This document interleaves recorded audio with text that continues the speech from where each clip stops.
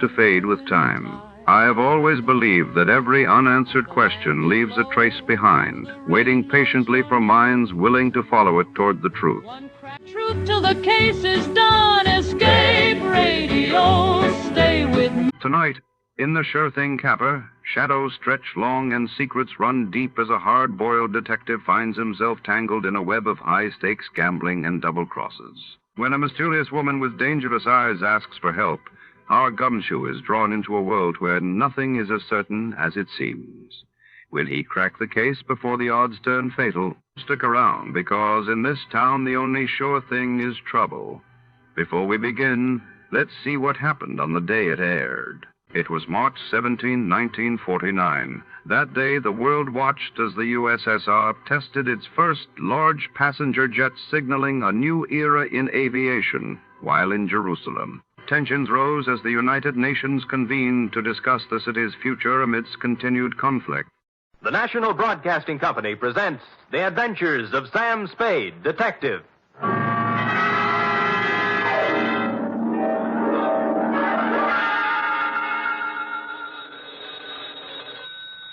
Sam Spade Detective Agency. Me, sweetheart. Sam, a man named $5 Frankie called up and said he's putting $2 in your name on a sure thing at some track or other. Well, that's nice to hear. I don't think it is at all. You know I don't approve of your gambling, Sam. Effie, you do some things I disapprove of, but do I snipe at you? Well, no, but... No buts about it. And besides, I didn't place the bet. It was placed for me. I don't care. It's the principle of the thing I don't like. Well, suppose I put it this way, Effie. That $2 bet on a sure thing was more than just a money bet. It was a gamble on the inherent goodness of the human soul. Oh, Sam, you're just trying to confuse me. I am, but I'll straighten everything out to your satisfaction, I trust, when I appear at the office with a highly stylized and rather charming saga of horse players and the world they live in.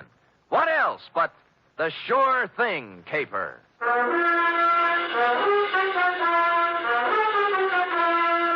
NBC, William Spear, radio's outstanding producer, director of mystery and crime drama, brings you the greatest private detective of them all in The Adventures of Sam Spade.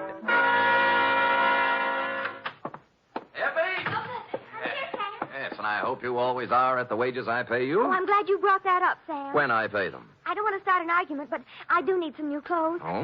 You want me to put up a good front, don't you? I will rephrase my answer. Yes. Well? Effie, if you can hold Warp and Wolf together for a few weeks, I have a feeling we'll be rolling in dough, driving big cars and wearing mink. Oh, you mean that best. All conjecture. Enough of your sneering. Now, you hear me out. Weigh the evidence, and maybe you'll feel differently. I doubt it.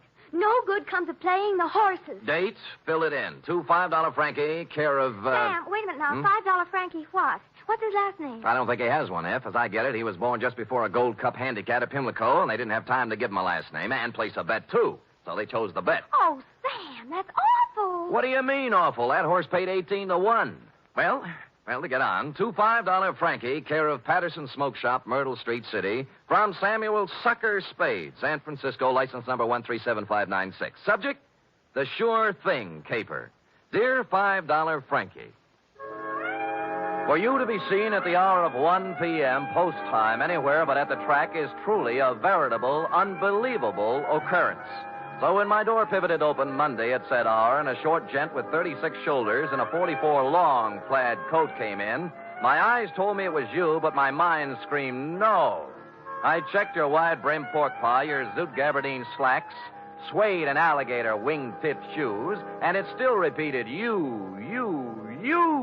Sammy, do not look as if you have just lamped the ghost. It is I, $5 Frankie. But at this hour, Frankie, what is it? Your watch broken? Did you lose your way? You sleepwalking? What? No, Sam. I am in complete possession of my faculties. Good. And I came here with the full knowledge of my intellect. Uh-huh. I even see through the crystal of my timepiece that it is 1 o'clock, the hour from which they break from the barrier. That's right. But I have not been drinking, and as for sleepwalking, that is strictly for gents with unhappy marital relationships. All right, Frankie, I'm forced to agree with you that you're standing in front of me instead of the $5 window. Now, what's the dope? Well, ordinarily, I do not resort to hiring a strong arm to consummate my business dealings. Naturally. There being a full supply of such muscles lying around the back room of Patterson's smoke shop. Loose? But when the job calls for both tact and muscle, I am forced to roam far abroad in search of the same. You mean you have a job for me? A real honest-to-sea-biscuit job that'll pay money? With the ordinary Seamus, I might try to offer a little paddock chatter, you know? Yes. But with you, Sammy, I will tender coin of the realm. Good. I will pay you, of course, in $5 bills, as is my wont. In advance? 10, 20, 30, 40, 50. 10 times 5. Figures. Now, do you veritably consider yourself in my employ? I am veritably in the race, Frankie. Good. Now, Sammy, leave it to be understood by both parties that I am not touting you off on any sour deals. Mm-hmm. A rather curious situation has arisen, and I will explain it to you candidly, as they say in certain novels which I have not read. Well, most novels lose so much in the translation. True.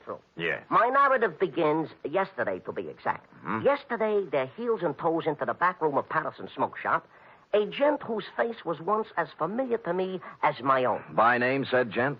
They call him Gentle Joe Higgins. Gentle Joe. Yeah, a horse trainer by profession, Mm-hmm. which in our civilized society stands second only to jockeys in importance. Granted. No argument. Well, I say to Gentle Joe, it has been some time, Gentle Joe, since I see you around and about. Mm-hmm. And he says, I have gave up the old life for the new, as I no longer am welcome at the track since a certain embarrassing incident 5 years ago. What incident was that, Frankie? A horse doping job, the illegal type, Oh. which depresses me to relate. You know? Mm-hmm. So I will not. Ethics. Yeah. Yeah. Well, Gentle Joe looks a little worse for the wear, his clothing being literally shabby. Mm-hmm. Oh, I figure a touch, and I am preparing a story that will wring tears from a tax collector even. But Gentle Joe does not mention the word touch. Aha. Oh.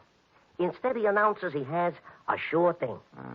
Sammy, you know how those words do to a horse player. It's like throwing a bale of catnip to a lion. Oh, my arteries open to let the blood through faster. My nerves give off loud, ringing noises, and my mind is already computing. Of course. Well, before I can stop myself, I have pressed 500 rocks in Gentle Joe's hand, begging him to place them on the same sure thing. I'd have done the same thing under the circumstances. Of course. But Gentle Joe says it will take at least 1,500 rocks to pull off the deal. Oh. He further advises me that the horse in question is due to return 20 rocks to 1. So you gave him the other 1,000? Well, not having it in my genes at the time, I cut 2 other business and professional friends in on the gravy. Mm-hmm. Dinosaur Torelli and Bones Moulton, 5 bills apiece. And then? Gentle Joe rushes out of Patterson's and... Has never been heard from again. a sad tale. You think he just stole the money? Sam, Gentle Joe Higgins is a horse player, not a common sneak thief. I'm sorry. But did he leave town? He did not. On the advice of certain informers, I tracked this Gentle Joe to a ramble-shackle rooming house on Clark Street.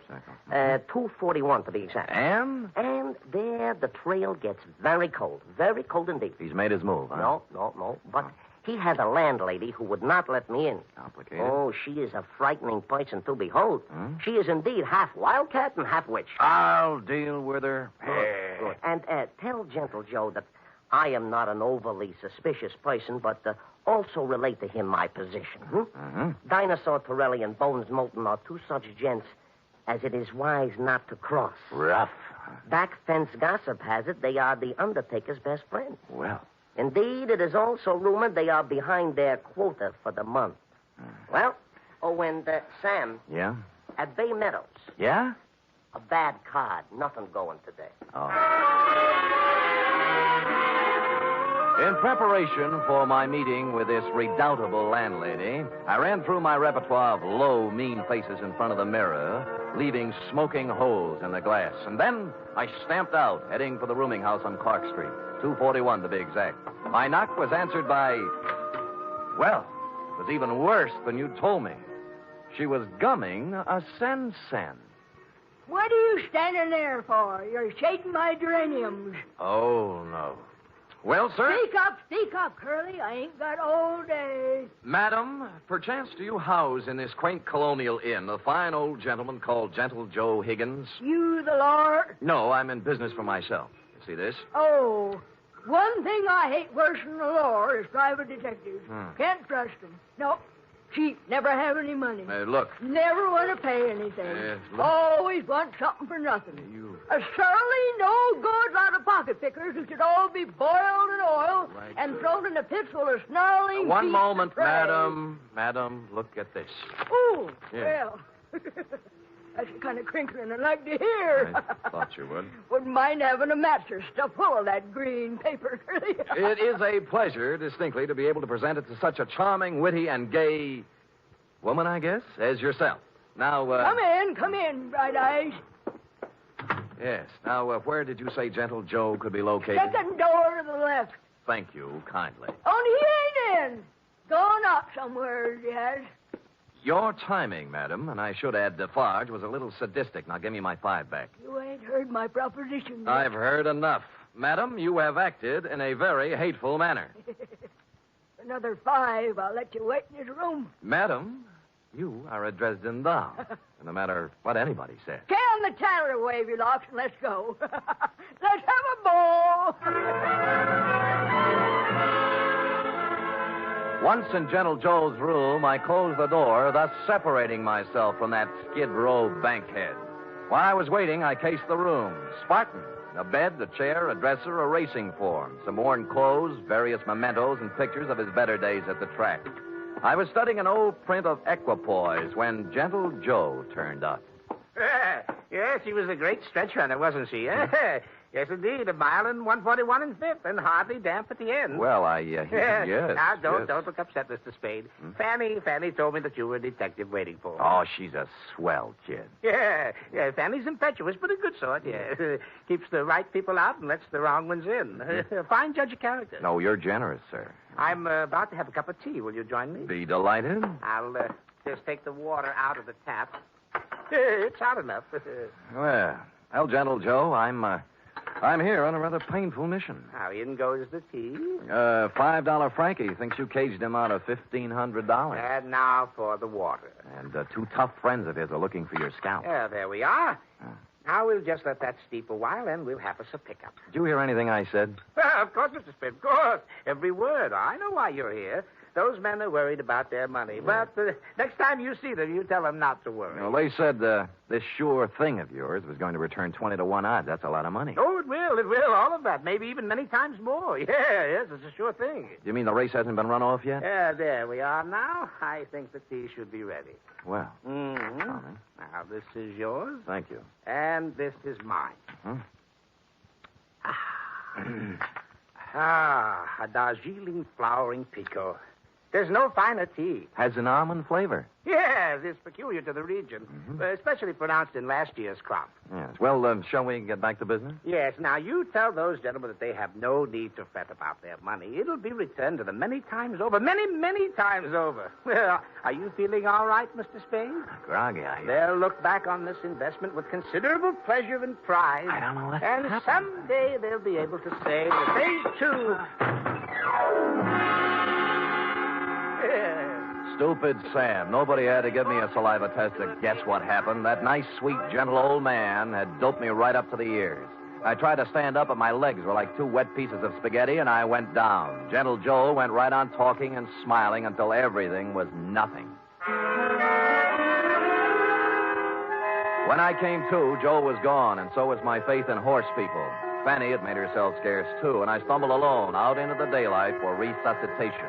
It took walking, coffee, whiskey, and a bowl of raspberries to bring me around. I eventually found a safe haven in my own office.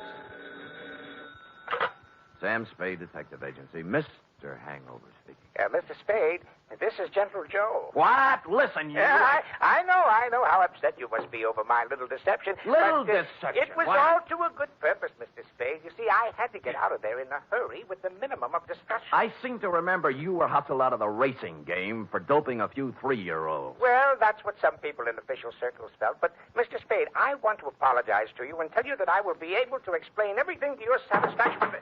No. What's the matter? Help! Get away! Hello! Hello! Hello! Hello! Somebody put the phone back on the hook, so I hung up and dialed a friend at the telephone exchange. She quickly traced the number. The call came from the Sunset Stables out near Bay Meadows. I dialed back, but nobody answered, so I beat it out there. It was dark, and the only person I could rouse was a young stable boy.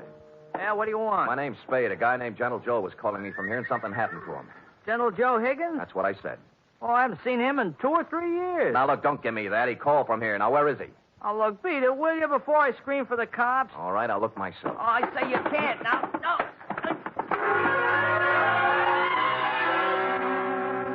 But I did. There were 2 phones inside the stable, both hanging on posts. The second one had the number the phone company had given me, and although someone had tried to cover it up with sawdust, on the floor, under the phone, were 3 tea bags, and somebody had done a lot of bleeding. Looked like Gentle Joe's parlay had run out.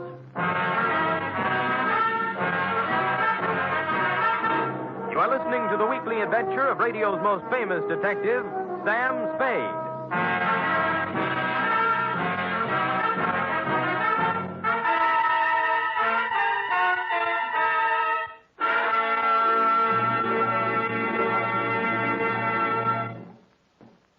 3 chimes mean good times on NBC. There's music and mystery on NBC every Saturday night. For music tomorrow, your hit parade brings you the top tunes in the land as selected by you and presented by Raymond Scott's Orchestra, Snooky Lanston, and Eileen Wilson. For mystery tomorrow, Herbert Marshall stars as the man called X. In all the strange and far-off places of the world, wherever there is intrigue, danger, and romance, there you will find the man called X. Hear him tomorrow night.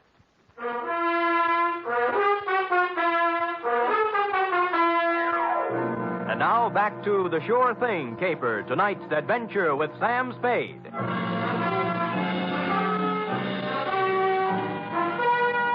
I collared the stable boy and questioned him about the blood under the phone and about what could have happened to Gentle Joe Higgins. Nothing. Just wouldn't talk, and he was too small to beat up. So I went looking for the stable manager. He lived in a small white house behind the exercise ring. He wasn't too happy at being awakened, but when I explained things, he came down to the stable with me. I can't understand it, Mr. Spade. Gentle Joe Higgins hasn't been around here for at least 2 years. That's what the boy told me. You see, for doping a horse once, he can't come near a track or a stable. If we let him hang around here, the racing commission would fine us. Well, he called from here and something happened to him. The number the phone company gave me matches up with one of your phones. There was a lot of blood on the floor, too. Well, here we are. Now, which phone was it? That one. All right, let's look at it. This is the phone, and here's the... Wait a minute. Come in here, you. Let go of me, you big... Let go. Now, tell Mr. Kemp here what was on the floor when I came in. Nothing. Nothing but sawdust. I tell you, there was blood there. No, honest, nothing. Mr. Spade, this boy's been with me for 5 years. He's perfectly reliable. Well, so am I. Well, what do you think happened? I think somebody used this old man for a punching bag. Maybe you'd better go home and sleep on it, Mr. Spade. We'll talk about it tomorrow. Look, don't humor me. Make this kid talk. Mr. Kemp, this guy's tappy. Danny, are you certain there was no blood or no Gentle Joe? Mr. Kemp, I'd swear on my father's grave if necessary. You see, Mr. Spade?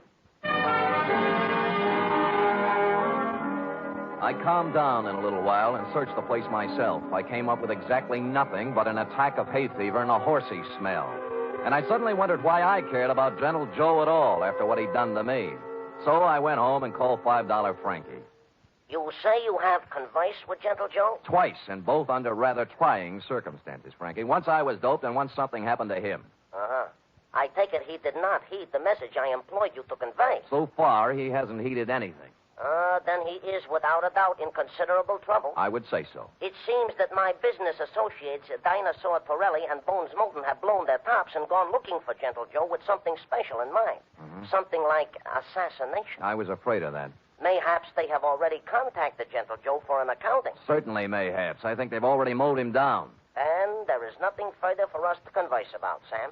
It is history, and it will be recorded thusly. Well, if you say so. And if I might tender a bit of advice, I would say, hop into the Simmons, Sammy, and knock yourself off a few hours of that ever-loving forgetfulness.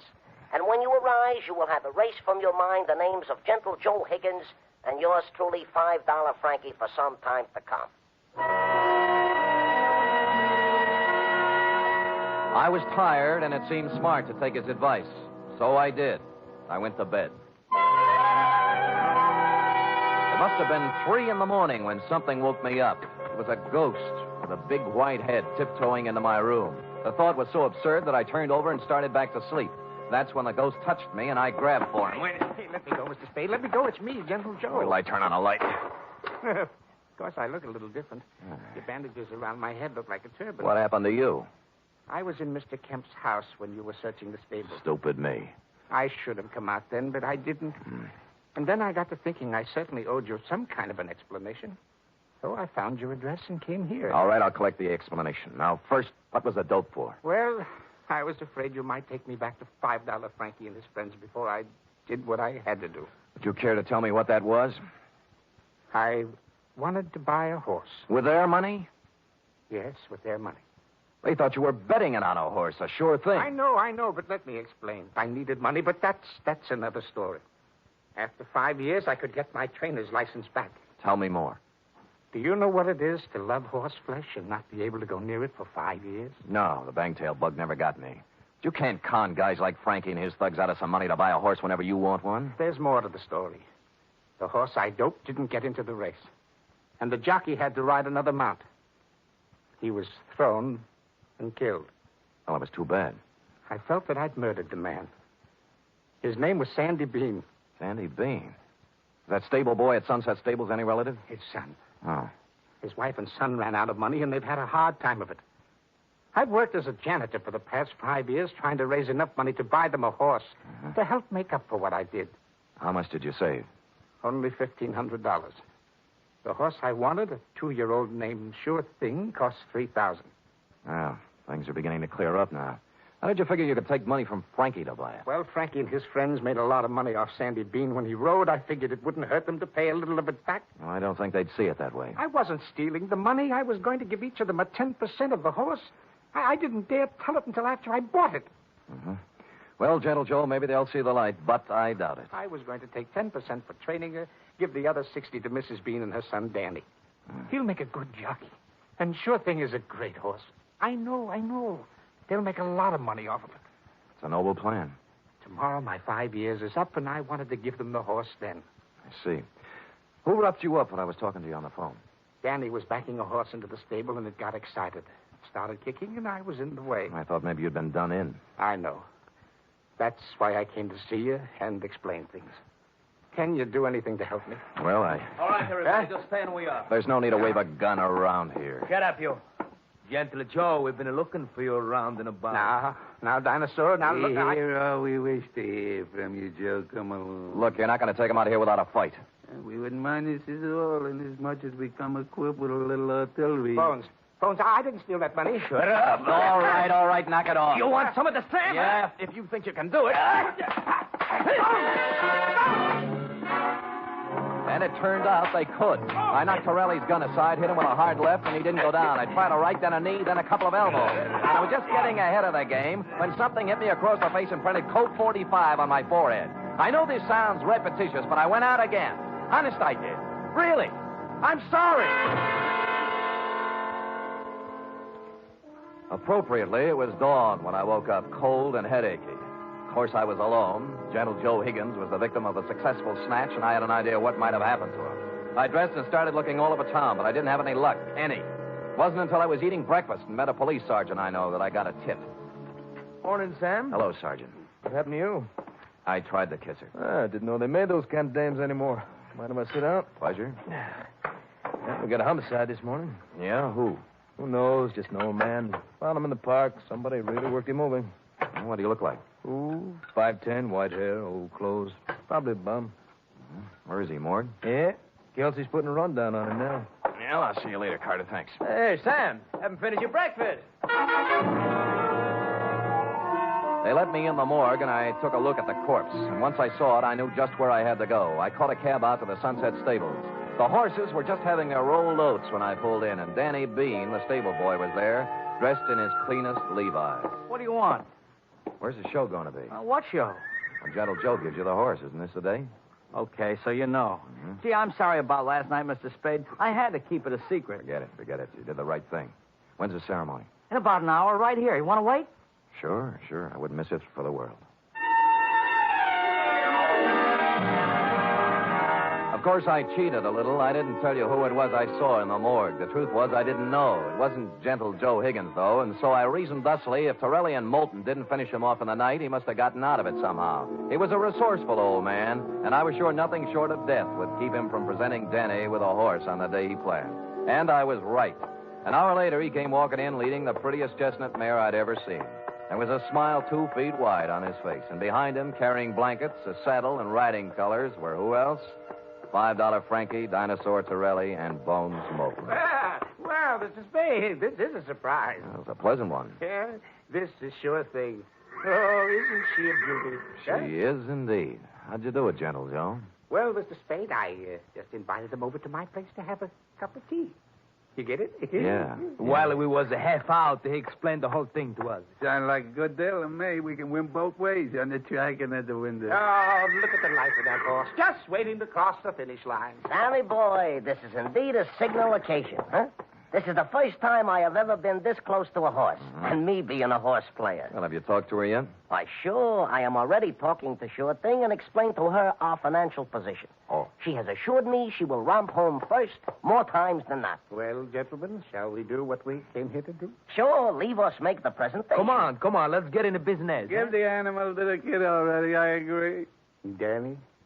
Yes, Mr. Higgins? Danny, the four of us are giving you this horse, Sure Thing, in memory of your father, the late, great Sandy Bean.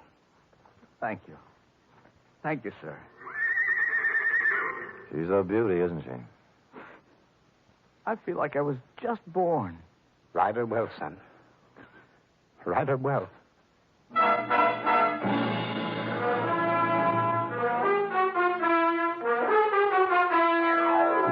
And I think he will. Period. End of report. Oh, Sam,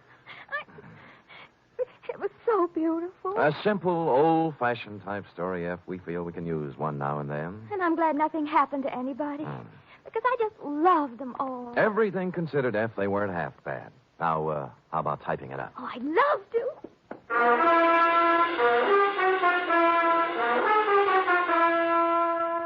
Three chimes mean good times on NBC. There's music and fun in the air tomorrow evening, styled to suit your Saturday night of merriment.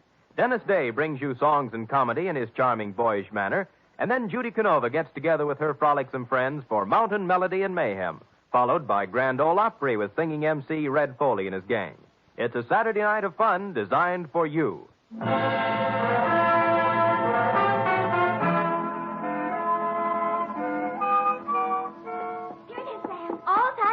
Now, let me see now. You captured $5 Frankie's peculiar style. Perfect. And that wasn't easy. Oh, Sam, I was just thinking. Oh? We ought to contribute something along with everybody else. To that horse, you know, that Sure Thing. I probably will, Effie. A few dollars here, a few there, whenever it's running. Oh, I didn't mean betting. Oh. What I meant is, for example, it's going to need a lot of hay, isn't it? Bales and bales. Well, my cousin Frisbee cuts our lawn. I'll have him save the grass and send it to the stable. Effie, you are a noble creature, but I think Sure Thing can get along without your little lawn. Well, I've seen horses wearing stockings. Couldn't I knit a pair? Two pair. But, F, let's not lose our heads. $5 Frankie and his pals will take good care of Sure Thing. How about worrying about taking care of me? All right, Sam. Yes. Could you use some grass or some socks? Effie, knock off this horse talk, will you? We're almost at the wire now. People are just champing at the bit for the payoff. All right, Sam. Let's finish neck and neck, huh? Why not? Come here, Sure Thing. Night, Sam. Good night, sweetheart.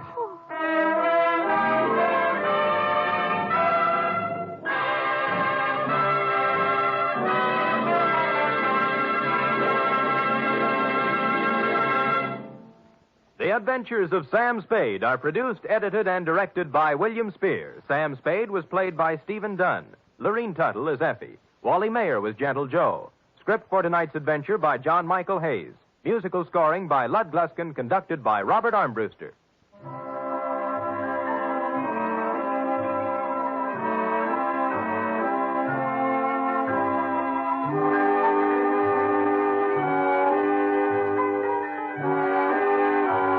Join us again next week, same time, for another adventure with Sam Spade.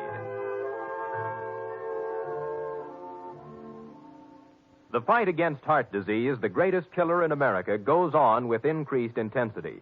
But doctors cannot wage this battle alone. They need your help for the eventual control of heart disease through research, education, and community heart programs. Give now to fight heart disease. Send your contribution to HEART, H-E-A-R. Here at Escape Radio, we proudly thank our partners at CBS. And now, folks, a quick challenge before the next thrilling chapter.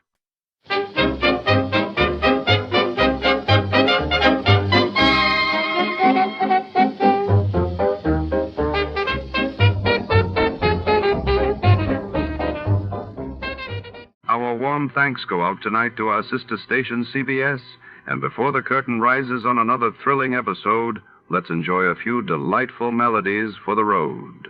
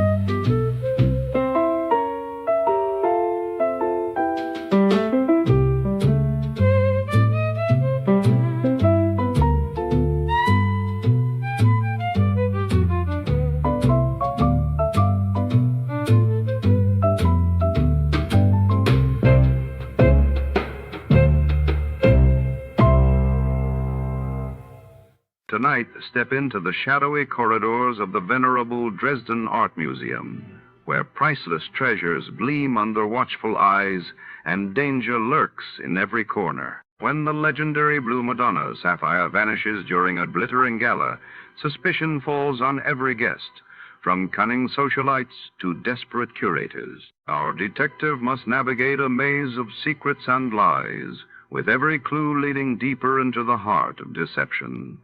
The stakes are high, and every shadow could hide a traitor. Before to start, let's see what happened the day it was aired. It was March 26, 1952, and that day the world watched as Winston Churchill urged European unity in a major London speech while in the United States.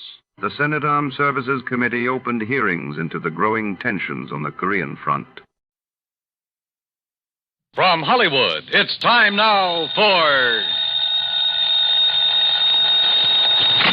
Johnny Dollar. George Reed here, Johnny. Well, George, I'm really glad to talk to you. Oh?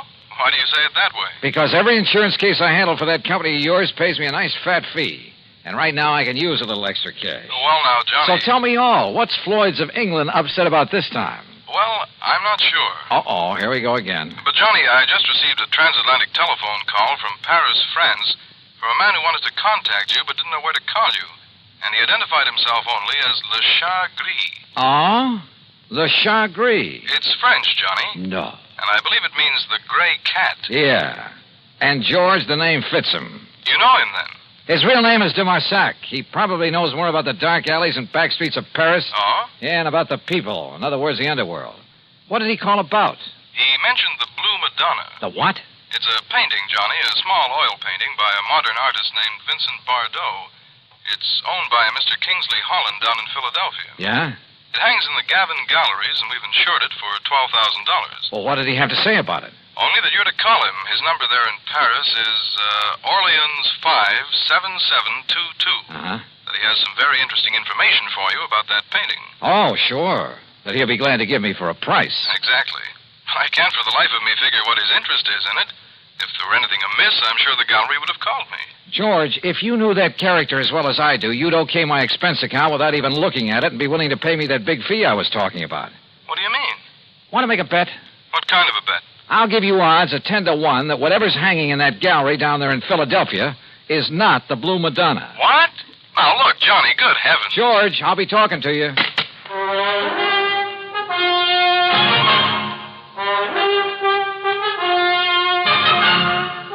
Bob Bailey in the exciting adventures of the man with the action-packed expense account. America's fabulous freelance insurance investigator. Yours truly, Johnny Dollar.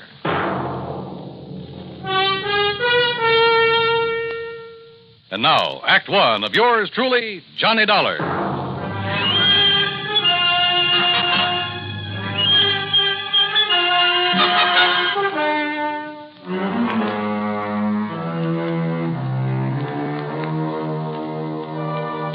Expense account submitted by Special Investigator Johnny Dollar to Floyd's of England, North American Office, Hartford, Connecticut. Following is an account of expenses incurred during my investigation of the Blue Madonna matter. Expense account item 1, $12 even for a phone call to my underworld contact in Paris, France, a man by the name of de Marsac, who calls himself the Gray Cat. Oh, oui, Monsieur Dollar. This is your very dear friend, Le Chat Gris? Very dear friend, huh? Now listen, you telephoned George Reed that you have some real hot information about a painting his company insured. Ah, oui, Le Madonna Bleu. What did you call the Blue Madonna? Okay. How much you want this time? Oh, monsieur, you touch me to the quick. Well, one might think that I slave and suffer and risk my life on your behalf only for money. How much, de Marsac? Say, $1,000. $1,000? Look, if your info's worth anything, I'll send you a check for $50. $50? No. 900? Okay, I'll make it 75. But, monsieur, 750? How about an even 100? 500. 2. 4? 3, that's final. Oh, please. 200? Okay, 200. Oui. Eh? No. It's all settled, $200. Now, what about the Blue Madonna? Uh-huh, yes. It is now here in Paris. Yeah, where? In the shop of Monsieur Dubuisson on the Rue des Pas de l'Amour. Dubuisson? Huh. You sure it isn't just a copy? That he'll try to foist it off on some wealthy sucker? Dubuisson is a crook, an evil crook. But he's an honest one. Oh, sure. Yes, and he knows the works of art. Also, he's very clever. To get his price, he will wait until the real Madonna is discovered missing.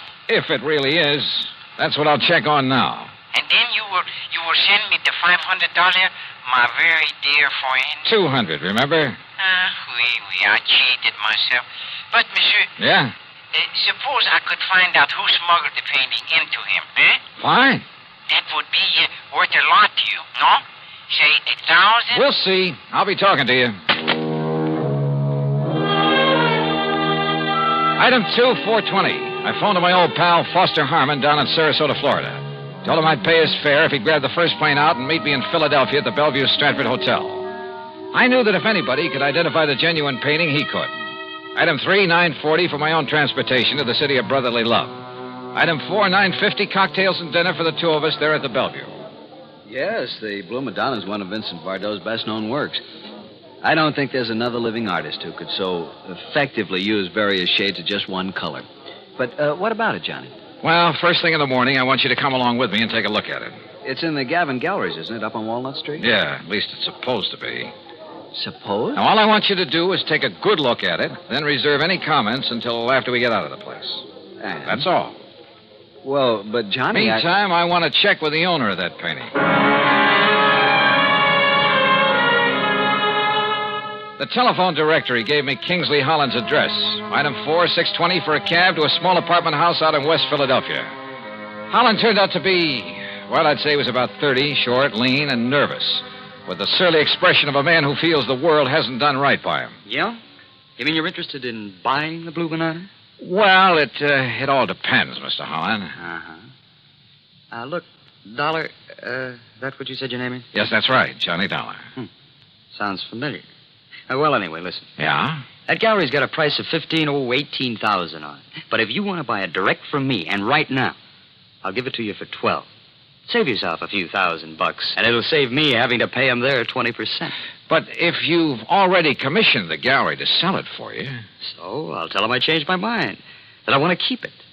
Then when they find out that I've sold it, well, let them try and catch up with me and collect. Because me, I'll be right back in little old gay Paris. Back in Paris? Sure, I'd be there still, only I ran out of money. $12,000, huh? That's exactly what it's insured for. And that's what they appraised it for when I got it from my uncle's estate. With all his money, what does he die and leave me with but a lousy painting? Well, do you want it? Let me think about it. I'm staying at the Bellevue Stratford. Sure. Just don't tell them at the Gavin Gallery about our little deal, huh? What those crooks don't know won't hurt it. Crooks? You think for a minute all that stuff they've got laying around the place is genuine? But the Blue Madonna is. You're sure? Huh? What do you mean by that? Just stick around, Mr. Holland. Any reason why I shouldn't? I don't know. Is there? Now, wait a minute, Dollar. I'll be in touch with you. Act 2 of yours truly, Johnny Dollar, in a moment. Now, Act 2 of yours truly, Johnny Dollar, and the Blue Madonna matter. Had Kingsley Holland, the owner of the painting, recognized my name? I thought so. And if a switch in that painting had been made and he knew about it, well, I'd do well to look out for him. Yeah, the more I thought about it, the more certain I became that whatever hung in the Gavin Galleries was not the Blue Madonna. Item 5, another $6 for a taxi back to my hotel. Item 6, $5.80, breakfast the next morning for Foster Harmon and myself. By 10 o'clock, we were at the Gavin Galleries, looking at a pretty modern, but I must say beautiful painting. Amazing, Johnny. Amazing. The most extraordinary. Well, I just can't believe it. Can't believe what, Foster? That it's the real thing or just a good copy? Oh, good morning, sir. That's just it. You see? I've helped these gentlemen. Johnny. Hold it, Foss. That painting, you know, is a genuine Bardot. Yeah? My name is Johnny Dollar.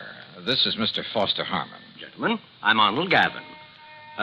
You're interested in buying the Blue Madonna? If this is really it. Johnny, listen. Wait, Foster. What is the price of it, Mr. Gavin? 20,000. Mr. Dollar, did you say? Yeah, but, wow. Haven't you got a Bardot that's a bit cheaper?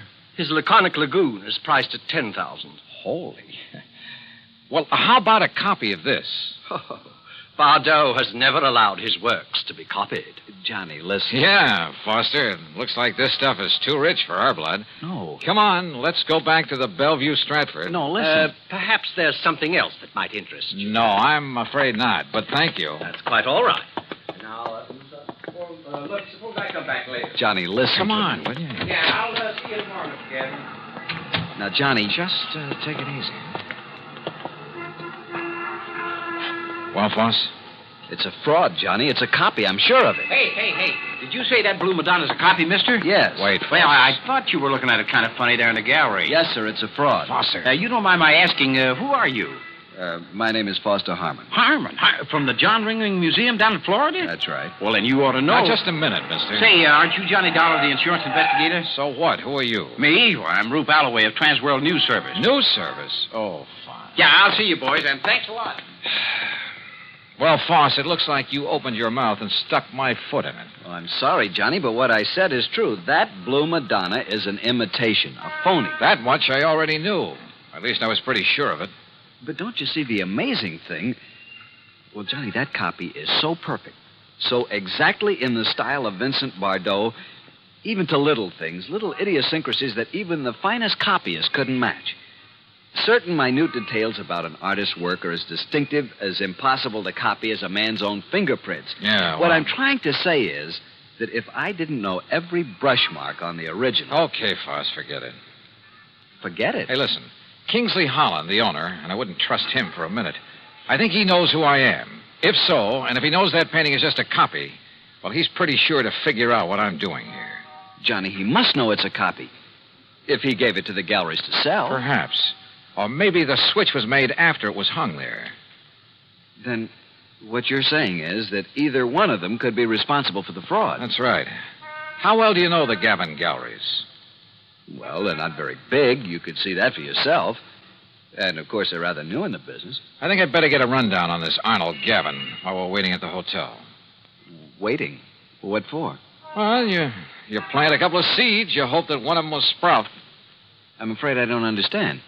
Foss, I told both of them who I am in the hope they'd guess at why I'm here. I also gave them reason to suspect I think that Blue Madonna's a phony.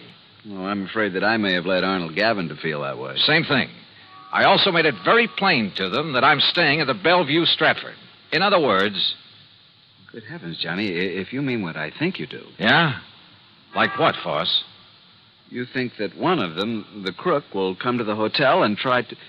Well, don't you see, Johnny, knowing that you're on to him, he might try to kill you. Can you think of a better way to bring him out in the open? Johnny. Come on, let's get back to the hotel. And wait.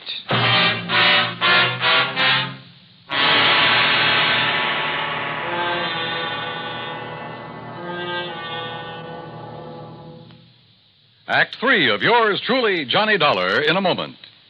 And now, Act 3 of yours truly, Johnny Dollar. After all, there was no reason to drag Foster any further into this mess, although I knew he'd be game to see it through.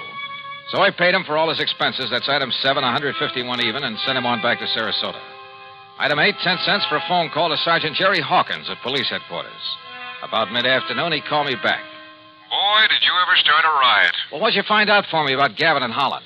Well, Holland's just a lazy kid that's been trying to live off his relatives all his life. And Gavin? Okay, so far as we know. But listen, you seen the papers? No. The story about that phony painting is on every wire service in the country. All you can see in the headlines is that name Bardot. And I don't mean Bridget. Johnny, you and that Foster Harmon ought to collect a publicity fee. Are you holding Gavin or Holland? Well, what on? Sure, the boys have questioned both of them, but unless we can show some evidence that one of them pulled the switch. Johnny, you got any ideas? Yeah, Jerry. Suddenly, I think maybe I have. Well, then start talking so I can make a pitch. No, I don't think you will. What do you mean, if you know who did it? Well, I didn't say that. But, Jerry, I've got a hunch, a real potent one. And if it's right... Yeah? Well, read tomorrow's papers. Huh? Item 9, half a buck for an evening paper and a tip for the bellboy who brought it up to me. Yeah, the sergeant was right. This was the most free advertising any artist has had in years. Prices on genuine Bardots were skyrocketing. As for the fake Blue Madonna, I put in a fast call for Paris. But before the operator could get it through... Yeah? Arnold Gavin, Mr. Dollar. Well, Mr. Gavin... Do you see what has happened? Have you seen the papers? I sure have. And the police have closed my shop, my galleries. Can you blame them? But don't you understand? I've had offers of up to $30,000 for the Madonna. I've received wires offering me nearly $20,000 for the other Bardot, the real one. No kidding. Well, I'll show you how much I'm kidding. I've cabled Bardot to paint some more for me. Paint anything. Don't you see? After all this publicity, we'll make $1 million. So it was you that rigged this whole thing, huh, Gavin? I, Mr. Holland? Why, of course not. Sure, to raise the price of some of your lousy painting. Why, how can you say that? You who gave me that copy. Expert, huh? You trying to tell me you didn't know that was a copy? No. It was only this morning when the authority from Sarasota, when I called in the people from the museum here in Philadelphia. Do you know what they said? What? And it better be good. They said the only one who could have made that copy... Wait a minute. The only artist in the world who could have possibly... Hold it. Hold everything. Holland, you said you got that painting from your uncle's estate. That's right. It was willed to me. Where did your uncle get it? Why, Well, listen. I'm listening. Dollar, that Madonna was smuggled into. Smuggled? That's right. But by whom? Well, believe it or not. I think I can tell you who. And if this is my call to Paris, well, maybe I can even tell you where he is now. Johnny Dollar. This is your dear and faithful friend, Le Chagris. Good. Now listen. And for the information I can give you this time, you will have to pay me a vast sum of money. You're about to tell me that the Blue Madonna was smuggled into Paris by none other than the artist himself. This? By Vincent Bardot. Exactly. So that should be worth it, but how did you know? All right.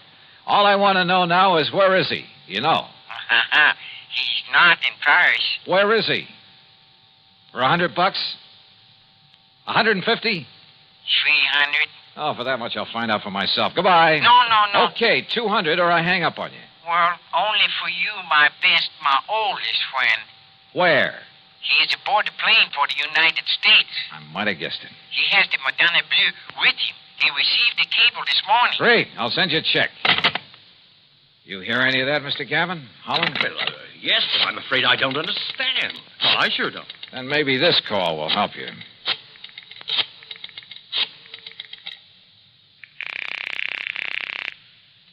Headquarters? Sergeant Jerry Hawkins. Yes, sir.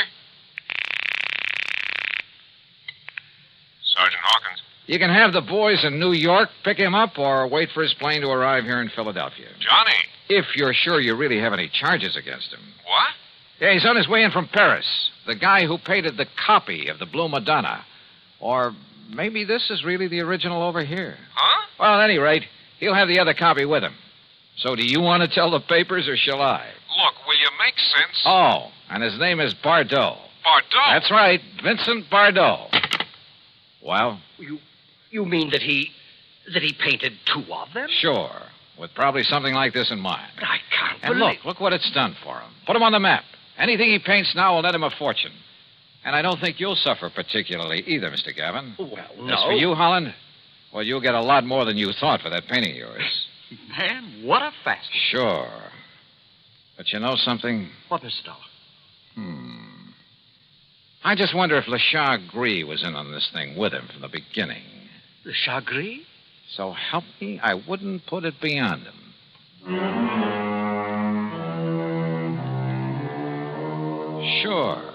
Sure he was in with Bardot. And probably collecting plenty from him. Anyhow, the insurance company isn't out anything.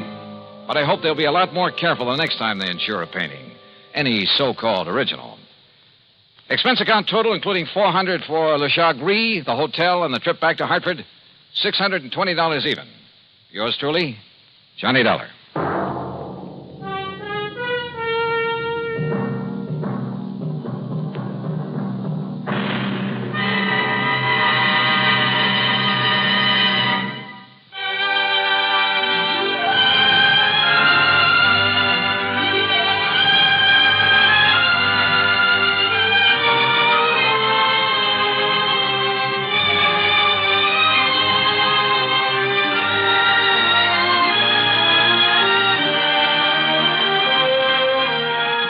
Yours truly, Johnny Dollar, starring Bob Bailey, originates in Hollywood and is written, produced, and directed by Jack Johnstone. Heard in our cast, Johnstone. Heard in our cast were G. Stanley Jones, Forrest Lewis, Harry Bartell, Joseph Kearns, Bert Holland, and Byron Kane. Be sure to join us next week, same time and station, for another exciting story of yours truly, Johnny Dollar.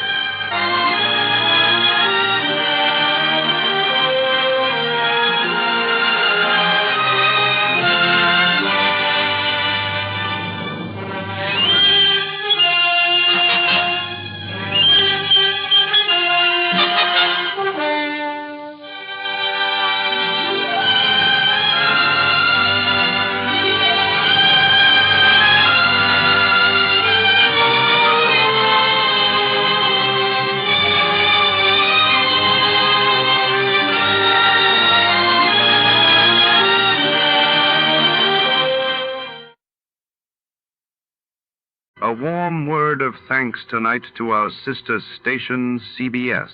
And before the next thrilling episode begins, let's see how much you know about your favorite radio heroes.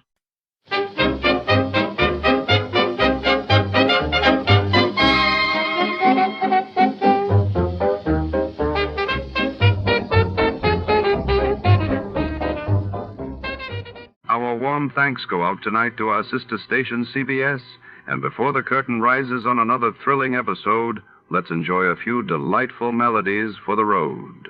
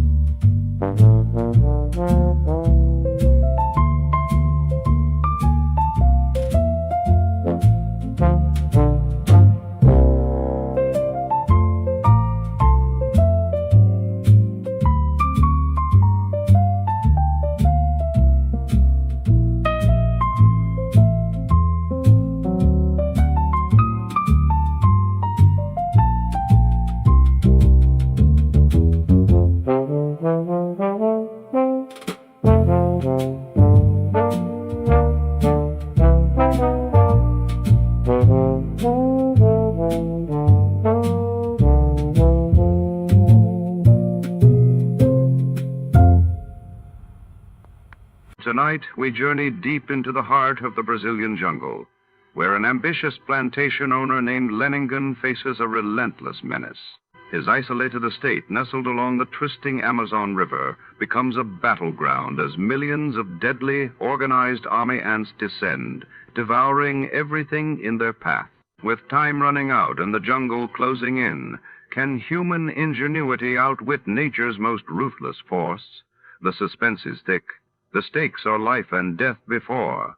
To start, let's see what happened the day it was aired. It was August 25th, 1949, And that day the world was gripped as the British devalued the pound sterling in a major move shaking global markets, while in Indonesia, fierce fighting erupted around Surakarta as independence forces clashed with Dutch troops.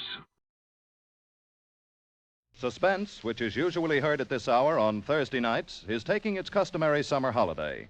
Suspense returns to the air 4 weeks from tonight on Thursday, September 1st.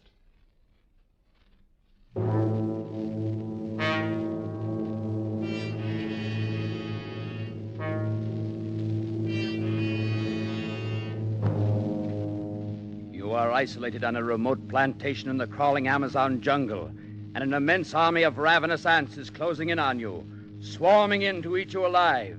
A deadly black army from which there is no escape.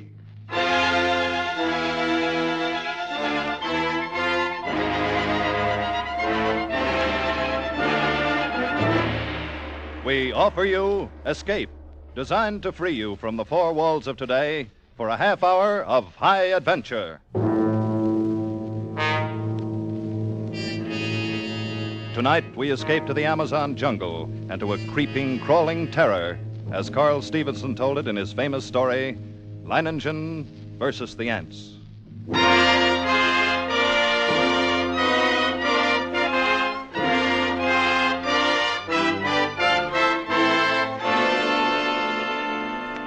I first met Leiningen while performing my duties as district commissioner. As my boat neared his plantation landing, I saw him upon the riverbank, regarding me with mild interest. A great hulk of a man with bristling gray hair, bulky nose, and pale eyes. His entire appearance somehow suggested an aging and shabby eagle. He escorted me to the terrace and had a drink brought. I came quickly to the point of my visit and issued my warning. Leiningen puffed placidly at a huge cigar as he listened, and then said, "Exactly what are you trying to tell me?" "I'm trying to tell you that unless they alter their course, and there's no reason why they should, they'll reach your plantation in 2 days at the latest." Well, Commissioner, it was decent of you paddling all this way just to give me the tip. But tip? You're pulling my leg, of course, when you say I've got to get out. Now, look, I assure you I'm not... Commissioner, even a herd of crocodiles couldn't drive me from this plantation of mine. Oh, you don't understand. These aren't creatures you can fight. They're an elemental force, a gigantic catastrophe. 10 miles long, 2 miles wide. Ants, nothing but ants. And each one as big as your thumb, and each of them a fiend from hell. Unless you clear out at once, there'll be nothing left of you but a skeleton, picked as clean as your own plantation will be. I'm not going to run for it, Commissioner, just because trouble's on the way. But it isn't trouble, it's... And don't think I'm the kind of fathead who tries to beat off lightning with my fists either. I've got a better weapon, Commissioner. Intelligence. With me, the brain isn't just a second appendix. I know what it's there for. Can't I make you understand the hideousness... I think it is you who do not understand. In the 3 years I've been here, I've met and defeated more than one catastrophe. Flood and drought, a plague. Events which caused many of my neighbors to flee for their lives. No, Commissioner, all my life I've lived by one motto. The human brain needs only to become fully aware of its power to conquer even the elements.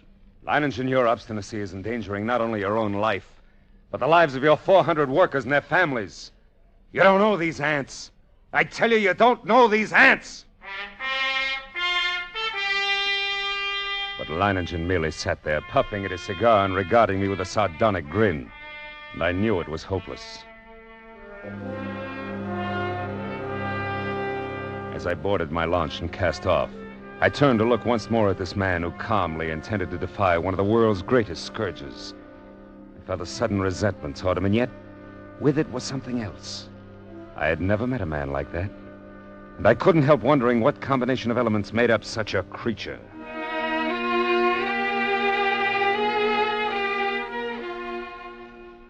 I stood on the bank of the river watching the commissioner's launch until it rounded a bend and was lost to sight. There was a strange look in the commissioner's eyes as he stood on deck staring back at me. Clearly, he thought me, at the very least, unreasonable. Well, he wouldn't have been the first to think so. But I, Leiningen, knew my own powers. I was sure of myself. I knew that intelligence directed right always makes man the master of his fate. That night I called my Indian workers together in front of the plantation house. I saw their faces go ashen with terror as I told them the ants were coming. Watched them as they milled around, muttering. I said nothing more to them. Finally, one of the men stepped forward. Blas, the foreman. Patron, we have worked hard here for these 3 years, all of us. We have built the finest plantation in this district. We all share in it. It has been a home for all of us and our families. Now the ants come. So? Those ditches we dug last year, the pipe we put in the ground, that was for the ants? That was for the ants. If we moved our families across the river, the ants could not reach them. That's right. And you? The ants are mighty. We know what they can do. All of us think that you are mighty. Yes, Patron, we will stay and fight against the ants with you. I knew the men would give me that answer. I'd counted on it. Suddenly I thought of the commissioner and wondered what he'd say at such unquestioning confidence. Would he still think I was, unreasonable? All that night, I could not get Leiningen out of my mind. One man who calmly evaluated his chances against a deadly menace, coolly decided that he could win, and was willing to stake his life on it, to risk a horrible death for it. It was terrifying, and yet it was fascinating. When dawn came, I sent for my assistant. Together we went to the huge map of the district which hung from a wall of my office. The last reported position of the ants came in last night. They were, here, about 70 miles above this fork in the river. Traveling southeast? Yes, sir. Directly toward Leiningen. Toward whom, sir? Oh, that plantation at the bend in the river. Belongs to a man named Leiningen. Oh.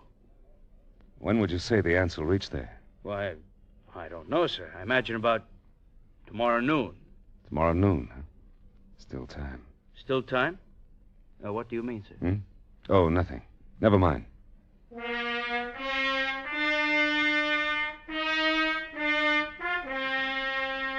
What did I mean? Still time for what? For Leiningen to flee, or still time for me to... Even as I rejected the thought with horror, I knew that the fascination of that man was more than I could resist.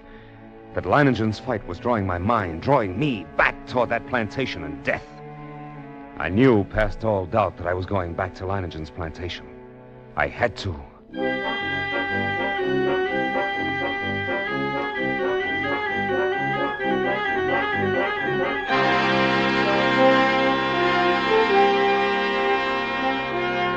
It was 10 o'clock in the morning when I rounded the bend and saw Leiningen's plantation before me. I put in at the dock and tied up the launch, and then I saw him standing on the bank above me. Arms folded, stubby cigar in his mouth, and that same sardonic grin on his face. I made my way up to him. Back for another warning, Commissioner? No. Oh, back to stay a while? Yes. You don't seem very surprised. I'm not. You expected me? I knew you'd be back. Come along, we'll get some horses. You'll want to ride around the plantation and take a look at the defenses I've rigged up. Yes. I'll want to see the defenses. And the ants. We'll be getting a glimpse of them before long, I should think. Yes, and the ants. Come along, then.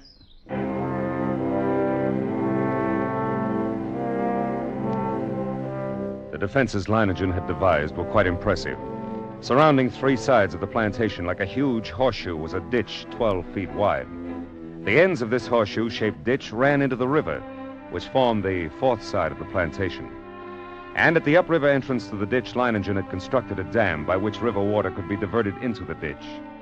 A large hand wheel controlled the floodgate of the dam, and apparently Leiningen had ordered it opened immediately after my arrival. For as we now approached the ditch and rode along it, I could see that it was nearly full.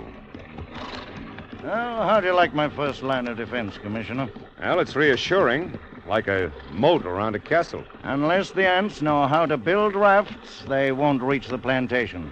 But this is only the outer moat. There's a better one than this. Come along. We'll go up to the high ground where the buildings are. We can get a view from there. Leiningen! Huh? I didn't see any women or children around the plantation, or any animals. That's right. Moved them across the river. Oh, and you think there is danger? Oh, not because of danger, Commissioner. A matter of efficiency. Efficiency? Cuts down the efficiency of the men if they're worried about their families. Critical situations only become crises when oxen or women get excited. I might have known. Huh? Nothing. Here we are. See the ditch? It's much smaller than the other. You've noticed how all the buildings are on this piece of high ground. This inner ditch surrounds them, and it's lined with concrete. But even filled with water, this is no barrier. It's not big enough. Why, if the ants get this far, they'll get no farther. This ditch wasn't built for water, Commissioner. See the pipes leading into it? See those storage tanks on the hill? Petrol. We can throw up a wall of flame. Care to bet they won't like that? Leiningen, look! Over at the edge of the jungle, all those animals. Running like the wind. Everything from jaguars to monkeys. Good heavens. Remember, they don't have any ditches. And there's no escape. They'll be all right as long as they don't get caught between the river and the ants. They can outrun the crawlers. But if they get trapped, it's either the ants or the crocodiles. Look. Look over there on the horizon. There are your ants. Look at them.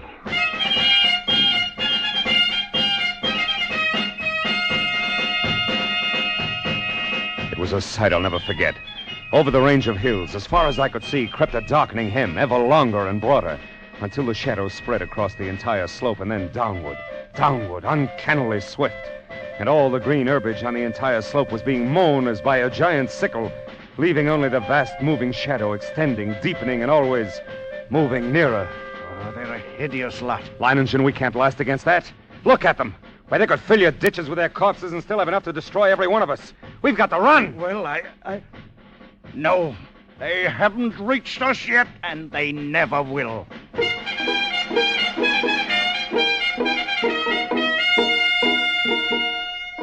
The hostile army was approaching in perfect formation.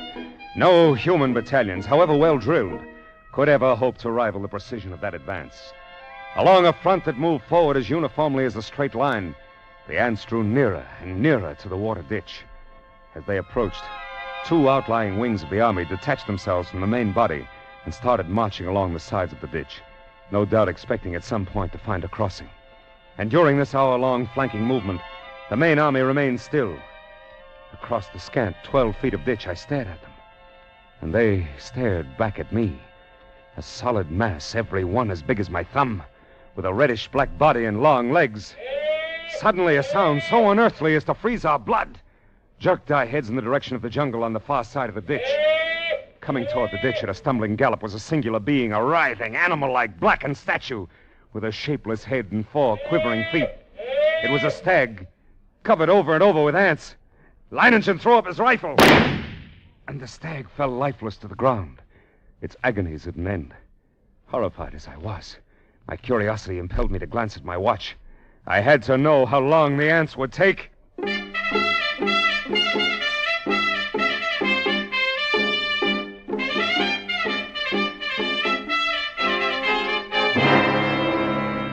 After 6 minutes, only the white, polished bones of the stag remained.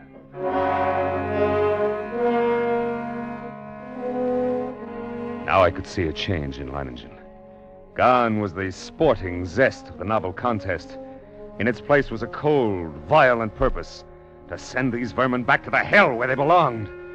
If he did not, we were both only too sure of the alternative. And now we even knew how long it would take the ants once they got to us.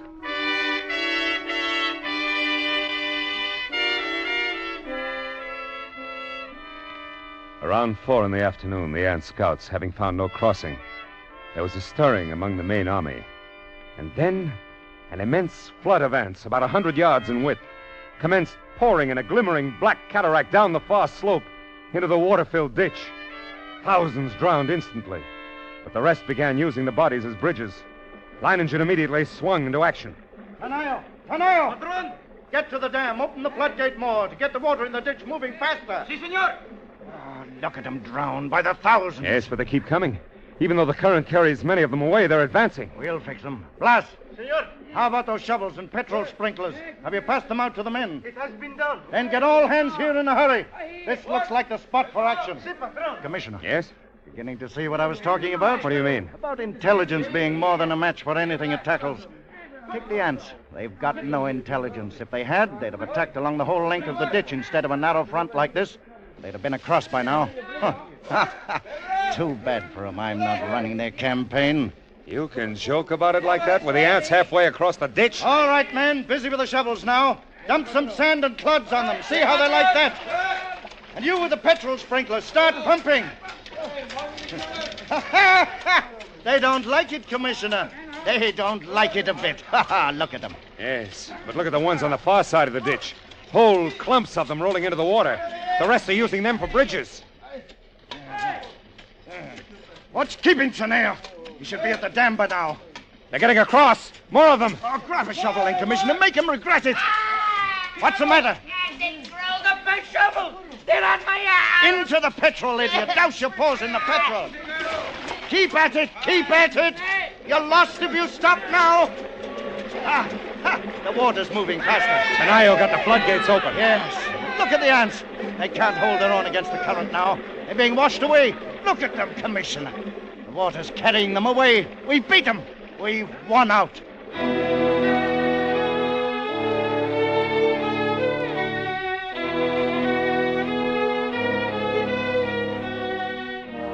It was true. Leiningen had won the opening round. The floodgates were left open to forestall any night crossing. When dawn came, the dark blanket was still there, motionless across the ditch. Then we noticed the feverish activity on the other side of the plantation. Here, a grove of tamarind trees lined the far end of the ditch, and every tree swarmed with the crawling insects.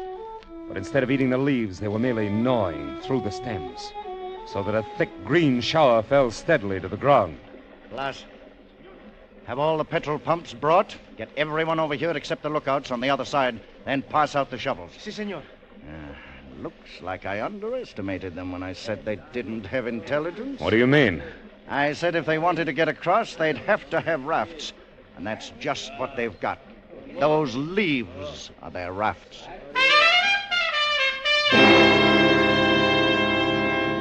Even as he spoke, the leaves went tumbling down the far bank by the thousands.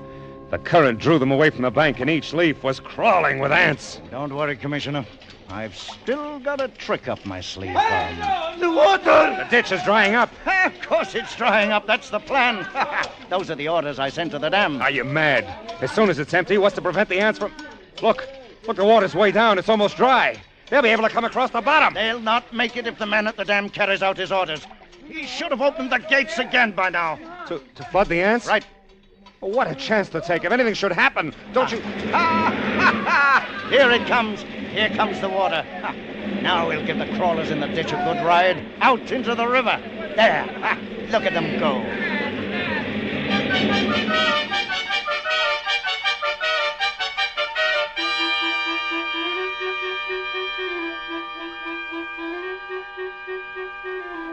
Leiningen's tactics were successful. At first, the violent flow of water at the original depth raced through the ditch, overwhelming leaves and ants and sweeping them along. 3 times the ditch was emptied. 3 times the ants raced across its bottom. And 3 times the rushing water, arriving just in time, carried them away. But the 4th time, as the level dropped nearly to the bottom of the ditch, we waited in vain for the rushing waters, and then... Senor! What's the matter? What's gone wrong at the dam? The ants, senor. Just as the man at the dam lowered the water almost to the bottom, the ants attacked. Before he could open the floodgate, he was almost surrounded. He ran. The ants kept coming. They are across the ditch, senor. Leiningen stood, motionless, absorbing the news of his defeat without a word. Then, simply, he raised his pistol and fired 3 shots into the air. The prearranged signal for all men to retreat, instantly to the second line of defense. The concrete ditches more than a mile from the point of invasion. Soon after we arrived there,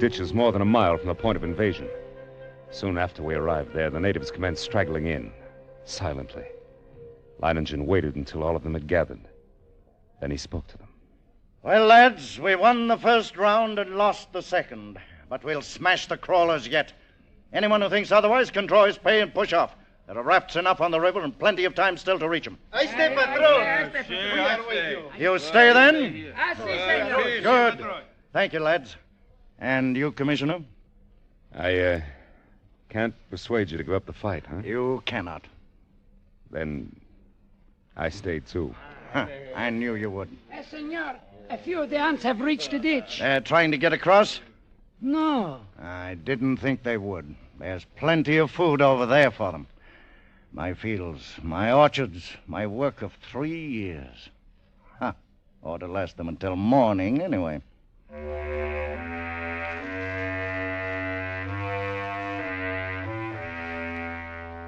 Yes, we were safe for the moment.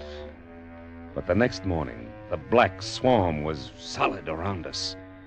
Their shock troops were hard at work. They were dropping shreds of bark and twigs and leaves into the petrol-filled ditches, forming a floating bridge across the surface of the liquid. Leiningen stood silently watching this operation, and I could see a grudging admiration in his face. Then, after several hours, the attack came.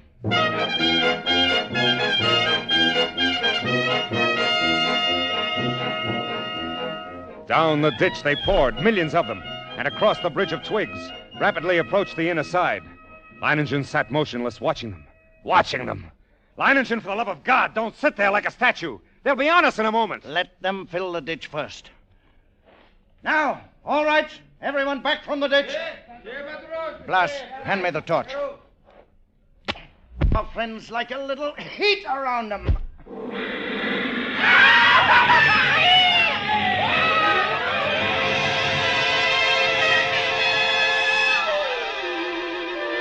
The flames from the ditch shot into the air, devouring ants by the millions. It was some time before the petrol burned down to the bed of the ditch. And when it did, the devils came back for more. Again and again, Leiningen fired the ditch to destroy them. But as they returned to the assault time after time, a slow, sickening horror crept into my mind. I looked quickly at Leiningen and then at the petrol tanks. He read my gaze, nodded slowly. That's right, Commissioner. We could hold them off forever if our supply of petrol was unlimited, but it isn't. We've only got enough to fill the ditch once more. Leiningen, isn't there a way? Any way at all? There must be. Yes, there must be a way. Yes. What is it? We'll flood the whole plantation. Flood? But how? The river's higher than any point except this high ground we're on now. If the river was dammed all the way, it'd overflow that stone breakwater and flood the whole plantation. We've got to close the floodgate at the dam. That'll do it. You're mad. The dam is more than a mile away, a mile of ants. It's impossible. You'll never get there, let alone get back. That's where you're wrong, Commissioner. I'll get there and I'll get back. Ha! Take care of things while I'm gone, eh?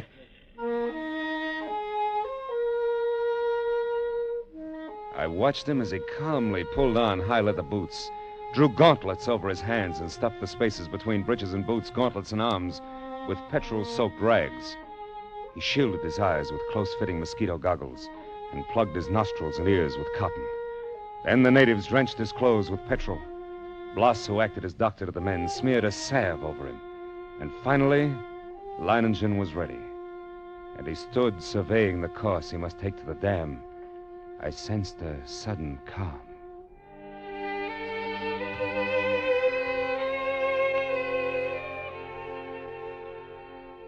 As I stood near the ditch ready for the run, I realized this was as it should be. I, Leiningen, would meet the ants and defeat them, or be defeated by them. Leiningen versus the ants. Yes, it was right that it should be like this. But now there was no more time for thought, only action. I took a deep breath, then bounded across the ditch and among the ants. I ran in long, equal strides with one thought, one sensation in my being. I must get through. I dodged all trees and shrubs. Except for the split seconds my soles touched the ground, the ants would have no opportunity to light on me. I ran on. I was halfway to the dam before I felt ants under my clothes and a few on my face. I struck at them mechanically, scarcely conscious of their bites. The dam drew toward me slowly. The distance grew less. Finally, only 100 yards away. 50. Then I was there. I gripped the ant-covered wheel, but hardly had I seized it when a horde of ants flowed over my hands and arms. I strained, but slowly the wheel turned more. Floodgate was swinging slowly shut, and then it was shut. And the water was rising behind the breakwater, closer to the top. Closer. Then it was spilling over. The flooding of the plantation had begun. I let go of the wheel. Started back through the ants. For the first time I realized I was coated from head to foot with the fiends. Tongues of fire stabbed me as they bit into my flesh. I almost lost my head with the pain as I ran, knocking ants from my body, brushing them from my bloody face, and then one bit me just below the rim of my goggles. Managed to tear it away, but the agony of the bite and its venom drilled into the eye nerves. I saw now through circles of fire into a milky mist. I was almost blinded, but I knew that if I tripped and fell, I ran on, my heart pounding as if it would burst, blood roaring in my ears, a giant's fist battering my lungs. Then I could see dimly that wall of flame at the ditch. Oh, but it was too far away. I couldn't last half that distance. I stumbled. I fell. I felt myself being swarmed over, devoured. Tried to rise. A great weight. And suddenly the vision of the half-devoured stag in my brain. 6 minutes, then nothing but bones. I couldn't let that happen to me. I couldn't die like that. To my feet. My feet. I dragged myself forward. Toward the flame. The ditch. Ring of flame. Closer now. Only a little farther. 10 steps. 8. 5.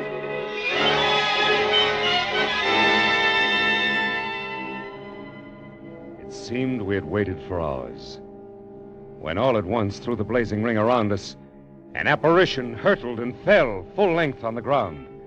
It was Leiningen, alive with ants, unconscious with glazing eyes and lacerated face. We rushed to him, stripped off his clothes, and tore at the ants that covered him. His body seemed almost one open wound.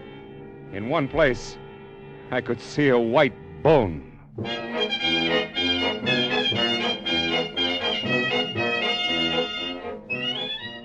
Later, as the curtain of flame lowered, I looked out where that blanket of ants had been and saw only a vast expanse of water covering the entire plantation and working its way to within a few feet of the concrete ditch.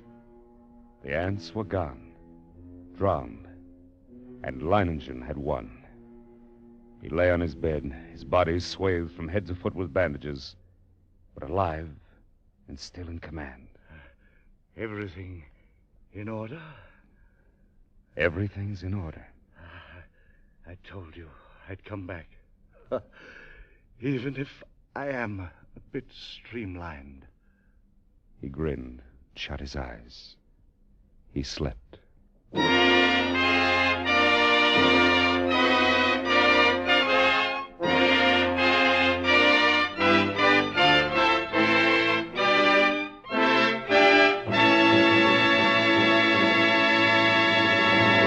Escape was directed this week by Richard Sandville, and tonight brought you Leiningen versus the Ants by Carl Stevenson, adapted for radio by Robert Reif, with Tudor Owen as Leiningen and Gerald Moore as the Commissioner. Music conducted by Wilbur Hatch.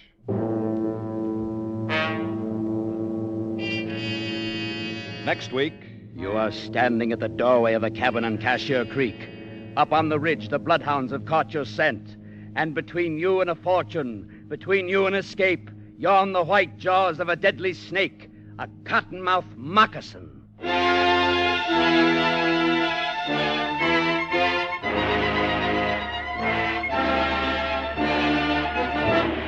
Next week, we escape with Irvin S. Cobb's ironic story, Snake Doctor.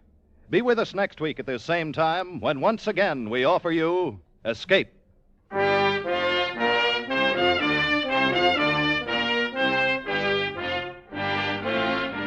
Ethelbert, Ann, and Casey will be along in a few moments with tonight's crime photographer drama entitled Sellout. All year long, Casey, crime photographer, has been one of radio's top rating shows. You're sure to enjoy the proceedings coming up over most of these same CBS stations. Tip Corning speaking. This is CBS, the Columbia Broadcasting System.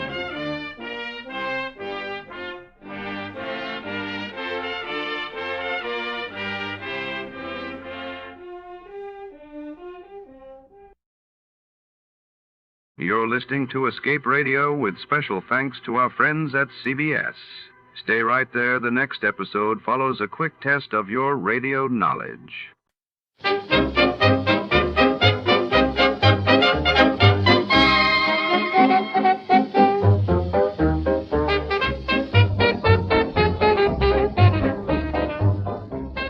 Tonight, in The Lazarus Caper, shadows crawl across rain-slicked streets as Detective Jack Malone finds himself entwined in a case where the dead refuse to stay buried. A mysterious woman with secrets of her own walks into his office, her crimson lips trembling with fear.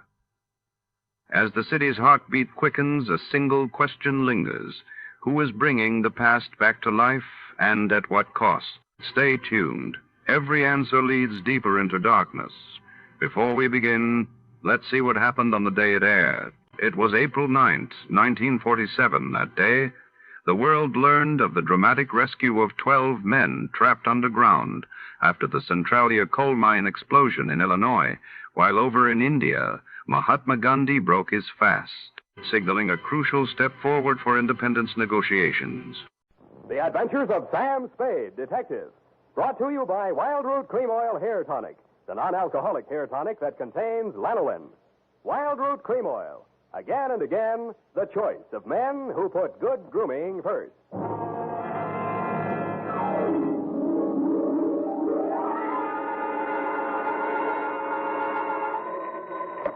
Sam Spade Detective Agency. Listen, you phone down to the drugstore and tell them to send up 3 gallons of black coffee. Who is this? Are you sure you have the right number? I'm sure I've got the right number, but I'm not so sure who I am. Oh, Sam, it's you. You must have had a frog in your throat. Did you oversleep? Effie, don't say things like that. Oh, I'm sorry, Sam. Oh, you poor dear. You've been working. You're tired, that's it. Tired? I've only just brought Lazarus back from the dead. Well, then you better get some rest, Sam. You can dictate your report tomorrow. That's what you think. Now stay where you are. If I'm asleep when I get there, wake me up. I'll be right down to dictate my report on the Lazarus Caper.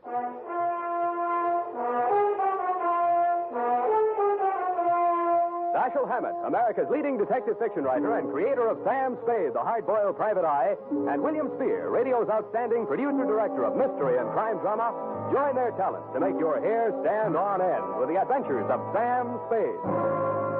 Presented by the makers of Wild Root Cream Oil for the hair. Next time you buy hair tonic, be sure you buy Wild Root Cream Oil. For you see, Wild Root Cream Oil gives you these advantages. It grooms your hair neatly and naturally, relieves annoying dryness, removes loose, ugly dandruff. Wild Root Cream Oil is non-alcoholic and contains soothing lanolin, so much like the natural oil of your skin. Yes, friends, next time you buy hair tonic, look for that famous name, Wild Root. Get Wild Root Cream Oil Hair Tonic. Again and again, the choice of men who put good grooming first. And now, with Howard Duff starring as Spade, Wild Root brings to the air the greatest private detective of them all in the adventures of Sam Spade.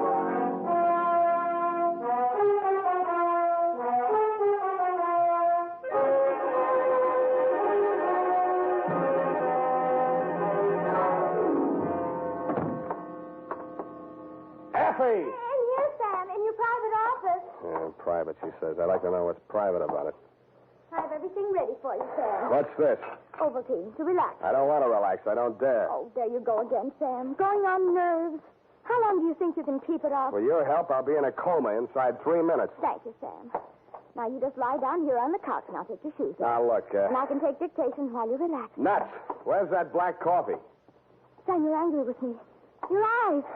Please don't glare at me like that, Sam. I can't bear it when you... I am not glaring. I'm trying to keep them open. Now, sit down. I got to keep moving around. Oh, moving around. Drive yourself like this, Sam. Please, Effie, please. Date, fill it in. It's your life. Go on. Burn yourself at both ends. Let's see. To A.J. Tatspaw, claims manager, All Risk Insurance Company, Tide Building, San Francisco. From Samuel Spade, license number 137596. Dear Sir, the following is an accounting of my services to your company in connection with a claim of Emma R. Lazarus on the life of the assured Timothy R. Lazarus. The latter called at my office yesterday at approximately 11:30 a.m. He was tall, bald, gray-faced, and dusty.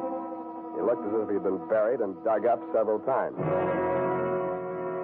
This may sound like a poor sort of jest, Mr. Spade, but my name is Lazarus, and I want you to bring me back from the dead. Well, sounds interesting. Why did you die? When did you die? And how did you die? I was declared dead by the appellate court of the state of California August 28th last year by reason of 7 years' absence. Who took it to court? My wife, Emma. Insurance? Yes. My wife and I agreed between ourselves to insure my life in the amount of $100,000 that she would collect on legal presumption of death after my disappearance and continued absence for 7 years. That's the law, Mr. Spade. Yeah, it's been tried a lot of times. What went wrong in your case? Wife double-cross you? If that's your attitude, I'm afraid I've come to the wrong man. Uh-huh. You're still in love with her. Well, that makes it tough. You know they'll nail her for perjury if you prove you're still alive? That's why I didn't go to the police. Even though we'd planned the deception together, she had reason to believe that I was actually dead. Suppose you cover the whole thing from the beginning, Mr. Lazarus. Yes. I married her back in 1940. And for a while we were happy. And then she became restless. You mean you were not able to support her in the manner to which she was accustomed? She was young, lovely, you wanted her to have nice things, but on your meager salary, it was impossible. Oh, I know, it's an old story, but life is like that. Well, you said it. Yeah, well, there you are.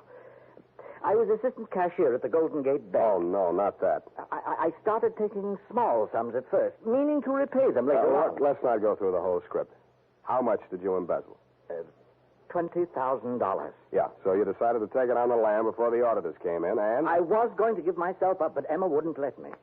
We made our plans that night, and I left for Mexico the following day. In Mexico City, I had plastic surgery done on my face, and then I settled down to wait the 7 long years until I would be declared legally dead. I suppose you might call it poetic justice, but just before the end of the 7th year, I contracted malaria. I was confined to a hospital for more than 11 months. You have had it. Oh, the doctors gave me up for dead and asked me to notify my next of kin. I gave them Emma's address. I never notified her to the contrary because it seemed to fit in so well with our plan. Too well, huh? Yes. I'd been to see her, and she refuses to believe that I am her husband. Oh, of course, my appearance is very much altered, but there must be some way to prove my identity. You worked in a bank. They must have taken your fingerprints. I removed them from the files and destroyed them. How are your teeth? My teeth? Teeth. Who was your dentist here in town? Dr. Smith, the great professional building. He'll still have your dental x-rays on file. They're as good as fingerprints. You go there this afternoon. Don't give your name. Tell them you're Mark Humboldt. Have a new set of x-rays taken, and I'll do the rest. What's your wife doing these days? Emma's married again. Who's the sucker? Pardon me? The man. Oh, he's a doctor. Dr. Ernst Wilhelm. Wilhelm? He's quite well known, I believe. Yeah, and the cops would like to know more. Now, about my fee. Mr. Spade, I have no money. Oh, that's great. You have no money, and all you want is to hire a man to bring you back from the dead. And the more I succeed, the less chance I'll have of collecting. If I might make a suggestion, Mr. Spade, I don't know the ethics, but perhaps the insurance company? You would be doing them a great service. I think you're going to live, Mr. Lazarus. They can't keep a good man down. I'll collect from them.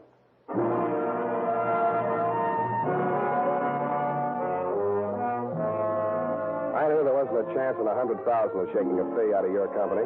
After all, you have your own investigators in the payroll, and contract work isn't deductible under the new tax law, but something about Lazarus had gotten to me. Something else about him got to me at the Blue Bottle Bar and Grill, where I stopped for lunch. Mr. Spade? Yes, indeedy. I'm Emma Wilhelm, Mr. Spade.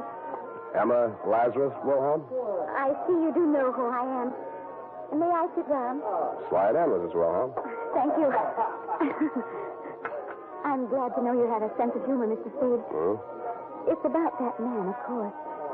Surely you didn't believe a word of his story. Which word? Oh, I'll admit there are slight traces of the truth in his raving. My first husband, Timothy Lazarus, was an embezzler.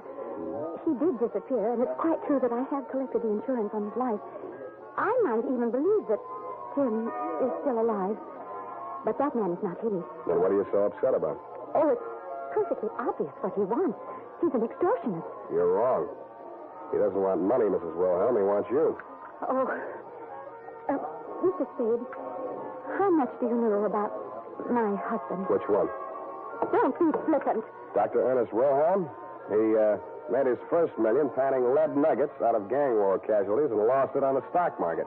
He cut his second million out of Nob Hill and called it surgery.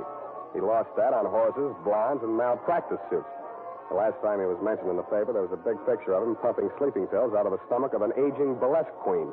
It may or may not have been coincidence that she did not recover and that she was the ex-girlfriend of one of our better-known racetrack haberdashers, and if he got $100 for the job, he was paid off in booze. Please don't say any more. That poor girl. And she'll do the same thing to me. Well, if you persist in helping that imposter, you'll be responsible for whatever happens to me or anyone else you involve. mm-hmm. Anything else I should know? Yes. Both you and your client are being watched and followed. You can't escape him. He's not quite the has-been you'd like to think he is.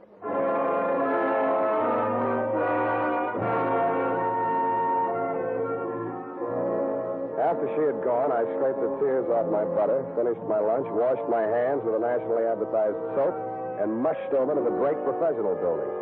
I found my client's dentist in his lab polishing up a set of gold inlays. Humboldt? Oh, yes. His x-rays have come through. Only set today. They're on the clamp there. Don't touch them. They're not dry yet. Oh, I'm sorry. What's your interest? Police identification? You guessed it. Always happy to cooperate. Thanks. How about digging in your files for the x-rays on a patient named Lazarus? Oh, yes, the graduate, of course. Well, let's see now. Larrabee, Lavelle, Lawrence, Lawson, Gluskin. That's a G. What's that doing here? Ah, Lazarus. Timothy R. Is that your man? That's the name. Oh, dear me, April 1940. Should have been in for dental hygiene. Have to remind Miss Baker. That's my nurse. These pictures, how do they compare with this new set? Well, now, let's have a look. Switch on the light there, will you please? Let's see. Malocclusion, that's impacted third molar. Ah, erosion inlay. Yes, it's very interesting. You mean they're the same in both sets of pictures? Oh, dear, no. A man's mouth could change a lot in 7 years, couldn't it? Well, especially with dental neglect, but that would never cause a man to grow new teeth. Oh, well. You see here, Humboldt has one more lower incisor and two more molars than Lazarus. And the whole character of the mouth is different. Now, these two men would not look even faintly alike. Well, could there have been some mistake in filing? Oh, dear, no. Miss Baker's been with me for 10 years. Never made a mistake yet. Mm-hmm. Could I talk to her? Not in today. Been out since Tuesday. Cold. Oh, say, by the way, you're a detective. How's this for a mystery? She phoned me this morning and thanked me for sending a doctor around to examine her. Now, this is the peculiar part. I have no recollection of having done so, and I'm not acquainted with the doctor she said I sent her. That wouldn't be a Dr. Ernst Wilhelm. Why, yes. Wilhelm. That was the name. Do me another favor, will you? Call a doctor you do know and tell him to get over there as fast as he can.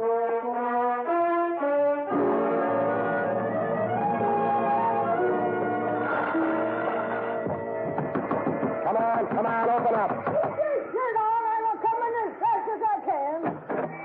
What you want, kiddo? Which is Miss Baker's room? She's sick. Ain't having no golly. I'm her doctor. Oh, you can't fool me. Where's your little black bag? If I had one, it would be around your neck. Now, march. Show me the way. You can't force me. I know my rights. Oh, you do you? Well, it might interest you, know, that your vents are faulty, your wiring is illegal, your drains are unsanitary, and your apron is dirty. Them's rust things. I'm needing repairs. You're as neat as a mud pie. Now, get going before I have the Board of Health down on you. All right, but you can't make me climb them stairs. Come on. That's sciatica I have. Here's the key. Okay. First door to the right. Whatever the key's got, I hope you catch it. Thank you, Elsa Maxwell.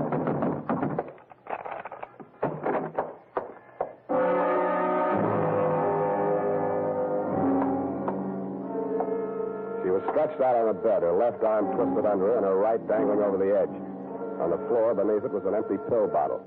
A few red capsules were scattered near it, and some more were spilled out among the bedclothes. It was a standard sleeping pill suicide scene, but I didn't believe it. The body was still warm, but no pulse. I didn't waste time giving her the mirror test. Instead, I looked around for a phone. It was on a table near a window.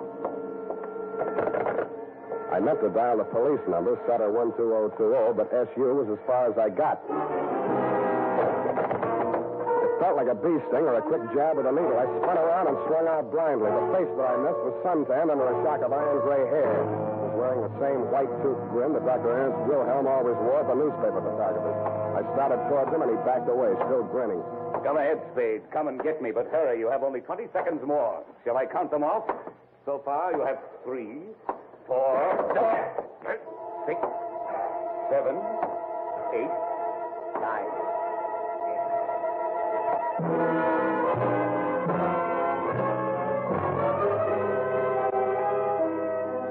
The floor kept dropping a foot at a time as I walked toward him. But every time I got to the bottom of the incline, it tilted up the other way, and I slipped back. He kept dropping out of sight, and every time I got him back into my line of vision, he was farther away. The walls of the room opened out and disappeared into some clouds. The ceiling spun around faster and faster until it whirled away like one of those flying discs. Then the floor turned into gelatin, and I sank in it.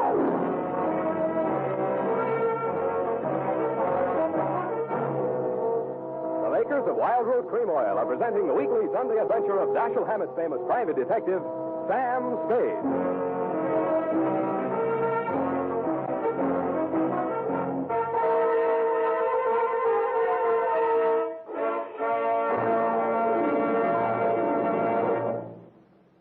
Now, here's important news on good grooming.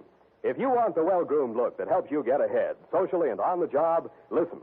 Recently, thousands of people from coast to coast who bought Wild Root Cream Oil for the first time were asked, how does Wild Root Cream Oil compare with the hair tonic you previously used? The results were amazing. Better than 4 out of 5 who replied said they preferred Wild Root Cream Oil. Remember, non-alcoholic Wild Root Cream Oil contains lanolin. It grooms the hair naturally, relieves dryness, and removes loose, ugly dandruff. So if you want your hair to be more attractive than ever before, get the generous new 25-cent size of Wild Root Cream Oil, America's leading hair tonic, on sale at all drug and toilet goods counters. It's also available in larger economy bottles and the handy new tube. Get Wild Root Cream Oil. Again and again, the choice of men who put good grooming first. By the way, smart girls use Wild Root Cream Oil, too. And mothers say it's grand for training children's hair.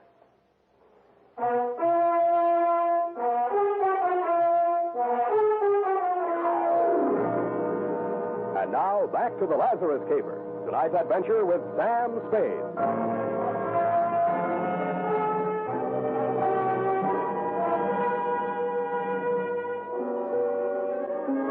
The dream lasted about 300 years. Around Christmas time in the year 2247, another bee stung me. I opened my eyes, but the lights on the tree were too bright, and Santa Claus was bending over me with a brandy breath. Come on, man. Come on. Little willpower. You're conscious. That's it. Yeah, sensation returning. Here, try and sit up. There's a girl. How about her? Too late. Did everything I could. Suicide pact? Well, one of your brothers in Apollo was a little too handy with a needle. Here's the mark on my arm, and you'll find one on that stiff. Those sleeping capsules were a plant to make it look like suicide. You'll be feeling better soon. Now, come along. Up on your feet. Must keep moving. Restore circulation. Hip. There. Thanks. You the man Dr. Smith called? Yes. So you're a private detective. How do you feel now? I'm still dopey. You give me something to pick me up? I've given you as much stimulant as it's safe to administer. For the rest, you'll have to sleep it off. And you will. I advise you to hurry home. Get into bed before this wears off. How long have I got? Couple of hours if you keep moving, maybe 3. Yeah. But if I were you, I wouldn't stay out. Don't want to fall asleep in the middle of Market Street, get run over by a bus. Worst things can happen to you in your own bed. Look at her. Murder? Think you can prove it? I don't know. I couldn't. Not on her. And I've been an autopsy surgeon for 20 years. Well, cheer up, Doctor. If you miss on her, you may get a second chance. Huh? Yeah, me. Those eyes are looking better. I think you'll live.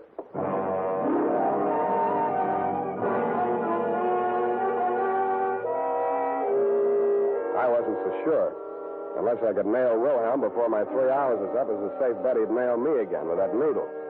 He had done me one favor. He'd convinced me that my client was really the man he claimed to be and that Wilhelm and Emma knew it. My best hope of smoking him out was to dig out some solid proof.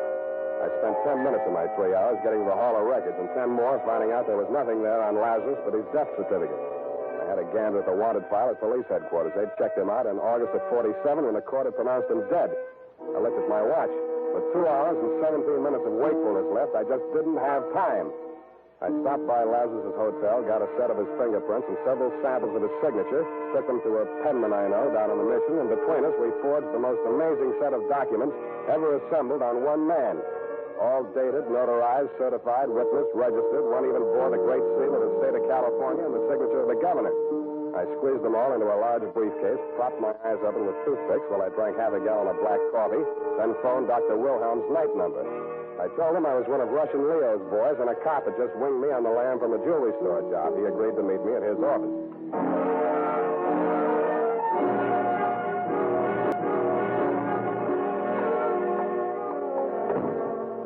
Hello, Wilhelm. Yes?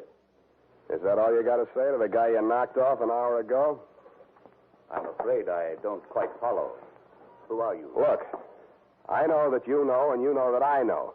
We even wrote a song about it, so let's get off the dime and don't reach for a needle. This gun is bigger and it shoots farther. Well, I can see you mean business. What do you want? First, I want to show you a few things. Here, take a look.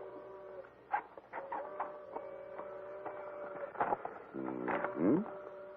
Well, this is very impressive. Yeah, I thought you'd be impressed. You, need any more proof that Lazarus is Lazarus? What's the matter, Spade? Getting sleepy? Don't get your hopes up. I can squeeze this trigger in my sleep. Mm-hmm.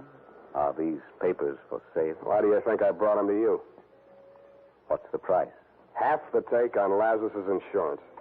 That's very high. I haven't finished. This time, Lazarus has got to be really dead, and you're going to do the job. Come on, stop stalling. I can't do that. Why not? Why, Emma, she'll make trouble. She said she would. She's still in love with him? Why do you say that? I just wondered. What reason did she give you for not wanting him knocked off? Well, the cops work harder at identifying a dead man than they do a live derelict that looks and talks like a crank. I had the same idea myself. Then you're stupid. With him dead, she can tell any story she wants to. With him alive and all this proof of identity, he's in a position to nail both of you for fraud, conspiracy, perjury. Shall I go on? One thing. Does Emma know about these papers? Sure. You're lying. Sure, I'm lying. And those documents are forgeries if that's the way you want it. I haven't got time to argue. I can't stay awake much longer, and you can't bring it off without me. I'll have Lazarus at my apartment in 30 minutes. Bring your needle and the 50 grand. All right, Spade. I'll be there.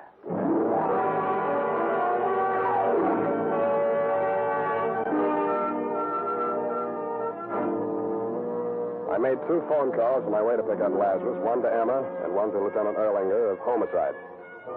Dundee was asleep. The lieutenant and Sergeant Fullhouse were perched on the fire escape outside my window, and Emma was waiting in the living room when we got there.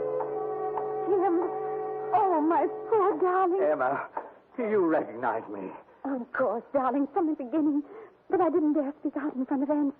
I know. Mr. Spade's told me. Now, listen to me, you two. You sure you can go through with this? Oh, are you sure there's no danger? That's him now. Come on, Lazarus. Get in the bedroom there. Now, do what I told you.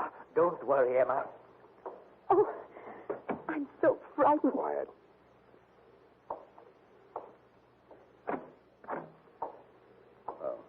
Hello, Spade.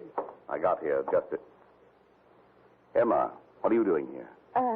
Mr. Spade phoned me. I agreed. It's the only thing to do. I wanted you to know that. Well, I'm glad to see that you've come to your senses for a while there. You see, you were wrong, Spade. Did you bring the stuff? Here's your money. I have a hypodermic in the case here. It's already loaded. We both need a sterile needle.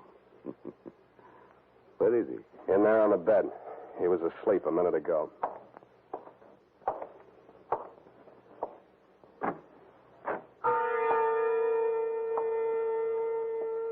The grogginess that had kept coming back over me in waves for the last 2 hours swirled over me again as Wilhelm leaned over the bed where Lazarus lay, stretched out with his eyes closed. For a split second, I blanked out, and I was afraid it had already happened. But then I saw Wilhelm's hand coming down in an oblique angle toward Lazarus's forearm. Then my vision blurred again, and my arms felt too heavy to lift. It was Emma's scream that jolted me back. I clawed out blindly. Drop it. You let go of it. You get it in your own arm. Let go. Swine, you double-crossing. Now, here's a little sleeping medicine for you. Okay, boys. Come and get him. Good boy, Sam. Good boy. We won't forget this. Yeah, a likely story. Get that broken glass, Poorhouse. Put it in a Dixie cup. Now, handle it careful. Want to analyze that medicine. You okay? Who are these people, Sam? Accomplices? Yeah, but not the homicide. What about him? They won't let him go free, will they? Don't worry. He's out of circulation for good. Mr. Spade. Yeah, Lazarus. I don't know how to thank you. Yes. You don't know what this means to us. Yes, I do. It probably means another long separation. The state prisons aren't co-ed. But if you insist on being alive, you have to take life as it comes.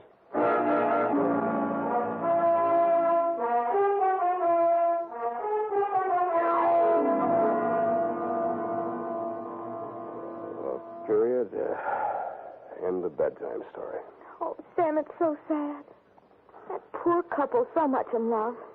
But you had to do your duty, didn't you, Sam? They had to pay their debt to society, of course. That's why you had to be so hard and unrelenting and not give in to your better nature. Oh, that's right. That's right. Never give in to the ship. Don't tread on me. There was Hobson's... what was it that Hobson... you may fire when ready? You know best, Sam. Oh, just go tight this up.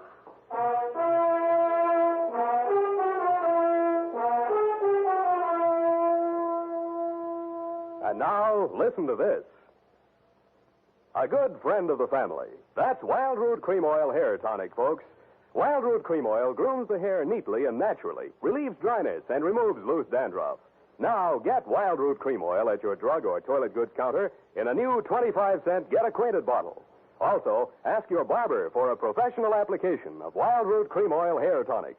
Again and again, the choice of men who put good grooming first.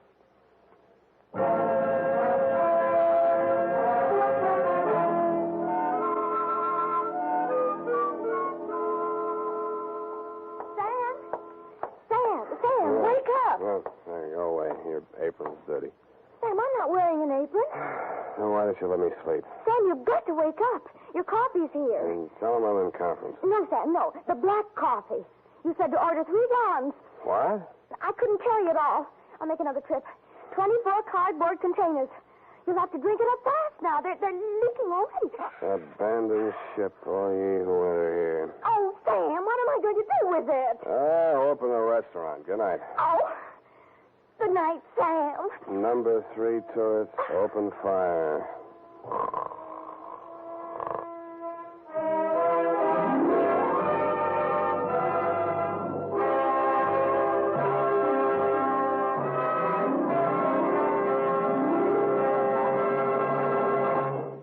The Adventures of Sam Spade, Dashiell Hammett's famous private detective, are produced and directed by William Spear. Sam Spade is played by Howard Duff. Lorene Tuttle is Effie.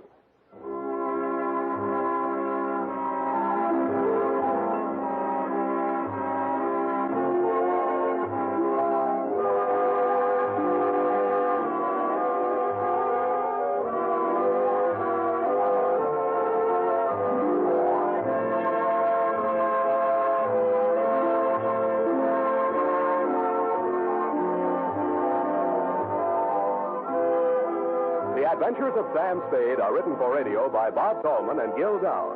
Musical direction by Lud Gluskin, with score composed by Rene Garrigang. Join us again next Sunday when author Dashiell Hammett and producer William Spear join forces for another adventure with Sam Spade. Brought to you by Wild Root Cream Oil. Again and again, the choice of men who put good grooming first. This is Dick Joy reminding you to... Get Wild Root Cream Oil, Charlie. It keeps your hair trim. You see, it's non-alcoholic, Charlie. It's made with soothing lanolin. You better get Wild Root Cream Oil, Charlie. Start using it today. You'll find that you will have a tough time, Charlie. Keep on all the gals away. Hiya, Baldy. Get Wild Root right away.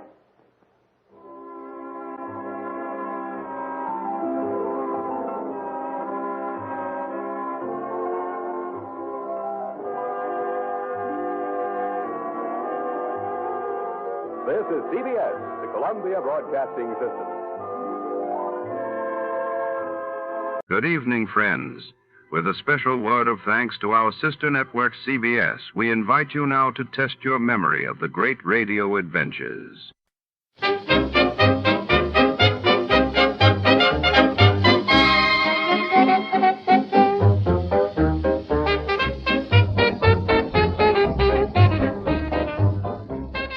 Tonight's tale takes us deep into the heart of the Bellamy Chemical Laboratory, where secrets burn just as fiercely as the chemicals stored within its steel walls. A mysterious fire erupts in the dead of night, leaving behind only ashes, suspicion, and a trail of passion-fueled motives. As Detective Archer prowls the lab's shadowy corridors, the scent of betrayal lingers in the air. Was it accident or arson driven by a burning desire? Shadows flicker between test tubes, and every suspect holds a match. Before to start, let's see what happened the day it was aired. It was February 26, 1952, and that day the world reeled as British Prime Minister Winston Churchill announced Britain had developed its own atomic bomb, while in New Delhi, India mourned the sudden passing of its first president, Dr. Rajendra Prasad, prompting national tributes. Johnny Dollar. Yeah. What? I said, yeah. Oh, what's that supposed to mean, and who are you? Oh, Johnny, this is Pat McCracken at Universal Adjustment Bureau. Well, hi, Pat, but what's with the crazy dialogue? Oh, that word, that yeah, was most of the conversation I got from some crazy character who just called in. I'm afraid I don't dig you. Oh, he called about 5 minutes ago. Said he'd been trying to reach you, but he got no answer. I was out picking up a morning paper. Who was he, Pat? He wouldn't say. He just gave his phone number. Wait a minute. There's only one man in the world talks like that. Yeah. Yeah. Was the call from San Francisco? No. Oh. Los Angeles. Well, then maybe I was, because the man I was thinking of... Now, wait a minute. Yes, I'm waiting, Johnny. Tell me just one thing, Pat. Well? Have any of your insurance companies been having to pay off on any big fires lately? I mean, out in Los Angeles? On any fires? You'd better start checking with those companies out there. No, wait a minute. Do it, Pat. And I'll lay odds that you get a handful of arson reports. Arson? Yes.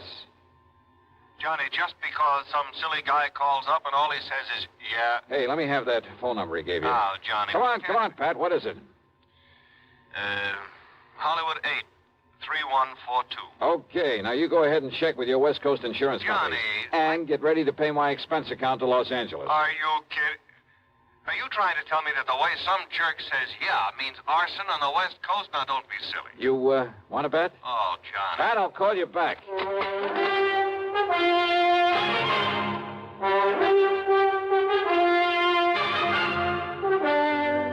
CBS Radio brings you Bob Bailey in the exciting adventures of the man with the action-packed expense account, America's fabulous freelance insurance investigator. Yours truly, Johnny Dollar.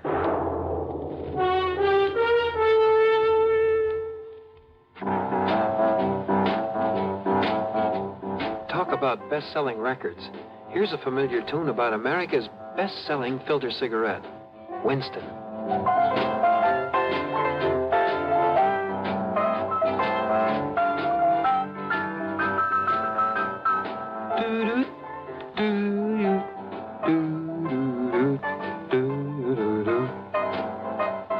Winston gives you real flavor, full, rich tobacco flavor.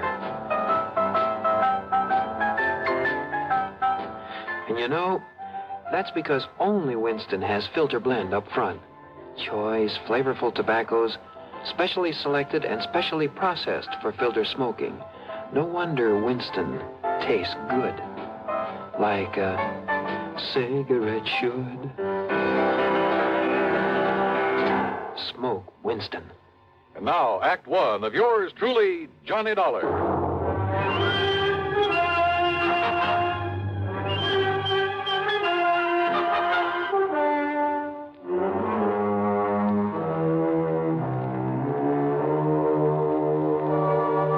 Expense account submitted by Special Investigator Johnny Dollar to the Universal Adjustment Bureau, Home Office, Hartford, Connecticut.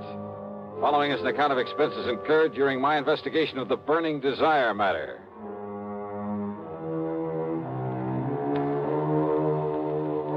Yeah, as I told Pat McCracken, there was only one person I knew whose conversation might consist mostly of that one word. So, expense account item 1, $250 for a phone call to Hollywood 8, 3142.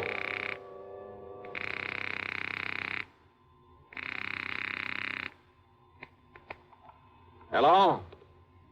Hello? Yeah? Yeah, I thought so. Yeah? Smokey Sullivan. Well? Smokey, this is Johnny Dollar. Yeah? Hey, you tried to call me here in Hartford. I was out. You called Universal Adjustment Bureau. I got the message. Here I am. Yeah, Johnny. Only what are you doing in L.A.? Last time I saw you was in San Francisco. Got a job here, Johnny. Legit. Hey, that's the stuff. Pays off, too, doesn't it? Yeah. You're my friend, Johnny. You've done a lot for me. So, when I got a chance to help you... Well, is something doing out there, Smokey, that I ought to know about? A bunch of fires, Johnny. Arson, huh? Yeah. Is there insurance involved? Why else anybody use a torch? Yeah, you got a point there. But do you have any lead on whoever is behind the fires? Yeah. So you better come out here, Johnny. Okay. The first plane I can get. Where'll I find you?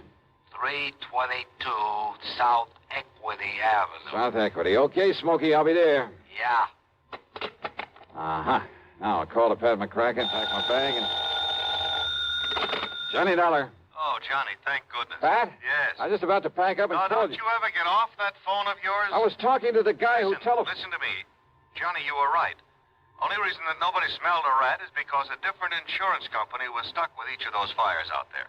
So until I called them to give me a report. Oh, and listen. I'm listening, Pat. According to the L.A. police, every one of them could have been arson. Okay, I'll grab the first 7 one. of them in a row, Johnny, that we know about so far. I mean, I haven't got the reports in yet from all the companies, and I'm also waiting for another report from the police. Now, Johnny, your best contact out there. That I've already got. What? Yeah. Oh, you mean that character who called us up? Yeah. Look, will you please tell me, who is he? What does he know about this? Universal Adjustment putting the old expense account on this? Yes, of course. Then I'll give it all to you in the usual report. See ya. Oh, now, Johnny, listen. Sorry, Pat, I gotta catch a plane. Expense account item 2, $162.85 plane ticket from Hartford to Los Angeles. Thanks to the time differential, it was only shortly after dark when the big mainliner set down at the L.A. International Airport. Item 3, $750 for a cab to Smokey's address. It was hardly Beverly Hills or Bel Air, believe me. 322 South Equity was in a beat-up part of a downtown industrial section. A weather-beaten 3-story house with a sign out front that said Boarders by the week a month.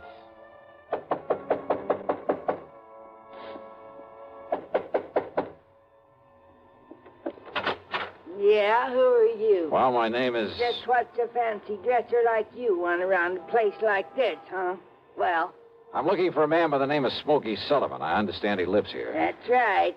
Are you the man he said he was expecting? That's right. My name is Johnny Dollar. Well, he didn't tell me what the name was, but if you're sure he was expecting... I'm sure. Now, where is his room?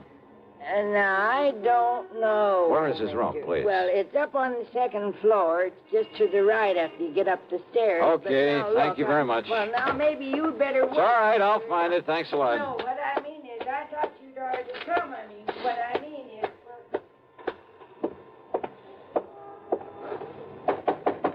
Smokey? Hey, Smokey, it's Johnny Dollar. Ah, what was that? Smokey! Now, what's all the... Oh, no. Hey, Smokey, can you hear me? Who did this? Are you... Good Lord.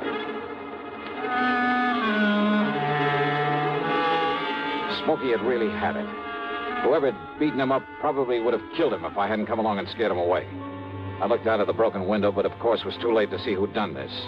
Meantime, the landlady appeared, and I had to get me some towels and a basin of cold water.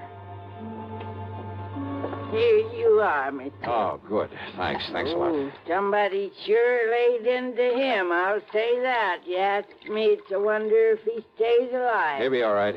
He'd better be. Sure lucky you come along to see him is all I got to say. Yeah, you better give me a couple more towels and maybe another basin of water. No, wait. What?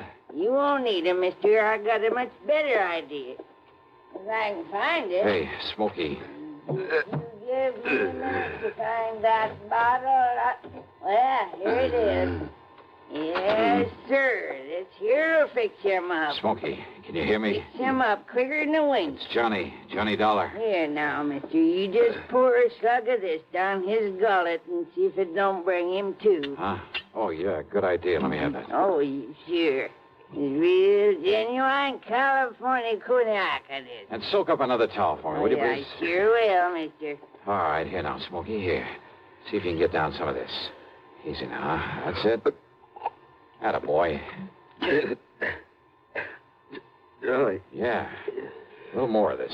Here. You know, before you come up here, mister, I tried to tell you. Easy now, Smokey. Yeah, I tried to tell you.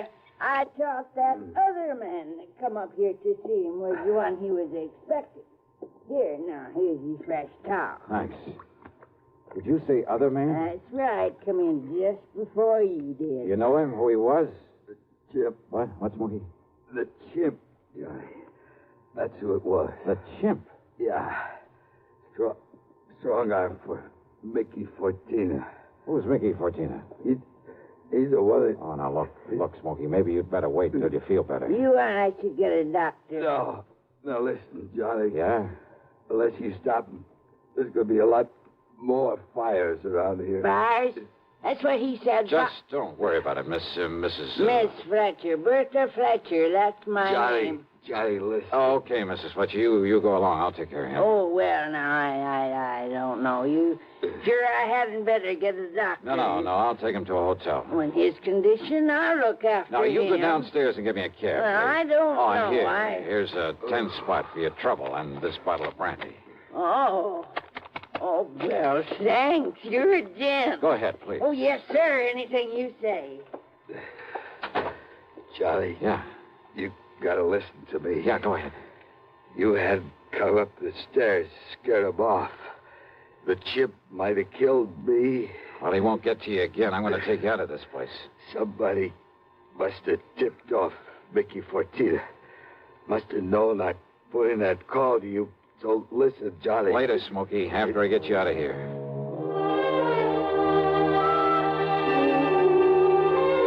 Item 4, the $10 to Miss Fletcher. Item 5, $1.50 for a cab to the Statler Hotel, where I had to show my credentials to the room clerk to get a bed for the somewhat mangled Smokey Sullivan. Item 6, $15 to the doctor who came up to the room, and I must admit got him back into pretty good shape. Then, when the doctor had left us... Yeah, Johnny, all those fires, big insurance, all of them set. 7 of them in a row. So that means by one firebug, this Mickey Fortina you mentioned, huh? No, Johnny, Mickey's too smart for that. What? All set by different guys. I don't know who they are, but I see no remains. And the police ain't sure, but I know there was arson. Who's Mickey Fortina? He's a go-between. I seen this happen before. Yeah? Frisco, Seattle, and Denver, a lot of places. He brings in a lot of boys of his own. Everyone got a different way of setting a blaze. So the cops can't tie it up with any local boy whose methods they know? Yeah. Fortina's a go-between? He makes the deal with whoever wants a fire. And the police aren't on to him? What for? He never set a fire himself. Well, I know, but he's the guy that... By the time the arson squad is in, the guy who done it is far away. So there's no witness can prove Fortina set up the deal. And the police have never been able to put the squeeze on whoever made the deal for a fire? And get sent up for it? For being accessory or whatever you call it? Oh, yeah, I see what you mean. Yeah. Fortina sent for me when he found out I was here in L.A. I used to know him, Johnny. Wanted you to be a torch for him, huh? He just asked if I wanted to work for him. And he knew that I knew what he meant. But if you knew that Fortina was operating here... Smokey. Well, how could I prove it? How can I prove it now? Well, maybe I can. But if he finds out I sent for you, Johnny... It looks to me like he already has. Oh, yeah. All right, then.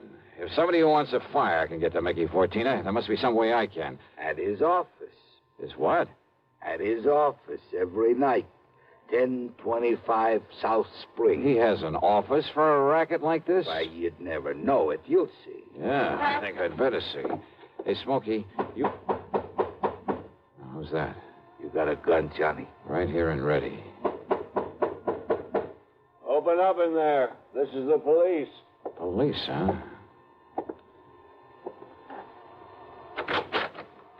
Well, surprise. It is the police. The room clerk reported a man was brought in here who...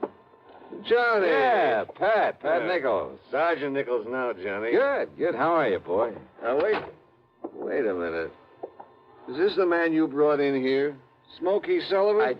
Listen, officer, Johnny, you think maybe Smokey is tied in with this string of fires out here? No, tell him, Johnny. No. You tell him, Smokey, anything you want. Well, now, look. You know I'm no good at talking to a cop, Yeah, well, Johnny. give it a try. And, Pat, be sure you stick around to keep an eye on him. What? Smokey may need a bodyguard. You. Huh? Yeah.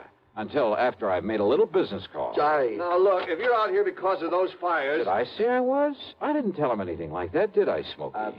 No, Johnny. And I see what you mean. Now listen, Just you two. stick around, Pat. I'll see you later.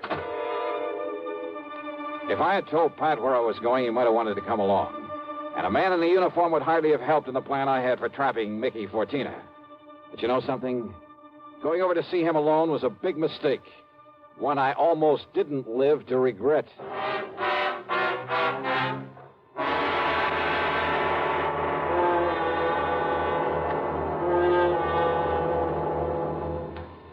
We'll bring you Act Two of yours truly, Johnny Dollar, in exactly 1 minute.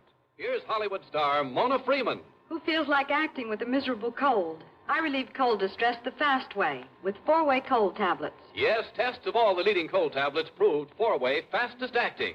Amazing 4-way starts in minutes to relieve muscular pains and headache, reduce fever, calm upset stomach, also overcomes irregularity. When a cold strikes, do what I do. Take 4-way cold tablets.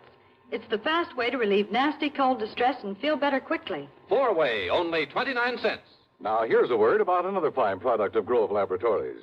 Had dandruff for years? Now get rid of it in 3 minutes with Fitch Dandruff Remover Shampoo. 3 minutes with Fitch regularly is guaranteed to keep unsightly dandruff away forever. Apply Fitch before wetting hair, rub in 1 minute. Add water, lather 1 minute, then rinse 1 minute. Every trace of dandruff goes down the drain. 3 minutes with Fitch, embarrassing dandruff's gone. Fitch can also leave hair up to 35% brighter. Get Fitch Dandruff Remover Shampoo today. And now, Act Two of yours truly, Johnny Dollar and the Burning Desire Matter.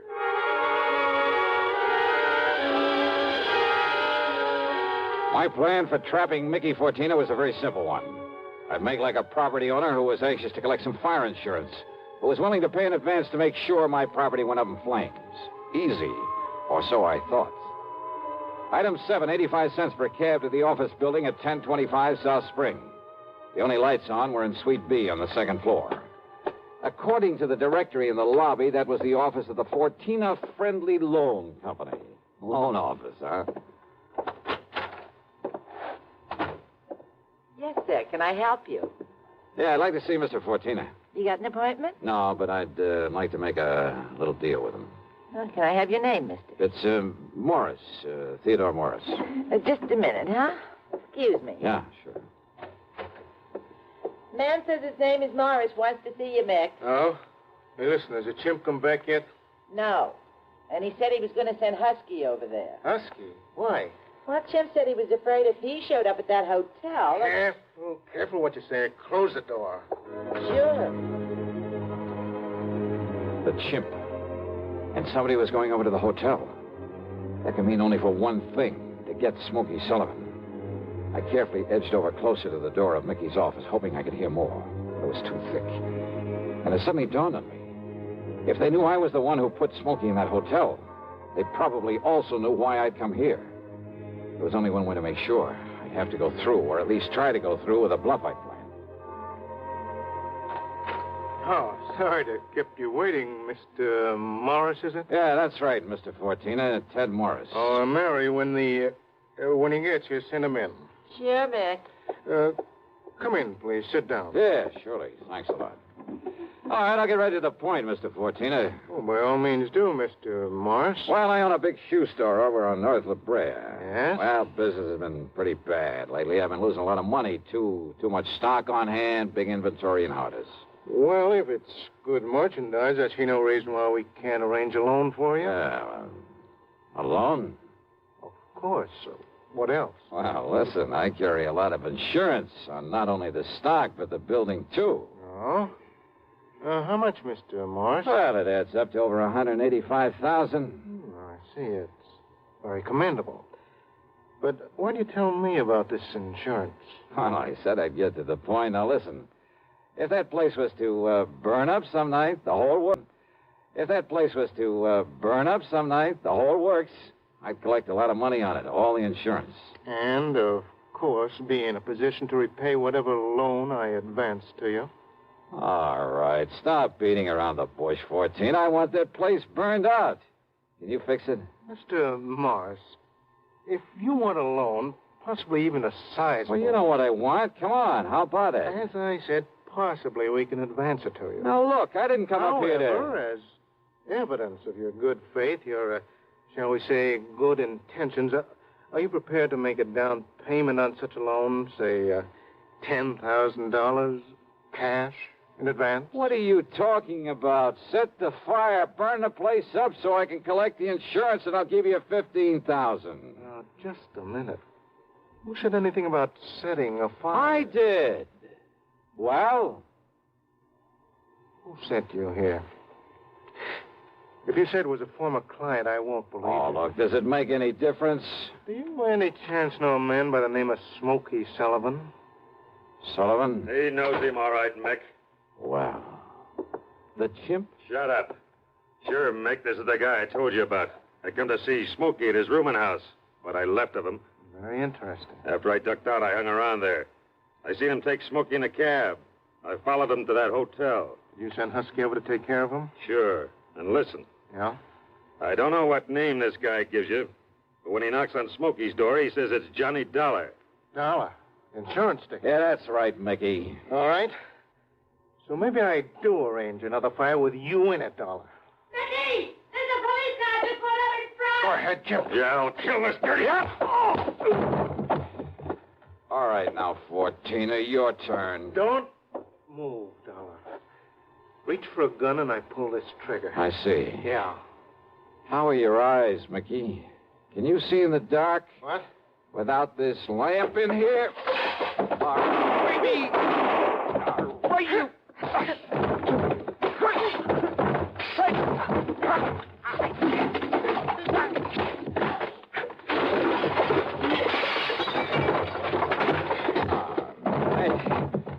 Yeah.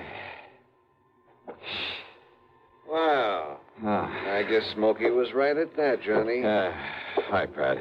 You seem to think you wouldn't need any help around here. You all right, Johnny? Yeah. When that strong arm, that husky Castellini, came up to the hotel room after him, well... I had to tell him, Johnny. I had to tell him what it was all about. Yeah, it's okay, Smokey. It's okay. So we threw Husky in the clink and came over here. Well, I got an admission out of him, Pat, but unless you can get these goons of his to talk, I don't know what you're going to hold them on. After what just happened in here, Johnny, we'll hold him and his goons just as long as we need to.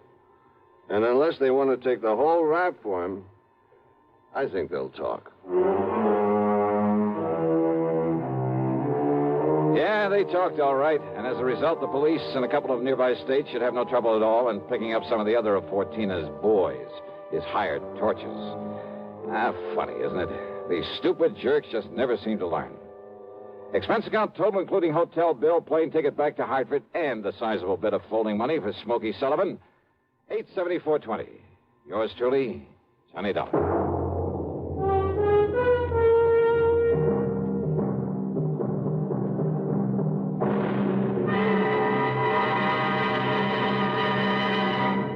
Now, here's a word from our star about the case he handles on next week's program. Thank you, Daniel. It's called The Hapless Ham Matter. And yeah, you guessed it, the ham turns out to be an actor.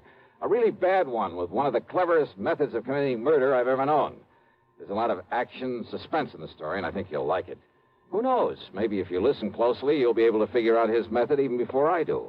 So join us, won't you? Yours truly, Johnny Dollar.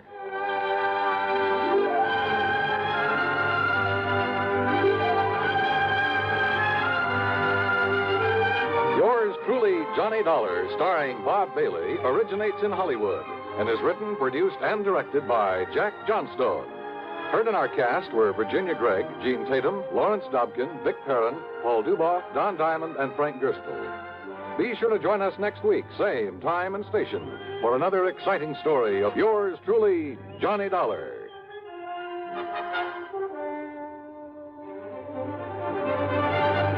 This is Dan Cubberly speaking. Intrigue breeds terror as Suspense brings a shady moonlight sail next on the CBS radio network. If I should ever become totally disabled, it would be a mighty comfortable feeling to have a check coming in every month regularly. Yes, it's a good feeling to know you have a financial cushion against trouble like that. Well, if you're a veteran with World War II or Korean GI insurance, you can protect yourself. You do it by adding a disability income rider to your present policy. The cost of the extra premium is just a few cents a day. For example, a 40-year-old veteran with a $10,000 term policy would pay only $1.60 a month for the added protection. If you sign up for the disability income provision, it works this way. After you have been totally disabled for 6 consecutive months, VA will pay you every month as long as this condition persists. $10 for each $1,000 of your GI insurance policy. That adds up to $100 a month if you hold a $10,000 policy. Full details about total disability income at any VA office. Radio 59 WROW, first on the dial in Albany, Schenectady, and Troy. America's airwaves shine a little brighter thanks to our friends at CBS. And now, ladies and gentlemen, let's see if you're ready for tonight's radio quiz.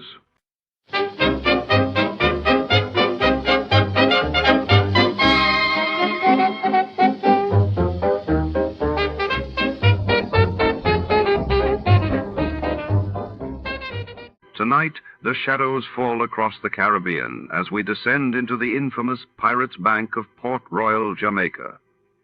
It's 1692, and beneath the golden chandeliers and marble floors, treasures and secrets change hands among corsairs and corrupt officials. But when a vault is found empty at dawn, a web of betrayal and greed threatens to unravel the notorious city's criminal underworld. Get ready for double crosses and a chase through opulent halls and hidden tunnels before. To start, let's see what happened the day it was aired. It was February 10, 1955, and that day the world watched as the Soviet Union declared the completion of the Trans-Siberian oil pipeline, while in London, Queen Elizabeth II inaugurated the new terminal at Heathrow Airport, marking a new era in air travel. Tired of the everyday routine? Ever dream of a life of romantic adventure? Want to get away from it all? We offer you Escape.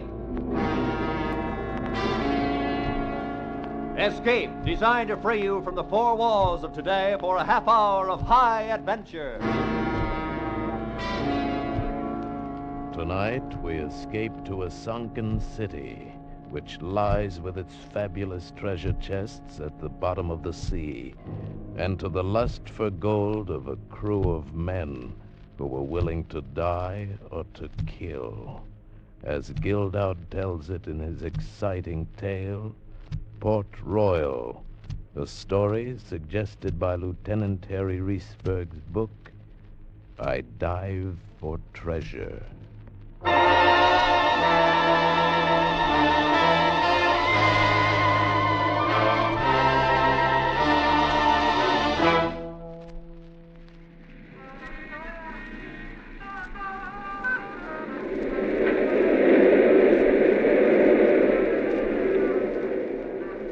Can't you get anything else on that radio? I happen to like that particular number. Well, like it somewheres else. I just might do that. Oh, no, Crystal, I didn't mean it. I guess I'm just jumpy tonight. Here, come on, have a drink. Of that stuff? No thanks. Well, pardon me, Lady Astorbilt. We're just fresh out of Napoleon brandy. Huh, aren't we just? Look, you got no beef coming. When I had it, you got it. The works. And when you didn't have it, you took it from me. Hucked the diamonds, sold the mink. So you'll get them back. Something's got to turn up. It should be you, dead. Look, baby, don't do me no favors. The door's not locked, you know. I know. And I think I'm going to walk through it right now. Oh, no, wait a minute. It's a break for you, Danny. Now you can keep the room single rate. Where you going? I think Benny can still find me a place in the line over at the Flamingo. You wouldn't. Just watch me. All right, go on. Kick a guy when he's down. Walk all over him. I should have known you was that kind of broad. You did. Let her go, the tramp. She's like the rest of the crumb bums. When you're up, you're Danny Quinn, everybody's friend. When the horses don't run your way, you're nobody. Let her go. Hadn't always been like it was that night. And it would be different again. How soon, I wasn't sure when a fist landed on my door. A fist that was made from the hand that had jimmied some of the best windows in New York. Hey, Danny, it's Carl. It ain't locked. What's on your mind? Hi, Danny. Hey, plenty. Where's the broad? She took a powder. Permanent? Looks like. Oh, well, you're better off. Maybe. Hey, look, I picked up something pretty good tonight, I think. I'm not in the market. Oh, now, look, Danny, this don't mean a thing to you till I get through talking. Now, listen to me, will you? Now, this could be worth anywhere to a couple of $1 million. Look, Carl, get off it. Whatever it is, get off of it. All right. Now, you probably never heard of a guy named Fletcher Travis, because you never get past the page with the race results. See what I mean? Me, I'm different. I case this town through the papers. I keep myself up on what's going on in town and who's in town and how I can get to it. Now, look, this Travis made himself a lot of dough breaking into sunken boats. You understand? He's what you call a deep-sea diver. Yeah. All right, you was a sailor once. You ought to know. Let me see that thing. Yeah, sure. So, I read up what he was up to, and then this afternoon I went to the place where he's giving a talk, see? Now, there's a sunken city down in Jamaica. The island, not the track. And they call it Port Royal. There's warehouses down there with gold by the ton. Travis was all ready with a boat to go down after it, leaving tomorrow. You believe all that? Well, sure I do. Anyway, he holds up this chart and says, "This is the pass key to get him in." It's something like that. So I tail him back to the hotel, I make his room number, and go in while he's eating his dinner. Well, he's got a lot of books there, history books. It's all true, Danny. I ain't kidding you. Now, this is a place for them old pirates. So, anyways, an earthquake or something spilled into the water. You understand what I mean? All in one piece, intact. And that stuff is there. Now, we got this chart. That's the key. What do we do? Frame it? Look, you was in the Merchant Marine, wasn't you? So you head it up. Now, I got a fur shop staked out that'll get us the first money. Then we buy a boat, get ourselves a diver of our own, and we go after this haul ourselves. You know, you got something, Carl. Hey, behind you in the dresser, top drawer. See if my Siemens papers are there. Okay, Danny, okay. Where are they? I don't see them. Right in the back. Huh? There! Oh! You little jerk.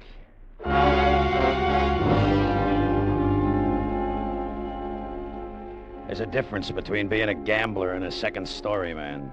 I know what to do with that old chart if there was anything to it. Or what I would do would be legal. I let Carlo wake up by himself and read the stories about his job in the late finals. They printed enough to make me pretty sure that the dope on this sunken city, Port Royal, was on the level. Millions. So after the police cleared out of his hotel, I went calling on Fletcher Travis. Who is it? My name's Danny Quinn, and I got something that belongs to you.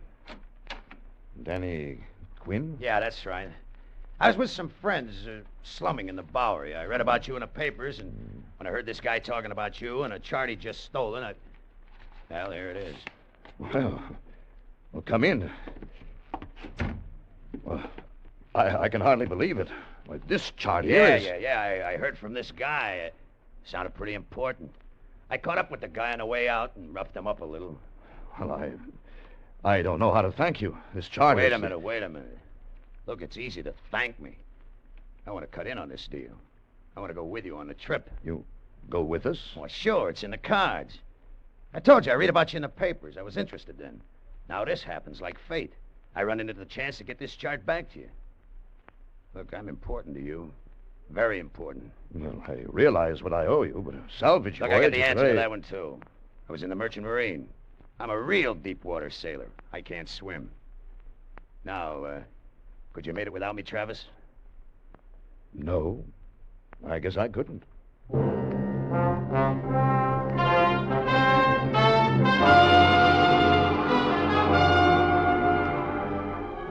It was quite a feeling heading out into the big Atlantic swell. The rigging sang.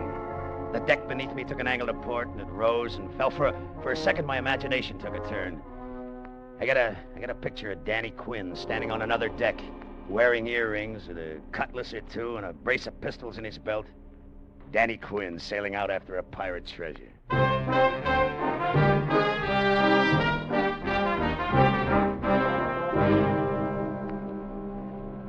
I thought it would be a good idea if we all got together tonight, gentlemen, since according to Captain Matson's estimate, we'll be over Port Royal early tomorrow morning. You're still holding to that, Captain? The barometer hasn't lied to me yet, Mr. Travis. Tells me this weather's holding. That means we should drop anchor an hour or maybe two after dawn. Good. Then it's time to look at the chart that Danny recovered for us. There. The city of Port Royal, submerged. After a geodetic survey made by the British Navy, 1826. Now, look here. See the sudden jump in fathoms along this line, right here? Yeah, I see. Shallow here and deeper here. Yeah, that's right.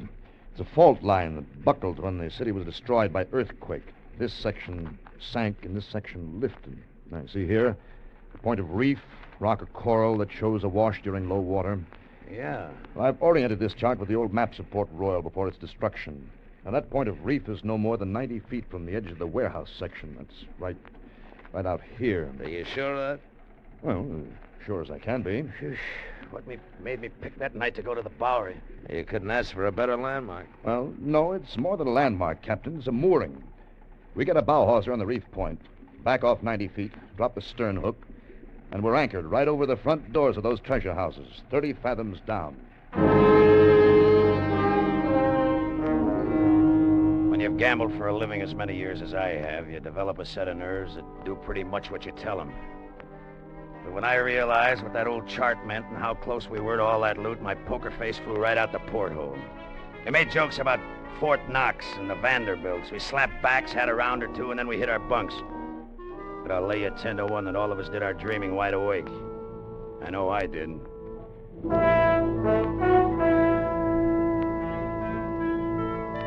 Millions of dollars.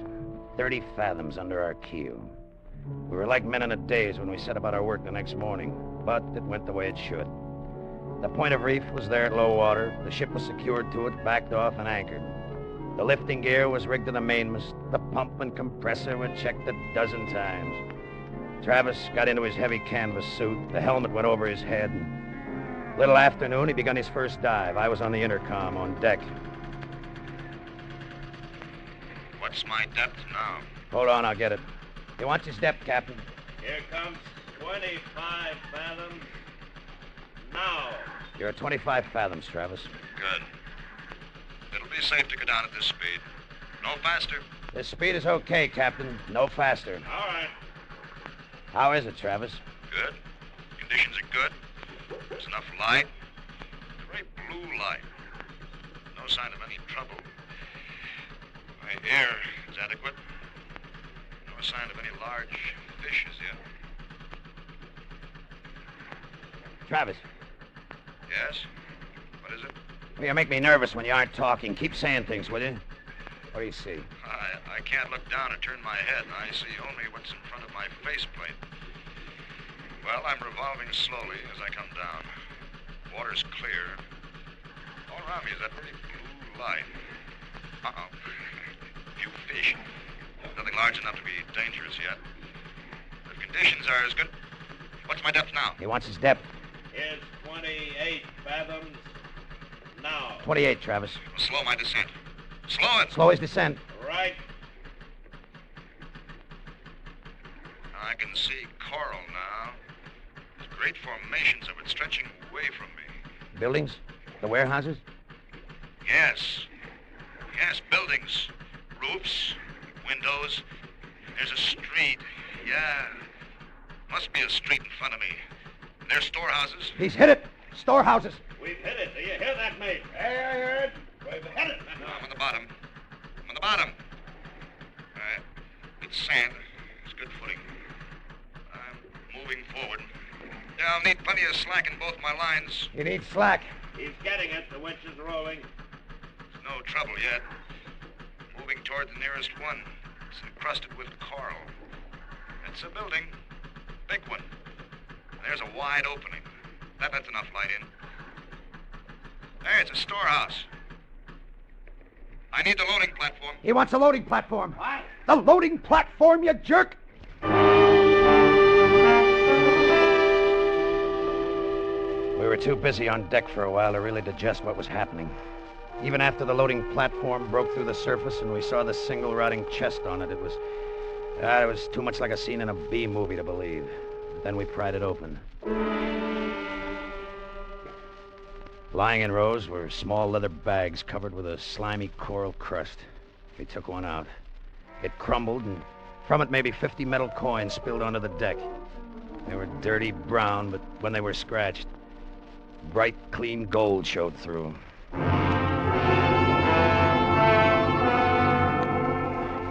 By the time Travis was aboard and out of his suit, the first shock of success had passed, and we were calm enough to have a drink. Well, Mr. Travis, sit down and rest. You are the hero of the day. I got you here, but you load on the gold, huh? Yeah. Here's your drink, Travis. You've earned it. Thanks. I can use it. Well, what do you think of your first day of salvage operation? Brother, I've won some pots in my day, but when those coins rolled out, that topped everything. I think we're off to a good start. How many more chests are down there? Oh, I don't know yet. I only moved 10 or 15 feet into the building. I saw 3 or 4 more. Yeah. What do you think they bring back in the States? Well, if they're all like this one, $35,000, $40,000 apiece. Yeah, we've hit it all right. How many trips down can you make? In this weather, 2 in the morning, 2 in the afternoon. That gives me about, 12 minutes on the bottom each descent. 35 or 40,000 a dive. Hey, that's going to add up. Now, don't spend it yet, Danny. It may turn into more than just going down and coming up. Things can happen down there. This is the first time I've worked buildings, and I know that sunken hulls can lie there for a couple of 3 centuries without moving, even in the current. But let a diver put his foot in the wrong plank and something on the other end, the ship gives way. You never know. So let's count what we got today and see if our luck holds tomorrow.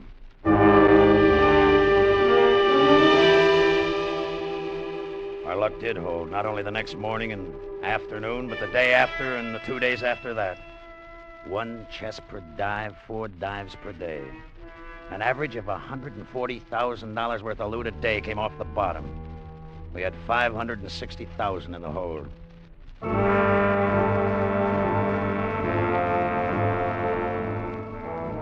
I don't know, and the thought first nibbled at me. I tried to blame it on the idea that I didn't trust Captain Matson, but that wasn't it. Travis had planted it himself when he reminded me that you never knew what to expect 30 fathoms below. The rest of it was based on the fact that any hunk of dough looks 3 times smaller when it's split 3 ways.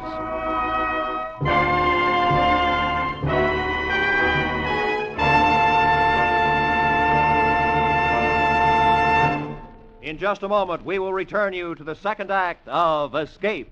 But first, this Saturday night, CBS's Gangbusters program brings you the case of the boiled booster. Not rooster, booster. The case of the boiled booster. And since Gangbusters does only authentic police cases, who are we to question the title? Well, somebody did ask a question, and it's a case straight out of the New York City police files. And a house gets lost, among other things. Gangbusters is heard every Saturday on most of these same CBS stations. So be listening for the case of the boiled booster this Saturday.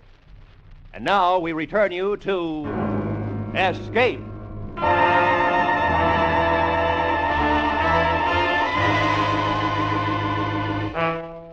Went on like that day after day.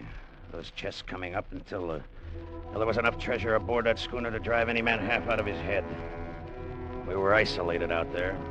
The island, Jamaica, was just a blur off our bow. The only ships we saw were cruise liners way out on the horizon. The more I thought about it, the stronger my hunch got. The way my luck was running, I could work it out so there wouldn't have to be a 3-way split of those chests. Travis was easy. He'd just stay down there. Captain Matson and McGraw, the mate, well, they took a little more thought. But with that fortune at stake, what else was there to think about? Danny! Hey, Danny, you deaf? Hey, Danny. Oh, yeah, Skipper, what'll it be? You and your dreaming, Danny. Sometimes it's not so good to spend so much time in the future. Come on, give us a hand. Another chest is coming up. Another chest? You know this thing could go too far.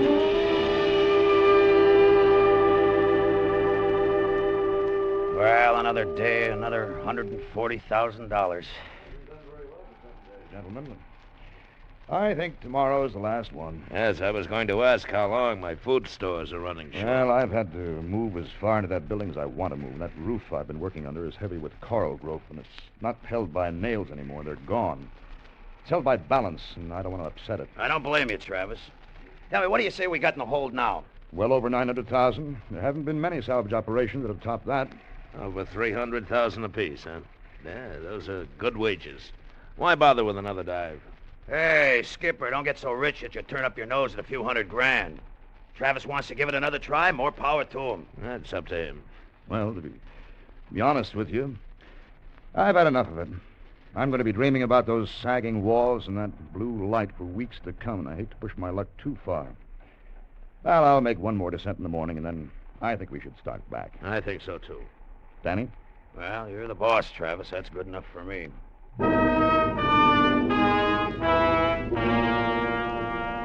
That was after evening chow. I stretched out in my cabin, but I didn't sleep. I lay awake planning. I was still awake when the mate came off watch. Hey, Johnny. Wake up.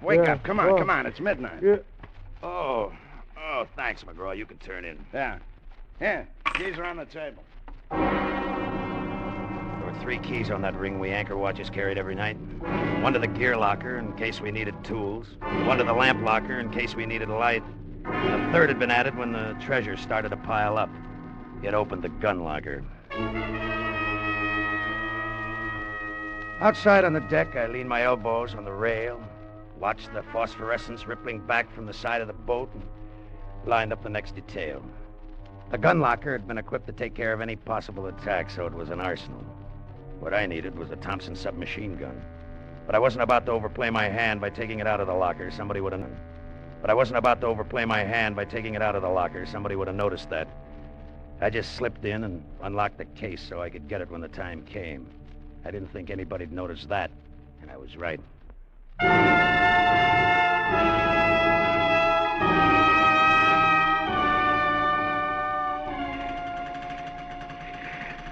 What's my depth now, Danny? Hold on. He wants his depth, Skipper. Here's 19 fathoms. Now. 19, Travis. Hey, look, my air is inadequate for the speed of my descent. Tell him to slow me down or increase my air pressure. Check. He says slow him down or give him some more air pressure, Skipper. We'll slow him down. You're slowing down, Travis. Thanks, Danny. I guess everybody topside is in as big a hurry as I am to get away from this place. Yeah, I guess so. You know, as long as I've been diving, I've never been able to control my imagination. After so many descents, I always start telling myself, Travis, that should be the last one. You've had no trouble. From now on, the law of averages working against you. Yeah, I can see what you mean. Yeah, the more easy descents I make, the less I want to make the next one. Yeah, my air is adequate now. I'm getting plenty. I had a crazy flash thought that Travis knew what I was up to and had something up his sleeve. But I got rid of it. He couldn't have known. If he had, he wouldn't have gone down. Hardly heard him talking. With him submerged, it was time for me to get into action. It was 5 steps to the door that would take me to the gun locker. With the Thompson, I'd force Matson, the rest of the fellas into their cabins. Then the chests would go into the lifeboats. And the stern anchor line we'd cut, the ship pulled into that reef point it was moored to, and the coral would rip the bottom out of it. The only thing left would be the lifeboat full of loot, with me in it. I didn't see how any court any place could prove it wasn't an accident. I took the intercom set off my head. Matson and the mate had their heads together near the winch. Danny, where you going? In to get a drink of water. Don't do it, Danny. Stay where you are. Hey, what the devil's the matter with you? What's a gun for? I haven't done anything. The gun is so you won't do anything. McGraw! I said, cut the winch. Time to move. Get below and up in the valves. I'll take care of Danny. Oh, no, you won't. Danny! Come out on deck, Danny. Make it easy. You play along, maybe you'll get out of this. You coming out, Danny? What's the game? The partnership was too big, Danny. I told you you'd dream too much. What? You and McGraw? Make it easy, Danny. Come on out or you go down with the ship anyway. Come on, maybe we deal you in. All right, Skipper. I'll play along with you. That's right, Danny. Use your head. Sure. That's what I'm doing. That's what I'm doing! Using my head! Using my head! Using my head! I want to talk to you. Where are you, McGraw? I'm behind cover. Now listen to me. I want you to know that this was none of my idea. The captain made the plan and forced me into it. Now he's gone, I'll side in with you and Travis. Sure. Sure. Fortune like this has driven guys crazy before, but let you and me hang on to our senses. All the valves are open below decks. The ship's going down. Let's get the treasure into the lifeboat while we got time. All right, McGraw. Let me hear you toss your gun on the deck, and I'll know you're leveling with me. Sure, Danny. There it is. I'm in the main passageway. Come on. I swear I'm telling you the truth, Danny. He forced me into this. But you and Trav... Danny! Now, don't! I got plans of my own for this stuff, McGraw, and you aren't in them. Nobody is. Danny! You're going...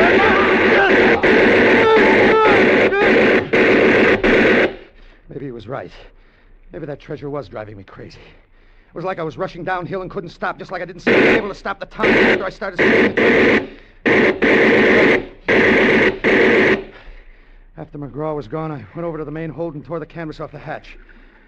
I could hear the water rushing through the valves he'd opened and it was telling me I'd have to hurry if I wanted to get those chests. I went over to the lifeboat hanging in its davits.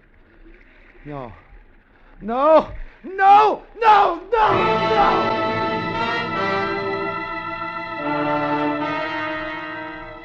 That's when my luck, my plans, my dreams, everything was blasted. The lifeboat. It was ripped and useless. I'd gone crazy with that submachine gun. It was peppered with bullet holes. One blasted, cut out one of the lines, and it crashed to the deck and smashed the bow. It wouldn't have stayed afloat empty. $900,000 aboard, and there was no way to save it. The schooner had already started a list. I had to think of saving myself. Travis, are you all right? I'm all right. There's been trouble up here. Yes, I know. Matson and McGraw tried to pirate the treasure. I managed to stop them. But they've scuttled the ship. He's taking water? Yeah. How fast can you come up? You've been down there a little over 20 minutes. Raise me at regular speed, then. Never mind tending my lines. Get the winch moving, and then get below. See what can be done about stopping the water. Okay, Travis. I'll be glad to get you up here. We're in a mess, believe me.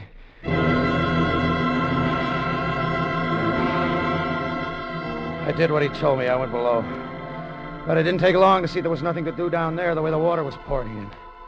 I spent my time working out a story for Travis that would save my hide and give me another chance at that treasure. It took 30 minutes to get him aboard and out of his suit. By that time, the schooner was starting to settle by the stern. There's no time to talk about it now, Danny. I can see you had plenty of trouble. Well, there wasn't much I could do but kill him. Naturally, Danny. All those chests going back to the bottom. How can you tell about guys like Matson and McGraw? I don't know, Danny. Treasure hunting does strange things to people. But we're coming back after it, aren't we? I can raise some more dough. We aren't giving up, are we? I'm coming back, Danny. But you aren't. What's that supposed to mean? You left the intercom system open. I heard what you told McGraw before you killed him about your plans. That's too bad, Travis. Oh, no. Don't try it, Danny. Guns won't help you now. The lifeboat's gone. You're the sailor who can't swim, remember? You'd never make it by yourself, but I can get you ashore. And once I do, I've got to turn you in. So, you've got a choice. Come with me, or stay with the ship. Your choice, Danny. Don't be too slow in deciding. I went with him. Hanging onto what was left of the lifeboat, we watched the rest of it from 50 yards away. Looked like the schooner just got tired of fighting the water. She lifted her bow like for a last look around and rolled over and went out of sight.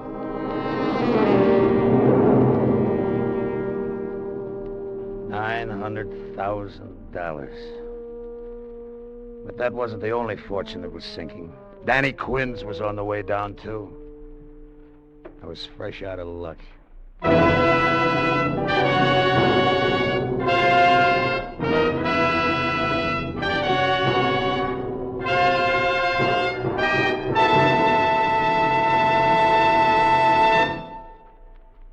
Escape is produced and directed by William N. Robeson. Tonight we have presented Port Royal by Gil Dowd, suggested by Lieutenant Harry Reesberg's book, I Dive for Treasure. Featured in the cast were Charles McGraw as Danny Quinn, John Daner as Fletcher Travis, and Bill Conrad as Captain Matson. Also heard were Dee Tatum, Paul Frees, and Ted DeCorsia. Special music was arranged and conducted by Del Castillo. Next week... You are imprisoned in a lonely lighthouse off the steaming jungle coastline of French Guiana. Your comrades, a maniac and a coward. Your captors, an army of gigantic, hunger-maddened rats.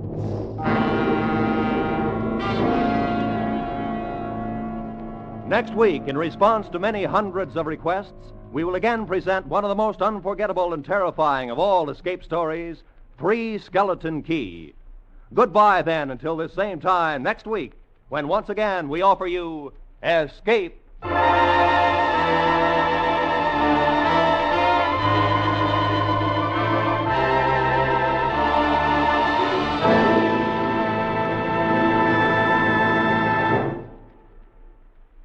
Through field workers stationed with our troops in this country and across the world, the American Red Cross helps the lonely soldier, the Marine anxious about his sick wife at home, the sailor with a dying mother 3,000 miles away.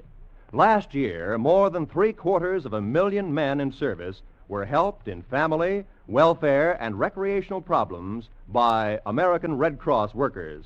Give to the Red Cross workers. Give to the Red Cross generously this month.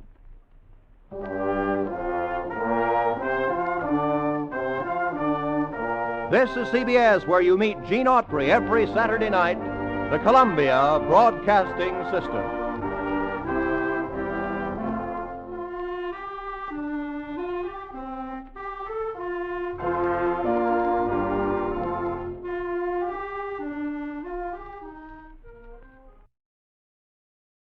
Good evening, friends. With a special word of thanks to our sister network, CBS, we invite you now to test your memory of the great radio adventures.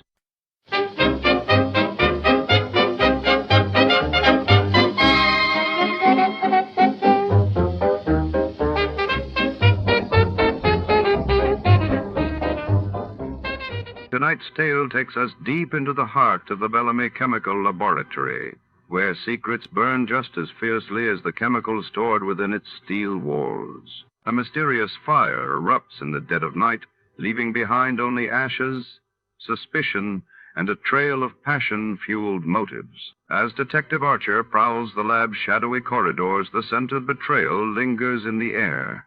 Was it accident or arson driven by a burning desire? Shadows flicker between test tubes, and every suspect holds a match. Before to start, let's see what happened the day it was aired. It was February 26, 1952, and that day the world reeled as British Prime Minister Winston Churchill announced Britain had developed its own atomic bomb, while in New Delhi, India mourned the sudden passing of its first president, Dr. Rajendra Prasad, prompting national tributes. Johnny Dollar. Yeah? What? I said, yeah.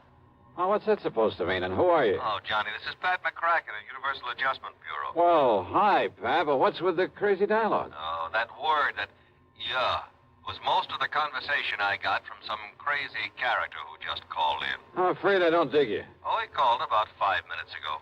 Said he'd been trying to reach you, but he got no answer. I was out picking up a morning paper. Who was he, Pat?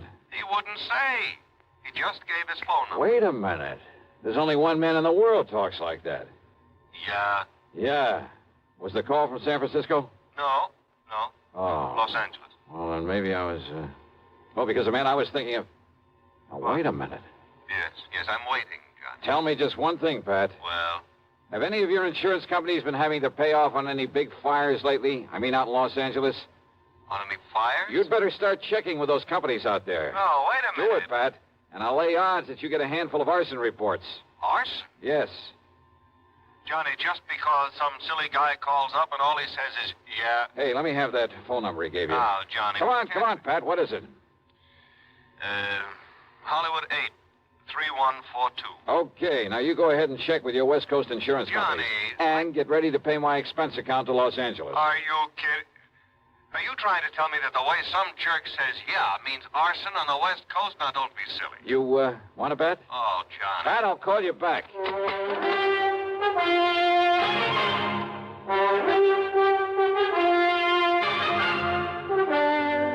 CBS Radio brings you Bob Bailey in the exciting adventures of the man with the action-packed expense account, America's fabulous freelance insurance investigator. Yours truly, Johnny Dollar.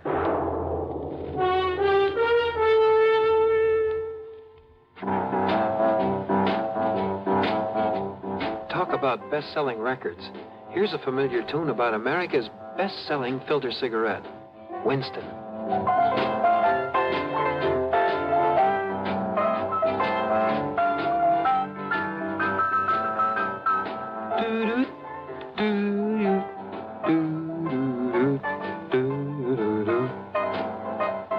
Winston gives you real flavor, full, rich tobacco flavor. And you know, that's because only Winston has filter blend up front. Choice, flavorful tobaccos, specially selected and specially processed for filter smoking. No wonder Winston tastes good, like a cigarette should. Smoke Winston. And now, Act One of yours truly, Johnny Dollar.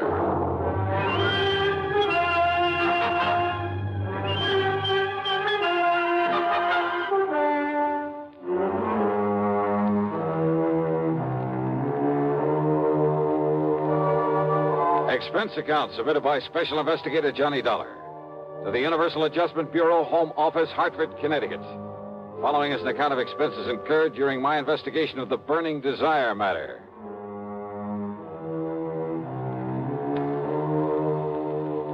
Yeah, as I told Pat McCracken, there was only one person I knew whose conversation might consist mostly of that one word. So, expense account item 1, $250 for a phone call to Hollywood 8, 3142.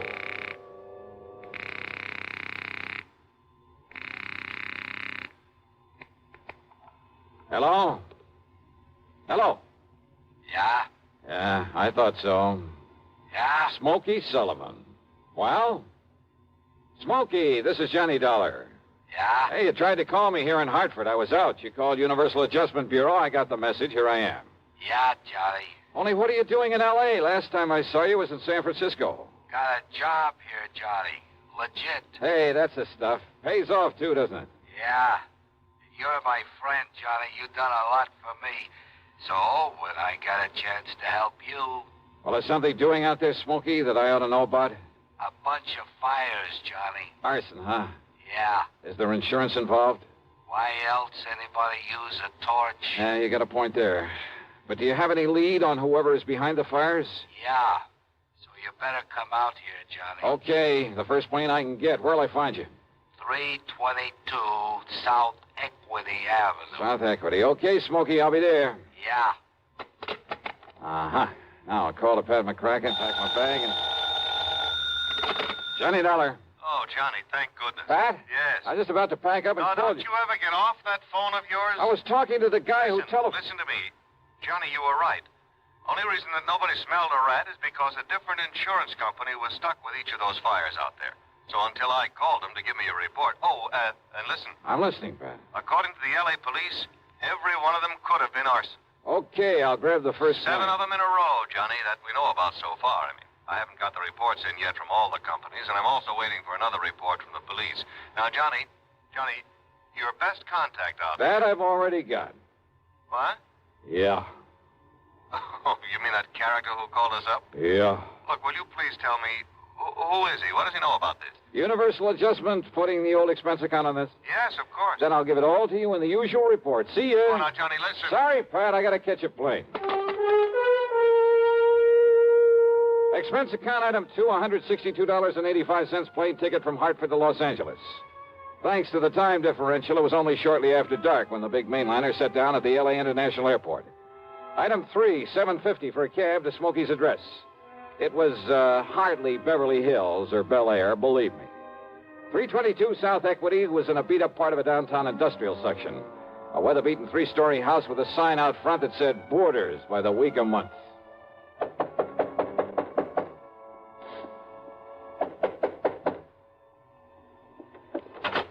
Yeah, who are you? Well, my name is... Just what's a fancy dresser like you want around a place like this, huh? Well? I'm looking for a man by the name of Smokey Sullivan. I understand he lives here. That's right. Are you the man he said he was expecting? That's right. My name is Johnny Dollar. Well, he didn't tell me what the name was, but if you're sure he was expecting... I'm sure. Now, where is his room? Now, I don't know. Where is his room, please? Well, it's up on the second floor. It's just to the right after you get up the stairs. Okay, now, thank you very much. Well, now, maybe you'd better... It's all right, I'll find it. Thanks a lot. No, what I mean is, I thought you'd already come. What I mean is...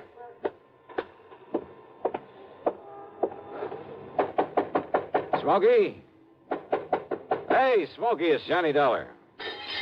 Ah, what was that? Smokey! Now, what's all the... Oh, no. Hey, Smokey, can you hear me? Who did this? Are you... Good Lord.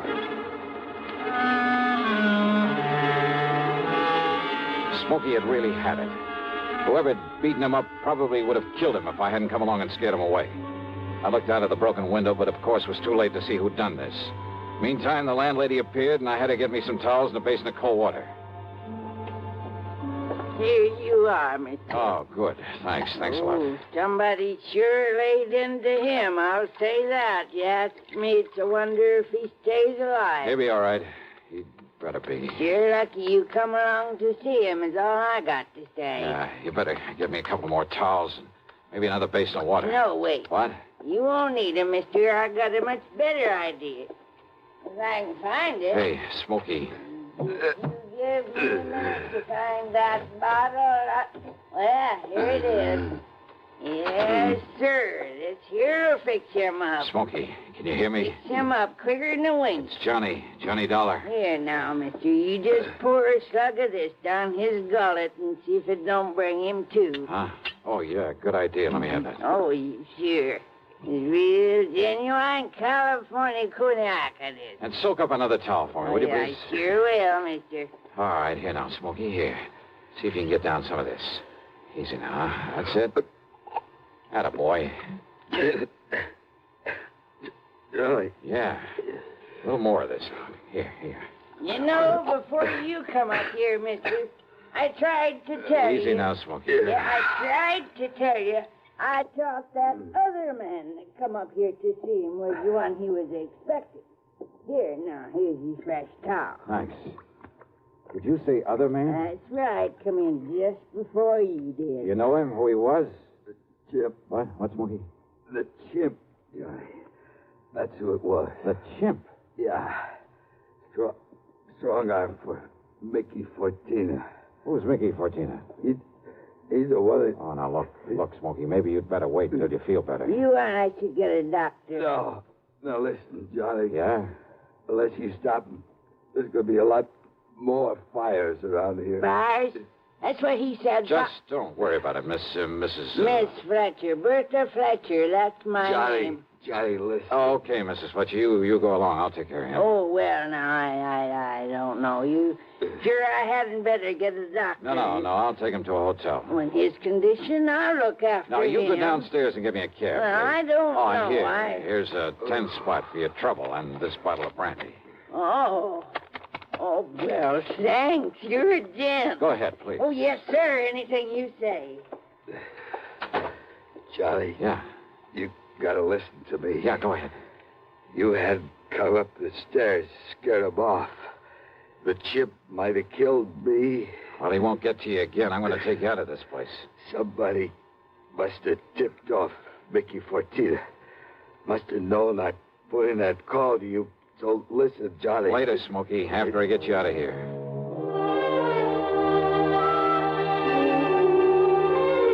Item 4, the $10 to Miss Fletcher. Item 5, a bucket and a half for a cab to the Statler Hotel, where I had to show my credentials to the room clerk to get a bed for the somewhat mangled Smokey Sullivan.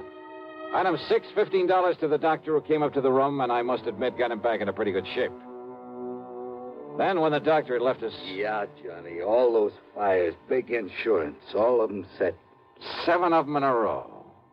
So that means by one firebug, No. this Mickey Fortina you mentioned, huh? No, Johnny, Mickey's too smart for that. What? All set by different guys. I don't know who they are, but I see no remains. And the police ain't sure, but I know there was arson. Who's Mickey Fortina? He's a go-between. I seen this happen before. Yeah? Frisco, Seattle, and Denver, a lot of places. He brings in a lot of boys of his own. Everyone got a different way of setting a blaze. So the cops can't tie it up with any local boy whose methods they know? Yeah. Fortina's a go-between? He makes the deal with whoever wants a fire. And the police aren't on to him? What for? He never set a fire himself. Well, I know, but he's the guy that... By the time the arson squad is in, the guy who done it is far away. So there's no witness can prove Fortina set up the deal. And the police have never been able to put the squeeze on whoever made the deal for a fire? And get sent up for it? For being accessory or whatever you call it? Oh, yeah, I see what you mean. Yeah. Fortina sent for me when he found out I was here in L.A. I used to know him, Johnny. Wanted you to be a torch for him, huh? He just asked if I wanted to work for him. And he knew that I knew what he meant. But if you knew that Fortina was operating here... Smokey. How could I prove it? How can I prove it now? Well, maybe I can. But if he finds out I sent for you, Johnny... It looks to me like he already has. Oh, yeah. All right, then. If somebody who wants a fire can get to Mickey Fortina, there must be some way I can. At his office. His what? At his office every night. 1025 South Spring. He has an office for a racket like this? Why, you'd never know it. You'll see. Yeah, I think I'd better see. Hey, Smokey, you... Who's that? You got a gun, Johnny? Right here and ready. Open up in there. This is the police. Police, huh?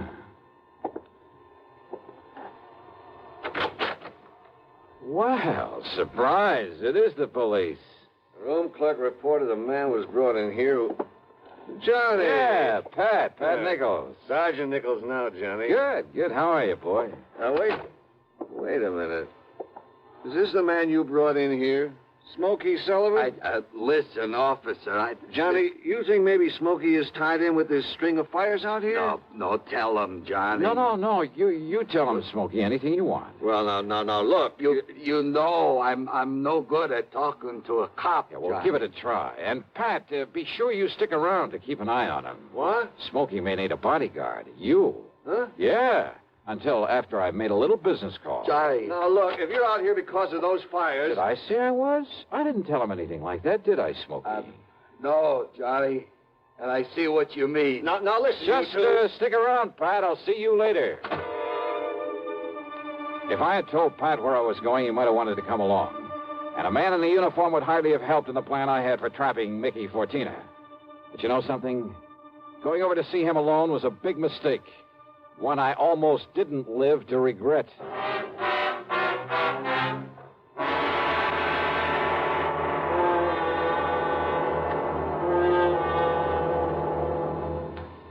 We'll bring you Act Two of yours truly, Johnny Dollar, in exactly 1 minute.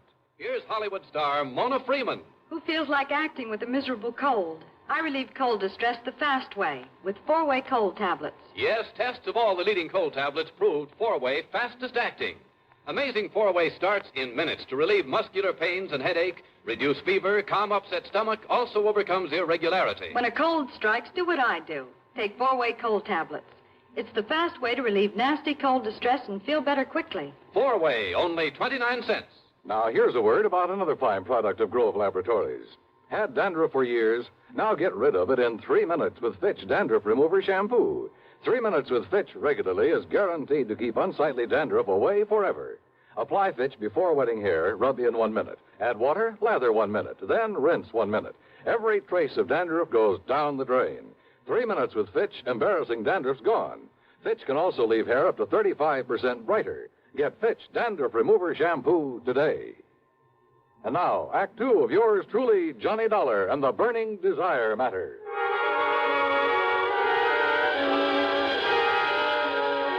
My plan for trapping Mickey Fortina was a very simple one. I'd make like a property owner who was anxious to collect some fire insurance, who was willing to pay in advance to make sure my property went up in flames. Easy, or so I thought. Item 7, 85 cents per cab to the office building at 1025 South Spring. The only lights on were in Suite B on the second floor. According to the directory in the lobby, that was the office of the Fortina Friendly Loan Company. Loan office, huh? Yes, sir. Can I help you? Yeah, I'd like to see Mr. Fortina. You got an appointment? No, but I'd like to make a little deal with him. Well, can I have your name, mister? It's Morris, Theodore Morris. Just a minute, huh? Excuse me. Yeah, sure. Man says his name is Morris. Wants to see you, Mick. Oh? Hey, listen, has the chimp come back yet? No. And he said he was going to send Husky over there. Husky? Why? Well, Chimp said he was afraid if he showed up at that hotel... Careful what you say. Close the door. Sure. The chimp. And somebody was going over to the hotel. That can mean only for one thing, to get Smokey Sullivan. I carefully edged over closer to the door of Mickey's office, hoping I could hear more. It was too thick. And it suddenly dawned on me. If they knew I was the one who put Smokey in that hotel, they probably also knew why I'd come here. There was only one way to make sure. I'd have to go through, or at least try to go through, with a bluff I planned.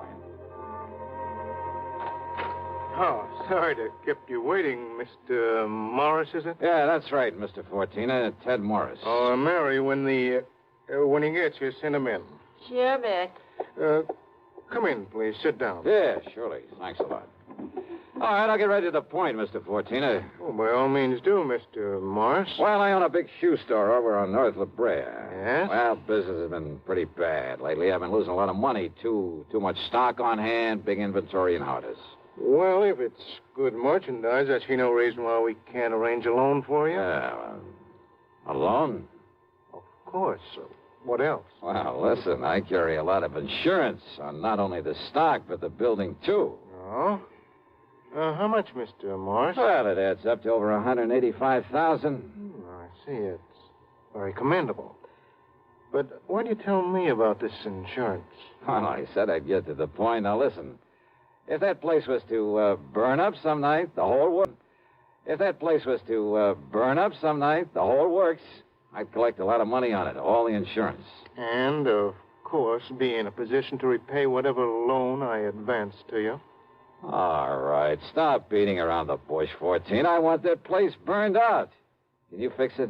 Mr. Morris, if you want a loan, possibly even a sizable... Well, you know what I want. Come on, how about it? As I said, possibly we can advance it to you. Now, look, I didn't come up here to... However, as evidence of your good faith, your, shall we say, good intentions, are you prepared to make a down payment on such a loan, say, $10,000 cash in advance? What are you talking about? Set the fire, burn the place up so I can collect the insurance, and I'll give you $15,000.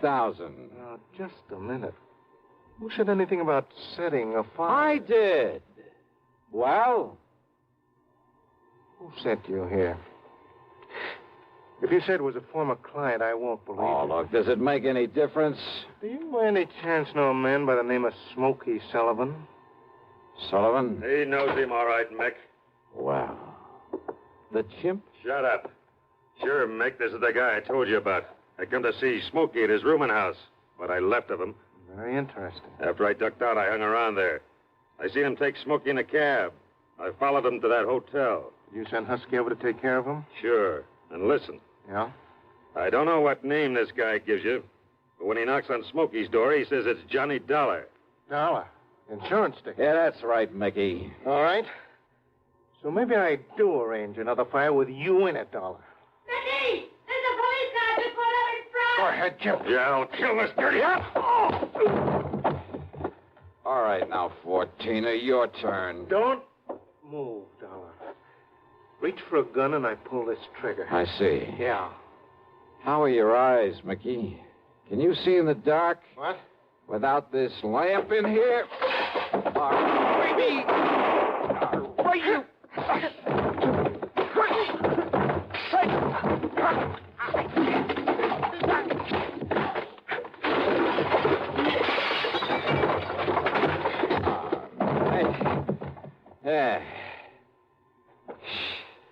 Well, I guess Smokey was right at that, Johnny. Hi, Pat.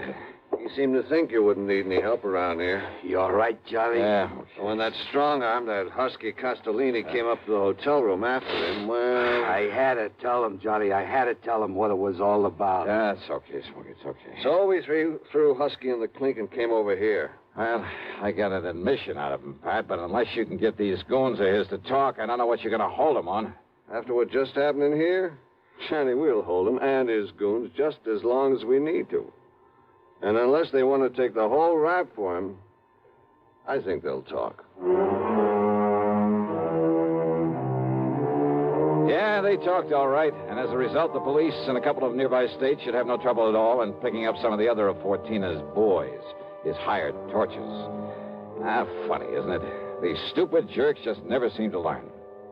Expense account total, including hotel bill, plane ticket back to Hartford, and the sizable bit of folding money for Smokey Sullivan, $874.20. Yours truly, Johnny Dollar.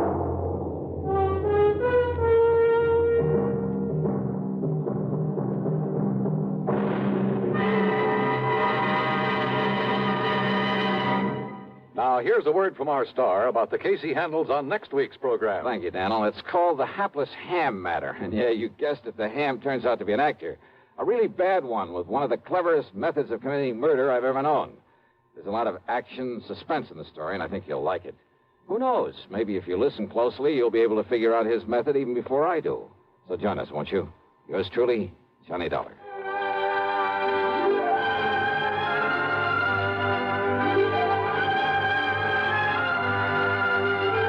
Yours truly, Johnny Dollar, starring Bob Bailey, originates in Hollywood and is written, produced, and directed by Jack Johnstone. Heard in our cast were Virginia Gregg, Gene Tatum, Lawrence Dobkin, Vic Perrin, Paul Duboff, Don Diamond, and Frank Gerstle. Be sure to join us next week, same time and station, for another exciting story of yours truly, Johnny Dollar.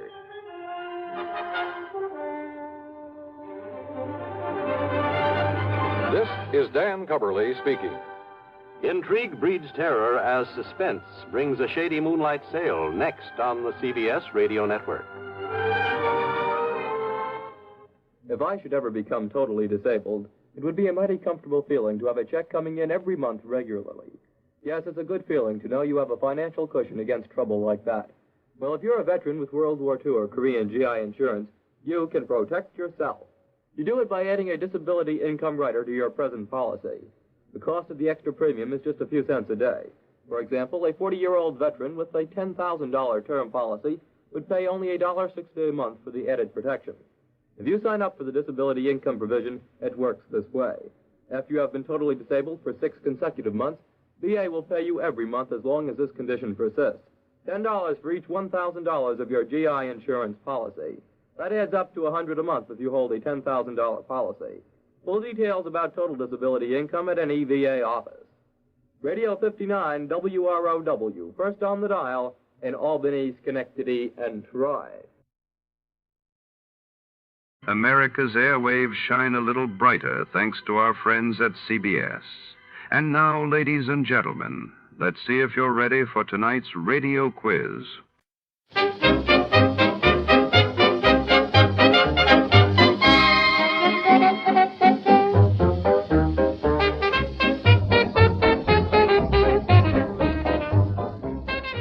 Tonight, the city trembles under the weight of secrets.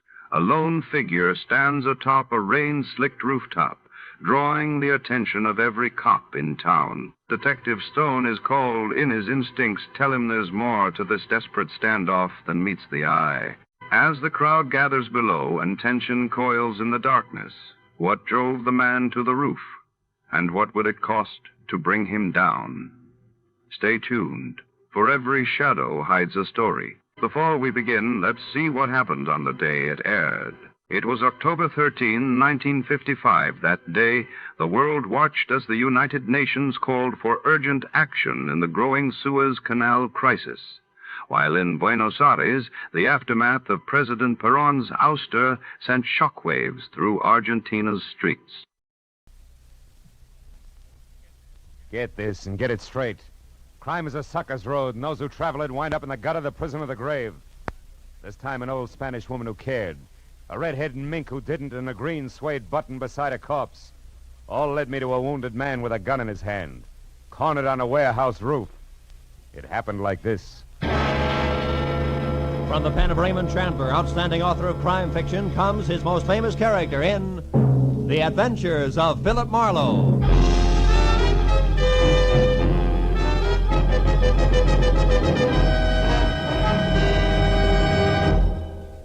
Now, with Gerald Moore, starred as Philip Marlowe, we bring you tonight's transcribed story, The Man on the Roof.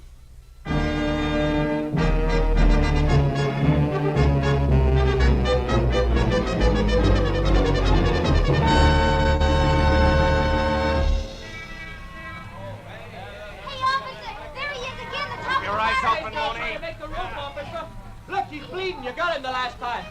Yeah, there he goes. There he goes, Mooney, up there. The iron ladder leads to the roof. Let him have it. See him?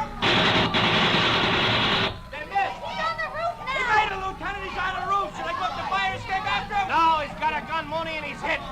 Put in a call for tear gas launchers. We'll use them from the roof across the street. It'll take a half hour. He isn't going anyplace. Go ahead, Mooney. Okay, Lieutenant. Hey, here comes Marlowe. About time I want to talk to him. Mooney! On the roof. He's over the edge there. Fire, Mooney! Matthews, hold it. Mooney, don't shoot again. What are you talking about, Marlowe? He's a killer. He's armed and dangerous. Listen to me. What do you want us to do? Scold him and send him home without a supper? Matthews, I'm going up after him. No, you're not, Marlowe. Come here. Let go of me, Matthews. Listen, Marlowe, nobody goes up there. We're going to gas him out. Come on, Mooney. Call for lunchers. Matthews, please, listen to me, will you? Oh, why not? Tell me the whole story. We got nothing but time till they get here with those lunchers. Please, Matthews, quit kidding. Nobody is kidding, Marlowe. That boy up there is a killer. Keep watching that roof, Becker. You make it curious. Well, Marlowe, this story you got. About 10 minutes ago, At Matthews. the beginning, Marlowe. Go on, Phil. I'm trying to. We'll start at the front. I'm a sucker for detail. You got a half hour before the tear gas arrives. Okay, Matthews, I'll start at the front and skip nothing. Right. I'll start where it started 4 hours ago at 5 o'clock this evening, some 15 miles from here on the outskirts of a little town of San Fernando. A telephone call from a woman whose voice had said that she was old and Spanish and very worried had brought me out to the place. A woman named Senora Andrade who told me that her only boy was heading for a lot of trouble and that I had to stop it. The Andrade home stood out like a thoroughbred alongside the milkman's horse in comparison to the other houses squatting on the sun-baked soil. And the Senora herself, at maybe 60 and in a cheap black cotton dress, a lace shawl and homemade slippers, was the tidiest person I'd ever seen. When she bowed from the waist in graceful greeting, I saw a single small ivory comb was the only thing holding a mass of long gray hair in one neat bundle.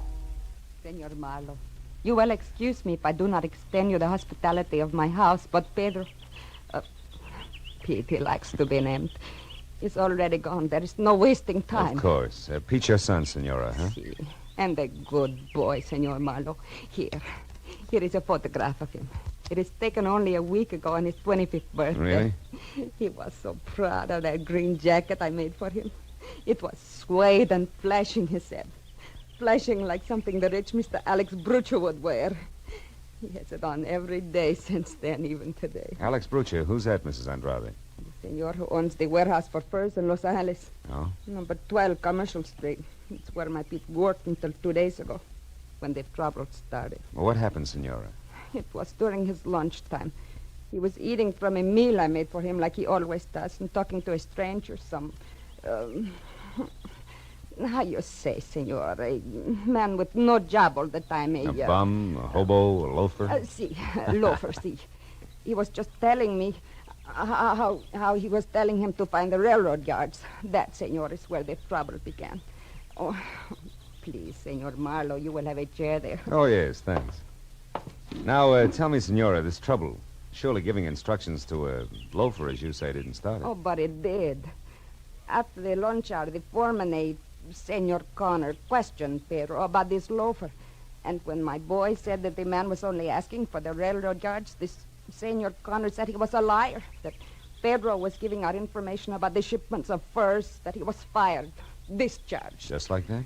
See, senor, after 2 years of good, hard work. You see, Senor Marlowe, Pedro tells me that Senor Alex Brucher has been having his shipments of furs stolen on the road. Hijack? Hijack. And it is this reason why Pedro is fired. You want me to prove to Mr. Alex Brucher that Pete had nothing to do with this hijacking, huh? Get his job back, is that it? No, senor. It is too late. Why too late? Pedro already went down there this morning to do that. Oh. He went and told Senor Connor, the foreman, that he had nothing to do with the hijack. And more. He told him, Senor Marlowe, that he was fired because of Helen Castile. Who's that? The pretty girl who for a short time now works in Senor Brucher's office. Oh. Well, then I don't understand, Senora. This Helen Castile and my boy are falling in love. But Senor Brucher also likes this girl. Oh. What happened when Pete told this to Mr. Brucher? He never did. Before he even got to speak to Senor Brucher, that devil man, Senor Connor, and some other men beat him. Cut his face, blood on his arms, his clothing torn. He came home just before I called to you. Almost dead, Senor. Oh. I'm sorry. Well, how about now? No, Senor Marlowe. Pedro has gone back. Revenge in his heart. That is why you must stop him. Senor, you must bring him home before he kills. Before it is too late. Take it easy. No, take it easy, Senora. Don't worry. I'm sure I can bring him back. Positive. Oh, gracias, Senor. It's all right. It's all right. Here, Senor, in this can. I have money. 19, maybe more dollars here.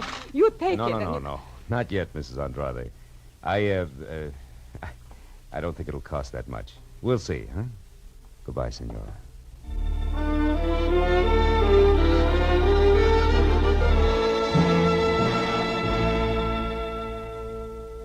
It was an hour's drive to the Brucher Fug Company warehouse on Commercial Street in downtown L.A. I started up a long cement ramp that led to a glass cage in a far corner of the warehouse marked office. It was just about the end of a working day. And when I was next to the door, let it enter, a bell someplace said that the end had arrived. You could tell the way everyone's spirits went up. Everyone except the girl inside, half leaning on a file cabinet. I figured she was Helen Castile until I got closer. The on-fire red hair and green eyes with hat and shoes to match could have gotten by. But the coat she wore was mink. So was the attitude. That would never take shorthand for $40 a week. Things just couldn't get that tough. Hello. You look like you lost something. Oh, is Helen still here? Helen Castile? Gone to powder her nose. Maybe back before she leaves for the day. May not. I don't know. Oh. You a friend of hers? No, Pete Andrade's. Never heard of him. Got a light? Oh.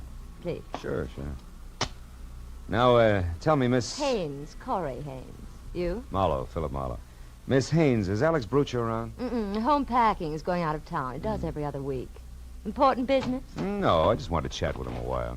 Oh, Connor, is Alex's car gassed and ready for me? Yeah, it's ready. It's ready, Miss Haynes. Here are the keys. Thank you. And, Connor, please, stop wishing I were dead, will you? I can feel it, and it gives me the creeps. Oh, I'm so sorry, Miss Haynes, but, well, maybe we won't be seeing so much of one another so soon. If you mean Helen Castile, Connor, she's a great secretary, period. Yeah, sure. Now you, Mr. Marlowe. Mr. Marlowe. I'm a friend of Pete Andrade's. You just said enough, mister. Almost too much. Oh, wait a minute, Connor. What for? A lot of hot air? Listen, Marlowe, we've been running into all kinds of trouble around here. Hijacking, short shipments, misdirected cargoes, the works. So? So it all adds up to somebody on the inside helping somebody on the outside, and that ain't good. Now, take my advice, brother. Get your long nose out of this place and keep it out if you don't want it bent. It's the phone, Connor. If you lift it up, it'll stop that noise. Very funny. Hello. Oh, hello, Mr. Brucher. Yeah. Yeah, okay, I got it. Charming fella, isn't he? You'll be down here in a couple hours, and I'm to wait. Check. Check, Mr. Brucher. Goodbye. His master's voice. Very funny again. You'd better let me have the keys back, Miss Haynes. The boss isn't going out of town after all. He'll probably want his car. And I'll probably give it to him myself after I've run a few errands I have in mind.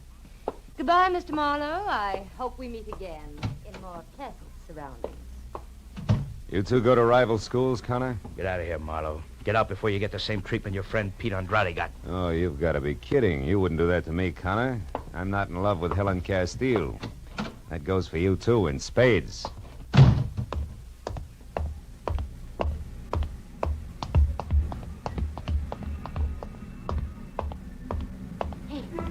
Hey, you, Mr. Marlowe. What? Over here behind the crates. I don't want Connor to see us. I'm Helen Castile. How do you know who I am? There's an intercom phone in the office you just left. Yeah, I see what you mean. I knew Pete was in some trouble. I haven't heard from him in 2 days. Oh, Mr. Marlowe, what they've done to him is terrible. But how do you know about it? Did Pete come to you? No, his mother hired me. I'm a private detective, which, Helen brings up a sharp point. Are you sure you're not playing both sides, baby? Well, you... All right, save it. That's all I wanted to know. What do you want? You mean you just said that to see how I'd act? Well, I had to be sure. After all, you're still working for Alex Brucher. Not anymore. I only stayed on before this because I didn't want Pete to be fired. Shh. Hold it. I think we've got company. It could be rats. There's some around. Yeah, with and without brass knucks. Now, listen, honey, for everybody's good, I don't want Pete mixing with Alex Brucher. Now, before you get out of here, tell me fast, where does the boss live? 41 West Adams Boulevard. 41 West. Okay, now go. I'll cover you till you clear the place. Go on. All right, my car's across the street. If you need any help later, Mr. Get Marlowe... going. That rat may have friends. Okay. Goodbye, Mr. Marlowe.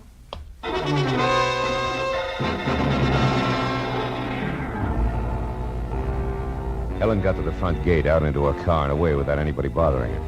And a couple of minutes later, I covered the same smooth course, and I was beginning to believe that the rats were just that, except that when I was in behind the wheel of my coupe and heading for Adams Boulevard, I picked up a pair of headlights in my rear-view mirror, which for the next 40 minutes have zigzagged, stuck like they were painted there. But finally, a traffic jam gave me all the brake I needed. And a sharp right turn, followed by a lot of speed, left me free and once again on my way to West Adams Boulevard.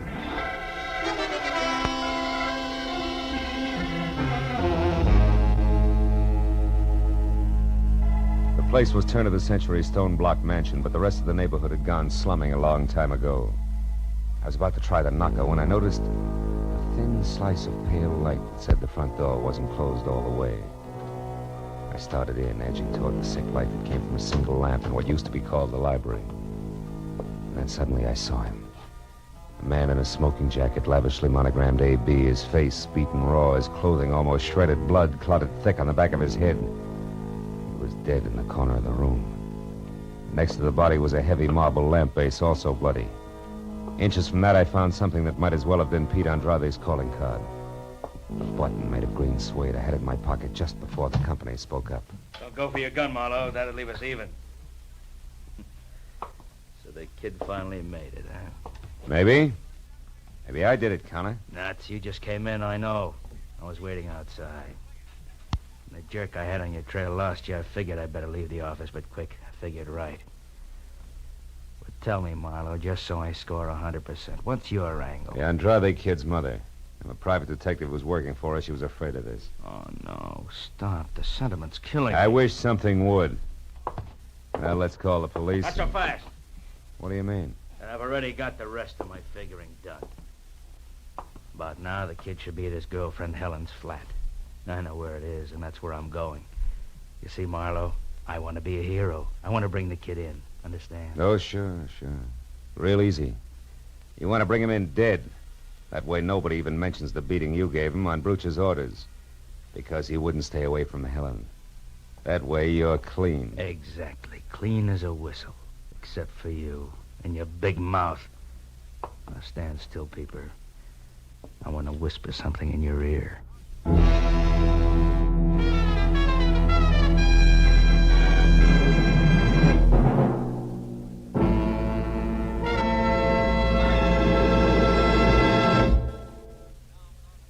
In just a moment, the second act of Philip Marlowe. But first, you're going to think the laughter of April Fool's Day came late when you listen to CBS this Wednesday night, for it's going to be one of the craziest, merriest, maddest nights of entertainment you've ever heard. Bing Crosby will be playing host to Arthur Godfrey and Perry Como. And even though lots of singing is promised from all three, who knows what's going to happen when the gags start flying? Groucho Marx and Burns and Allen will also be on hand with their famous fun shows this Wednesday. These great stars will be here on most of these same CBS stations. Burns and Allen, Groucho Marx, and Arthur Godfrey and Perry Como as Bing Crosby's guests. Now, with our star, Gerald Moore, we return to the second act of Philip Marlowe and tonight's story, The Man on the Roof.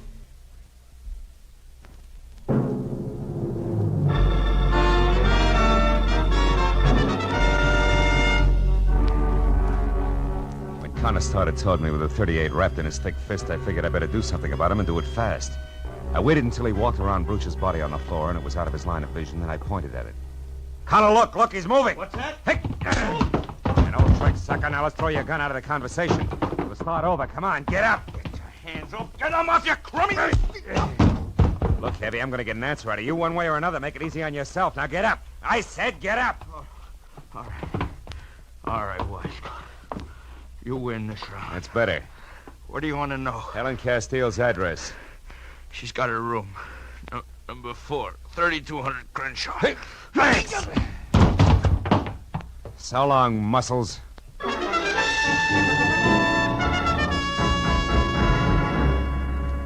knew there wasn't much more I could do for a desperate hothead named Pete Andrade. He'd already done too much for himself in the wrong direction. I drove down Adams until I'd cooled off enough to call the police. Then I stopped at a phone booth and gave Homicide a fast rundown on Alex Brooch's murder. But I hung up before they could ask me Senora Andrade's address in San Fernando or Helen Castile's place on Crenshaw. Because there were two women I wanted to talk to alone before the police moved in. After that, I drove out to Crenshaw and found the number 3200. Room 4 was at the far end of a half-lit hall, and there were voices inside. One was Helen's. The other was Pete Andrade. I reached for my gun. I went out of my head, Helen. I must have hit him 9 or 10 times, hard. What are we going to do? I don't know. I've got to think. It's a little late for thinking, Pete. Who are you? He's a private detective. Yeah, I'm working for your mother. I was, up until I left Brooch's place. He's dead, Pete. Pete. Oh, no. I didn't mean to kill him. But I'm not sorry. I want you to come along with me, Pete. Quietly. Turn yourself in. No! Hey, Pete! Helen, get away from me. Stop it! Oh, you little... He's gone! Got it. Don't move, Marlowe. Don't move or I'll shoot. You crazy I fools. knew you wouldn't shoot me, Marlowe. Next time you'll be surprised. There won't be a next time. We're going to get away. It's our only chance now. You haven't got a chance if you run. You'll be dogged every minute of your short lives. You'll wind up full of bullets in the dark. You'll be running down a blind alley, and it starts right there with that door. Don't be suckers. Shut up. We're going to try it, Marlowe. And we'll make it. We've got to have money, Pete. Yeah, and I know where to get it, too. Broocher always kept plenty of petty cash in the office at the warehouse. I'll take that. What about the watchman, Pete? Are you going to keep on killing? Pete, listen. You can get in quietly with Broocher's keys. Corey Haynes has them. The office keys are on the same ring as the car keys. She always borrows them when she uses his car, and she's got it tonight. Well, I'll get them from her. Where does she live? Out on Orange Drive. 210, I think. Will you listen to me a minute? You're heading for the original dead end, both of you. Why don't you give yourselves a break? Now, what do you call a break, Marlowe? Pete rotting in some prison until we're both too old to care? I'd rather have the bullet. Let's get him out of here. That closet will do. Go on, Marlowe, inside. Move! Sure. What are you waiting for? Go on, close it. I know what you tried to do for my mother, Marlowe, and for Helen and me. I'm sorry it couldn't work out. Thanks anyway. Nuts. I'm leaving, Helen. I'm ready. You're not coming. You're staying here. What? Marlowe was right. This is a blind alley, a dead end, and I won't take you into No, it. Pete, I'm going with you. No, you're not. Stay back. I mean it. Please. Stay back, I said. Helen, unlock this door. We still may be able to stop it. I'm playing this my way now, Marlowe. You can stay where you are. Helen, don't you understand? I'm on your side. I'm going with him whether he wants me or not. So long, Marlowe. Happy landings, baby.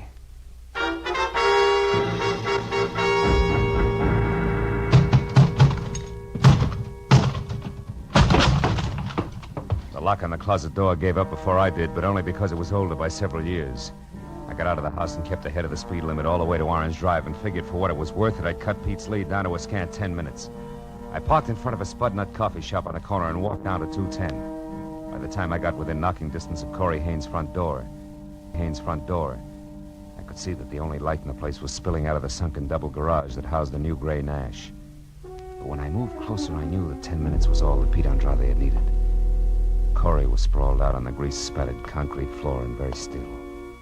Very still. And standing limply against the wall was Helen Castile, staring down at the redhead with a pair of hopeless eyes that seemed already half dead. As I walked down the ramp, she heard me and looked up. I knew you'd get here. I don't care now. We're both late, is that it? Yeah. I didn't see him. He was already gone when I got here. Found her like that. Then he must have gotten the keys. Yes, from her purse. That's it over there. Uh-huh. Why didn't you follow him? You knew where he was heading. I couldn't. When I saw her there, I just couldn't because I think she's dead, too. No. She isn't dead. You mean she's just out? Yeah. A long way out, but not dead. From the looks of things, she must have put up quite a scrap. Maybe she... Wait a minute. What? There's something screwy here. Oh, Miss Corey! Miss Corey, what's happened? Who are you? Miss Corey's maid. What's happened to her? She's unconscious. Oh, this is terrible. She knew there was going to be trouble. I swear she did. Miss Corey, honey, speak. How do you know that? Because she was worried. She told me 4 or 5 times she was going to stay in all evening, like she was expecting somebody. Sure. It figures all the way. Look here. Are you sure this is her purse? Certainly is. Was she robbed? Not exactly, but... Oh, yeah. This clinches it.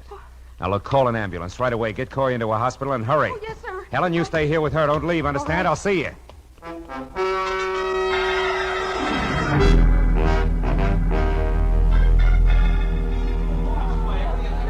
And that's it, Matthews. That's why I broke a few speed laws getting from Corey's garage down here to the warehouse. Because I had to find Pete and tell him before it was too late. I'm still not sure you made it, Marlowe. Look, this was dropped near Bruch's body. I just saw the mate to it in Corey Haynes' garage. Look, that's not conclusive. No, but these are. The papers I pulled out of her purse. Take a look at them. Go ahead. One glance will tell you where they came from and why. You get it, don't you, Lieutenant? Yeah, I get it. Certainly I get it. What a rotten setup. Well, then you gotta let me go up that fire escape and talk to him. He'll listen to me, Matthews. I know he will. I told you once before, Phil, he's been hit and he's cornered up there. It's driven him haywire. It'll probably blow the top of your head off, but... Go ahead. Go on up and try it. I'll pass the word. Walked across the street and started up the fire escape. I knew Pete Andrade from someplace in the shadows on the roof was watching me, every inch of the way. But I climbed up to the 4th floor before I spotted him. His head inched out over the ledge, my own .38 in his hand. I went on to the 5th floor and started up the ladder to the roof when it came. Stop there. That's close enough. It's Marlowe, Pete. I know. That's the only reason you got this far. You got lots of nerve, Marlowe. Pete, I didn't bring a gun. Because I just came to ask you a question. Nothing else. Question? Yeah. A big one. Did you use anything on Brucha except your fist, Pete? No. Why? What's the difference? Plenty. I don't think you killed Brucha. What? Is this a trick? No, look, Pete, no trick. Look at this. I found this green suede button near Brucha's body. I thought it came from your jacket, but it didn't. It was torn from a pair of green suede shoes that Corey Haynes had on tonight. Corey Haynes? I don't get you. It means first she's a liar. That she saw Brucha tonight. It means she got there after you did. Probably found him unconscious where you'd left him and finished the job with a heavy marble lamp base. You're crazy. This is a trick. Why would she kill him? They were going together. They had been. Until Brucha got interested in Helen. Yeah? After that, Corey was on the way out, and she knew it. She decided to get all she could out of him while she had the chance. Go on. Every time she borrowed his car, she used the keys to get into the office, steal information out of the files, and sell it. She was the informer. That thing. I'm coming up, Pete. How do you know all this? I found some papers to prove it in her purse. She was in a tough spot when Brucha changed his mind about leaving town tonight. Yeah? She had to get the papers back in the files or Brucha would discover they were missing. But Connor staying in the office prevented it. So she was trapped. I see. When she saw a chance to kill Brucha and have you blamed for it, she grabbed at it. Are you convinced, kid? I almost shot you, Marlowe. Why did you take such a risk and climb up here? Because your mother has some ideas that I wouldn't like to see her lose, Pete. Also, I wanted my gun back. Well, do I get it? Yeah. You bet. Here. And thanks, Marlowe. I feel so good now. I guess I can. I know just how you feel, kid. I don't climb fire escapes like this every night. Believe me.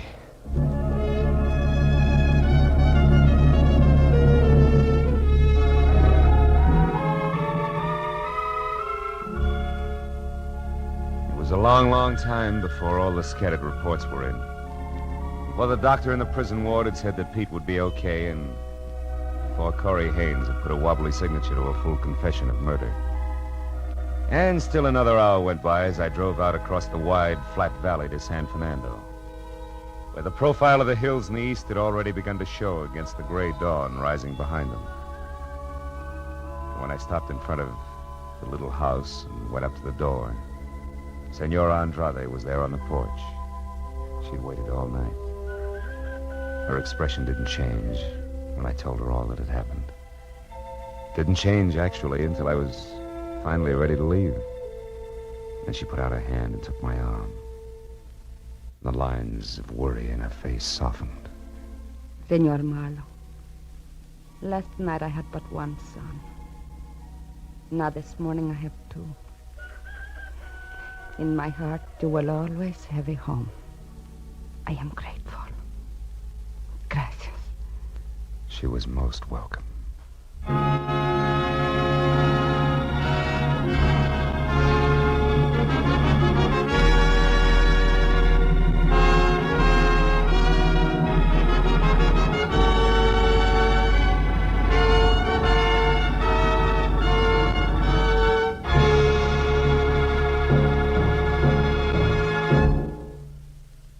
The Adventures of Philip Marlowe, bringing you Raymond Chandler's most famous character, star Gerald Moore, are produced, directed, and transcribed by Norman MacDonald, and are written for radio by Robert Mitchell and Gene Levitt.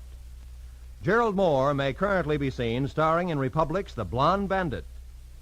Featured in our cast tonight were Virginia Gregg, Jack Edwards, Lillian Byaff, Doris Singleton, and Jack Crucian. Detective Lieutenant Matthews is played by Larry Dobkin. The special music is composed and conducted by Richard Arant. Be sure and be with us again next week when Philip Marlowe says... This time a platinum wristwatch, a body on a lonely strip of beach, and a case of heart failure in a Beverly Hills garage. All added up to blackmail, 25 years old, and a killer who would never be caught.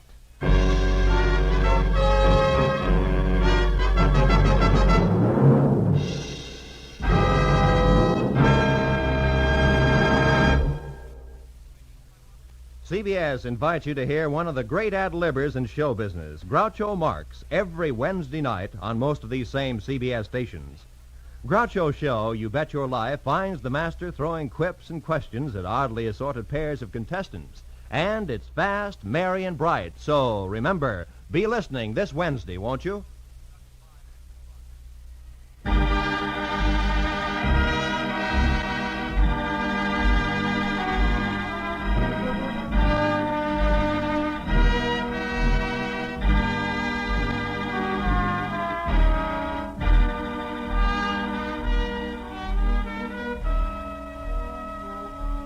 When disaster strikes, the Red Cross is on the spot to give relief in the emergency.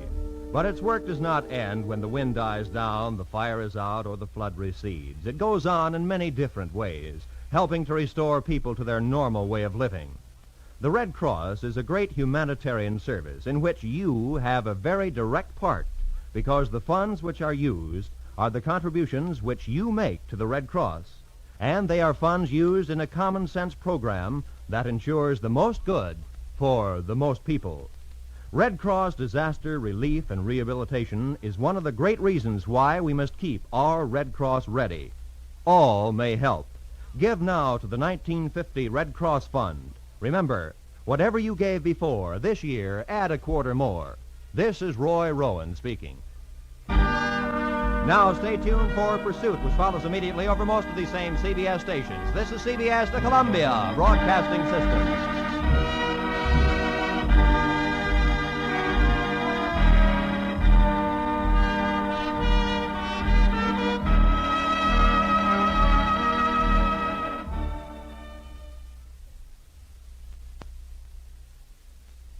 Tonight's broadcast comes to you with special thanks to our friends at CBS. And before our next mystery unfolds, here's a question for the sharpest listeners in America.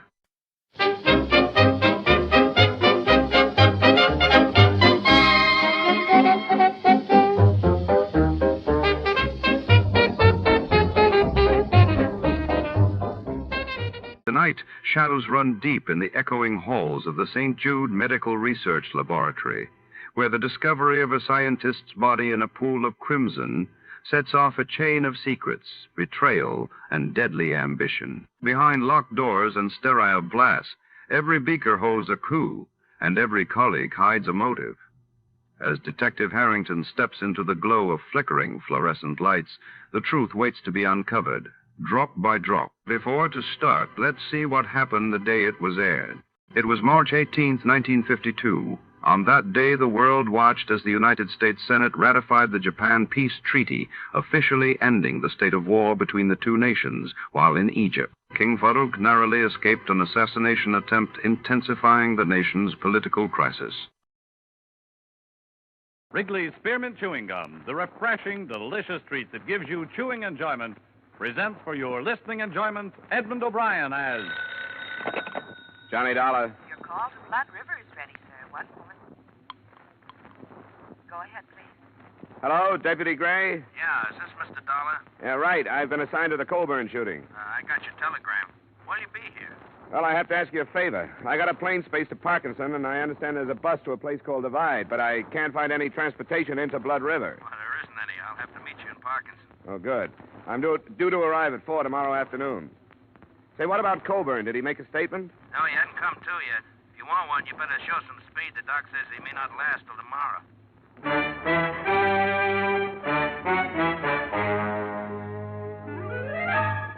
The makers of Wrigley's Spearmint Chewing Gum bring you Edmund O'Brien in another adventure of the man with the action-packed expense account. America's fabulous freelance insurance investigator. Yours truly, Johnny Dollar.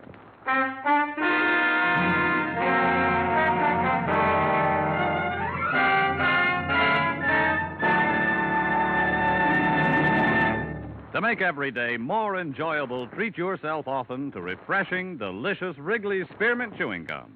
Here's a taste treat you can enjoy indoors, outdoors, at work, or at play. The cool, long-lasting mint flavor refreshes you.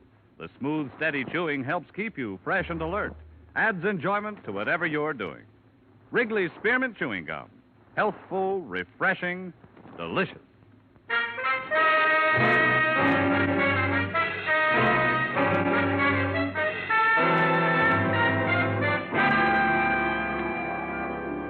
Expense account submitted by Special Investigator Johnny Dollar to Tri-State Life and Casualty Company, Hartford, Connecticut. The following is an accounting of my expenditures during investigation of the Blood River matter. Expense account item 1, $240, transportation and incidentals between Hartford and Parkinson. I was paged at the airport and given a note that directed me to St. Paul's Hospital, where I was met by Deputy Sheriff Tom Gray. I brought Colburn in here this morning, trying to pump some blood into him, I guess. Nothing like a hospital out in Blood River. Any improvement? Yeah, I don't think so. Slugs from a 45, 4 of them. If it was me, I'd have left him where he was. Moving him 40 miles didn't do him no good. What did this insurance company send you out for? Just a routine check. When a policyholder gets shot up, they like to know why and by whom. How much insurance do you have? $50,000 worth. Oh, I didn't know that. Who's it go to? Frank Colburn, a son, and Mary Colburn, a daughter. Oh. Do you have any leads, Sheriff? Leads? Oh, I got what the hired girl said. What was that? I didn't hear about it. Oh, she was a witness. She was in the kitchen that night. A man knocked on the door, asked for some grub. Old Colburn walked in, started to shoo him away, and the man shot him down.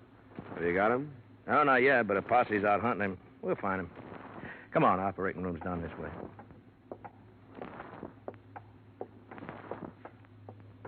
Tom, have you heard any news? Not yet, Mary. Hello, Frank. I didn't know you two were here. Yeah, we came in as fast as we could. This is Dollar. He's from your pa's insurance company back east. Miss Colburn, Frank. Who sent for you, Dollar? The insurance company was notified of the shooting. They asked me to come out. Why? I don't think this is the time to talk about it. It's just the way they work, Frank. They like to look into things like this. Come on, Dollar, in here. Oh, Tom, wait. Can't we go in, too? The doctor told us to wait here, but we've got a right to go in if anybody has. Well, I guess you have, Mary, but the doctor probably thought it'd be easier for you this way if something went wrong, you know. Well, it isn't. I want to be with him. I have a right to be. All right, Mary, if that's the way you want it. You too, Frank? I don't see how it'll do anybody any good, but I'll come.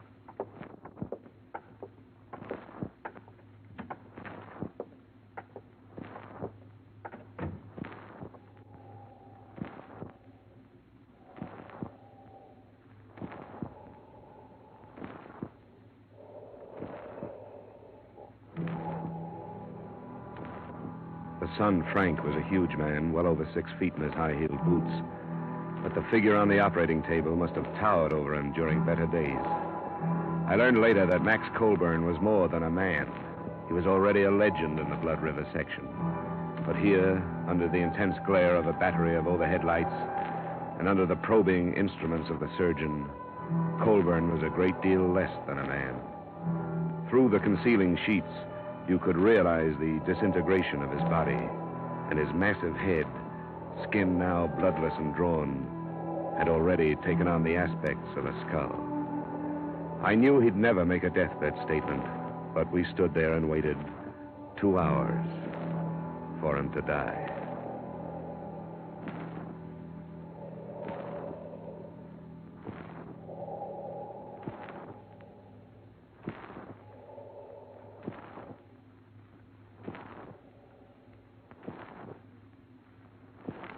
That's all, nurse. Jot down the time, please, and notify the coroner. Yes, sir. 6:15. Oh, now, Mary, don't do that. It won't do no good. Oh, Tom, what'll I do? What'll I do? You'll be all right, Mary. Frank, take her out of here, will you? Come on, Mary. There's nothing anybody can do now. If it had been me, Doc, I'd never brought him in. Old Bull might have made it in Blood River. I'm sorry, Gray. He had to be moved. No facilities at all out there. That's your business, I guess. It was point-blank range, Gray. Multiple punctures of the stomach, single puncture of the right lung. He had to be moved. How do you do? Johnny Dollar, Doctor. Oh, I'm sorry. Dr. Fulton. Mr. Dollar is representing the insurance company. How do you do? I'm sorry I couldn't save him, Dollar. Well, you did everything you could. Yeah. Who was it that shot him, do you know? Not yet. I hope you'll find him. Max Colburn was a fine man. Yeah, the best. What are you going to do now, Dollar? Go to Blood River? I'm still not satisfied about this thing. I'll put you up in my place. There's no hotel. Oh, thanks. I'd appreciate it. Well, nice to meet you, Dollar. Too bad it couldn't have been under better circumstances. You should never have brought him in. Well, he probably knew what he was doing. You think he shouldn't have been brought in? Why'd you let him? You're supposed to be the sheriff out here. There's nothing I could do to stop him, Frank. No, and there didn't seem to be anything you could do before to stop it either. Oh, now, calm down, Frank. The county don't pay you to run around with my sister. If you'd been spending half the time on your job that you do with her, this wouldn't have happened. That's enough, Frank. Now, shut up. And if Mary don't know it's mostly your fault, I'm going to tell her. He's a hot-headed buzzard. Yeah, I noticed. Can we make it to Blood River tonight? Yeah, we can make it all right. Look, Dollar, I want to tell you something. It's a funny little place, only about 300 people in it. They aren't going to like you butting in. They don't like strangers. I'm used to that. Okay, as long as I told you. My Jeep is out in the back in the parking lot.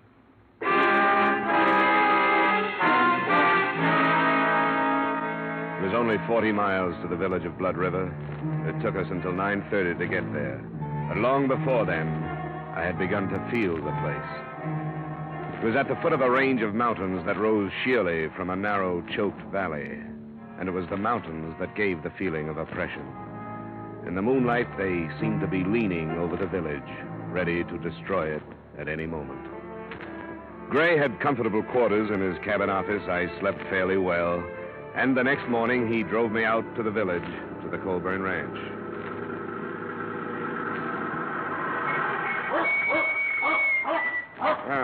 Quite a layout. Only 400 acres now. Colburn used to own the whole valley. There's open range up in the hills there. Well, this is the best fattening range in the whole... Will you get away, Duke? That dog dangerous? Yeah, could be, I guess. He's the old man's dog. He knows something's wrong, but he don't know what. That's right, isn't it, Duke, boy? Yeah. Now, go away, go away. Go on, boy, go. Well, come on, we'll go up to the house. Our girl will be in the kitchen, I suppose. Oh, cut it out, Duke. He's all right. Now, shut up, will you? He don't see many people dressed like you. He's got nothing on me. I don't see many dogs like him. Millie, it's Tom Gray. I don't want to talk about it no more, Tom. I told you what I saw happen. Here's a man from back east. He wants to talk to you. Why? You tell him what I said. I did, Millie, but he wants to hear it from you. I see it all happen again. That's why I don't want to talk about it. But I will if I got to. Well, thanks, Millie. I'll make it short as I can. Go on, Duke. Now, you stay outside, boy. Go on, go on. There. Well, this is where it happened, Dollar. He's lying right there. This way with his head on the table. Two of the slugs hit the wall there. Hey, you see the marks? Yeah. Was he lying face up? That's right. Went over backwards. Shot from about here, I'd say. Is that right, Millie? I don't know. I went in the sitting room when I saw there was going to be trouble. How much did you see? I told Tom. It was after supper, and I was cleaning up. A stranger come to the door and said he was hungry. I yelled to Mr. Colburn. I have to ask him about things. And he started right away to run him out. I fed a lot of strangers. I never heard him act that way before. Did it sound like he knew this stranger? I couldn't tell. He started cussing at him, and I run in the sitting room and held my hands over my ears till the shooting. Then I screamed. According to the description you gave Sheriff Gray, the man was short, stocky, with dark hair and heavy eyebrows. Now, can you remember anything else about him? I can remember one thing more. He was wearing some kind of a coat and had a newspaper in one pocket. Mm-hmm. Would you recognize him again if you saw him? Oh, yes. I'll never forget him. Why haven't you caught him, Tom? We'll get him. Did you see him after you heard the shots? No. I run back in here and saw Mr. Colburn. Then I run outside screaming. Randy come out of the bunkhouse. I didn't see the man. That's Randy Drew. He didn't see this stranger coming or going. Colburn's son and daughter, where were they? They wasn't here. I don't know where Miss Colburn was, but Mr. Colburn wasn't home yet from riding fence. Millie. What? You telling the truth? Yes. You aren't protecting anybody. Of course I ain't protecting anybody. Why should I do anything like that? Who would it be? I only asked, Millie. That's all I want here, Sheriff. Good enough. Thanks for the help, Millie. Yeah, it looks like it's going to storm. And how old is she? Huh? No, about 20, I guess. With a little work, she could be an attractive girl. She's peculiar. She grew up outside, but never quite did inside. How does she and Frankie get along? Pretty good, I guess. What are you driving at? Sometimes that stranger story sounds just a little too pat. Now, hold on. I take it that's the bunkhouse? Yeah, that's it. Now, how could somebody kill Colburn and then get across all this open yard before anyone ran out to check on the shooting? I don't know. I guess shooting out here don't mean what it does where you come from. Folks here do a lot of shooting. Well, Millie said she screamed. Yeah, it's pretty dark here, too. Mountains cut off the sun about 4 o'clock.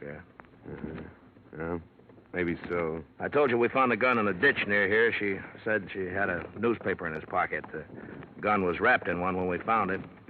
Who's this? What? That looks like Charlie Baxter. Oh, yeah, it is. He was in the posse. Wonder what he's steaming that horse about. Hold it. Oh! What's the matter, Baxter? We got him. We got the killer. We found him at Silver Star. Oh, well, good. Where's he now? We're bringing him to your place. It's Elmer Bryce. He came back? You better get in there. Right. You stay here and bring Millie in. She'll have to identify him. Use the truck. Okay. Let's get on back to town, Dollar. Who's Elmer Bryce? There used to be a hand here, just flunky. Kept the range string watered. Choked a colt to death with a rope, and old man Colburn darn near killed him. When was this? Oh, 2 years ago. You know, in 35 years of ranching, Elmer Bryce was the first hand the old man ever had to fire. Folks around here ran him right out of the country.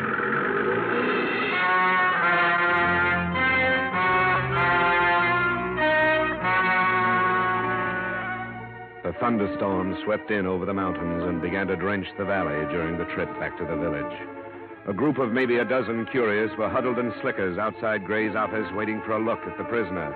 He arrived by car, went through the formalities of arrest, and a few minutes later, Colburn's hired girl walked into the office and faced him. That's him. He's the one. You swear on the Bible, Millie? Yes, I could never forget him. Okay. You can go on back to the ranch. Thanks for coming in. I'm glad they caught you. Oh, Millie. When they kill you, maybe I can sleep without seeing it happen all over again. That's enough, Millie. All right. Hey, the one, Millie? Well, Bryce, you're under arrest. Anything you say will be used against you. I didn't kill him. You deny being at the ranch? I was at the ranch, but I didn't kill him. Well, what did you do? I was hungry. I thought I could get something to eat. He owes it to me. I can't get work no place because he talked about me so much, nobody'll hire me on account of the way he talks. It wasn't my fault that colt choked.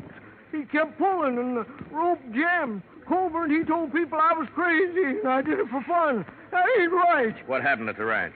Well, I asked the girl for something to eat. She called Mr. Colburn. He come and cussed me out and told me to get off his land. And I left. Well, he says when he cussed you out, you killed him. I don't care what she says. What kind of a gun do you carry? I ain't got no gun, and you can't prove I killed him. Because I never did. Him too is straight. We want Elmer Price. Why did you go to his ranch instead of some other? I told you. Because he owes me something for what he done to me. Why don't you tell the truth so we can get on with this, huh? I didn't kill him. You hated him. I hate a lot of people. Listen to them. Who is it? Baxter, let me come in. Just a minute. All right, come in. Gathered fast, Gray. Must be near to 100 out there now. They sent me in to say they wanted Bryce. Well, they can't have him. You know how they feel about old man Colburn? They want his killer for themselves. I didn't kill him. Nobody can prove I did. I think you've waited long enough, Sheriff. You better get this man into a car and get out of here. All right. Come on, Bryce. On your feet. I ought to give you to him. I don't care what Give me a hand, Dollar. Sure. The faster we move, the better. Open the door, Baxter, and start out. We'll be right behind you. All right, let's go. Move, Bryce. Come on, move. Come on. Get to the car, Bryce, quick. Now go home, folks. Anderson there, you go home. And Phil, you know better than to do this. Now go on home, will you? All right, get away. Let go. We don't need no outsiders. Man, take care of this outsider. I got the killer. Use your head. This won't do any good. This is AFRTS, you crazy. You ain't gonna stop it. Oh!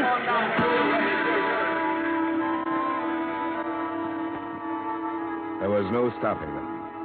I caught a last glimpse of Bryce's face as I went down into the mud of the street. Then there was nothing but hundreds of thrashing legs carrying the mob and their victim to a waiting truck. Blood River was in the process of living up to its name.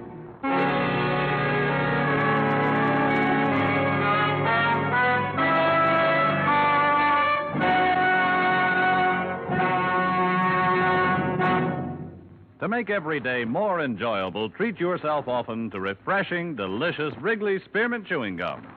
The lively, full-bodied real mint flavor cools your mouth, moistens your throat, freshens your taste. And the chewing itself gives you a little lift, helps you keep going at your best. So for real chewing enjoyment that's refreshing and long-lasting, always keep Wrigley Spearmint Chewing Gum handy. Healthful, delicious Wrigley Spearmint Gum will make every day more enjoyable. And now, with our star, Edmund O'Brien, we return you to the second act of yours truly, Johnny Dollar.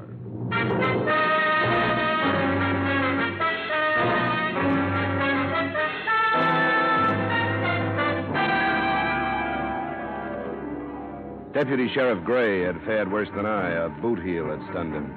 So it was 15 minutes before we got underway in the Jeep.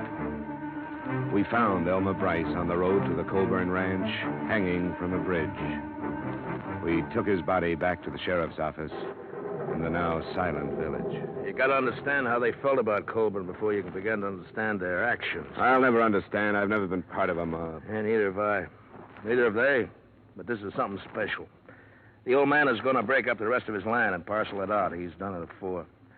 He was loyal to the Blood River folk, and it meant they could have the land of their own. They could never afford it except the way he sold it. You're in a bad spot, aren't you?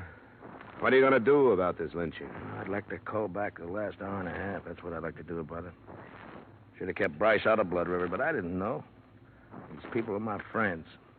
I'll have to go into Parkinson and name as many of them as I saw.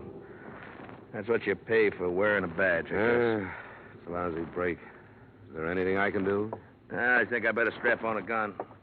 For the first time since I got this job. See there on the desk the receipt I made out when I took Bryce's personal things? I better have that. Is it there? Yeah, it's here. Sheriff, What? what's this? Who signed this? Charlie Maxwell. He signed because Bryce couldn't write. That's his X just above there. He couldn't write. Well, no, he wasn't much for brains. You saw that. He couldn't write his own name, but he carried a newspaper around with him? Why? Just to have it handy for wrapping guns? Or did he learn to read without learning to write? Oh, it's going to be a strange kind of justice, Sheriff. If he was telling the truth and your village killed an innocent man, those that go free will live with that for the rest of their lives. I'll leave the Jeep with you. I'll drive Maxwell's pickup into Parkinson. Yeah, thanks.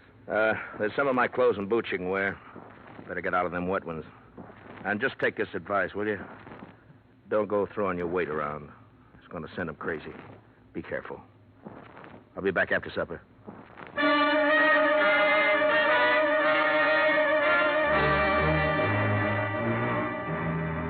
The single street was still silent and empty when I left for the Colburn Ranch. The mountains were closing in again. There should have been lights in the windows of the houses, but instead they were dark. And I could feel the eyes of the people who stood inside them, watching me pass. Finally, almost at the edge of town, a knot of men stepped from a doorway and waved me to a stop. Where's Tom Gray? He went into Parkinson. What for? To report the lynching. Lynching? Hear that, boys? He says somebody strung up the killer. I don't believe it. From what I hear, he hung himself. And good. Why are you trying this out on me? I'm not here to arrest you. I couldn't if I wanted to. What are you doing here? I'm still looking for Max Colburn's murderer. Bryce hung himself. He shouldn't have, because he wasn't guilty. Who says that? Sheriff Gray and I. There was nothing against him but your personal feelings and some circumstantial evidence.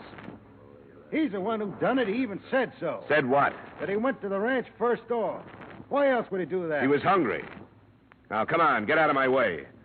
If you people think the rest of the story will help your peace of mind any, I'll try to get it for you. But Bryce was innocent. Think about that for the time being. Come on, move it, Ben. I'm coming through. Let him go, Ben. Come on, boys. He can't hurt us.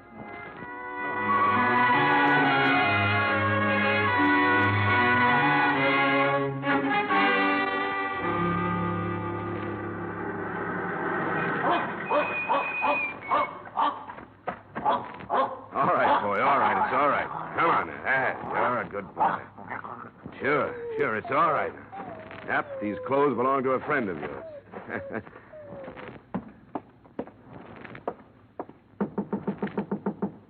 Who is it? Johnny Dollar, Miss Colburn. Oh, Who is it, Mary? it's Mr. Dollar, Frank. Oh, yeah. Come on in, Dollar. Thanks. We heard about Bryce. I'm sorry it went that way. Any man, I don't care what he is, has a right to a trial. Yeah. Lynching is one of man's least pleasant habits. This one especially, it looks like Bryce was innocent. No, he wasn't. Millie said he was the one. There could have been a lot of things wrong with her statement. She didn't see it happen. She only heard it. Somebody else could have taken advantage of Bryce's visit and done the shooting himself.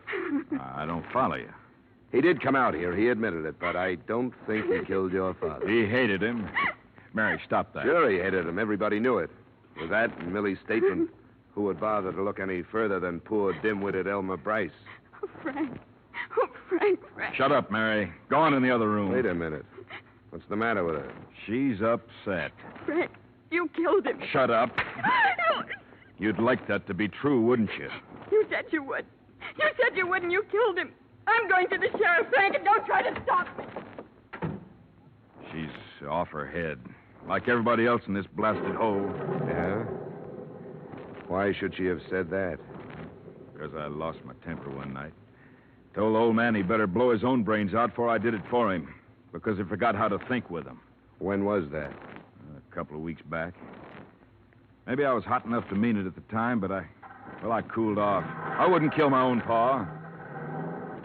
Well, there goes your sister, Frank. Sheriff Gray mentioned that he was going to sell the rest of his land. Was that the cause of the trouble? Yeah. He didn't care what happened to his kids.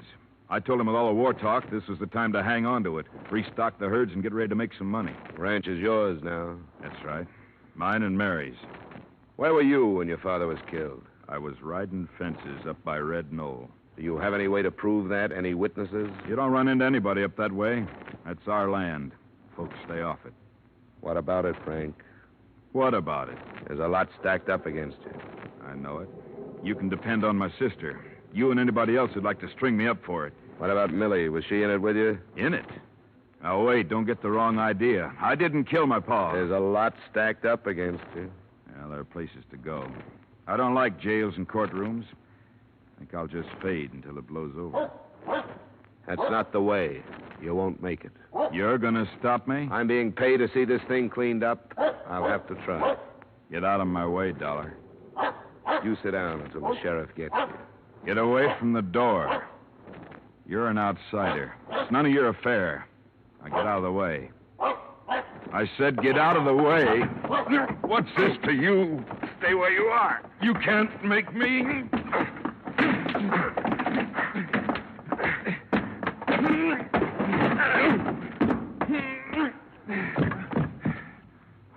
No, I don't want to have to kill you. So don't get up. Frankie, What do you want, Millie? What are you doing with that gun? you've got to kill him, Frankie. Get out of here. You've got to. For me. Why? Because I lied.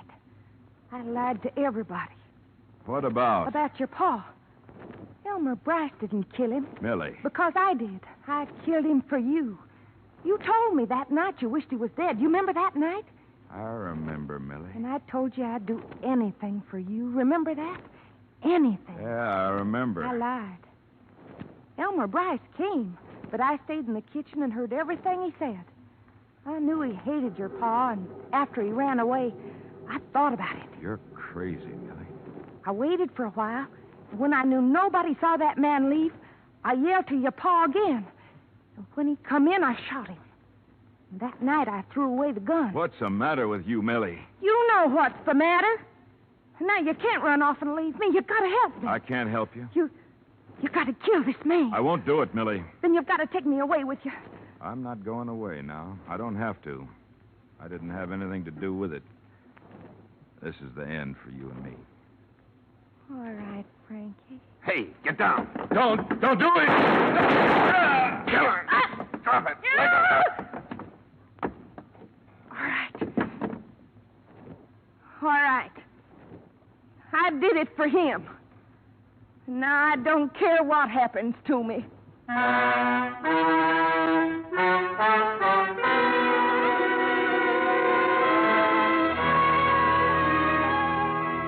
As far as I was concerned, that was it. Frank Coburn lost a lot of blood, but not his life. And his sister still had to live at the ranch with her ill-tempered brother. The hired girl who brought all this about was taken by the sheriff.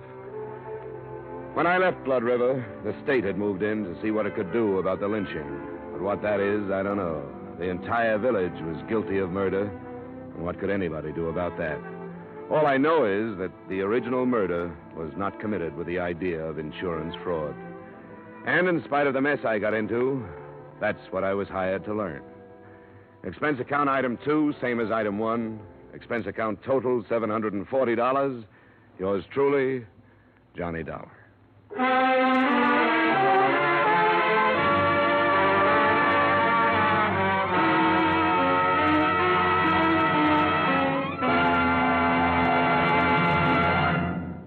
Remember, friends, to make every day more enjoyable, treat yourself often to refreshing, delicious Wrigley's Spearmint Chewing Gum.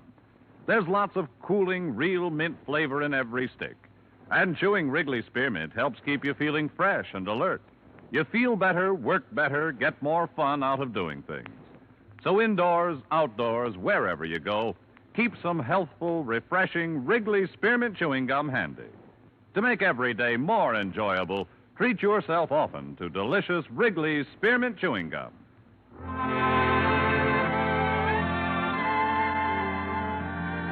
Yours truly, Johnny Dollar, is brought to you by Wrigley's Spearmint Gum and stars Edmund O'Brien in the title role, written by Gil Dowd with music composed and conducted by Leith Stevens. Edmund O'Brien could now be seen starring in the Columbia Pictures production 711 Ocean Drive. Featured in tonight's cast were Virginia Gregg, Bill Conrad, Junius Matthews, Sammy Hill, Clayton Post, Tyler McVeigh, Dave Light, and Howard Culver. Yours truly, Johnny Dollar, is produced and directed by Jaime Del Valle.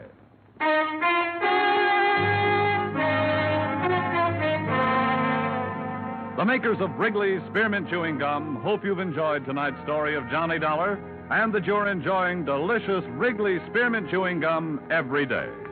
We invite you to join us again next week at the same time when, from Hollywood, Edmund O'Brien returns in another adventure of... Yours truly, Johnny Dollar.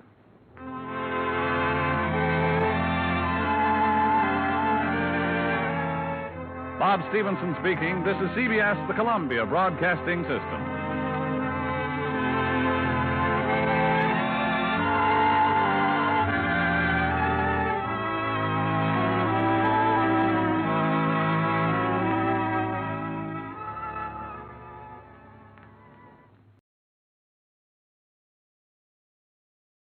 Our thanks this evening to America's own CBS. And before the orchestra strikes up again, let's see who among you really knows the golden age of radio.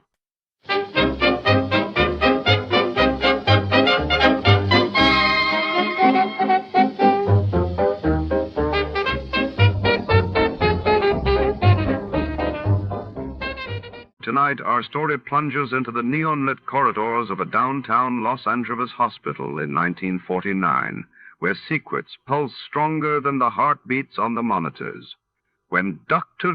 Ira Grossel, known to some as the infamous Snake Doctor, goes missing during a midnight shift, Detective Riley is called to untangle a web of medical intrigue, blackmail, and murder. Every corridor echoes with whispers, and every locked door guards a dangerous truth. Before to start, let's see what happened the day it was aired.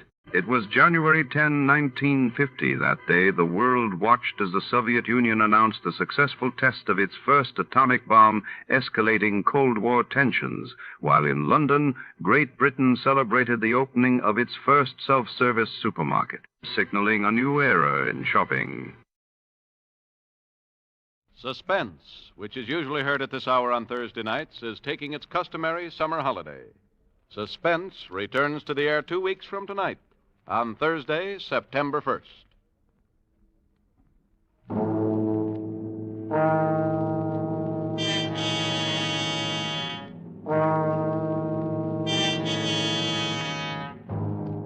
You are standing at the doorway of a cabin on Cashier Creek. Up on the ridge, the bloodhounds have caught your scent, and between you and a fortune, between you and escape, yawn the white jaws of a deadly cottonmouth.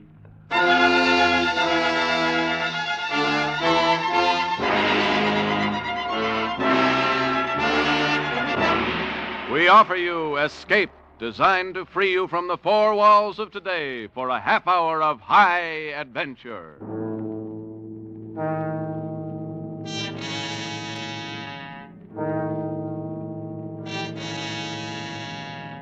Tonight, we escape to the worn-out acres of a poor farm somewhere in the southern mountains with Irvin S. Cobb's great tale of vengeance, Snake Doctor.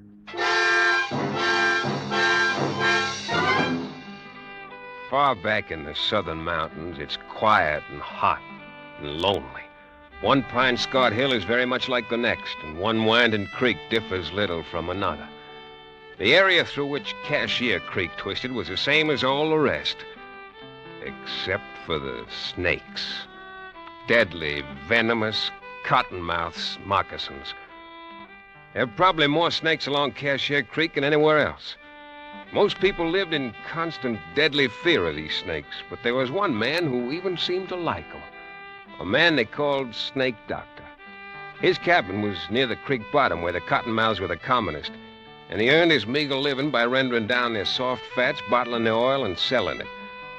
Snake Doctor seemed harmless enough, but there was one man who believed he was a colleague of the devil, who hated him, because he wasn't afraid of the snakes.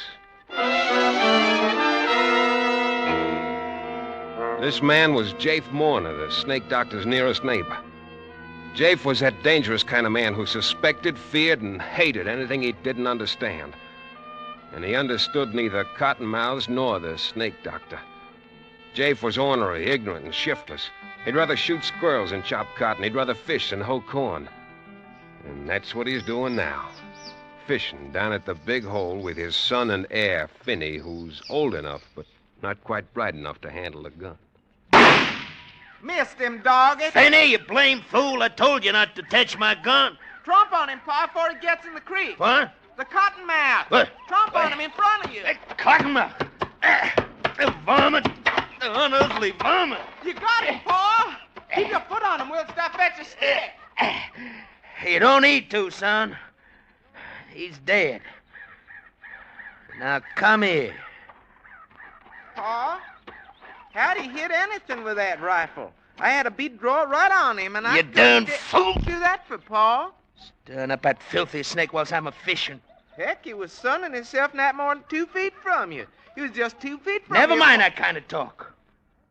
Won't be no fish around here till thunderation after all that racket.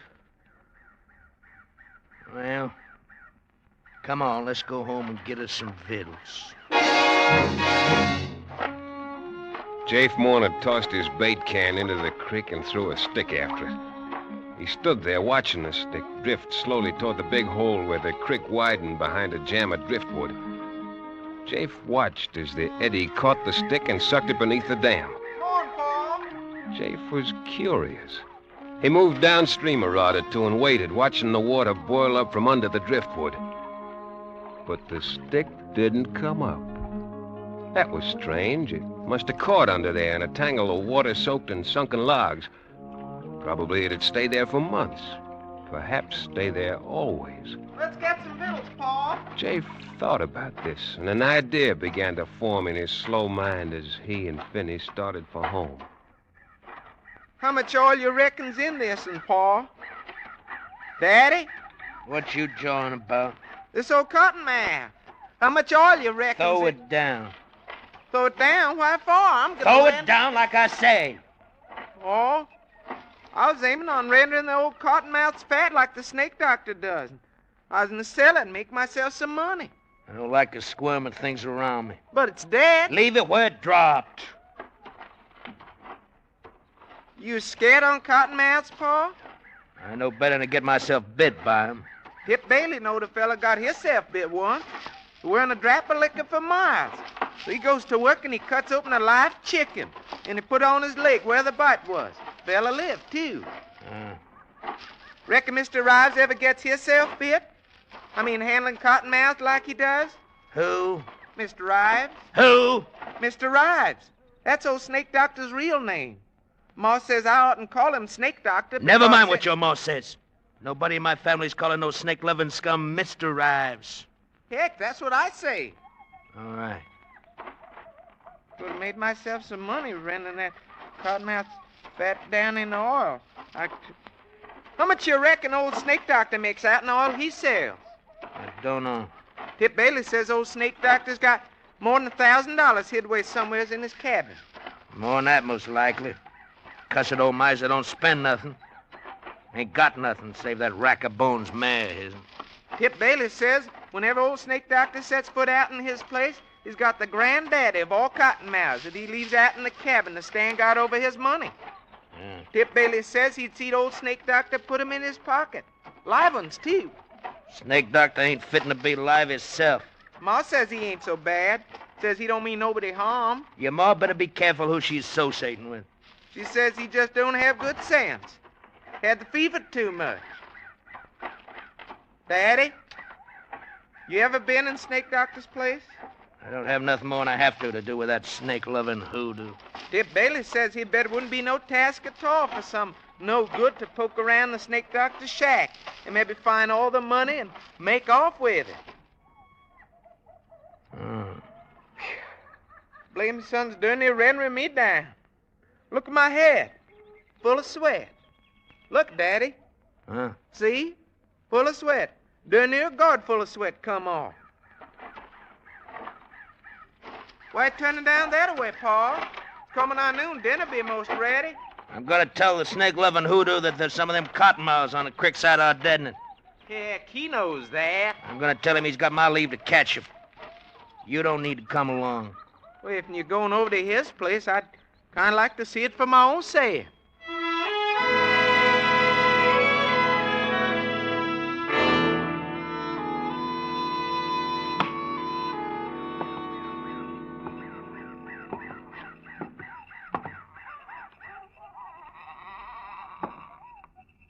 Go on in, Pa. He ain't at home. Elsewise, he'd have showed himself by now. I reckon. Can you see any snakes? I told you to keep an eye out for it. I bet it's in one of them chinks, Pa. Pa, I bet the money's in one of them. I ain't looking for no money. Must be a dang snake itself, living in a place like this. I know you ain't looking for any money, Pa, but if'n you was, wouldn't you look at that there chink right up there? Where? Right there, second log by the fireplace on the right. You see that there hole? Yeah. I reckon I would look up there. Since we're here... I might as well see for myself. Pa, I wouldn't be a mite surprised if old Snake Doctor had him... Pa? Was you looking for something, Jake Marner? Snake Doctor. Yeah. I was looking for you. I want here. Yeah. Look here, you old hoodoo. What's the idea of sneaking up on folks who's took the trouble to come all the way down here to do you a favor, huh? Come on, Fenny. We're getting out of here.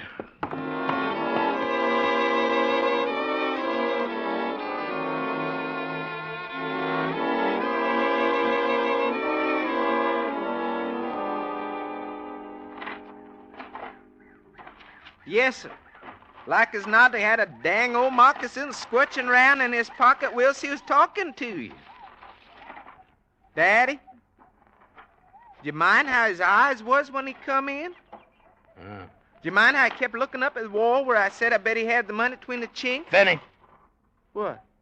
Don't you say nothing to your ma about us being at the Snake Doctor's place, you understand? Why should Well, I? just don't. And don't you go nigh it again. Cuss old varmint. You'd have thought we was prowlers the way he acted. Yeah, prowlers. Ma, dinner about ready. Your pa with you, son? Yeah, I got time enough for dinner to go down the spring and get me some cold water. If you stir your stumps, you can. Catch anything, Jeff? You think I can catch fish with Fetty flying off my gun at cotton mouths all the time? Ain't this heat more than a body can bear? Any colder but the creek? That poor old Miss Rives come by here a spell ago, might nigh shook to pieces with a chill. Oh. He come by, did he? Well, did he come in? Just for a minute. Just for a minute, huh? What'd he want? He wanted could have give him something for his ailment. Just about could drag one sour foot afore the other. Barely could make it up here from his place. I give him a dose out in our butler's acre drops. Would have given him a little smidgen of liquor, only I could... Oh, you would, huh? Please don't, Jeff. Don't whop me. Don't, Jeff, don't whop me. Just poor old Mr. Ives. Mr. Ives. Mr. Ives. How many times I gotta tell you that old hoodoo's name is Snake Doctor? You don't mean nobody no harm. He made a skin of lostwit's hide and tallow, and you calling him Mr. Ives. Huh. You be calling him Honey and Sugar next. Without I lawn you, fella. Please, Jeff, please. Bad names, huh? Why, I aim to...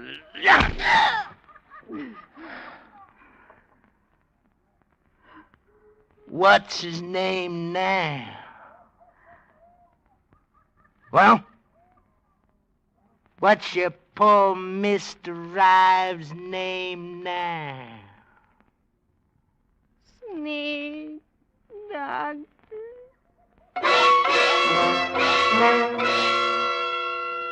Kizzy Morna rubbed the ugly red welt on her scrawny arm and gave the frying pan full of sizzling side meat a hopeless nudge. She prayed that time and food might take the edge off Jafe's temper. Finney slouched in from the spring, saw the mark on her arm. Pa been whomping you again, Ma? What'd you do this time? She silently dished up the hogback and cornbread for her two men. While they sat at table, she ate on her feet, serving them between bites, as was the custom in the Morna household. After dinner, Finney stretched out under the chinaberry tree, and Kizzy sat on the porch, fanning herself and dipping snuff with a peach twig, scouring it back and forth on her gums. Jafe took his ease on the floor of the back room, but he didn't sleep. The meanness was stirring in him, and his hatred of the man he couldn't understand, the man who'd got rich off of cottonmouths. His mind was working on something he'd seen that day and another thing he'd heard. He was adding them together. That stick had disappeared under the log jam, and the Snake Doctor's money. It was 4 o'clock before any of them moved, and then Jafe spoke to his wife for the first time since noon. Busy? Where's that there vial of drinking liquor? By the window. You took it out in your pocket before you laid down. I ought to carry a vial of liquor with me. I might get bit by a moccasin as soon as Paul would. You better not let me catch you. You find it, Jafe? Yeah, I just remembered. I won't be needing to tote no spirits along with me while I'm going. I wouldn't take no chance, Dave. Just one cottonmouth bite. Cottonmouths all down the slashes, else along a creek. Well, I'll be all this evening's up along Bailey's Ridge in the high ground. You fixing to go shooting? Aim to gun me a chance of young squirrels twixt now and dusk time. Heard them barking all around me this morning. Reckon I'll come along, You Paul. stay in here, son. Oh, dang it. It'll be steaming in the place when the rain comes down. Paul, you might be needing me just... You stay here. Oh, dang it. Kizzy, you set me up a snack of cold supper on the chef. Likely I won't get back till it's plumb dark.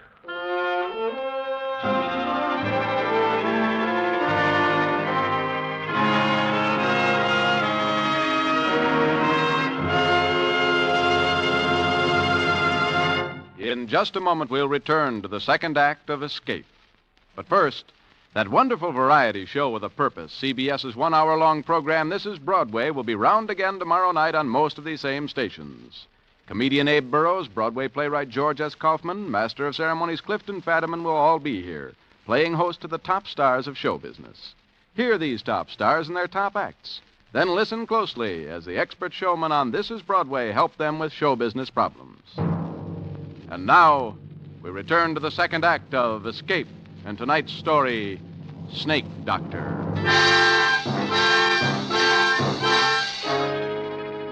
Jafe Morn had turned north through his struggling corn rows, and in a minute he was lost from sight. He kept on for nearly a mile till he came to a wild red mulberry tree. Where there are mulberries, there are bound to be squirrels. Very neatly, he shot 2 young grays right through the head. But Jafe was a master marksman. And unsuspected by any who knew him, Jafe had another quality. One that made him more dangerous than the rest of his kind. Jafe had an imagination. Today it was in excellent working order. He tied the brain squirrels together and swung them over his shoulder. If needed, they'd be his alibi. And then he sat down under a tree for a while.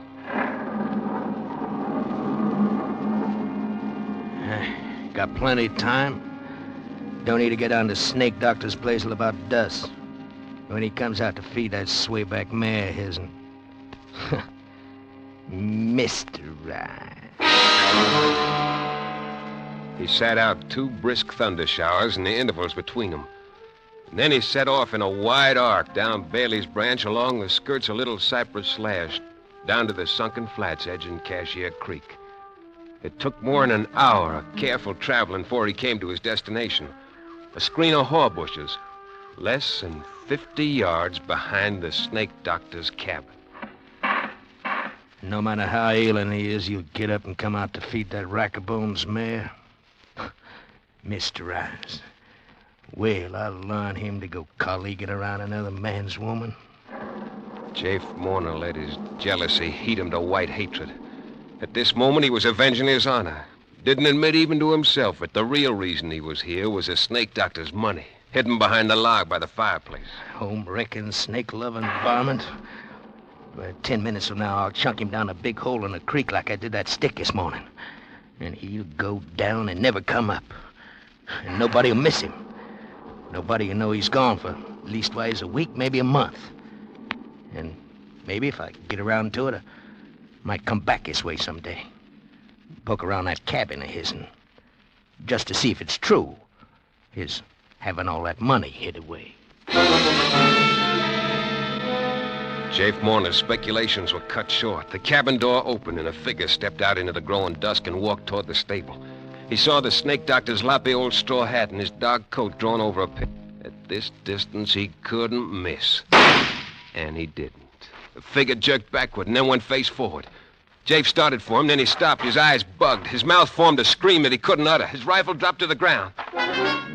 He had just killed the Snake Doctor, killed him dead with a .32 caliber slug through the head. And there on his door still stood Snake Doctor, whole and sound, staring at him. Jafe Morner, what have you done? The scream came at last, for Jafe Morner had seen the devil. The Snake Doctor who arose alive from his bullet-riddled body. Jafe whirled and ran into the deep, darkening woods, whimpering like a whipped puppy as he tore through the brush. Escape, like a whipped puppy as he tore through the brush. Escape. He must escape this thing. He must get under the shelter of a sound roof. He must have the protection of 4 walls around him. He ran and ran for hours. It was close to midnight when he came out on a dirt road a short distance southeast of his own land. Beyond the next bend, he'd be in sight of home. And then he stopped. Around the bend, coming toward him, was a joggling light, a lantern hanging on a buggy. Jake flattened himself in a clump of brush to hide until the traveler passed. And then, just as the rig was opposite him, he heard a call coming from the other direction. Hello there! Who's jogging? Oh, there. Oh, steady, boy. Me, Davis Ware. That you, Tip Bailey? Yes. Hoofing it out from the junction. Tolerable tired. What brings you out this time of night, Davis?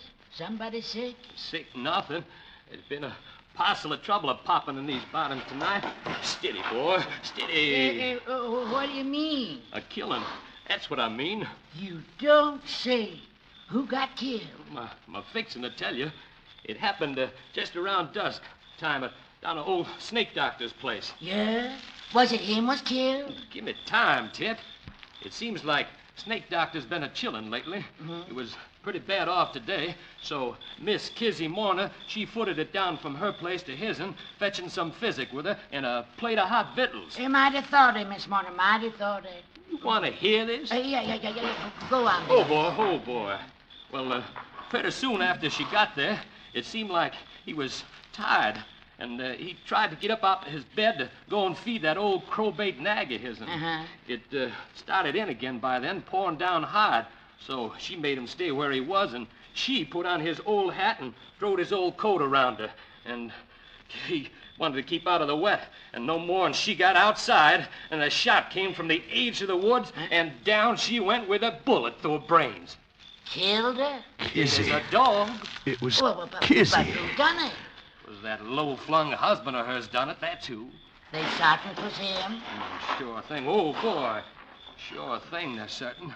Snake Doctor jumped up when he heard the shot, and he catched a quick look at Jafe over the fence. There wasn't a long streak in Kiz's arm where he must have whopped her during the day. Why, hanging's a sight too good. Did they catch him? No, but they gonna. Sheriff get there yet? Oh, but he's due any minute with his pack of hound dogs. Oh. Trail ought to lay good. Ground being damp the way it is. Oh, for sure. Old Snake Doctor, he's a-saying the Lord's gonna strike the murder down in his track. Amen. But me, I'm a-putting my main dependence on them bloodhounds. Oh, poor Miss Marner. She always was a good-hearted, hard-working woman. Kizzy. And mightily She's put upon dead. by that skunk. I Jake. shot Kizzy. Say, did you hear something just then? Can't say I did. Yeah. Oh, probably a rabbit breaking through the brush. Listen. Yeah? The sheriff's a-coming. Oh, yeah. Can you hear them hounds of his'n? Oh, just for sure. I gotta hurry. Get up, Bessie. Come on. I'll see you back at the morning. You sure will. Jafe didn't waste no time mourning his dead wife. He had a chance against a pack of bloodhounds if he started right away. But Jafe's imagination went to work again as he backtracked along the creek bottom in the spotty moonlight. Gotta throw those dogs off the trail. You gotta wade the creek, even if it is full of cotton mouths. Must be all around me now. Folks say don't strike in the water. Hope them folks is right. Yeah, I gotta get back to the Snake Doctor's. Get his money while he's still up at my place with Kiz's remains. Get his money and the rest will be easy. I'll make for the deep timber, cross country to the river, make it by tomorrow sundown. Hire me a shanty boater to ferry me to the Arkansas side. It'll get me a haircut and catch me a train for somewhere else. And I gotta get Snake Doctor's money first. Snake Doctor's cabin was dark and empty when Jafe reached it. Only a few dull embers in the fireplace. But he knew where the chink was. He'd find it in the dark. He scrabbled at the logs, felt some bark give, felt the clay mortar crumble under his fingernails. There it was, a hole big enough for a man's arm. He plunged his hand into it, touched something slick and smooth, and then something sharp plunged into his thumb. At that moment, the fire flickered to life. Jafe yanked his hand out of the hole, saw two tiny bleeding punctures in his thumb. At the mouth of the hole stretched the wide-open jaws of a cottonmouth. It worked fast. He felt the pain leaping from his thumb to his hand, seeping up his arm. If only he had some liquor. If he had a fresh-killed chicken to slap on the wound, but he had nothing.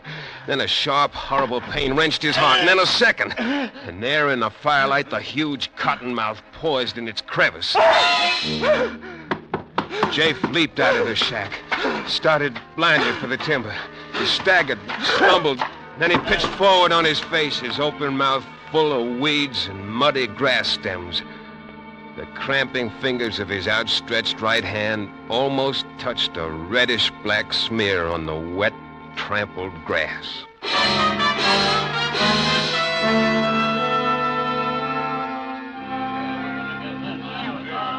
Good riddance, by gravy. I'd call it that, wouldn't you, Doc? I reckon there's a sort of rough justice in the way he died. Look, his hand reaching out, just about touching the blood where his woman fell. But in all my life, I've never known but 2 or 3 people actually was bitten by water moccasins. And until tonight, I've never had personal knowledge of anybody dying from the bite of any kind of snake. Is that a fact? You know that, quit that crazy. I'm gonna take that rifle off of you, Finny Mourner. I'm gonna kill the dang reptile that killed my pa. That Mourner's boy kicking up the fuss? Yep, and no good like his paw. Let go of me. I'm my own boss now. What's the trouble, Tip? Oh, Finny here's went out in his head. I'm gonna kill the snake that bit in my paw. Then I'm gonna give that snake doctor a whumping for keeping a reptile in this place. Your pa got what was his due, Finney. Snake Doctor ain't to blame. He's a hoodoo devil. Looky here, boy. Mr. Rives give me all his savings, nearly $100, to pay for burying your mother decent. That's how much he thought of her. Now go on home. Behave yourself. I'm gonna get Go on, Finney. There ain't no reason for you hanging around here. Somebody ought to kill a reptile a bit in my paw. Doc, just a minute ago you started to say something about snake bite not killing. But how about them 2 marks on his thumb? Them snake's gashes like some I've seen. No, that don't explain how it... Huh? Oh, it's Finny Mourner. He's in the cabin. The fool kid. Come on, Doc. He's probably shot. Well, we'll soon find out. I shot it, but I didn't hit it. It's gonna get me like he got my paw. He said he shot at something in the cabin. Come on, Doc. Let's go see. All right, we'll find out.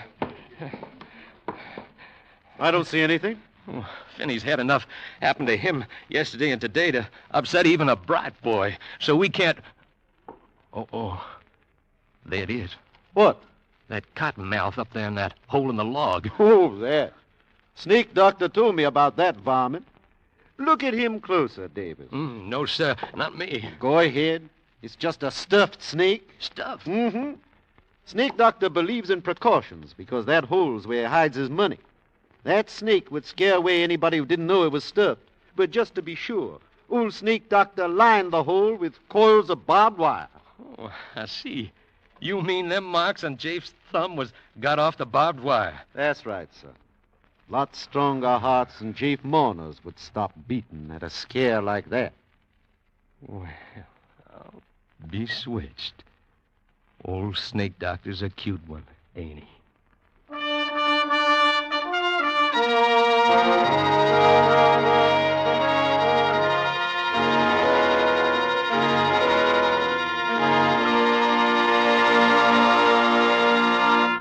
Escape, produced and directed by Norman MacDonald. Tonight brought you Snake Doctor by Irvin S. Cobb, adapted for radio by Fred Howard, starring Bill Conrad as Jape with Paul Frees as Finney. Featured in the cast were Ira Grossel as the narrator, Bill Lally, Ruth Parrott, Wilms Herbert, and Edgar Barrier. Music is conducted by Wilbur Hatch. Next week, you are groping through the midnight dimness of a gigantic department store, and suddenly you realize that 100 eyes are staring at you from the shadows, and 100 hands are reaching for your throat, and your most urgent desire is to escape.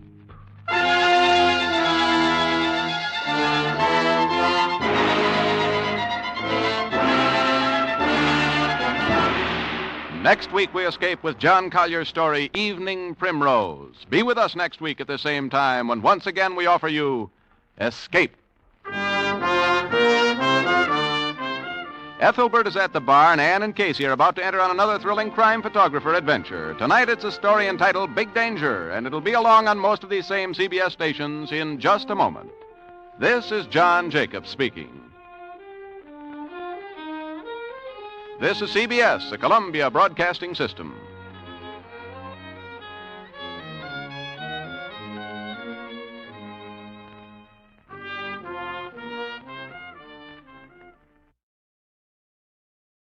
Before tonight's tale continues, we'd like to extend our appreciation to the fine people at CBS. And now, listeners, sharpen those minds for a quick radio quiz.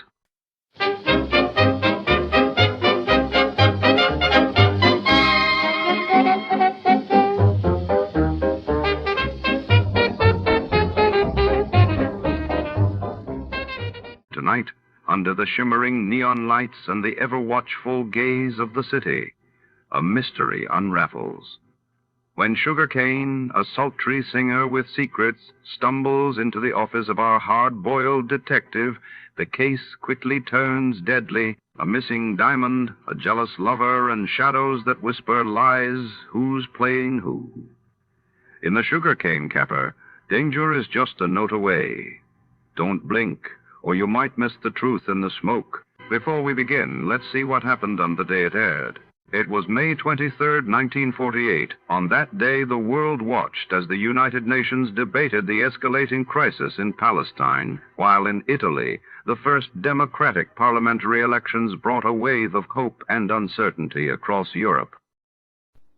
The Adventures of Sam Spade, Detective. Brought to you by Wild Root Cream Oil Hair Tonic, the non-alcoholic hair tonic that contains lanolin.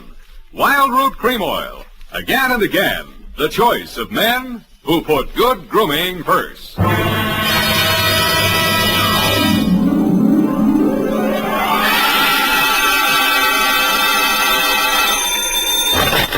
Spade Detective Agency. They offered me a cool $1.5 million, but I couldn't be bought. Oh, Sam, all the time fooling. Straight good, Savvy. Oh, really, Sam? Why didn't you take it? Oh, but you couldn't, of course. That's right, Angel. Taxes. Oh, you mean it would put you in a bracket? The girl's name, in case you were going to ask, was Sugar Kane. Was she sweet? Oh, Effie, you made a joke. Oh, not much of one, no. That is true, but even though you do seem to be, as you would say, in a jugular vein, I shall be right down, serious and frowning, to dictate a chronicle steeped in the bitter tea of general confusion, brewed in a witch's cauldron of murder, greed, and avarice. That's what gives it that nutty flavor. What, Sam? Silly girl, I refer to the Sugar Cane Caper, on which I will forthwith my report be down to dictate on, goodbye.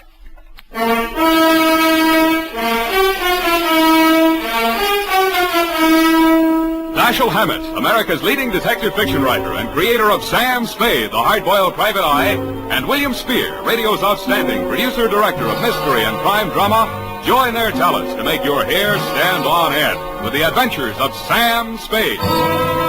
Presented by the makers of Wild Root Cream Oil for the hair. Want to look better on the job? Get Wild Root Cream Oil. Want to look better to that gal of yours? Get Wild Root Cream Oil.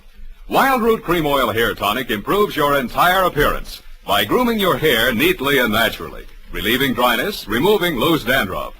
If your family hasn't yet enjoyed the benefits of America's leading hair tonic, here's what to do about it.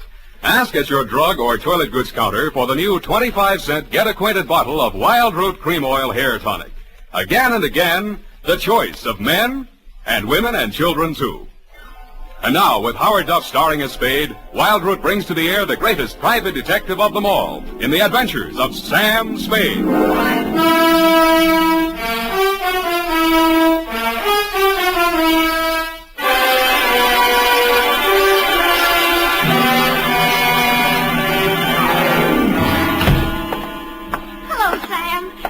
Sam. You were so lugubrious over the phone.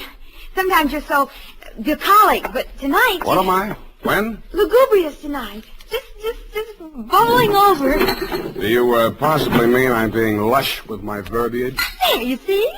Well, that's because I've been at work in the environs of Snob Hill, where they never use one word if 12 will do.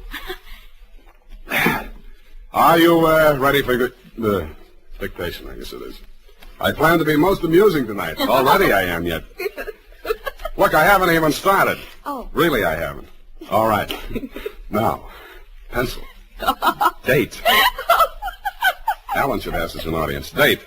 October 3rd, 1948, to Clifton Cavanaugh, Esquire. Down, Effie. From Samuel Spade, license number 1375596. Subject, the sugar cane caper. On Thursday last, at 11 a.m., as I waited for the traffic signal so that I might legally cross Powell Street in order to board a cable car, a cat rubbed up against my leg. I leaned over to stroke it and noticed that it had 6 toes. I wondered if that meant anything. It didn't. Most Nob Hill addresses don't mean much anymore, but yours still does. The house was big, hideous, and reassuring. Oh. Are you from Peppersnell? No, I'm in business for myself. Mr. Cavanaugh in? Oh, well, come on in. I can't understand what happened to that boy from Peppersnell. Oh, pardon me if I seem a little hungover. Gladly, but can you ever forgive yourself? I like you. You got a sense of humor. You'll need it. You trying to tell me you don't approve of Mr. Cavanaugh? That perfume pothead. What did he do to you? He married my mother. Oh, stepfather? Yeah. I'm Fred Blair. Spade's my name. Where do I find him? Detective? Check. I'll give you a clue. Look behind you. I did. I turned and found myself looking straight into your handsome face. You looked several years younger than your stepson, with regular aquiline features, dark, widely spaced eyes, and blue-black hair. Well, so you're the notorious Sam Spade. Well, I don't want to seem modest. Come into the conservatory. There's just the barest chance that we'll not be overheard. Good. There. Sit down. What's your problem, Mr. Cavanaugh? Problem indeed. Problems, plural. Starting with that junior-grade lush that collared you at the door. He's very fond of you, too. Well, you can't imagine what a trial that boy's been to me. Both the children. For some reason, neither Fred nor his sister Eunice ever quite accepted me as their father. You don't say. I suppose my youth counted against me. I think they misinterpreted my motives. When any man marries a wealthy widow twice his age... Yeah, why did you send for me, Mr. Cavanaugh? Well, it all started several months back, before my wife, their mother, where was I? Oh, died. The scandal quite literally killed her. You're sure that's what did the trick? Fred, who, among other talents, was a positive genius for knowing the wrong sort of people, struck up an acquaintance with a hoodlum named Johnny Verona. Nice, clean-cut gangster type, runs a joint on Pacific Street. Precisely. With the positively hysterical name of the Subtropico. Mm-hmm. Well, there was a sordid brawl of some sort. A man shot. Obviously, this Johnny Verona shot him. Fred had to give testimony before the grand jury. It was all we could do to keep it out of the paper. But you did. No, and old Eleanor, my wife, that is, dropped dead when the butler brought in the Chronicle. But the worst was yet to come, Sam.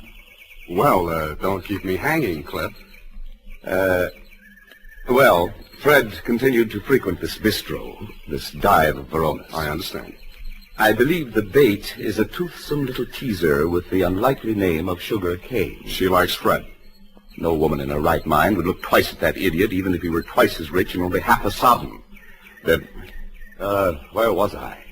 Oh, yes, this This Verona person came here several times on the pretext of pouring Fred through the front door, and thereby met my stepdaughter, Eunice. Well, that's a very interesting story, Mr. Cavanaugh. Now, maybe you'll tell me what you want a detective for. Because my stepdaughter has brazenly informed me that she intends to marry this gangster. I want you to help me prevent that marriage. I don't see. Don't see what? I don't see how I can. Well, perhaps I didn't make myself clear. When Verona was arrested for that shooting in his club, Fred didn't tell the grand jury all he knew.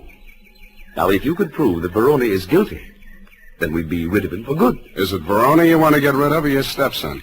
Good Lord, you don't think Fred did it? Do you? Why, no, of course not. Okay, supposing Verona did it, then Fred goes up on a perjury rap, maybe accessory. Oh. Well, I have no overwhelming desire to injure Fred. Look, why don't you tell me what you have an overwhelming desire for? Well, under the terms of her mother's will, Eunice will inherit $3 million as soon as she marries. When? When what? When do I meet her? Be serious, man. Now, I will pay Verona $50,000 in cash if he'll stay away from her. Would you take $50,000 as the payoff in a $3 million caper? In this instance, yes. Eunice is not very well, and you may quote me on that, book, chapter, and verse. To Johnny Verona? To Johnny Verona. Okay. Water's mighty cold this time of the year at the bottom of the bay, but if you don't care, I don't. Thank you. Let me know how it comes out. Don't give it a second thought. You'll know. Don't get up, Mr. Cavanaugh. I know the way out. Hey, Spade, wait up. Well, you look a little better. Listen, there's something you ought to know. He was my sister's boyfriend before he married my mother. He did it out of revenge because Eunice threw him over. He still wants to marry her. Any particular reason? Oh, my mother put that crazy marriage clause in her will. He's been systematically getting rid of every man who's been interested in her. Bought him off, threatened him off any way he could. Why? He thinks Eunice will eventually marry him to get her inheritance. But she won't. She'll kill him first, and if she doesn't, I'll do it for her. Fred. Huh? Oh, yeah? Fred, what on earth are you saying? Who is this man? Well, he's the detective. Sam Spade. You're Eunice Blair? Yes, I want to talk to you. Fred, go and... Yeah. See you later, Spade. I know why my stepfather hired you, Mr. Spade. If you need the money, go ahead. But this time it won't work. You look as if you'd like to be a nice girl. How did you happen to settle for a cheap grifter like Johnny Verona? Because we understand each other, and he can't be scared off. Any message I can take him from you? Tell Johnny I'll meet him at the usual place. And tell him I still like my coffee black. No sugar.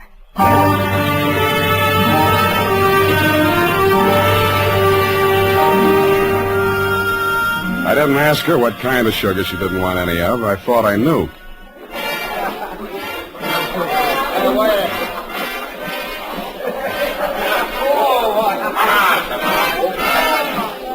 The only thing wrong with Sugar Cane's dance was her dancing, but the customers didn't seem to mind, and I didn't either. It was a pleasure to size her up carefully, as I would have felt obliged to do anyway in my professional capacity. She was a black-haired number with aquiline features and widely spaced dark eyes. It was a beautiful combination, and I wondered where I'd seen it before quite recently. I decided to find out.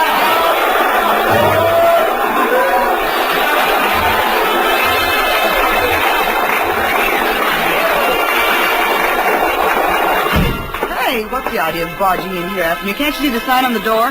No customers in the dressing room. Then let's go someplace else. I want to talk to you. Beat it. Take it easy. This is on business. Good. I'll fix it up with the ballman. Johnny! Yeah, sugar? What's the matter? Is Joe giving you trouble? He trailed in here after me, the cheap masher, on the pretext of discussing business affairs.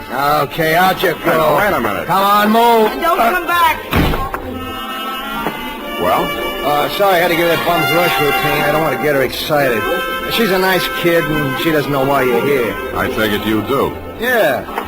Eunice called me and told me you'd be down. Okay, Johnny, I'll give it to you fast and get out. Clifton Cavanaugh will pay you $50,000 to leave Eunice alone. He also made a few idle or not-so-idle threats about what might happen to her if you don't take his money. For example? He said she hasn't been feeling well, might not live long enough to get married. I don't have to tell you what I think about that kind of talk, and I wouldn't be peddling it if my office rent wasn't due.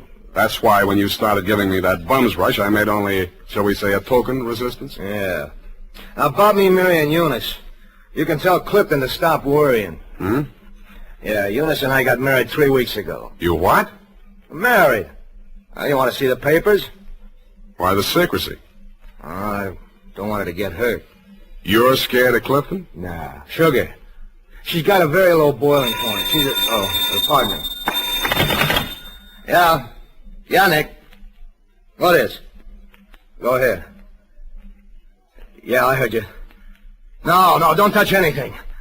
Don't let anybody in. I'll be right over. Bad news? Yeah, Eunice.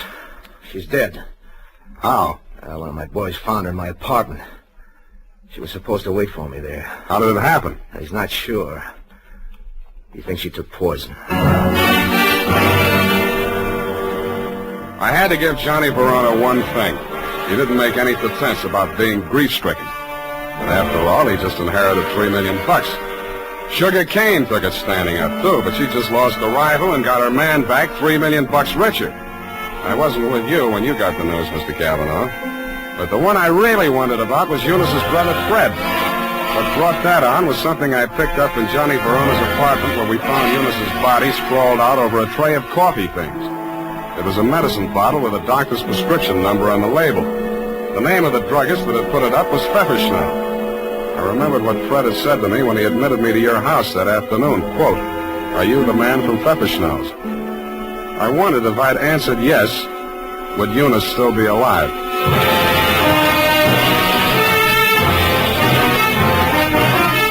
The makers of Wild Root Cream Oil are presenting the weekly Sunday adventure of Dashiell Hammett's famous private detective, Sam Spade.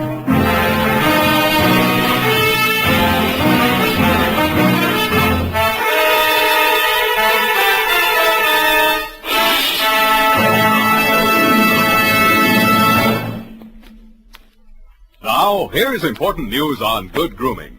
If you want the well-groomed look that helps you get ahead, socially and on the job, listen. Recently, thousands of people from coast to coast who bought Wild Root Cream Oil for the first time were asked, how does Wild Root Cream Oil compare with the hair tonic you previously used? The results were amazing. Better than 4 out of 5 who replied said they preferred Wild Root Cream Oil. Remember, non-alcoholic Wild Root Cream Oil contains lanolin. It grooms the hair naturally, relieves dryness, and removes loose, ugly dandruff. So if you want your hair to be more attractive than ever before, get the generous new 25-cent size of Wild Root Cream Oil, America's leading hair tonic, on sale at all drug and toilet goods counters. It's also available in larger economy bottles and the handy new tube. Get Wild Root Cream Oil. Again and again, the choice of men who put good grooming first. By the way, smart girls use Wild Root Cream Oil too, and mothers say it's grand for training children's hair.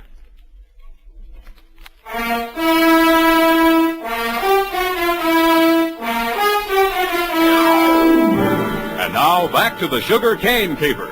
Tonight's adventure with Sam Spade.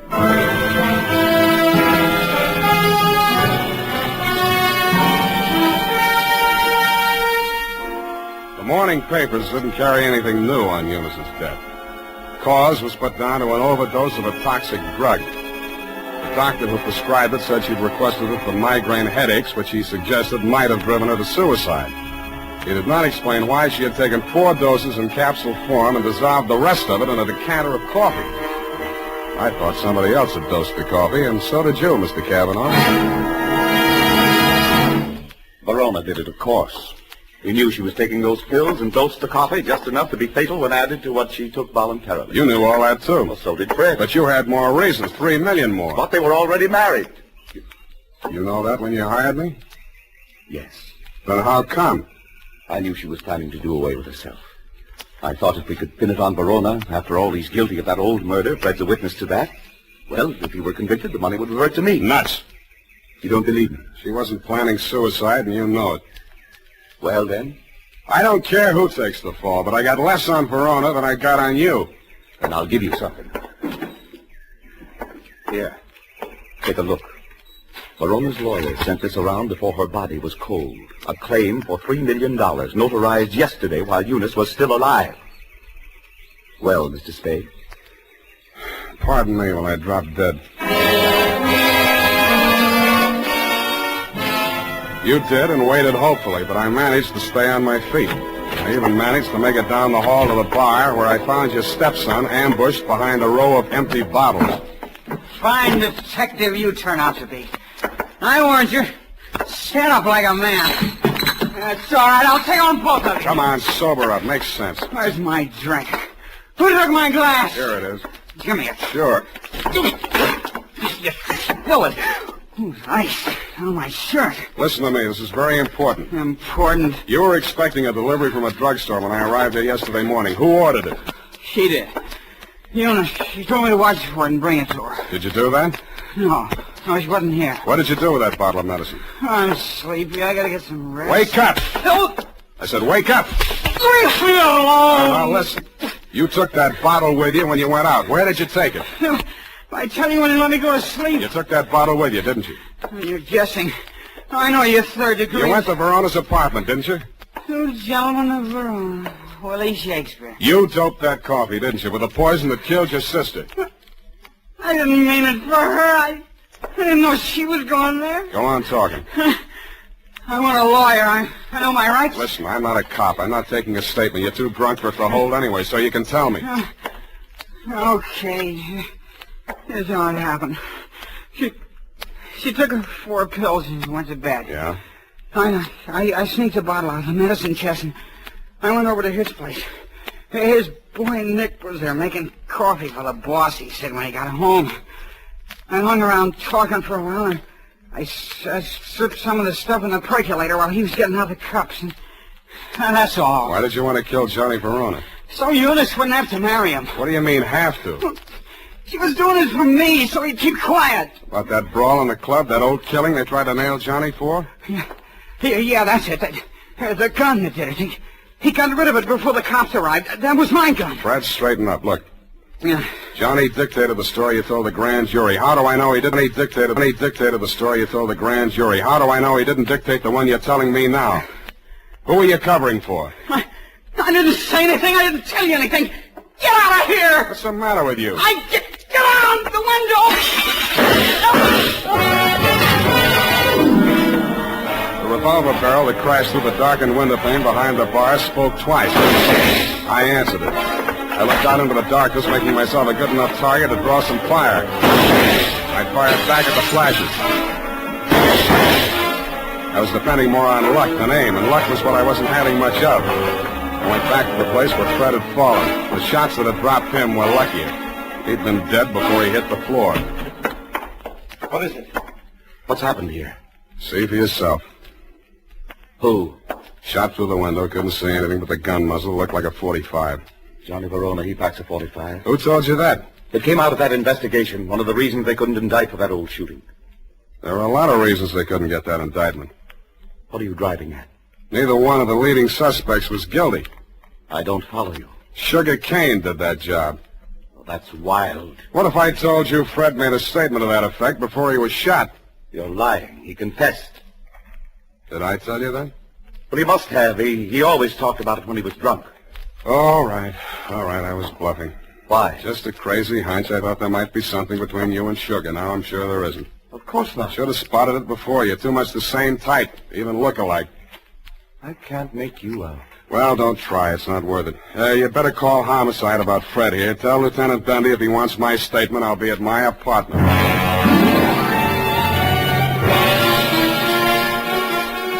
After I pretended to leave, I came back and did a little eavesdropping of my own. You didn't phone homicide, but you did spend an hour filing out the barrel of a .45 automatic. Then you went out. I tailed you to an address on Sloat Boulevard. A short time after you went in, Sugar Kane came out alone. I followed her to, you know the answer, my apartment. I went in the back way via the fire escape and arrived in time to answer her buzz. Oh, Mr. Spade, thank heaven I found you at home. So am I. Come in. I know it's terribly late. Forget it. Won't you take off your coat or something? Can't stay very long. It's not safe. I may have been followed here. Oh, surely not. Sam, you don't mind if I call you Sam? No. I'm so frightened. It's about Johnny Verona. I don't know what he may do. He's convinced that Fred killed Eunice and he's out gunning for him right now. We've got to stop him before he does anything rash. You come to the wrong party, Sugar. I'm working for the enemy. Enemy? Kavanaugh. Oh. It's no skin off his nose if Johnny Verona drops Fred Blair or if you all drop. All he does is sit back and collect. Oh, he can't be as cynical as that. You ought to know. Has he told you anything about me? I'd rather hear it from you. Maybe sit down. Well, there's not much to tell. I played along with Johnny for one reason and one reason alone. To save Fred from that old murder rap. Were you figuring on marrying into that family, too? Oh, a regular pincers movement, was it? Johnny and Eunice, you and Fred. All right. It's true I wasn't in love with Fred, but it wasn't all the money. I was sorry for him. Money's not what I really want. I know that now. What do you want? Someone. Someone I can trust. Me too, sugar. Oh, Sam, you're what I want. Say you want me to. Please say it.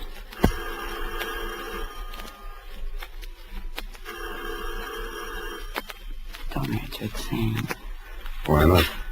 Johnny may have followed me here. He's insanely jealous. Well, I gotta face it out with him sooner or later. Might as well be now. Sam, be careful. Stand out of the way, sugar. No, Sam. No, please. Don't reach, Johnny. I'm not gunning for you, Spade. In that case, come on in. Well, sugar. I didn't believe him that you were coming here. I had to, Johnny. He got some crazy confession out of Fred while he was drunk. I had to stall him till you and Cliff could talk to him. To save Fred, I mean. Oh, stop horsing around. We all know that we all know Fred is dead, and we all know that we all know who killed him. Then Cliff was leveling. You are trying to pin that on me. I don't need it, but if you want it, you can have it. There's $3 million in my part of it. I'll split down the middle with you.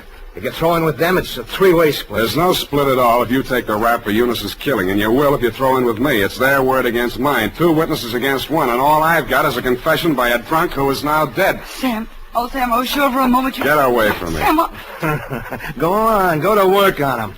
I should have given you a little more time. That wasn't fair, was it, Sugar? I hate you. I hate you both. I never want to see you again. Get back in that room, Sugar. Cliff. What happened, Sugar? Why were you running away? Johnny double-crossed us. Now Sam knows everything. What does he know? The whole caper. Part of it I wasn't quite sure of until I saw you and Sugar standing side by side. That blue-black hair, the same eyes, plus the fact that the bell on Sugar's apartment on Sloat Boulevard reads Kane, parenthesis, Kavanaugh. You took a crazy chance when you knocked off Fred with me right there in the room. The kind of a crazy chance a brother would take to keep his sister clear. I could have told you that. It would have helped a lot, Johnny, but you didn't.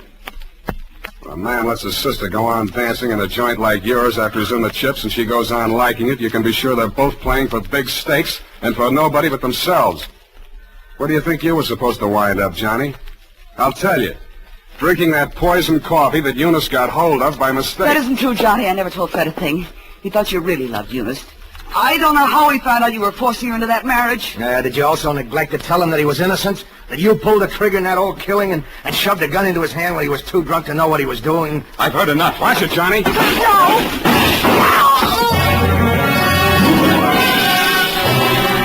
I winged you a split second before you fired. Your aim went wild. All I saw at first was that it missed Johnny. Then I saw him move forward in her direction. She was leaning against the wall, a puzzled expression on her face, her hand plucking nervously at a spot of red that was spreading against the white of her dress. He caught her as she pitched forward and carried her over to a couch. She didn't speak again. You and Johnny knelt beside her until the cops arrived. If you were aware of each other's presence, neither of you showed it. Period. End of report. That was a sad ending, Sam. Yes, it is. I'm sorry it ended so sadly. Well, it was bound to, one way or the other. There wasn't anybody in the whole gallery that thought about anybody but himself. Except poor Fred, I guess, and his only friends arrived in bottles and left in the ash can. All those millions and millions. We'll get the money now, Sam. I'm glad you asked that. It leaves me cold. Go tight that up while I knit myself a sweater. And now, listen to this. It's the smart mother who sees to it that Wild Root Cream Oil is always kept handy around the house. For she knows that Wild Root Cream Oil grooms her family's hair neatly and naturally, relieves dryness, removes loose dandruff. Get acquainted by asking for the new 25-cent bottle. Also, ask your barber for a professional application of Wild Root Cream Oil Hair Tonic. Again and again, the choice of men and women and children, too.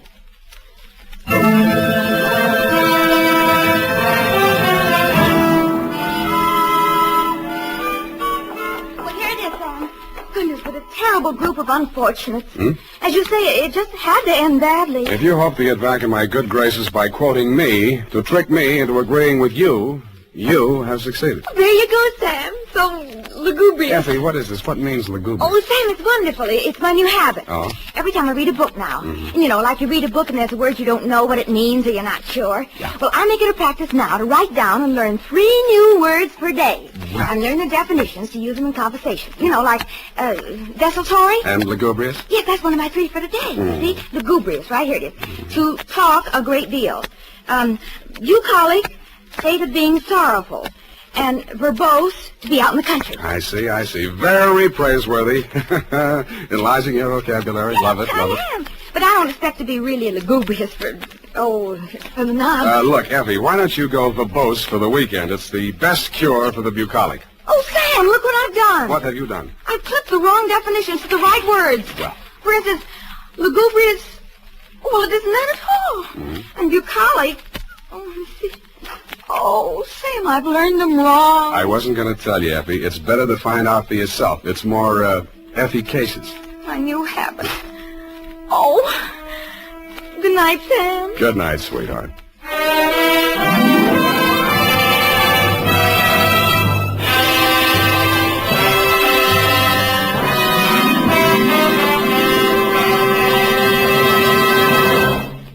The Adventures of Sam Spade, Dashiell Hammett's famous private detective, are produced and directed by William Spear. Sam Spade is played by Howard Duff. Lorene Tuttle is Effie.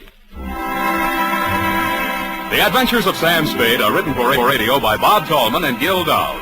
Musical direction by Lud Gluskin with score composed by Renee Garrigan. Join us again next Sunday when author Dashiell Hammett and producer William Spear join forces for another adventure with Sam Spade. Brought to you by Wild Root Cream Oil. Again and again, the choice of men who put good grooming first.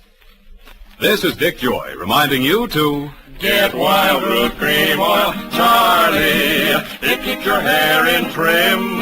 You see, it's non-alcoholic, Charlie. It's made with soothing lanolin. You better get Wild Root Cream Oil, Charlie. Start using it today. You'll find that you will have a tough time, Charlie. Keeping all the gals away. Are you baldy? Get Wild Root right away.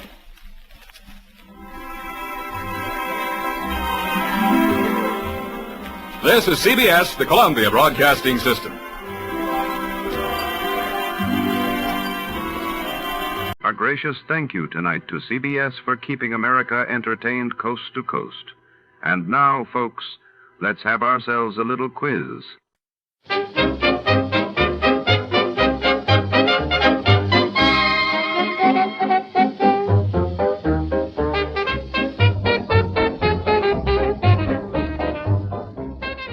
Tonight's story unfolds within the echoing marble halls of the city's grand natural history museum, where shadows stretch between towering dinosaur bones and priceless gemstones gleam under vigilant eyes. When a renowned artifact vanishes during a stormy gala, a hard-boiled detective must navigate high society secrets in museum corridors thick with suspicion.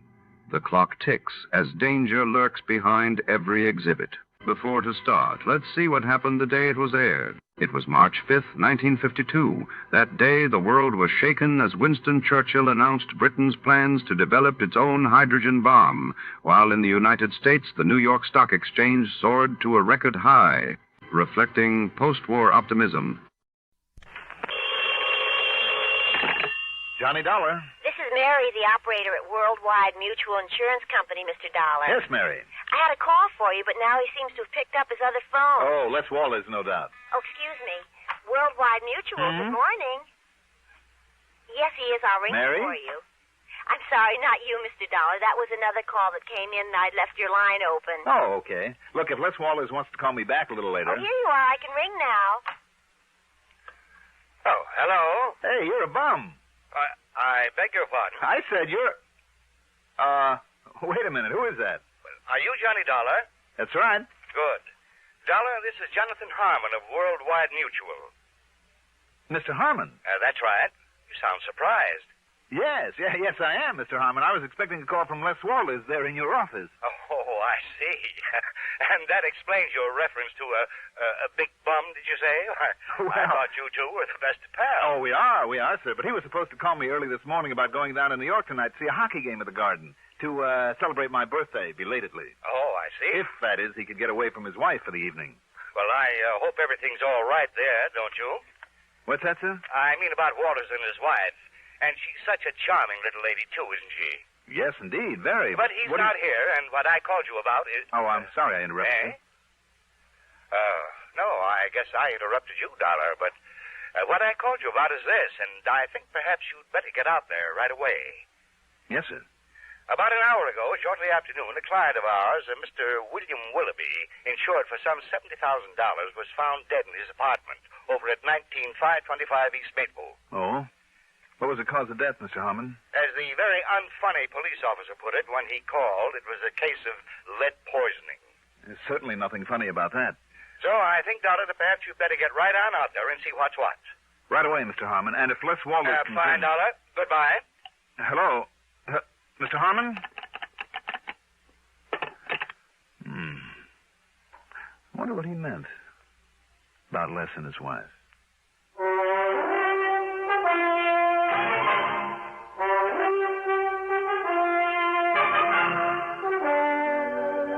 The CBS Radio Network brings you Mandel Kramer in the exciting adventures of the man with the action-packed expense account. America's fabulous freelance insurance investigator. Yours truly, Johnny Dollar.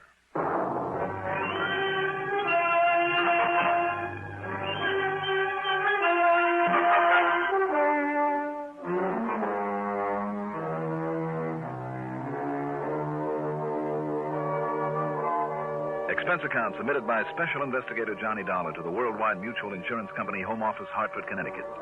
Following is an account of expenses incurred during my investigation of the Can't Be So matter.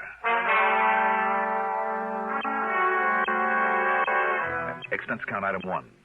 $2.15 for a taxi to 19525 East Maple Street. There was a prowl car out front, a small group of thrill seekers, and a patrolman with his hands full, keeping them from entering the smart new apartment building. When I showed him my credentials, he told me to go up to 5B, where I'd find Sergeant Tommy Bravo in charge, and I did. Sorry, Dollar, but you got here a little too late. The boys just hauled young Willoughby, what was left of him, off to the morgue. Was it you who called the insurance company, Sergeant? Yep. See, I knew he had a policy with him. You did? How come? Oh, we'd been kind of keeping an eye on Willoughby ever since he moved back here to Hartford and put up in this fancy place. Why? You, know him when he lived here before? No, I didn't. Well, he wasn't much use to himself or to anybody else. Wanted the best of everything, but wouldn't do an honest day's work to earn it. I know the type. The chief even wondered there at one time if he might have had some connection with a narcotics pusher that we nabbed and set up the line. Narcotics? Well, I couldn't prove it, though. Anyhow, when he left here was to get out from under a lot of bills he owed, that sort of thing. Mm-hmm. And so then when he came rolling back a couple months ago, apparently rolling in dough, well, it just made the chief kind of suspicious is all. So we kind of kept an eye on him. But he stayed clean so far as we could see. Just what happened here, Sergeant? No signs of a fight or anything like that? No. And the lab boys, before they left, wow, Dollar, they figure it was somebody he knew pretty well. How come? Because Willoughby himself must have let him in, for one thing. Him? Him, her, what's the difference? But it was probably him. Was it? See those chalk marks on the coffee table? Mm-hmm. Lab crew made them, where a couple of drinks were sitting. Willoughby's next to that chair, and the other guy's next to this one. How'd they figure that? Well, that one had Willoughby's prints on it, and this one didn't. Did it have any prints? They were all smudged pretty badly, except one. Looked like they were deliberately smudged. So they took the glass to the lab for good look. Anyhow, there was no sign of lipstick, so it must have been a man. And he shot Willoughby? With a cannon. They'll find out for sure down there at the lab, of course, but it looked to me like it was a .45 at least. A .45? Yeah. But, Dollar, that's just about all we know so far. No other prints around or nothing. Nobody was seen entering or leaving. And if the man 3 doors down hadn't stayed home from work with a virus and heard the shot... How did you find out about this? I got a call from Les Walters at the insurance company. Walters? Well, I should have said from Mr. Walters, huh? Yeah, why? Isn't he the one with that tall, good-looking blonde wife? Name of Constance? That's right. Connie. Why? Nothing. Just that I saw her having lunch with him one day last week. Lunch? You know, in one of those intimate little joints out on 44. With Les? Walters? No. What? With our now departed pal here, Willoughby.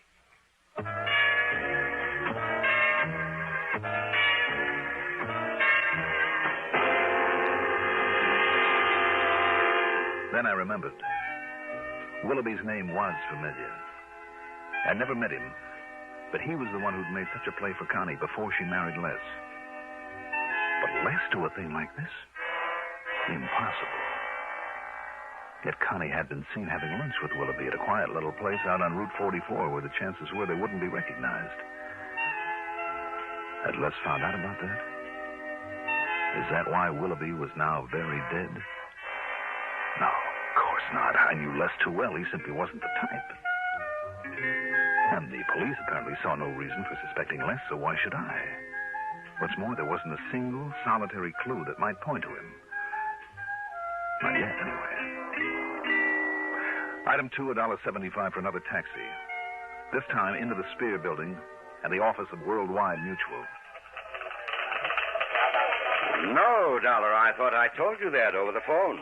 Lester Walters isn't here today. As a matter of fact, that's why I myself called you about the Willoughby matter. Did Les come in at all today, Mr. Harmon? Me? No, not to my knowledge, but then he pretty much keeps his own hours, you know. Sometimes when he's out selling or calling on some of his clients, he doesn't come in here for 2 or 3 days at a stretch. Well, he hasn't even called in or anything like that? Well, not that I know of. You can check at the switchboard, however, if you like. But now, about this Willoughby thing. Mr. Harmon. Yes. When you talked to me on the phone earlier. Yes, my boy. You said, you indicated, you were a little concerned about Les and his wife, Connie. Well, you know how it is, Dolar. Well, in spite of the size of this organization, I have a real personal interest in all of my people. I'm sure you have, sir. The boys all know it, and they never hesitate to come to me with their problems, and I always try to help them if I can, financially or any other way. I'm sure you do. They always tell me everything. Oh? Except where their wives are concerned. Oh. That's the one thing they like to keep to themselves, so I never meddle. So, well, yes, I can always tell. Yes, I know them better than they think. But you have no real knowledge of anything wrong between Les and Connie? Oh, there's some little worry there. There's no question about it, but... Now, about the... If you'll excuse me, Mr. Harmon, there are a couple of things that I have to do right away. Well, have you found out anything? I'm not sure. But don't worry, I'll give you a full report. Yes, I'm sure you will, my boy.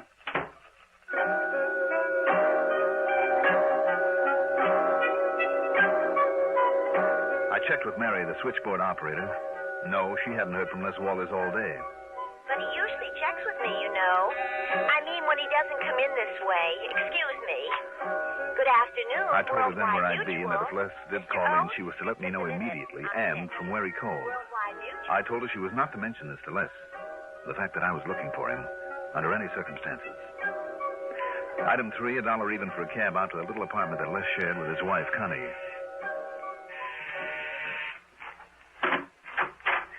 Johnny! Well, happy birthday, whenever it was. Hi, Connie.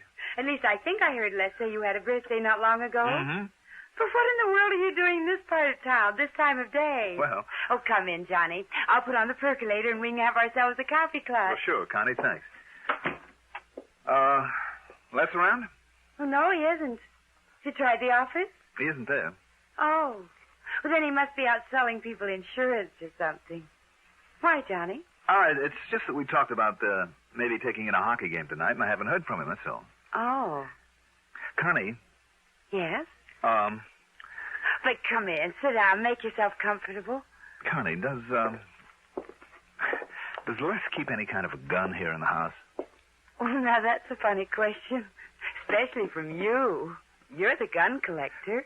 Listen, Connie... Have you added any to that beautiful collection of yours lately? No. Oh. Connie, listen to me a minute. Incidentally, you know why he wanted to take you to the game or something, don't you? Why? Well, maybe you don't realize it, but he's been trying for months to find some way of thanking you for solving that embezzlement case that got the promotion for him. When was it? Last fall? Where is he, Connie? But you know something? I'll bet he forgot all about it. I know I haven't seen any tickets around. Where is he? I'll bet he completely forgot to send for them. That's just like him, too. But he'll think up some excuse or something, or something. Connie, where is Les? You say he isn't at the office? Well, he did say something about some errands when he left this morning, but I don't... What's the matter, Johnny? You're acting very peculiarly. You know it? Maybe I better lay things right on the line, Connie. What? Do you know a Bill Willoughby? Oh. Well? Yes. Go on. Bill sort of had a crush on me, Johnny, before I married Les. And? That's all. Is it? Have you seen him since he moved back here to Hartford? Now, why should I want... Well, he called me a couple of times. Have you seen him, Connie? Johnny. Please tell me. Yes. Yes, I have. These questions, Johnny... Tell me. Well, I don't see what... All right. One day last week, Thursday, I guess it was, I was way out on Albany Avenue. That's Route 44. Yes. A seamstress who lives out there did some work on a dress for me. On the way back, I stopped at the gas station and... Johnny, what's all this about? Just go on, Connie. Well, Bill Willoughby was also there getting some gas. He insisted on taking me to lunch in one of those little places way out there, and... Well, that's all. That's all? Oh, well, he talked some nonsense about still being in love with me and wanting to see me again, but... Have you seen him again? Well, I certainly have not. When he started talking like that, I just got up and left him there. After all, I never really cared for him, and... Johnny? Connie, did Les know that you had this date with Willoughby? But it wasn't a date. Not really. Not at all. Well, did Les know about it? Did you tell him? What difference did it possibly make? Well, Les can be pretty jealous, can't he? Les? Of course not. You say that as though you don't really mean it. Of course I do. Well, where is he, Connie? Where's he been all day? Johnny, how should I know? I think you do. Will you please tell me what this is all about? Will you please tell me why you're being so evasive? But oh, excuse me, that's the telephone. Hello? Why, yes, he is. It's for you, Johnny. Oh, thanks. Johnny Dollar. This is Mary at Worldwide Mutual. Oh, yes, Mary. I just found out, Mr. Dollar, there was a call from Mr. Lester Walters. Oh? Phoebe took it early this morning before I came on duty. Yes? He was checking in to see if there was any messages for him and to say that he wouldn't be in today. Or maybe even tomorrow. Or maybe the next day, the day after. Oh, and that call was collect. From where, do you know? Oh, yes, we always check.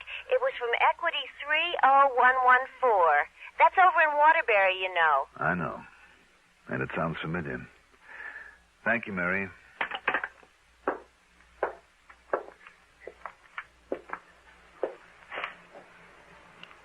Johnny.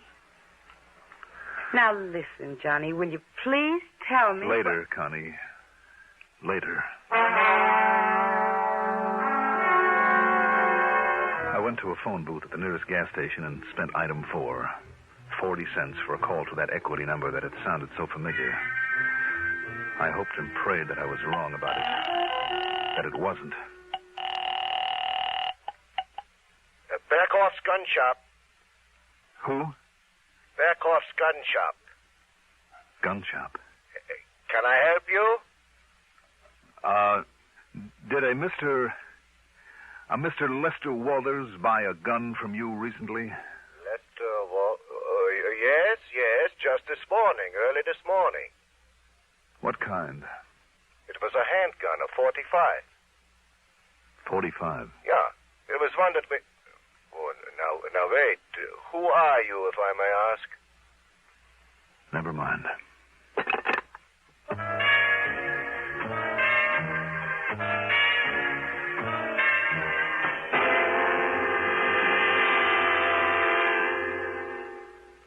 Not everyone is as lucky as yours truly, Johnny Dollar, who has an unlimited expense account. In many communities throughout the nation, though, high school youngsters are learning to conduct profitable businesses. They're learning by doing, running their own miniature business firms under the sponsorship and guidance of Junior Achievement Incorporated.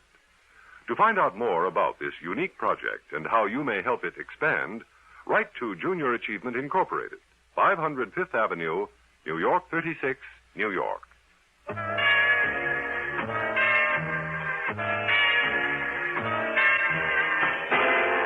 I still couldn't believe it. I wouldn't believe it. And yet all the evidence, every bit of evidence I had. Well, sure, it was circumstantial, that's all, every bit of it. But it all pointed to only one person, to my friend, Les Walters. I still couldn't believe it. Yet there it was. His failure to check in at the office the way that he usually did. Didn't he know that would arouse suspicion? His slip-up on our date for the hockey game. Didn't he know that would make me suspicious? Connie's having been seen with Willoughby. If the cops knew about that, why not Les? And then Connie's evasiveness about Les's whereabouts. But did she really know about what finally happened to Willoughby? And the gun. A .45 did it, Sergeant Bravo had said. A .45, the gun shop owner had said. That was sold to Les only that morning. All right, there it was. Okay, now what? Go to the police? Tell them what I knew? Or let them find out for themselves? Why not? They had as much to go on as I had. Almost. It was their job to run down Willoughby's killer just as much as mine, wasn't it? Yes, and it was my job just as much as theirs. My dirty, rotten, lousy job. Why? Why did it have to be? Couldn't I just... No, I couldn't, and I knew I couldn't. If Les did commit that murder, if... I made another call there in the phone booth.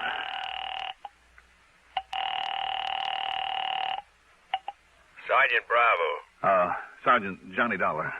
Hey, Dollar, have I got news for you? Real progress. Oh? So much so, the lieutenant took it right out of my hands. And, Dollar, you'd never guess who's the guy they've got a lead on. Wouldn't I? Ought to be wrapped up real pronto. And like I promised, I'll call you just the second I've got anything real definite for you. Are you at your apartment? No, you can reach me at Les Walters' place. At Walters? That's right. Well, now, what do you know? Too much, Sergeant.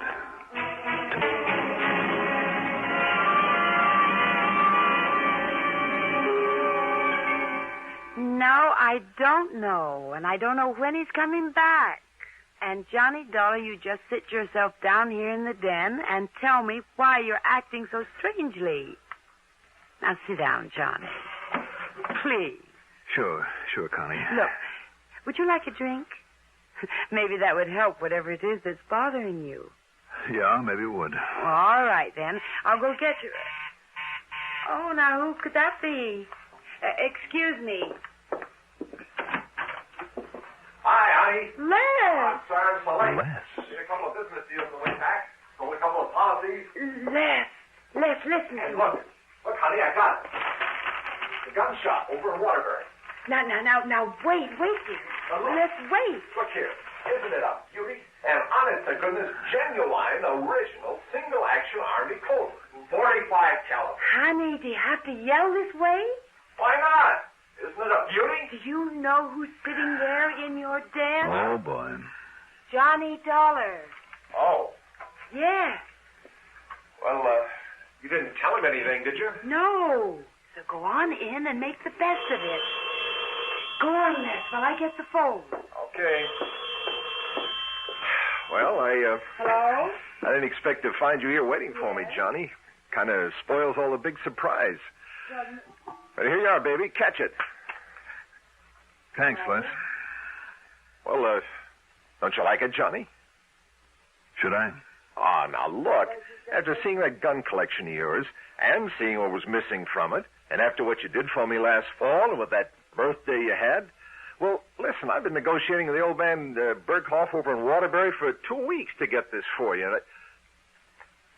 What's the matter, Johnny? Johnny, Oh, yes, Connie.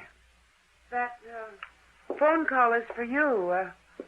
Sergeant Bravo, I think he said. Oh, thanks. Johnny? No. Johnny Dollar. Well, it's all wrapped up, Dollar. Well, Yeah? Yep. Prints on that glass led the lieutenant straight to him. Well, what was that? The killer, the one that knocked over Willoughby. It was Shorty Scarpone, one of his pals in the dope racket. Broke down and confessed the whole thing when the lieutenant busted in on him. And Dollar... Oh, brother.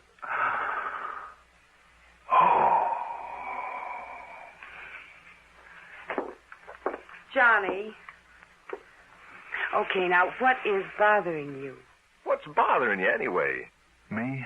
Yeah. Yes, you. Not a thing. Believe me, not a thing. Connie, where is that drink and we'll celebrate? Good. My birthday and a lot of things.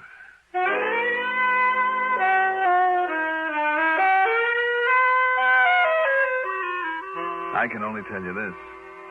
I was never so glad to be wrong in my life. And I mean all wrong about a case. Expense account total? What expense account? Yours truly, Johnny Dollar.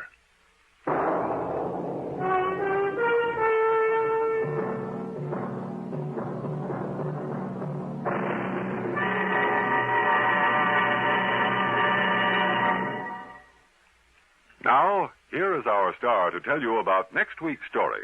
Next week, a talisman. A good luck charm that proved to be anything but. Join us, won't you? Yours truly, Johnny Dollar.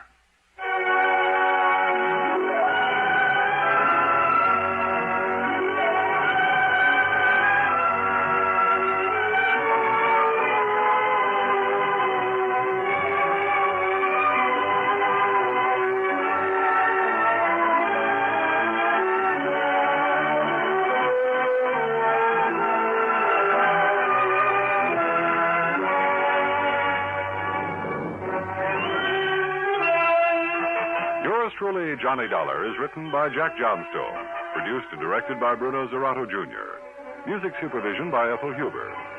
Johnny Dollar is played by Mandel Kramer. Also featured in our cast were Mason Adams as Sergeant Bravo, Margaret Draper as Connie Walters, Arthur Cole as Jonathan Harmon, Pat Housley as the telephone operator, Casey Allen as Les Walters, and Sam Gray as Mr. Berghoff. Be sure to join us next week, same time, same station, for another exciting story of yours truly, Johnny Dollar. Art Hanna speaking. Durward Kirby's favorite program, The Gary Moore Show, on the CBS Radio Network. WROW Albany. Welcome wagon hostesses rate their work as the most fascinating public relations job in the whole world. In the United States and in neighboring Canada, too, you will find thousands of welcome wagon hostesses who do a vitally important job every day of the week. Right here in the Capital District, there are more than 20 welcome wagon hostesses, your neighbors and mine, each one a charming ambassador of goodwill. We'd like you to meet one right now. I'm Lenny Gannett. I welcome all the newcomers in the McGonville-Gilliland area. I try to make new families feel at home. The basket of gifts I bring is just a small part of my welcome. I'd like to call on your new neighbor. All you do is tell me who she is. Call Welcome Wagon at State 59640. Give the hostess the name and address of the newcomer you know. She'll call on them with a basket full of gifts from civic-minded businessmen. Call State 59640 for Welcome Wagon. Our sincere thanks go out to the wonderful network at CBS. And now, dear listeners, let's put your knowledge of the airwaves to the test.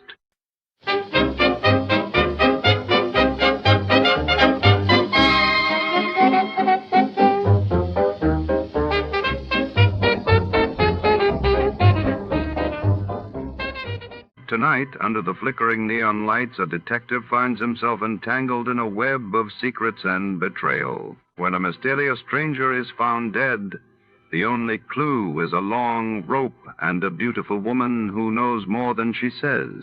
In the shadows of the city, trust is dangerous, and every step closer to the truth only tightens the noose.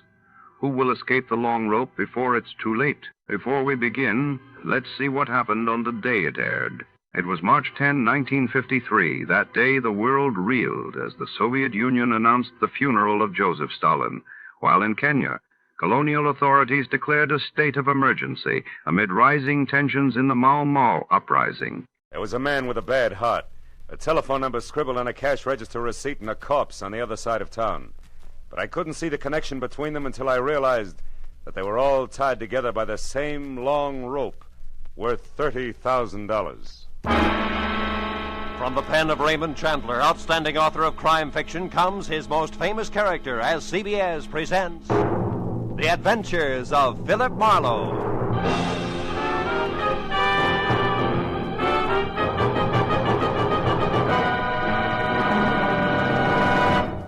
And now, with Gerald Moore, starred as Philip Marlowe, we bring you tonight's exciting story, The Long Rope.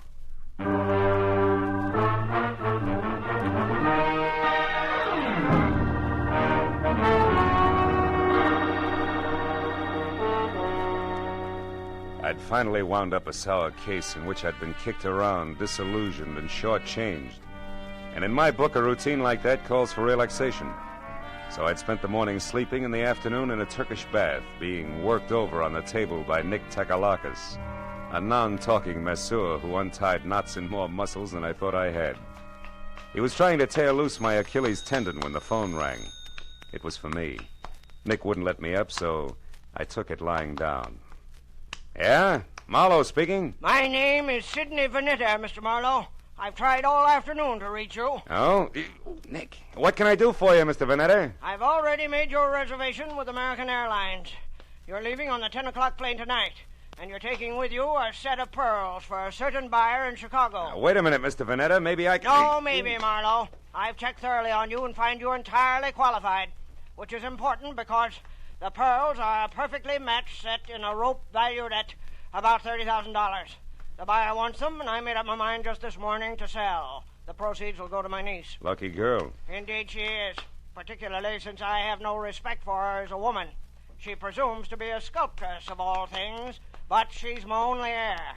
I'm selling the pearls simply because I know she would, and I can get more for them. Yeah, Hey, Nick, wait a minute, will you? Why all the hurry, Mr. Veneta? First, the buyer is leaving Chicago tomorrow. Second, my heart may fail me at any moment. That's the hurry, Mr. Marlowe. I see. Well, I'll take the job, conditionally. But suppose I come out and talk with you. Telephones are deceptive. Very well. Come to 7241 Adams, just below Western. I'll expect you in an hour, at 6, sharp. Side door will be open, so let yourself in. Sounds like you're alone out there. I am. I just fired my nurse, a Miss Drew, and as stupid a woman as the earth was ever cursed. But I shouldn't get excited about it. I've engaged a new one due here at 5:30, but who will no doubt be late. So as I say, Marlowe, when you get here, just let yourself in. Goodbye. Goodbye. Well, Nick, you better hurry it up. I gotta see a man about a rope worth $30,000. Yeah, that's right. A rope worth $30,000.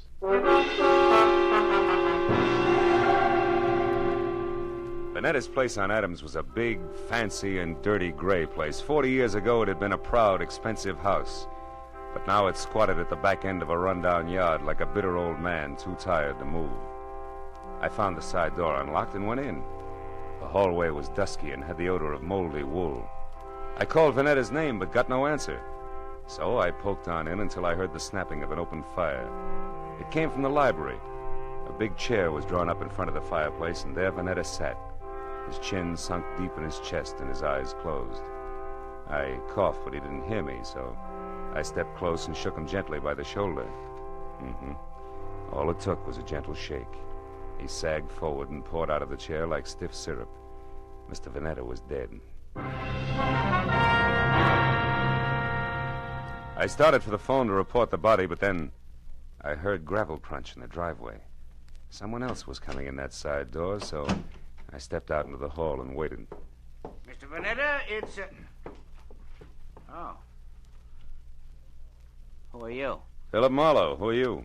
Steve Temple. I'm Mr. Vanetta's business agent. Here on business now? Yes, I am. It's all the same to you. I came to see Mr. Vanetta regarding some pearls. So if you'll excuse... Oh. Yeah, the pearls can wait. Their owner's dead. So it finally happened, huh? You're taking the news very well, Temple. I've been expecting it every day for 5 years. You found him, I suppose? Mm-hmm. We had an appointment at 6. He wanted me to fly his pearls to Chicago. What are you staring at, Temple? What? Why, this bottle of medicine here. What about it? Well, for years, he's kept this stuff beside him in case of an attack. Yet, when he actually needed it, it was over here on the sideboard out of his reach. Ironic, isn't it? Very. He fired Miss Drew, his old nurse, today, and didn't expect a new one until 5:30. Say, do you happen to know her name? No one. You mean he's engaged a new nurse? That's right. She's an hour late already. Yeah. Well, for once, that doesn't matter to Mr. Vanetta. Say, Temple, are you acquainted with his niece? Vivian Russell? Mm-hmm. Of course. She's a sculptress. There's a studio out on Fountain, near Bronson, I believe. She was to get the proceeds from the pearls. Well, I assumed that, although nothing was ever said. She's his only heir. Where would those pearls be now? I kept them in a wall safe behind that picture there, consistently against my advice. Yeah, sure. Opens with a key. Where would that be? He carried it with him on his watch chain. Why? What are you going to do? I'm going to take a look at the pearls and then have them impounded. Yeah, this must be the key. Let's open it up. He's there, that velvet case. As big as an overnight bag. Must be some string of beads. It is, Marlowe. Here, let me open it. There. Right. It's nothing but tissue paper. Yeah. It's not too surprising. While Temple called the police and tried to keep the details straight on a natural death and an unnatural theft, I went over the room again with a new viewpoint. All that turned up without an easy explanation was, 1, a cash register receipt for $1.34 with the phone number Republic 2809 penciled on the back, and 2, the peculiar position of Mr. Vanetta's medicine bottle, which Temple had already noticed. I dropped the receipt in my pocket and told Temple to wait for the law. He gave me his home address and phone number, and I promised to check in with him later and left. The first stop was a phone booth where I dug into the nurses' registries and hit pay dirt on the 4th call. Miss Drew? Yes, we have a Miss Drew. Is she the one who worked for Mr. Sidney Vanetta but was fired this afternoon? That's his opinion. Actually, Miss Drew quit. All right, have it your way. Where can I get in touch with her? She's right here where she's been since 3 o'clock this afternoon. What is the nature of your business, sir? Never mind. You've already answered my question. But look, Mr. Vanetta hired another nurse to replace Miss Drew. Is the new girl one of yours? Absolutely not. Mr. Vanetta will never get another nurse from this registry or from any other that I know of. You're so right. He's utterly impossible to please in any way, and we're through trying. Goodbye. Well, Miss Drew was in the clear. Vanetta began to focus as a pretty odd Johnny. But I was still trying to figure why the new nurse hadn't shown up when I reached for a cigarette and brought out the cash register receipt with the phone number on the back. So I tried it. Republic 2809. It rang, but nothing happened. I got in my car then and drove up to Hollywood and out Fountain to Bronson, where the only Vanetta heir, Miss Vivian Russell, had a studio. It was a converted double garage with a lot of north windows, so her new close-to-the-ground Hudson sat outside in the driveway. The adjoining 4-room apartment looked cozy enough, if you liked wading through chunks of marble and eating off of last week's newspaper. Yeah, I was braced for a dowdy Amazon with broken fingernails as I rang the bell. That's why the dainty 118 pounds of taboo-scented blonde, who was clad in 10 chartreuse yards of whispering silk cut like lounging pajamas, caught me as flat-footed as a duck when she opened the door. Hi. Did you want something? Yes. Yeah. My name is Marlowe. I'd like to speak to Miss Vivian Russell. You are. So go ahead and enjoy yourself, Marlowe. May I come inside? I have some bad news, Miss Russell. Oh, sure. Come on in. Now, shall I sit down or just hang on to something? Suit yourself. Your uncle, Mr. Vanetta, died this afternoon. Oh, his heart finally gave up, did it, huh? Yeah, but you shouldn't go all to pieces like that, Vivian. Now, wait. He meant nothing to me, but I'm glad his suffering is over. The pearls are missing, too. Well, really? What happened to them? They were stolen. And don't tell me that means nothing to you, because you're getting the money, $30,000 worth. What? Uncle Sidney intended to give me the money from those pearls? How do you know that? I'm a private detective. He told me he was my client. Oh, then you're out of a job. Say, how would you like to work for me, Marlowe? I'm serious. Now I want those pearls back, you know. Now, for $25 a day in expenses, it's a deal. Now, you tell me something. Who did your uncle hire today to replace Miss Drew? The nurse? Hmm. Why, I didn't even know Miss Drew had been fired. How did you know she didn't quit? With Uncle Sidney? Try me again. Republic, 2809. That doesn't mean a thing. Hmm. You know, Marlowe, you've got an awfully good head. Are you speaking as a sculptress or just an ordinary chiseler? And what is that crack supposed to mean? You didn't know you were getting the money legally. You might have taken the pearls yourself. Oh, stop it, Marlowe. Okay, client. Well, I'll run along. I've got work to do. All right, but don't forget that all work and no play makes for a dull companion. Yes, and it also makes $25 a day. I'll be seeing you. All the way down Sunset Divine Street, I kept telling myself $1's a buck, regardless. But the idea that I'd been grabbed at stayed with me. Vivian Russell had plenty of motive as a dry land pearl diver, and if that's true, she'd need a patsy just to keep her abreast of the situation. I turned north on Vine and twisted up Beechwood Drive to 2000, the number Steve Temple had given me. He had had 2 hours of playing 20 questions policeman style, and I figured it was time to check his score. Also, Temple was the man to fill in a few blanks on my new client for me.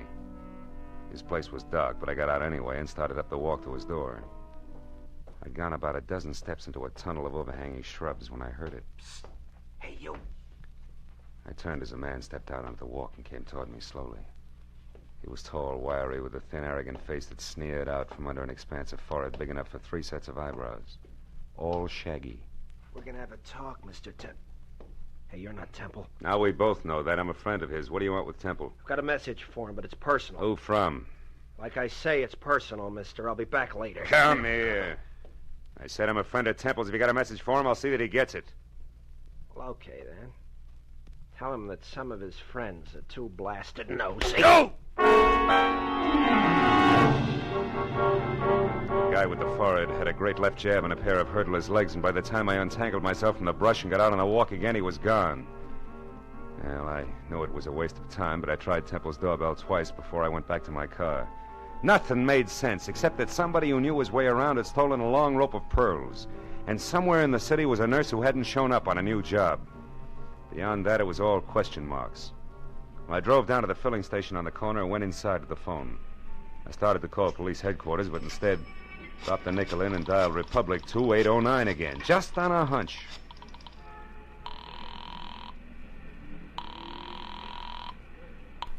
Lieutenant Ibarra speaking. Ibarra? I didn't dial you, Ibarra. What? This is Marlowe. Well, you got me anyway. Now, listen, Phil, I hear you're on that Vanetta case. Yeah. If it'll help you any, the coroner says definitely he died of a heart attack. No homicide involved. Thanks, Lieutenant. Hey, but look, where are you now? In a flat on the corner of Union and 59th Street. Why? Well, is that phone number there, Republic 2809? Well, that's a great piece of deduction. You just called it. Ibarra, listen, I found that number at Vanetta's place this afternoon. What's going on down there? There's a girl here named Betty Larson. Yeah, she's a nurse, right? No, wrong, Phil. She's a corpse. Before that, she was a waitress. Just a waitress. Somebody came to her door and killed her for no apparent reason whatsoever.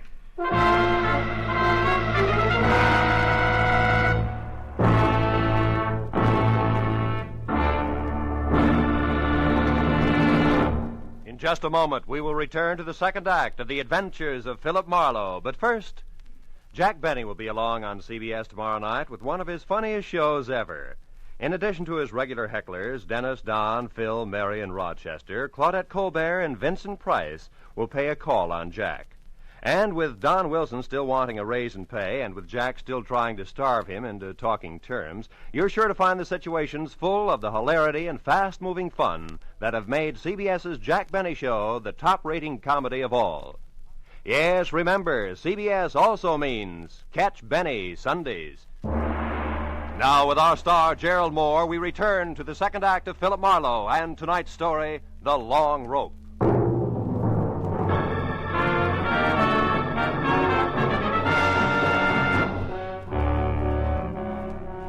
was 40 minutes of thick stop-and-go traffic from the time I quit talking to Ibarra until I pulled up near the 4 stories of faded, sagging tenement on the corner of Union and 59th.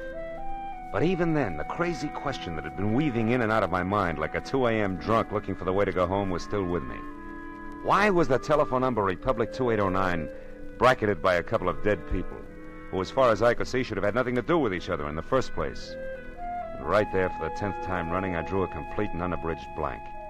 But a minute later, when I climbed out of my coupe and over the bumpers of the half-dozen squad cars that were jammed into the narrow street like so many toy autos that a kid had forgotten about, I quit asking myself riddles and started looking for Detective Lieutenant Ibarra, a quiet man who always preferred fact to fancy. I found him in a cheap but clean uniform-crowded room on the 2nd floor, standing a few feet away from the body of Betty Lawson, a girl in a bathrobe who had once been something pretty in her early 20s. Well, Phil, the coroner says she was shot twice in the chest at close range, died instantly. Is that where she fell, Lieutenant, there near the door? Yeah, looks like she'd just gotten home and into her robe and someone she didn't know knocked on the door. The safety chain was still on when we got here. The windows lead no place. Those chains let a door open just wide enough for the barrel of a gun, is that it? Yeah, but how does all this add with those missing pearls and the rest of that business over on Adams, Marlowe? Not like 2 and 2, believe me. So far, Ibarra, the only question is the telephone number. Tell me, where did this Betty Lawson work? Well, we haven't gotten that far yet. So long, Lieutenant. Yeah, so long. Right now, we only know that she was a waitress who stayed here with her brother, who was some kind of a student. They got along pretty well together. She was single, too. Lived here since... Oh, wait a minute. Tiny Bar. Oh, yeah, Mooney. Ryan's Cafe, huh? Ryan himself runs it. Okay. I'll check it personally, right? Hey, is that where she worked, Ibarra, Ryan's Cafe? Yeah, but it's funny, Phil. She lived here since early 1947. And Mooney tells me she worked that 24-hour hash house just as long, yet it's way over on the other side of town in Western. Western and where, Ibarra? The 2300 block. Should be near Washington. Washington, which is only 1 block from Adams, and that starts to close the big circle. What do you mean, Marlowe? Well, that the Veneta place is on Adams near Western.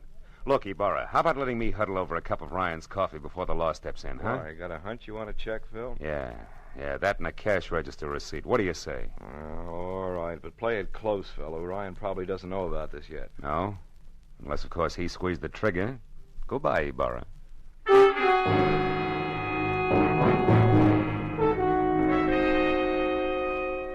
I was a half hour getting over to Ryan's Cafe on Western, which turned out to be a lot of steamed-over plate glass, bragging about a 40-cent hot roast beef sandwich in 2-foot-high white chalk letters. And inside, the motif was the same. Everything that Mr. Ryan sold was a bargain.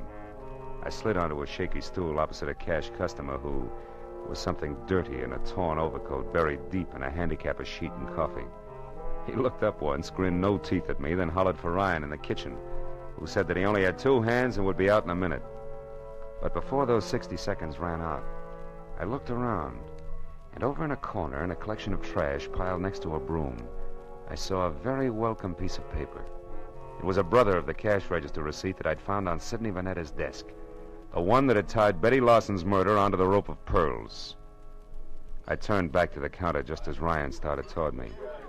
He was a little bigger and a little better looking than the average ape, and on his right arm, under thick, coarse black hair that was long enough to braid, there was a tattoo of a dancing girl who, if Ryan ever shaved about his wrist, would freeze to death. What'll it be, mister?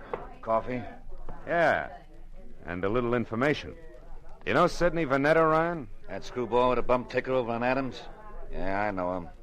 Why? What's up? His time on Earth, for one thing, he's dead. Too bad. Should have taken it easier. Cream? No. Pearls. What'd you say? Nothing. Ryan, who brought that tray up to the Vanetta place this afternoon? I did. Sure it wasn't Betty Lawson? I'm positive. None of the girls would go near that place. Vanetta was hard to get along with. Now you tell me something. What are you, mister? Newshound, collection man, or cop? Getting warm, Ryan. I'm a private detective named Marlowe. I'm thrilled. Good night.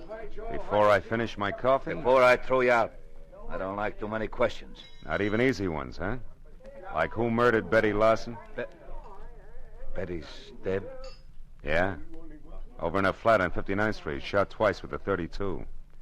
When'd you last see her, Ryan? Why, a couple of hours ago when she quit for the night. Marlowe, have the cops got any idea who did it? I don't know. Right now, they're looking for a boyfriend. You're crazy. Betty didn't have a boyfriend. Outside of you? Outside of you? Outside of me. So I'm going over to straighten them out now. Mitzi! Mitzi! Yeah? Get out here and take over. Okay. I gotta move fast. No, you don't, Ryan. Betty's dead, remember? Yeah, but whoever did it ain't. Now, don't try to stop me, Marlowe. You'll get hurt. Look, Ryan, why don't you play smart and... what's the use? Go on, start running. You won't get very far.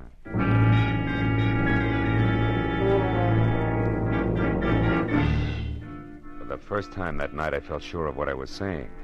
Because even as Ryan had squared himself away to play bounce the private detective, I suddenly noticed a friendly face working hard over a stale donut at the far end of the counter. It was Lieutenant Ibarra. And when Ryan tossed his apron aside, grabbed at his coat, and slammed out the front door, Ibarra turned and nodded at a short man nearby who was idly picking his teeth with the end of a book of matches. At that, the man dropped the matches into his pocket and left. Then Ibarra moved over to me. Didn't mean to crowd you here, Phil, but after you left, we found out that Ryan and Betty Larson used to see quite a bit of each other. Don't apologize, Ibarra. Probably would have cost me a couple of front teeth if I hadn't noticed you. Warm up your coffee, mister? Yeah, please. You, Ibarra? No, Phil, I gotta move now. You see, I don't think Ryan did this. I told Mooney to follow him, but not to pick him up. The chances are good that Ryan's heading straight for Betty's apartment to demand that the police find out who killed his girl, so I'm going the other way, to Ryan's house. There may be another woman in this. Jealous one. But no rope of pearls, huh? No, Marlowe, I don't think so. Good night now. Night, Lieutenant. Well, Mitzi, how long have you worked here? Couple of days. But I don't know nothing about Mr. Ryan. I'm a married woman, and Hey, what do you think you're staring at, mister? Maybe something wonderful, Mitzi. Tell me, baby, do you always wear that kind of a uniform when you're working here? Sure. Ryan says this girl should look neat and clean. It helps business. Anything wrong with that? No. Matter of fact, it might be just the lead I'm after. What are you talking about? Yeah, and if I'm right, baby, the rest of this case will be a cinch. So good night and thanks. You've been a big help, sweetheart. When I got back to the corner of Union and 59th, I took the stairs up to Betty Larson's flat 2 at a time, crossed the fingers on both hands, and prayed that Ibarra was right about Ryan returning to his girl's place. When I stepped into the room a second later, I knew that I'd never doubt the good lieutenant again because standing next to an open window and staring out at nothing was Ryan himself, numbed and red-eyed. I asked him one question, and although his answer was only a couple of words mumbled between trembling lips, it was all I had to know. Now everything, Betty Larson's murder, the death of Vanetta, the guy with the forehead and the missing pearls, the whole shebang was starting to fall together. Oh, come on, baby, be home, please. Marlowe, Vivian. Look, honey, I want you to do me a favor. Get hold of Steve Temple and meet me over at your uncle's place on Adams as soon as possible. I need your help. Goodbye. Well,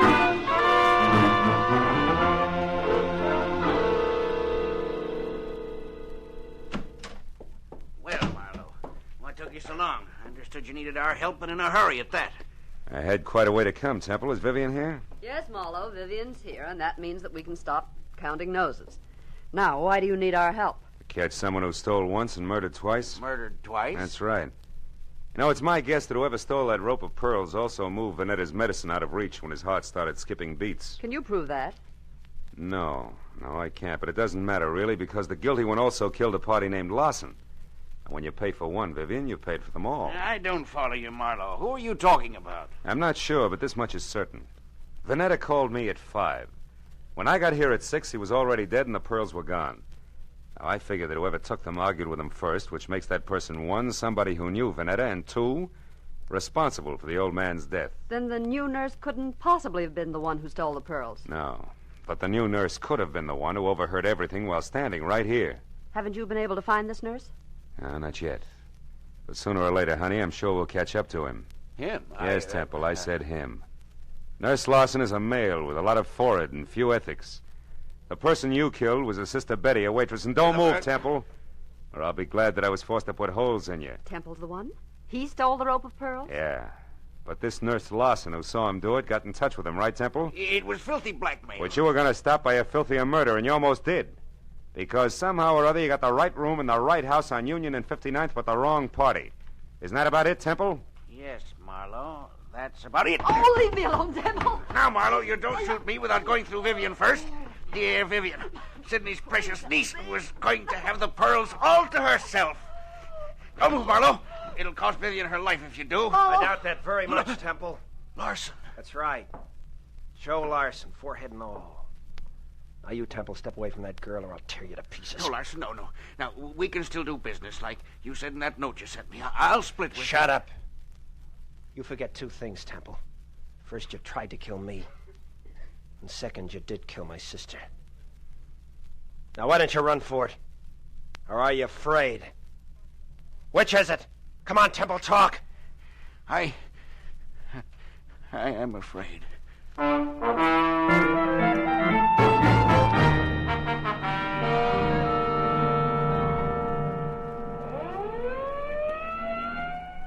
Marlowe, that just about winds things up. Yep. Joe Larson's sent up for attempted extortion, and Temple... Sent up for good. Mm-hmm. Say, Marlowe, when you called a while ago and said that you wanted Temple and me to help you, did you know then that Temple was the murderer? No, I didn't, Vivian. Then I only knew that whoever had killed Betty Larson had mistaken her for the new nurse, and that the actual nurse was Betty's brother, Joe. Where'd you get hold of that, Phil? Well, it started in Ryan's Cafe, Barra, just after you left. I had nurses on the brain, I guess. And when I took a good look at the waitress there, I suddenly realized that her white uniform, white shoes, and white cap could easily confuse a guy like Temple, who also had nurses on the brain. Well, I can see a killer making a mistake about appearances, all right, but I still don't understand how it is that the telephone number of my uncle's nurse turned out to be Betty's apartment. Because a nurse did live there, honey. Betty's brother was a medical student, part-time male nurse, and full-time bum. You see, Ryan, who brought food to Uncle Sidney, knew that he needed a new nurse, and he sold him on the idea of Joe Larson, because he wanted his girlfriend's brother to have a job. Oh, I get it. Say, I know what I'm going to do with those pearls. Sell them? To the highest bidder. Oh, no, I'm going to break up that set. Break up the set? Yeah, I'd like very much to get a pair of earrings out of them. Oh, and for each of you, a set of cufflinks. Good night, gentlemen.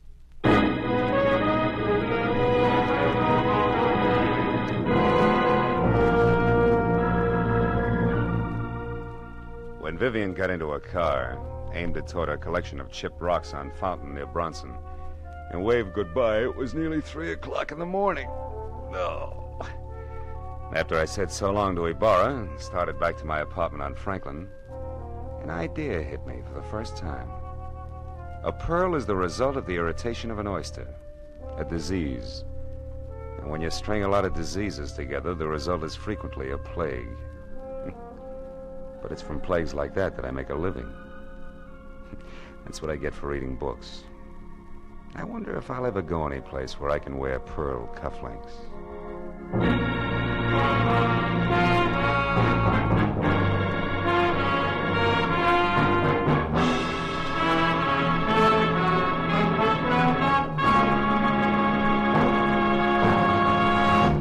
The Adventures of Philip Marlowe, created by Raymond Chandler, stars Gerald Moore and is produced and directed by Norman MacDonald. Script is by Mel Donnelly, Robert Mitchell, and Gene Levitt. Featured in the cast were Junius Matthews, Louis Van Ruten, Fay Baker, David Ellis, Lillian Byeth, and Ed Begley. Lieutenant Detective Ibarra is played by Jeff Corey. The special music is by Richard Orant. Be sure and be with us again next week when Philip Marlowe says... A corpse that wouldn't stay dead, a pistol with a silencer on it, and a fortune in a black satchel spelled death for the big city boys when they finally got together in lonesome Arizona. Population 802.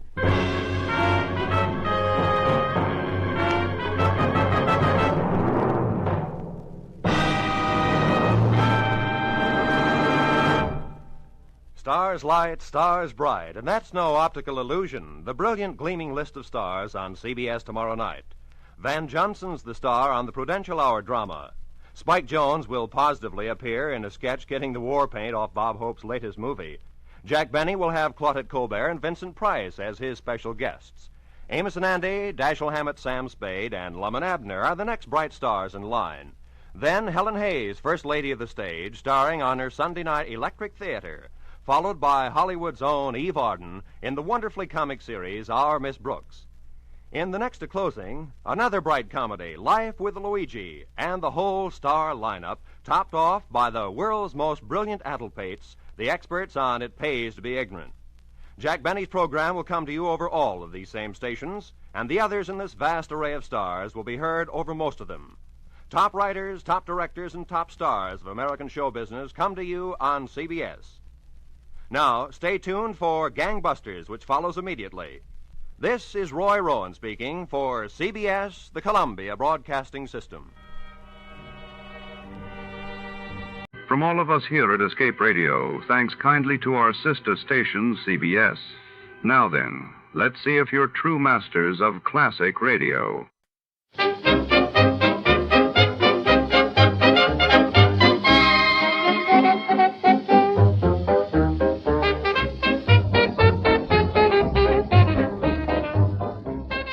Tonight, in The Bolt Out of the Blue Matter, our story crackles to life within the high-voltage corridors of the Edison Electric Laboratory, where genius and danger dance beneath humming coils and shadowed catwalks. When a renowned scientist meets a shocking end under mysterious circumstances, Detective Malone must navigate a web of secrets, jealous rivals, and forbidden experiments. The air sizzles with suspense as lightning flashes both inside and out. And no one is safe from the storm brewing within these electrified walls. Stay tuned. Before to start, let's see what happened the day it was aired. It was March 14th, 1952. That day the world watched as the United States announced the successful detonation of a hydrogen bomb in the Pacific, marking a new era in nuclear power and across the Atlantic. London was abuzz as King George VI's funeral procession drew vast crowds in solemn tribute to the late monarch. Johnny Dollar. This is Harry McQueen, Johnny, up here in Gloucester, Mass. McQueen? That's right, 4 State Mutual. Oh, sure, Harry. How are you? What's on your mind? Johnny, I have a real funny one for you. Okay, so I'm laughing. Oh, I mean funny peculiar, you know. Do I? Why don't you tell me about it? We'll see. Well, it appears that somebody is threatening the life of one of our clients. You call that funny? I told you, Johnny. Yeah, you told me. What's the name of this client? Amos R. Weatherby, an old retired sea captain. Lives in a little town of Annisquam up on Cape Ann. How much insurance does he carry? 50,000 straight life. And who's the beneficiary? His pretty young niece, Thelma Jane Weatherby. Oh? She lives with him, sort of takes care of him. But she just can't wait for him to die a natural death. Oh, wrong, Johnny. She's the one who called me about it a few minutes ago. Asked that you be sent up there. Well, now, Harry, you know as well as I do that if she's smart... And she is. And if she has got any intentions, the best way to keep suspicion from herself. Wrong again, Johnny. I'm sure of it. Yeah. Just wait till you see and talk to her. Well? Young, did you say? In her late 20s. And, pretty? Very. The most gorgeous girl I think I've ever seen. Okay, then, Harry, give me the address and telephone her that I'm on my way.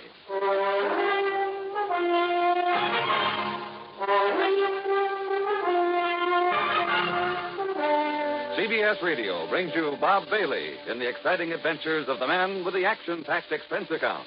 America's fabulous freelance insurance investigator. Yours truly, Johnny Dollar.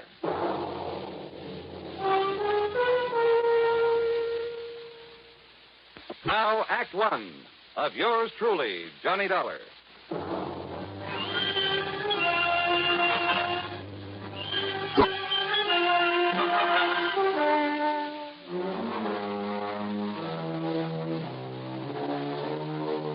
Expense account submitted by Special Investigator Johnny Dollar to the 4 State Mutual Insurance Company, Gloucester, Massachusetts office. Following is an account of expenses incurred during my investigation of the Bolt Out of the Blue matter.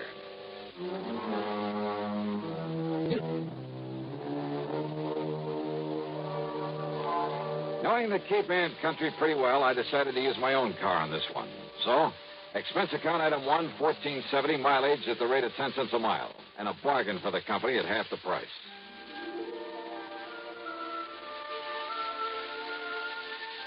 Annisquam, on the northwestern end of the Cape, is a pleasant little settlement, unspoiled by the vacation crowds.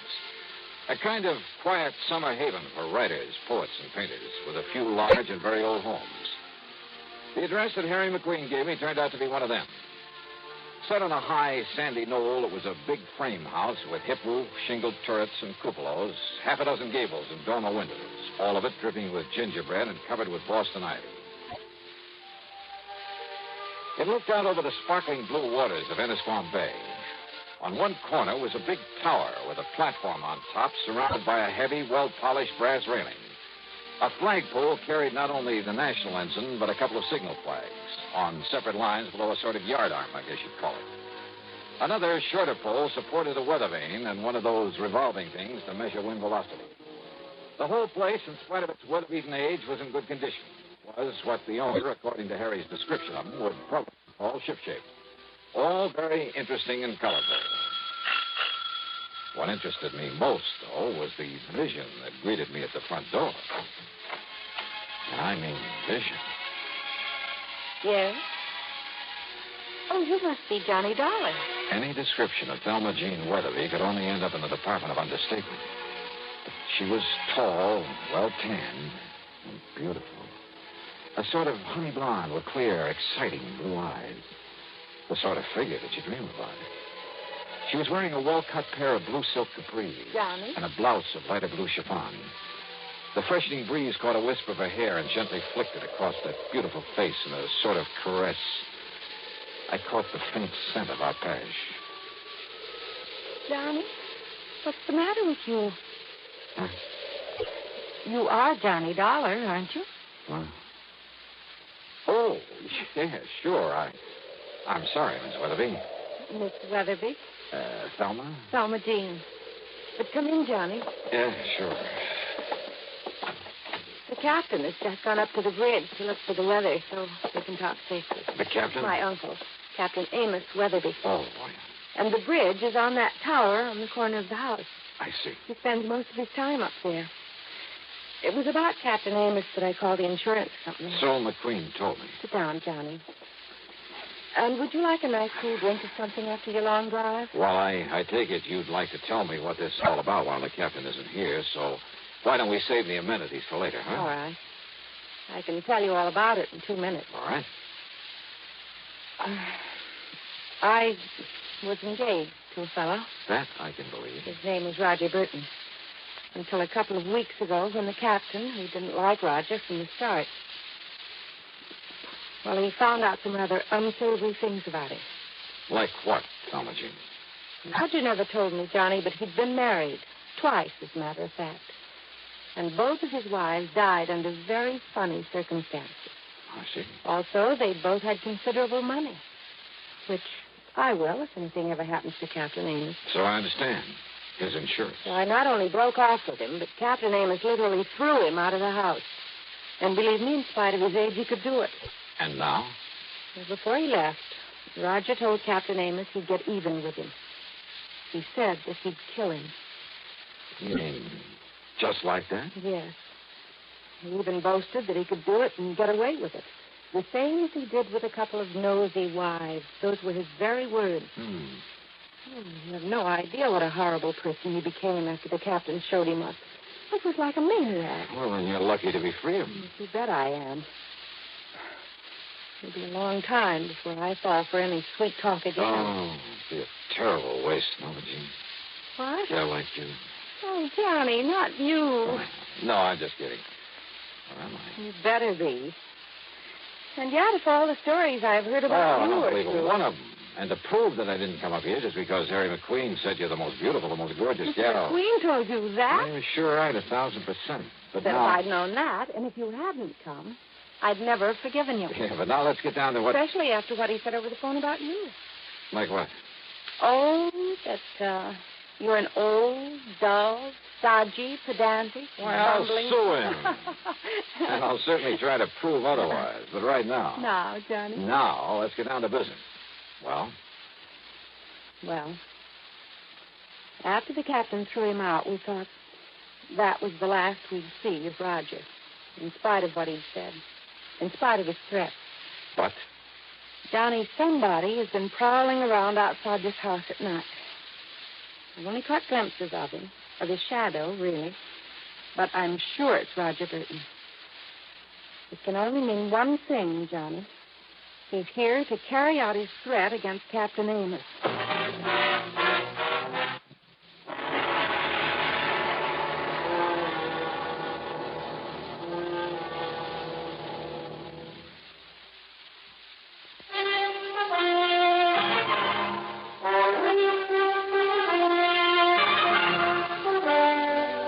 sure it's Roger Burton you've seen prowling around the place? Yes, Johnny, and only at night. And he's supposed to have left Anna's farm to have gone out west or something. Now, don't you see what that means? That he's going to carry out his threat to kill Captain Amos. And we've got to stop him somehow. If you're right about all this. Oh, if only you knew what a terrible person he is. And yet you were engaged to be married to him. That was before the captain showed him up for what he really is, a wife killer. Well, you admit yourself it's never been pinned on him. Because he's clever. That's why he boasted that he could kill my uncle and get away with it. And now that I've seen him here... Johnny? He hasn't made his presence around here known to anyone else, though, Jean? I'm sure he doesn't know that I've seen him. But now listen... Just what has he done? All I know is that I've seen him, or his shadow, poking around outside in the yard between here and the cell. Then last The cell? night... What's that? Look, you can see it from this window. There. That concrete building, whatever it is, at the edge of the property? It used to be a kind of jail back in the days of the sailing ships. Now the power company uses it for transformers or whatever you call them. Yeah, I see the power cables leading down from the pole. I've looked for his footprints out there in the mornings, but there's always a wind at night, so... Maybe I'd better take a look in that cell, as you call it. Oh, it's all locked up, Johnny. And the tiny windows with the bars over them are so dirty you can't see a thing inside. Have you any reason to think he somehow got into it? Hey, that storm's really coming this way. Yes, and Captain Amos will love it. But now, Johnny... Well, hadn't you better get him down off that tower before it hits? During the storm? Why, you couldn't drag him down with a turning mule team. Oh. Take him back to the old days when he used to ride out a storm on the open bridge of a sailing ship. Donald Jean, does he know about Roger showing up again? No, Johnny, I haven't told him. But listen, I've been trying to tell you. Tell me what? That I not only heard him prowling around last night, but this morning I found some ladder marks in the ground. Where? Out beside the tower. As though he'd used a long ladder to get up to it from the outside. Ladder? I don't know what else they could be. This feller, and for the moment we'll assume that it is Roger Burton. Oh, I'm sure of it. He's made no attempt to enter the house? Oh, he's too smart for that. And don't forget, Johnny, he doesn't know that I've seen him around again. Well, before this storm really breaks, Thomas Jean, I'm going to take a look at that transformer building out there and see if... And you better hurry, Johnny, before... Oh, Jean. Thelma Jean. Yeah, Captain? Where are you? In here. Where in tarnation did you put my sou'wester? It's up in the cabin just below the bridge where it always is. I told you a star was making up. It's going to be a big one. Now you got to get me back on the bridge. Well, now who's this, Thelma Jean? Captain, this is Johnny Dollar. Dollar, huh? Hiya, Captain Amos. Another crooked landlubber come here to trouble you? Oh, no, Captain. Johnny... Well, just an old friend who dropped in. Yeah? With the storm coming up, Big one, I tell you. Been in all the papers. But me, I told you it was on the way 5-6 days ago. The way the barometer on the bridge has been behaving. Yes, I know. So I've asked Johnny to stay for the night. Oh? Well, whatever my little girl wants, Thelma Jean, you know that. But, Johnny? Yes, sir? You do anything to hurt my little girl, and by Jupiter, I'll keel haul you. Don't worry, Captain. All right. Sou'westers in the cabin up there? Aye, sir. Then I'll see you below here when the storm's over. I'll bring your dinner up to you. Oh, when I'm riding on a storm? Don't be silly, woman. Aye, sir. Johnny, if you're going out to look at that cell... First, I want you to show me where you found the ladder marks, okay? Aye, sir.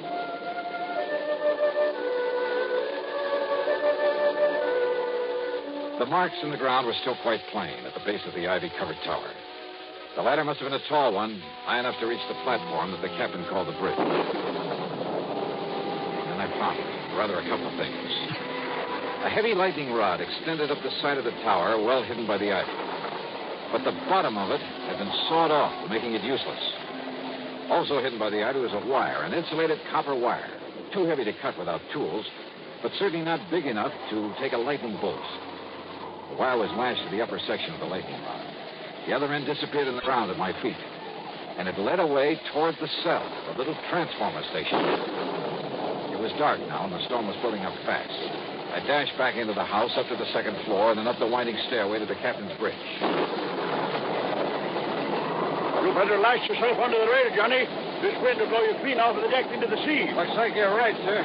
I told her this nor'easter is going to be a big one, and it is, Johnny. Reminds me of one night off the Azores. That was fast. What are you doing there, Johnny? This upper end of the lightning rod was 6 or 8 feet from the side of the tower, held there by big insulators. But again, the heavy copper wire, again hidden by the ivy. It connected the rod with the brass railing where the captain was holding on for dear life against the wind. And it meant that the railing was the cleverest, most diabolical instrument for murder that I had ever seen.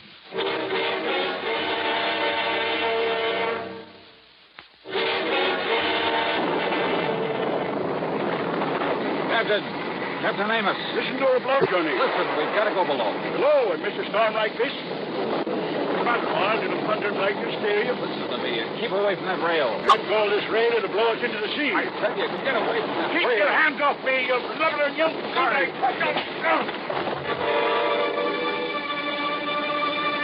I dragged him off his so-called bridge and down into the little room below. Then hoisted him onto my shoulder and started down the circular stairway. What happened to him? I'm afraid I had to knock him out. What? To get him off that platform up there. No, Johnny, you shouldn't have. He'll never forgive you for... For what? For preventing him from getting electrocuted? Oh. Better give him some brandy or something. Oh, Johnny, don't you understand? Didn't you see the lightning rod up there? You bet I did. Right next to the platform. And while you're at it, you can bring a slug of that for me. Don't you understand? Lightning wouldn't hit a rod like that, not once in 100 years. In 100 years, Johnny, here. Thanks. What it does is clear the air of static electricity all around the place, so the lightning won't strike nearby. Yeah, that's what you think. Don't you see what you've done to him? I'll never forgive you for this. Here, darling. Now listen, Thelma-Jean. Oh, Johnny, you've hurt him. Well, I'm sorry, but now listen. You're going to be a lot more sorry. Thelma-Jean. There's nothing you can say, Listen Johnny. to me. You keep him here. Keep him away from the bridge until I get back here. Come back here, Johnny. Just keep him there. Outside, with the aid of occasional flashes of lightning, I found my way to the concrete transformer house. There, I found out how Roger Burton, in spite of the heavy padlock on the door, had got into it. By the simple device of pulling the pins out of the hinges. And who was sitting there waiting for me with a .38 in his hand? Close the door, mister. And back up against it. Go ahead. You don't give me much choice, do you? I can only tell you that if you make one move towards me, I'll pull this trigger. Your body won't be found until the annual inspection of this little transformer station. That'll be 4 months from now, and I'll be a long way away from here. I see. I'll probably have to kill you anyway, mister. After I get rid of that meddling old man up in the tower the old fool calls the bridge. Up on the tower, Burton? Yeah, I saw you drag him away from there through this window. Just before a good flash of lightning that could have been my cover-up. But don't worry. He'll be back. Hanging on to that railing, riding out the rest of the storm, and when he is... The rest of this madman's murder weapon was all too obvious now. Up on the tower, the brass railing was wired to the disconnected lightning rod. On the lower end was the copper wire I discovered. And this end of the wire here in the blockhouse was connected to a 22,000-volt transformer. You see how it works, mister? He goes back up there and grabs hold of the rail. I throw the switch. And the power in this line will not only kill him, but melt away the copper wire. Destroy the evidence. Only nobody will look for evidence. Because they'll all think a bolt of lightning killed him. All right, Burton, listen to me. No. Look. I can see him. In the room where you carried him. And look through the window beside you. You can see him, too. I can see him all right. Starting back up the circular stairway, back up to the bridge. You think that Thelma-Jean can stop him? Never! If he ever got there, if he touched the railing, Burton would throw the switch, would electrocute him. But then a miracle. Once in 100 years, the bolt of lightning out of the heavens.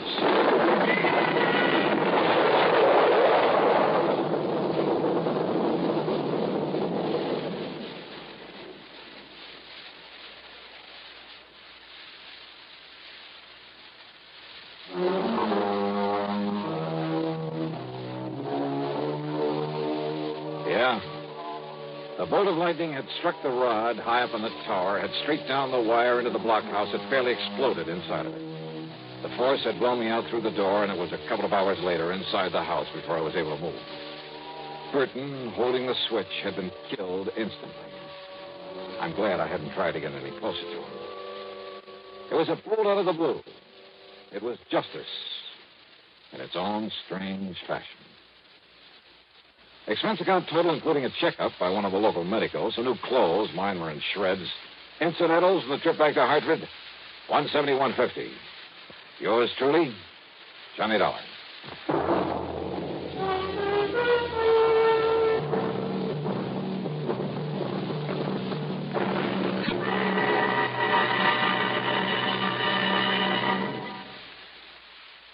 Star, to tell you about next week's story. Next week, a vicious racket that a lot of respectable people fall for, that you ought to know about. Join us, won't people fall for, that you ought to know about. Join us, won't you? Yours truly, Johnny Dollar.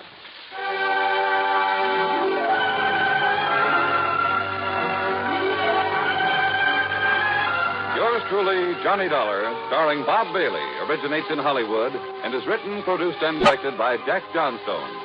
Heard in our cast were Virginia Gregg, Carlton G. Young, Ralph Moody, and James McCallion. Be sure to join us next week, same time and station, for another exciting story of Yours truly, Johnny Dollar. This is Jim Matthews speaking. Here at Escape Radio, we proudly thank our partners at CBS. And now, folks, a quick challenge before the next thrilling chapter.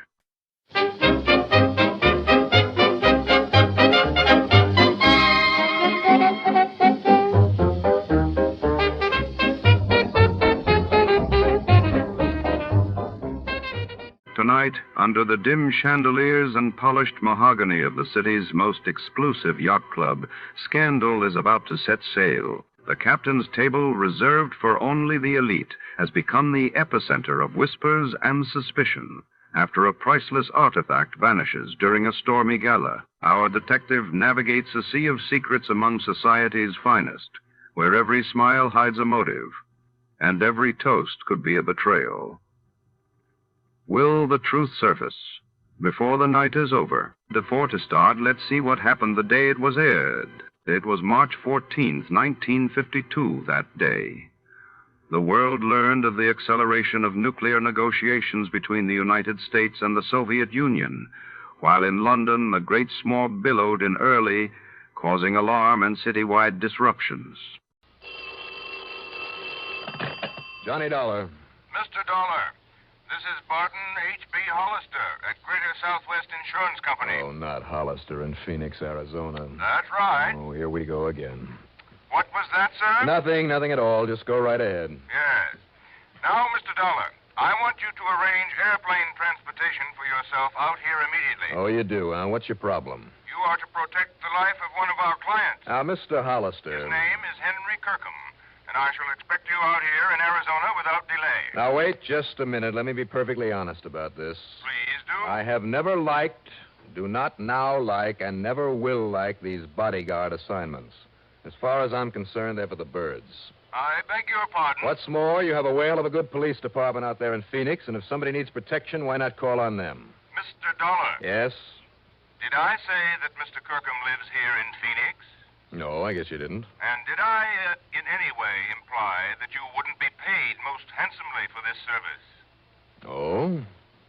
Like maybe how much? A sizable extra consideration if you can turn whoever is threatening our client's life over to the proper authorities. Is that so? Yes. Well, Mr. Hollister, you have just struck a very responsive chord. Yes, I thought I would. So I'll expect you here immediately. Well, it's pretty late in the day, but if I can get a night flight, maybe I'll see you first thing in the morning. Not before? I'll look into the plane schedules. Yes, I suggest that you do. But first, why don't we discuss just how much this extra fee Goodbye, is? Mr. Dollar. What? I said goodbye, Now, sir. wait a minute, I'll Mr. be expecting you. But unless we can agree... hello? Hello? Okay, friend.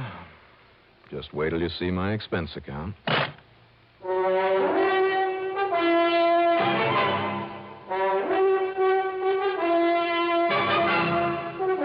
CBS CBS Radio brings you Bob Reddick in the exciting adventures of the man with the action-packed expense account, America's fabulous freelance insurance investigator. Yours truly, Johnny Dollar.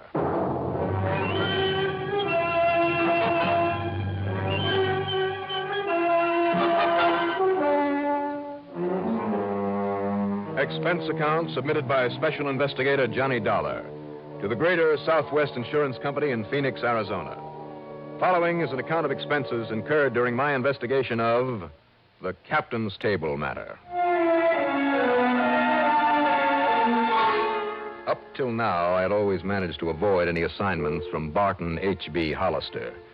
He was an egotistical, finicky, penny-pinching stuffed shirt who always demanded rather than asked, had no patience for anybody else's opinion. Still, I had no other assignment at the moment, and he had promised an extra fat fee. So, expense account item 1, $4 and... No, let's get this thing started right. Call it $6 even for a cab to Bradley Field. Item 2, $150.70 plane fare, plus $10 for incidentals. As promised, it was early next morning by the time we circled for a landing at the Phoenix Sky Harbor Airport. Item 3, well, let's say $5 for a cab into the office on Adams Street. The day was young, the weather clear, people along the way were bright and cheerful, and I felt pretty good myself. But Mr. Barton H.B. Hollister, wow. All right now, Dollar, where have you been? Sit down. Where have I been? I might have known this would happen. Sit down, I said. Do you mind telling me what you had for breakfast? What I had for breakfast? Well, it's obvious that something has got you all upset. Quite true, you have. I phoned Mr. Kirkham last night and told him you'd be here right away. I took the first plane I could get. Well, you're too late. Too late for what? A few hours after I told him you were on your way, Henry Kirkham was found dead. No kidding. Didn't need your protection, eh? I didn't say that, Mr. Hollister. You certainly implied as much. All I said But was... that's neither here nor there now. The simple fact is that Henry Kirkham, insured by our company for over $70,000, has been murdered. Or has committed suicide. Oh, now I get the picture. What do you mean? You hope I can prove it was suicide. Of course. Then this company of yours won't have to pay off the insurance. Over $70,000. You said that. There's far more to this matter, Mr. Dollar. Like what? The police apparently believe it was murder. Well, if they can prove it, you're stuck. Wait, please. The only suspect they're holding is a man by the name of Walter Pinkley, who happens to be Henry Kirkham's beneficiary. Well, then what's your problem? If he did kill Mr. Kirkham and they can prove it, you certainly don't have to pay him the insurance. You're quite right. The money will go to whatever other person or persons are entitled to it under the laws of succession. But now, bear this in mind. Go on. Walter Pinkley is also one of our policy holders. That's interesting. So if he did commit this murder, as the police suspect, and he goes to the gas chamber... You're stuck with the payment on his policy, too. Exactly. If it was suicide, you pay nobody. Right. But if it was murder, you stand to pay off on both of them. Correct. Well, the police must have some reason for thinking it was murder. Oh, yes, they have. Well, then, if you don't mind, I'll pack up and head on back to Hartford. No, Mr. Dollar, you won't. Well, give me one good reason why I should get into a hassle with the police. I have assigned you to this investigation, and I have agreed to pay your expenses out here. Plus a nice fat bonus, remember? I remember. But that doesn't mean I have to accept the job. You'd rather absorb the cost of your trip out here yourself and the return fare? Oh, now, just a minute. Very well. Now, rent yourself a car at our company's expense and get over to Tuttle immediately. Okay. All right. You win. Who is Tuttle? Tuttle is not a who, it's a where. It's a small town, 30 or 35 miles north and east of here, where this murder, or this suicide, occurred. I suggest you contact the police first. His name is Alfred Appleby. His name? Then see the people at the Yucca Flower Rest Home. That's where both Kirkham and Pinkley lived. Rest home? Yes, it's a small, exclusive place on the outskirts of that little town, mostly for people with lung trouble. Okay. Good. Now, Mr. Hollister. Yes, my boy. Now that you've roped me into this thing... Well, hardly roped. That extra fee that we were talking about. If you can show that Kirkham was a suicide, thus saving us from having to pay out all that insurance, and I understand you're very good at this sort of thing. When it's justified. Well, of course. And I'm sure we understand each other. How much, Mr. Hollister? Prove it was suicide. $1,000. Only $2,000 for saving you all that money. All right. $1,500. And what if I find that Pinkley did it? And we have to pay on both policies? Well, there'll be no extra fee then, of course not. But as I say, if it was suicide, and you can convince the police of it... $2,000. Now, Dolar. Or shall I hitchhike my way on back to Hartford? Very well, $2,000. In either case. Yes, in either case. Now get to work. You know, Hollister, a little urging, and you're not such a tight-fisted old coot at that. I beg your pardon. Granted. Item 4, $50 deposit on a rental car. I drove north through Glendale and Cave Creek, and then east and a bit south to the town of Tuttle. There were a couple of general stores, one of them closed, a gas station, and a rickety old one-story building marked City Hall. That's where I stopped. And believe it or not, it's only occupant in a small corner room with bars on the door. That's right, young man. My name is Walter Pinkley. The police chief, who is also the mayor, has gone out to the rest home again. Well, I'm Johnny Dolar, Mr. Pinkley. I represent the company that insured the life of Mr. Henry Kirkham. Oh, poor Henry. Oh, it's a terrible thing. Terrible thing. Pretty terrible for you, sir, if you killed him. Now, isn't that the most absurd idea, Mr. Dollar, putting me in jail this way? Is it? But I suppose that policeman, that Chief Appleby, feels he has to point to someone as a suspect. Why did he pick on you, sir? Well, after all, Mr. Dollar, I was the only one to have visited with him there at his cottage at the rest home last night. And I'd told everybody I was going to spend the evening with him. I mean, everybody at the captain's table. Why did you call on Mr. Kirkham? Because he was my friend. Henry was the only one who appreciated my ability as a composer. A composer of what, Mr. Pinkley? Why, here. Let me show you. Here now. Do you see? This is the new concerto I'm working on. This will be my finest musical composition. Concerto. You understand music, Mr. Dollar? Well, not enough to appreciate this, I'm afraid. Oh, that's too bad. So few people do, and now that Henry is gone. By the way, did you know that he left all of his insurance to me? So I understand.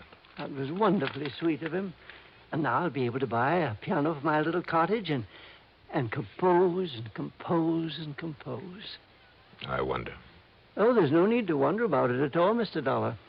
I shall. Just how much do you know about the circumstances of Mr. Kirkham's death? Well, not very much, I'm afraid. You see, I went round to his cottage after supper last night. Why, sir? Well, Henry'd been worried about something of late. I don't know exactly what. He never told me, in spite of our friendship. Had he any other good friends there at the rest home?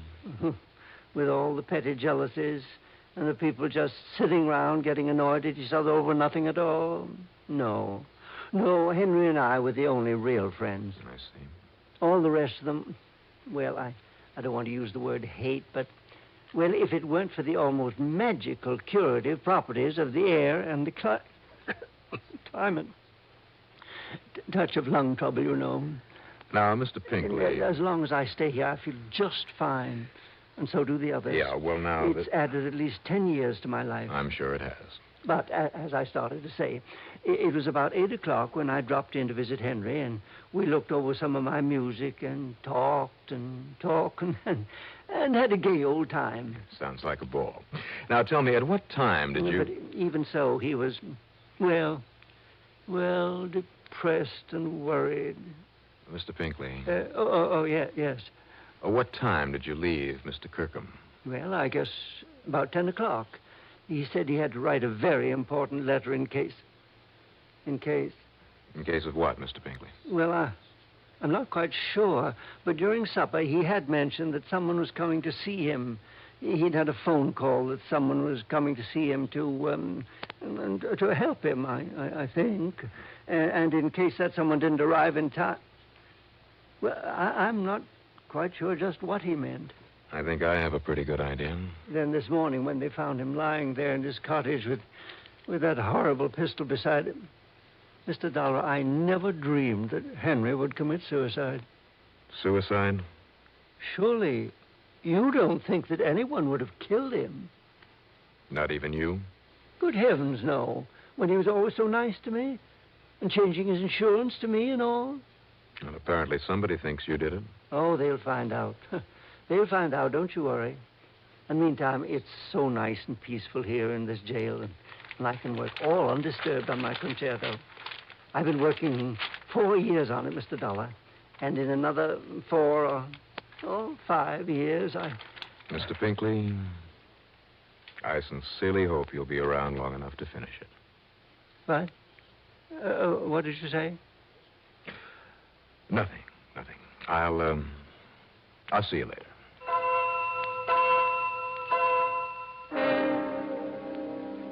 I learned a long, long time ago that the most unlikely person may often be a killer. But this sweet old Walter Pinkley, never. At least not in my book. I got back into my car and I drove on out to the Yucca Flower Rest Home. In addition to a small office building, there were 8 or 10 neat little cottages on the side of a tree-covered hill. The car in front of the office had the word police badly printed across the side in nearly foot-high letters. And as I pulled up to a stop, a heavy-set man of about 50, wearing boots, jeans, a blue cotton shirt with a string tie, and a beat-up officer's cap with a badge on the front of it, came out to meet me. You must be Johnny Dollar, right? That's right. Chief Appleby? Howdy. But you got here too late, Dollar. How do you mean too late, Chief? Well, I mean, I got it all sewed up. Have you? Yes, sir. I suspected this so-called pal of his right in the beginning, right from the time I found out he'd just been named the new beneficiary of the dead man's insurance. Walter Pinkley? Yes, sir. He just couldn't wait to see our old crackpot. Didn't realize that trying to make it look like suicide might cancel out that insurance. Why do you think it was Pinkley? Think, Doc. Think. Well, that was only the beginning. Now I know. You see, now I got what you'd call uncontroversial proof. You see, Mr. Dollar, it was all made up to look like suicide.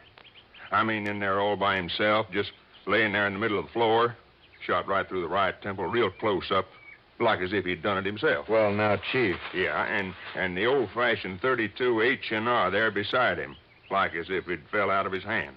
Did you check that gun for fingerprints? Not a sign of any prints on it anywhere. Now, you know he'd have to have his own prints on it if he'd done it himself. Yeah, I guess it would. Only one note to have been in to see him last night was that old Walter Pinkley, right? Well, now, Chief, that still doesn't prove that... But what Pinkley didn't figure on was that Kirkham was already scared of him and he'd sent for you. And Pinkley also didn't know that sometime last night Kirkham wrote you a letter just in case. Chief, I have reason to believe he wrote that after Mr. Pinkley... Now, wait now. Just let me finish, huh? Go ahead. This letter was there on his desk, and, well, I got to admit I didn't take a look at it until a few minutes ago, but here, look at it for yourself. See? Pins the murder on Pinkley and nobody else. Read it. I mean, if you can, that handwriting's kind of old-fashioned. Mr. Johnny Dollar, honored sir. So is the salutation, Chief. Huh? A bit old-fashioned. Honored sir. Yeah, real formal. There is within this place one who would avenge himself upon my life. How do you like that language? Sounds like an old Shakespearean actor. Well, that's exactly what he was, an old ham actor. Now, let's see now. Nor have I been remiss in my endeavor to assuage the passion that manifestly has provoked his wish for my demise. It means he tried to talk this other one out of trying to kill him. Yeah, fine. Thanks, Chief. But, alas, I had made it only too clear I could no longer abide his ridiculous Concertos? Concertos, that's what he meant. Well, maybe so, but it's spelled Concetettos. Concertos. Oh, it's that handwriting. He meant concerto. He couldn't stand that concerto anymore. It's all that old Pinkley ever talked about. But go on. And so, because of my resentment over his stupid concertos. Concerto. All right, concerto, whatever it is. He seeks revenge. Yeah. And lest he seek to destroy me ere you come to afford me protection, I tell you now that his name... turn it over. But hark, there sounds a knock upon my door. I shall finish this anon. That's all, huh? Well, it's all I need. He thought the knock on the door was you. He let the other guy in, got himself killed. I wish he'd had a chance to finish this, to actually name the man he suspected. Oh, now, wait a minute, Dollar. You want anything more clear than that? Nobody else had a concerto. Pinkley's guilty, and that's that. Maybe. Well, sure he is. The others at the captain's table, Pinkley said. What's that? They all knew I was coming here, so if one of them wanted to kill him, he knew he'd have to do it right away. Sure, and one of them was Pinkley. Same group of 5 at that same table. 3 meals a day, week after week, year after year. 5, huh? Who are the others? Did you check on that? Oh, I sure did. Kind of they were the only ones that would know the most about not only Kirkham, but Walter Pinkley, too. Well, who are they, those 5, the other 3 besides Kirkham and Pinkley? An old lady named Miss Sarah Sanderson, man who calls himself Captain Howard, another old fellow named David Hesher. Well, get them together, Chief. I want to talk to them. What for? As long as we know who did it. Just as a favor. All right. Anything you say. Something had suddenly rung a bell. I picked up a dictionary in the office. I looked up a word in it. And then took it along to meet the group, one at a time, in one of the little cottages. Mrs. Sanderson, in her late 70s, was a sweet little soul who was so unnerved that all she did was cry during the interview. Old David Hesher, his mind failing, well, he was no help at all. But Captain Eustace Howard... Well, I certainly don't find anything mysterious about this case, Mr. Dolar. If you want my opinion... Which I didn't. And after all, I speak from years of using this excellent mind of mine to solve far more complex problems than this. What a blowhard. But, of course, my extreme modesty forbids me to laud my own accomplishments. Unconscionable bore. Nevertheless, I am convinced. Like that insurance man, Hollister. I, out of my vast experience and confidence... I can assure you that Chief Appleby is entirely right in holding Walter Pinkley. Captain Howard. Pinkley and his ridiculous concerto. Now, Captain... I could have composed that for him in a month, in a week. I told him as much. I'm sure you did. But would he avail himself of my superlative musical knowledge? Now, wait a minute, will you? Will you wait just a minute? You don't want my opinion. I don't think I need it anymore. Really? Chief? Yeah, Dollar? You and Pinkley both told me that Kirkham changed his beneficiary recently. Sure, to name Pinkley. Which I maintain explains why Walter Pinkley killed him. Just hold it, Captain, please. Very well, very well. Chief, who was the beneficiary before? It was this very group of people, Dollar. Mrs. Sanderson, David Hesher, and the captain here. And, of course, Pinkley, too. It was to be split up equal. Well, and that's it.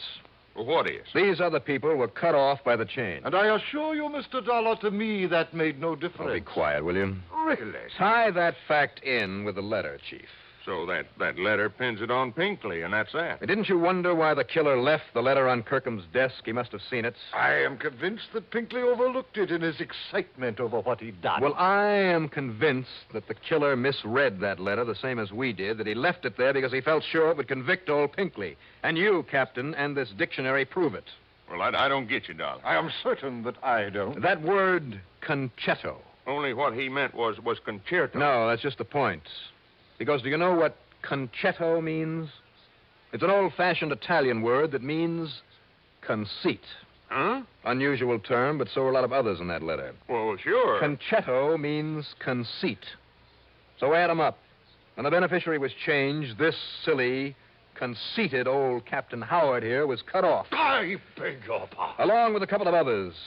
But I doubt if they cared. Only the captain did. Now, see here. He didn't like the snub that it implied. Any more than he liked being turned down by Pinkley over that music, so he had to get even. Mr. Dollar. If he could make it look like suicide, he not only would get even, but nobody would get that insurance.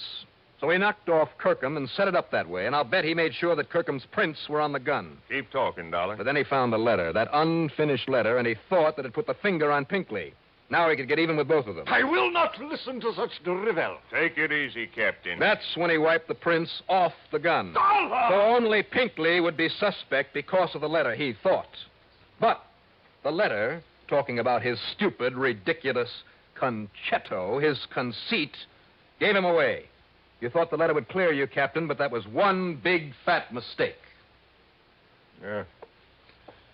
Very well. I killed Kirkham. That's all I wanted to hear. Just put on these cuffs. Oh, come now.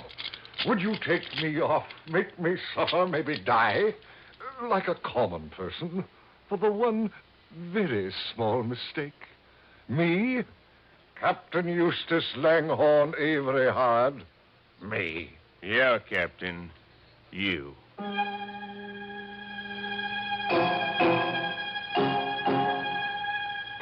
So, Mr. Barton H.B. Hollister, you'd better shed a bit of your conceit and pay me not only that fee you promised, but an expense account total, including the trip back to Hartford, and believe me, all the incidentals I could possibly cook up, a total of $438 even.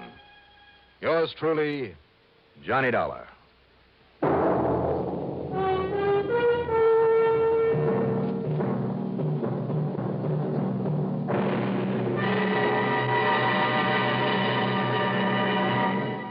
Now, here is our star to tell you about next week's story. Next week, the fog, closing in over a dark, abandoned pier in San Diego.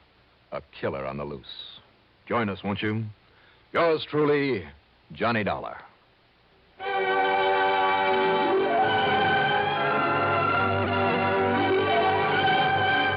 Yours truly, Johnny Dollar, starring Bob Reddick, is written by Jack Johnstone, produced and directed by Bruno Zerato, Jr., musical supervision by Ethel Huber. Heard in our cast were Edgar Staley as Walter Pinkley, Richard Kendrick as Barton Hollister, John Griggs as Captain Eustace Howard, and Jim Bowles as Chief Appleby. Be sure to join us next week, same time, same station, for another exciting story of yours truly, Johnny Dollar. This is Art Hanna speaking. This is Escape Radio speaking, with our thanks to the fine folks at CBS. And now, ladies and gentlemen, a little challenge for true fans of adventure radio.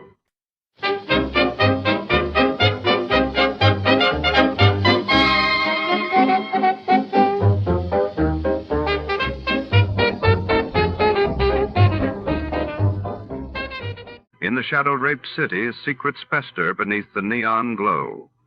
Tonight, a hard-boiled detective stumbles onto an ominous clue one that leads him to a woman on the run and a deadly secret hidden in plain sight. Danger prowls every corner. Who is hiding, and what are they willing to do to stay lost? Stay tuned for The Hiding Place. Before we begin, let's see what happened on the day it aired. It was May 27th, 1948. That day, the world reeled as the first United Nations airlift planes landed in Berlin, launching the historic Berlin airlift, while across the globe, South Africa enacted the apartheid law, setting in motion decades of controversial segregation. Get this and get it straight. Crime is a sucker's road, and those who travel it wind up in the gut of the prison of the grave. There's no other end, but they never learn. From the pen of Raymond Chandler, outstanding author of crime fiction, comes his most famous character in The Adventures of Philip Marlowe.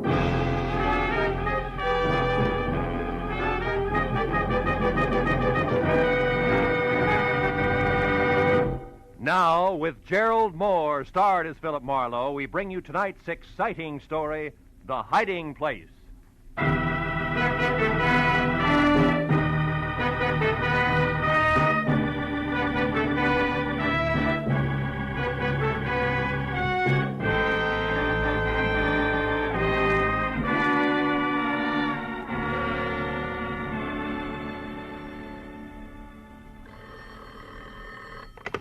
Mrs. Brown's gift shop.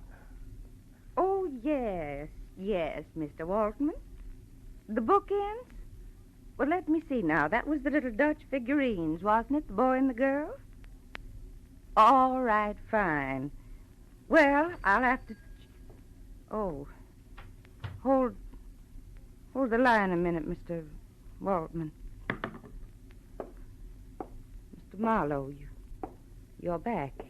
Yes, Mrs. Bryant. Did you find him, Mr. Marlowe?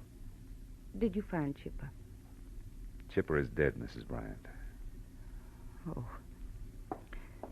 Take it easy, Mrs. Bryant. Maybe you better sit down here. No.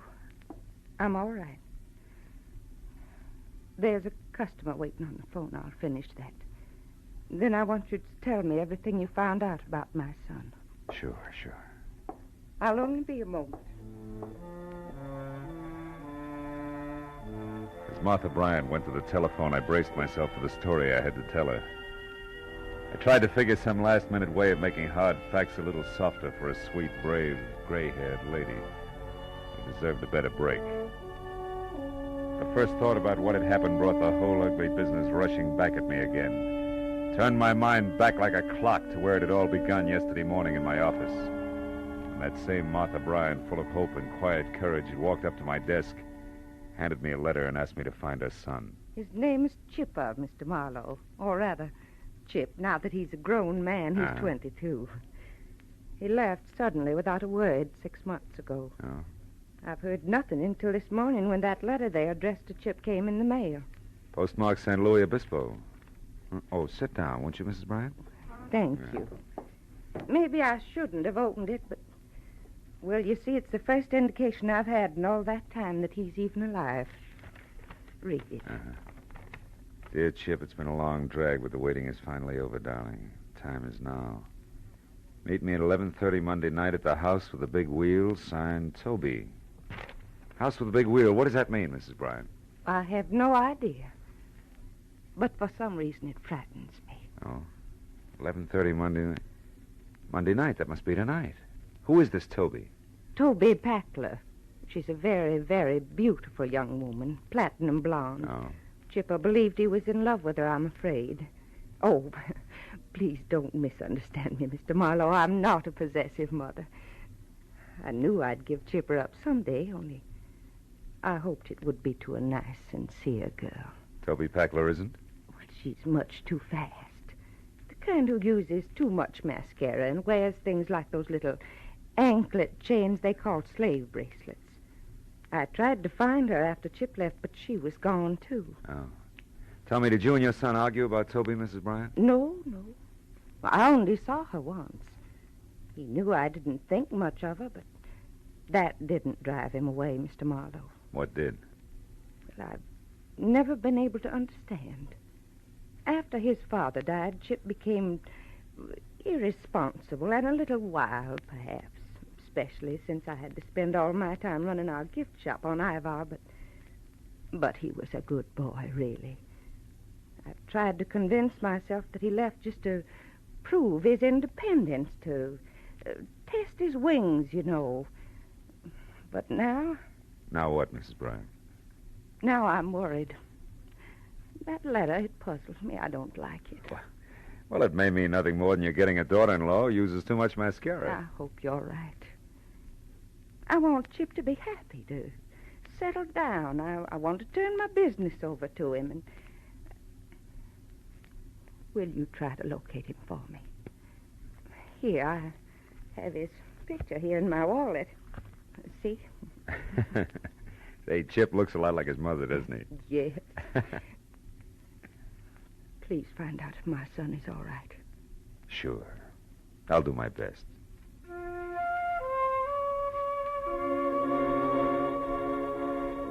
From my office window, I watched her leave the building. Saw her stop politely and answer a question for an oily sidewalk passerby in a black pinstripe suit. Then move quietly on down the street toward her shop on Ivar.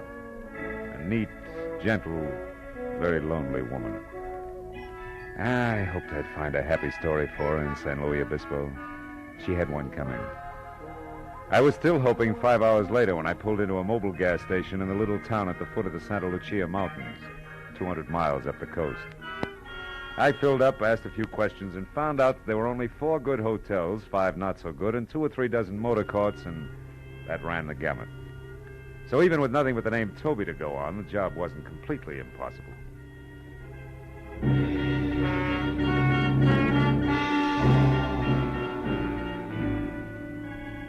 By the time I'd worked my way down into the motor courts, the sun was sneaking off between the rocky hills toward the ocean.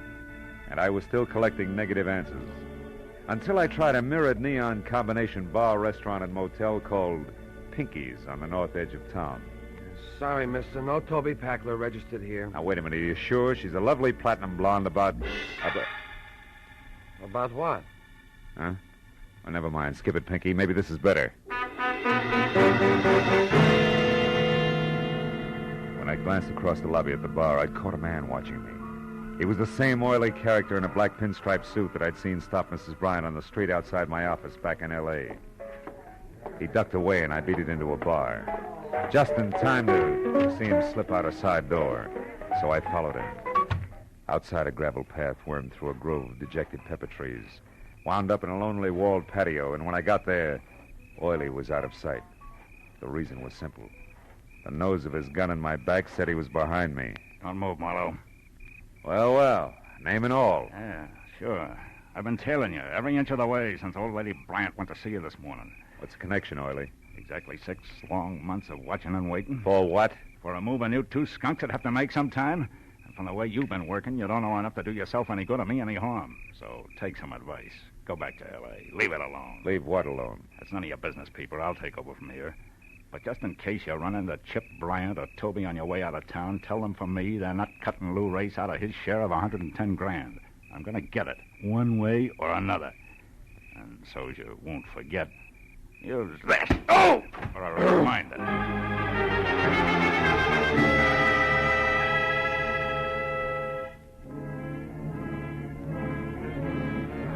When the brick floor of the patio finally stopped pushing, I was alone, except for my ugly thoughts. I knew I was on the right track, but from the sound of things, Chipper Bryant was much less a mama's boy than his mama believed. I made sure Lou Race was nowhere around the motel. Then I went into the bar again to see what a double scotch would do for my headache. The bartender obviously was the type who got around, so I took a chance and asked him about Toby Packler. It was no good.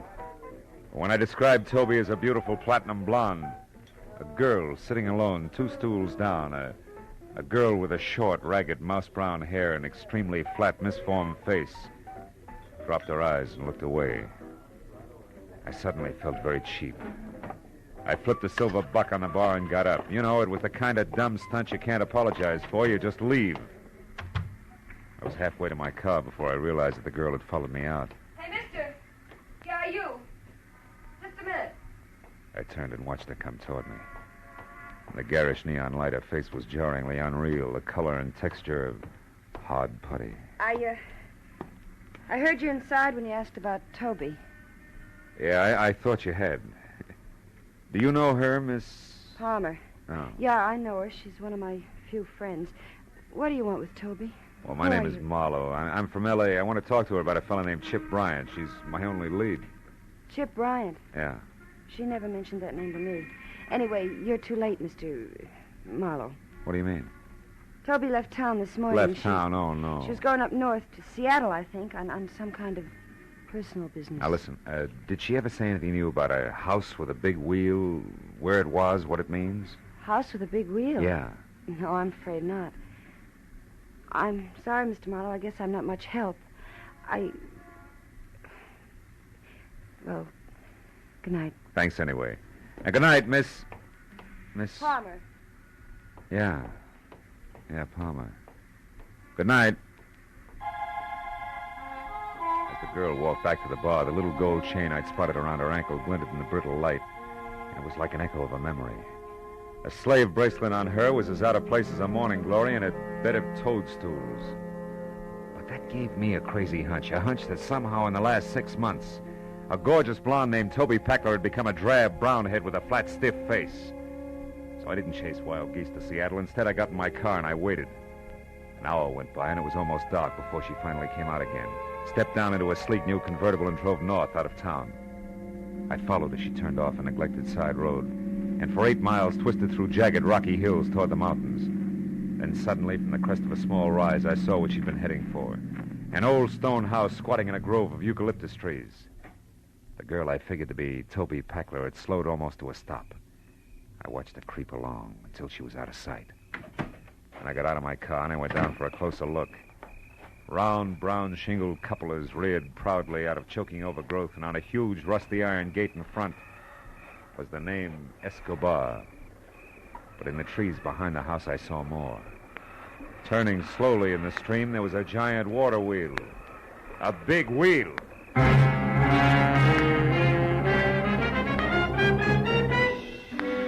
drove fast back to town and stopped at the only place I could figure for a quick answer. The office of the San Luis Obispo Daily Eagle.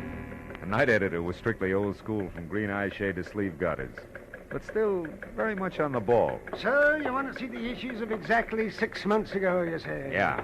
That'd be November.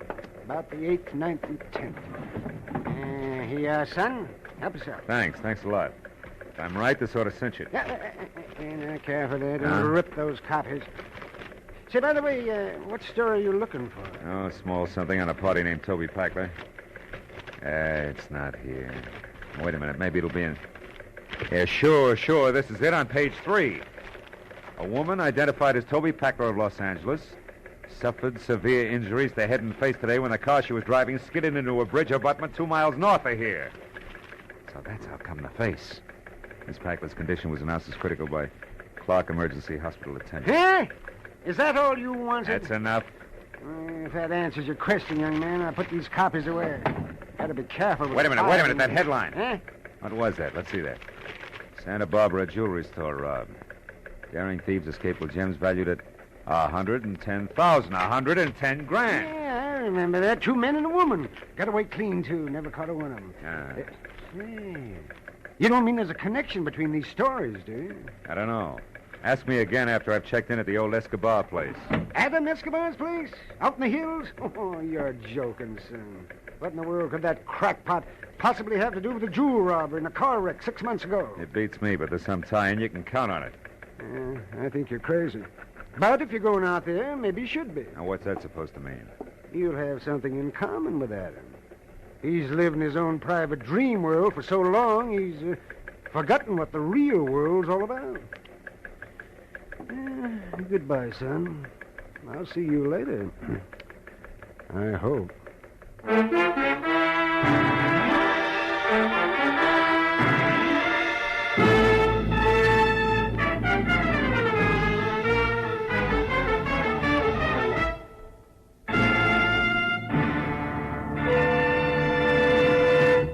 In just a moment, the second act of Philip Marlowe. But first, the fun is always fresh and furious when Groucho Marx takes over on CBS Wednesday nights with his wonderful quiz, You Bet Your Life. Groucho, the master of ad-lib, teams up pairs of opposites and then goes to work with his quips and questions. Very, very solid with laughter, this Groucho Marx show. Hear it this Wednesday and every Wednesday on most of these same CBS stations. Now with our star, Gerald Moore, the second act of Philip Marlowe, and tonight's story, The Hiding Place.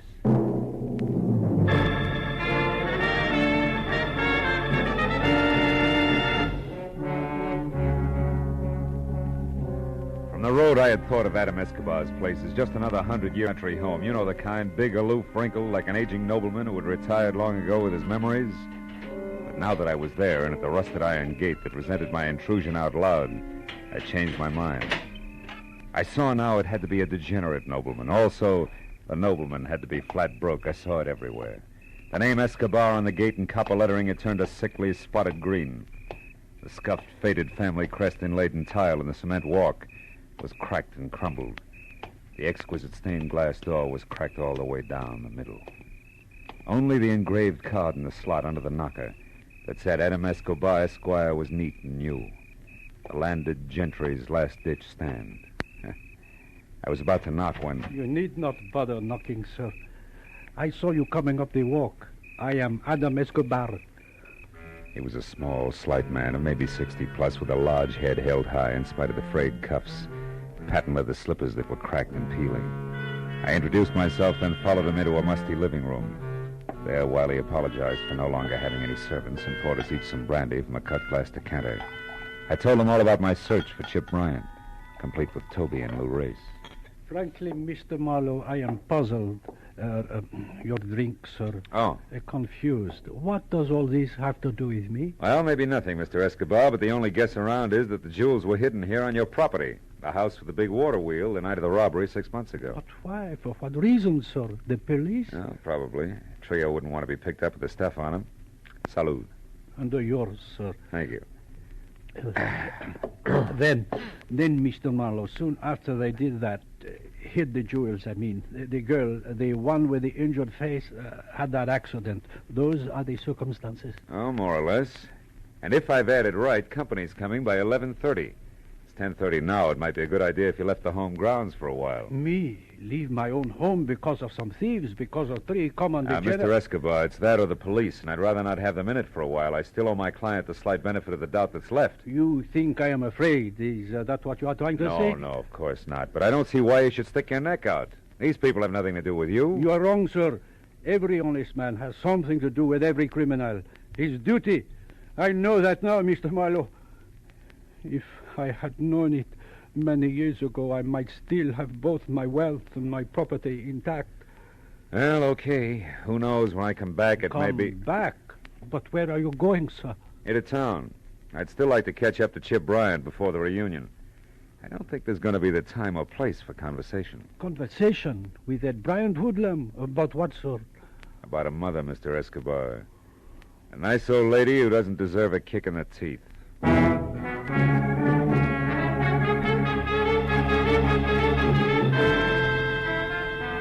Back in San Luis Obispo, I returned to the missing person door-to-door canvass for the third time that night.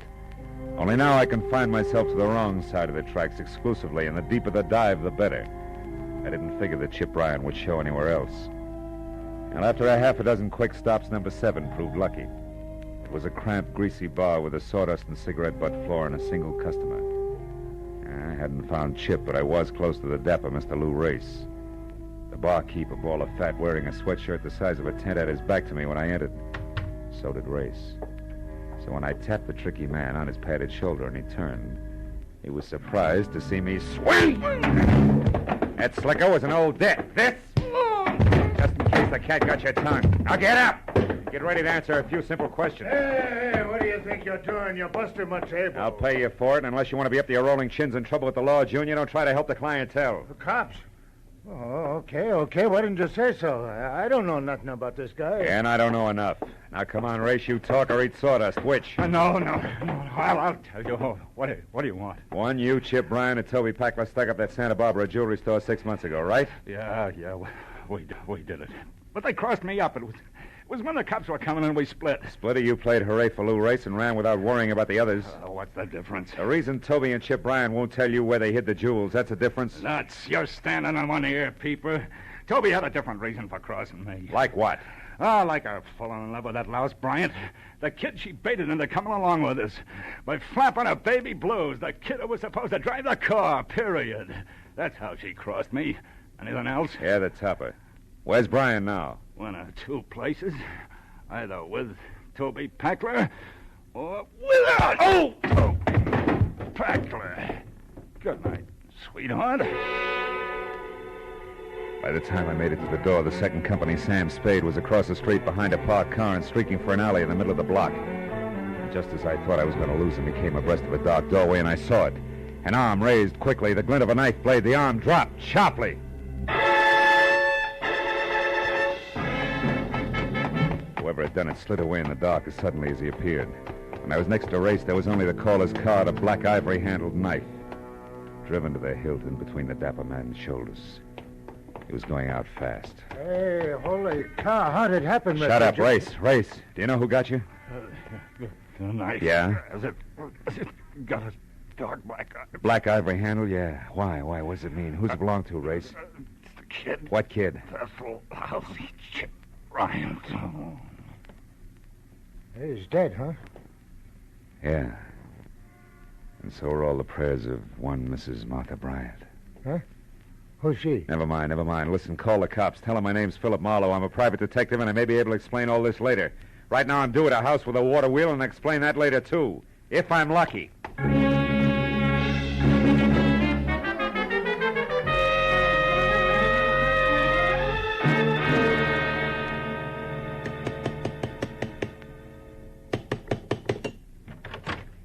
Mr. Marlowe. I'm glad you're here, sir.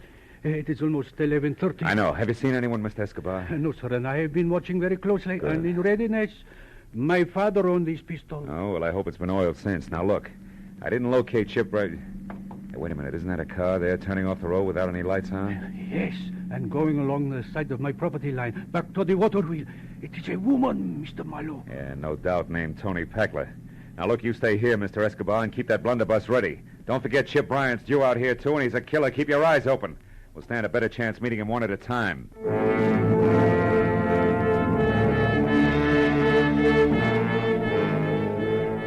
I went around to the side of the house quickly, then kept close into a long line of eucalyptus trees that ended at a crumbling building that had once been servants' quarters. After that, it was only 20 yards to the water wheel. 20 open yards to the huge, ancient circle of hand-hewn wood that complained against the side of a dreary, squat stone mill that had long ago died of old age. There in the faint half-light of a hazy moon, I saw Toby Packler, kneeling at the corner of the building and with both hands working furiously to loosen a stone the size and shape of a football. There was a gun on the ground next to her. I moved closer, my hand tight on the .38 in my pocket. Then I waited till she had the stone out. And that baby Ann's a 6-month-old secret. Were you not the... That wasn't bad aim, just a warning, Toby. How do you know my name? I read your mail. Now get back over to your homespun safety deposit box there and take the jewels out. Go on. All right. Why shouldn't I, soldier? You won't go anyplace with them. Chip will see to that. They're gone. Get back. They're not here, I tell you. Do you understand? They're gone. Gone. All the hopes I Hold had. Now tell me, is this where you hit him? Of course. Nobody else knew, Race or Chip Bryant? Grace didn't even know about this place. But Chip... What? And don't dare move, Mr. Marlowe.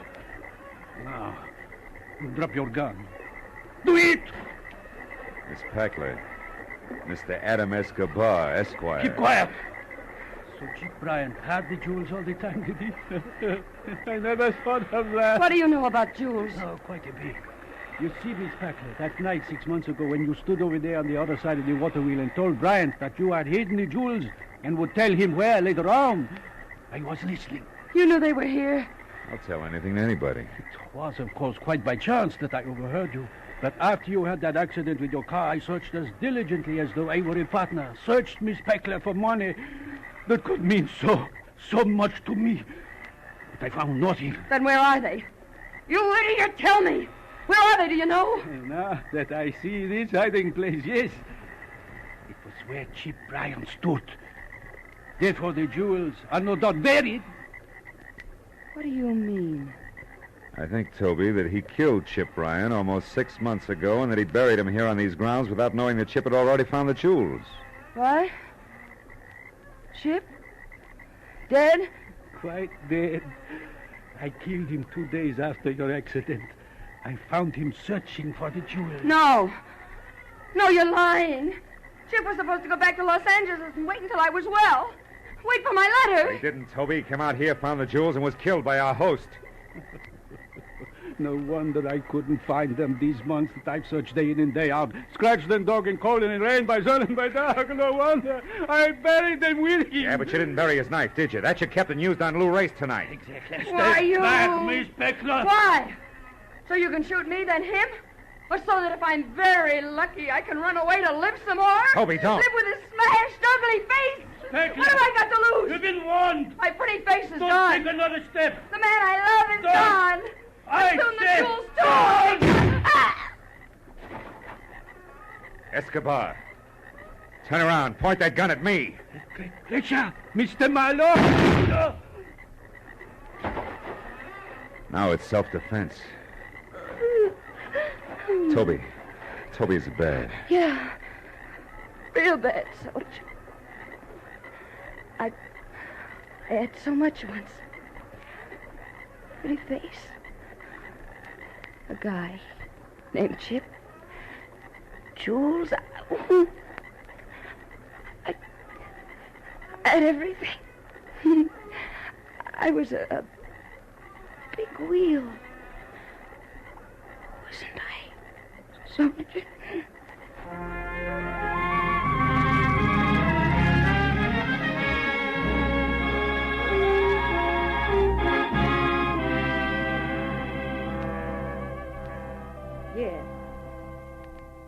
Yes, Mr. Altman. The bookends will be sent out to you this afternoon at the latest. Thank you for calling. Goodbye. I'm sorry to have kept you, Mr. Marlowe. Well, it may be hard for you to believe, but in the minute I was on the phone, and even while I talked, I think I saw Chipper's whole life before me. I know what you mean. Well, Mrs. Bryant, I found out that your son, Chip... Yes. You found out what? Mr. Marlowe, what are you staring at? Oh, that showcase there. Oh. Our Mother's Day display. It's attractive, isn't it? Yeah, very. Mrs. Bryant, Chip was killed in a storm at sea a week after you saw him. It was off San Francisco. His body was never recovered. I was told that he was on his way to a new job in Canada at the time. And incidentally, that letter from San Luis Obispo, that was all a mistake. That girl never saw Chip again.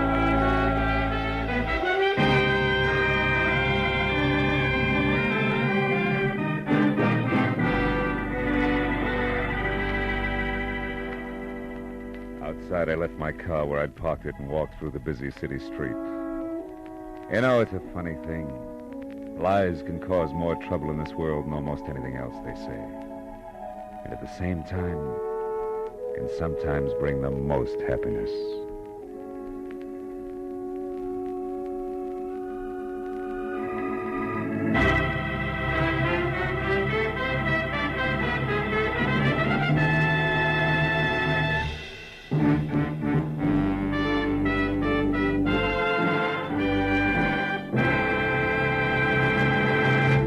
The Adventures of Philip Marlowe, bringing you Raymond Chandler's most famous character, star Gerald Moore, are produced and written by Norman MacDonald and written for radio by Robert Mitchell and Gene Levitt. Featured in the cast were Virginia Gregg, Joan Banks, Herb Butterfield, Louis Jean Height, Bob Griffin, Howard McNear, and Lee Millar. The special music is composed and conducted by Richard Arant. Be sure and be with us again next week when Philip Marlowe says... It started at dawn in a Los Angeles taxi and wound up that night on a cliff in the middle of the Pacific. All because of a Dutchman with $50,000, a corpse in a lily pond, and an Oriental with a chauffeur who wanted a cloak made of nothing but feathers.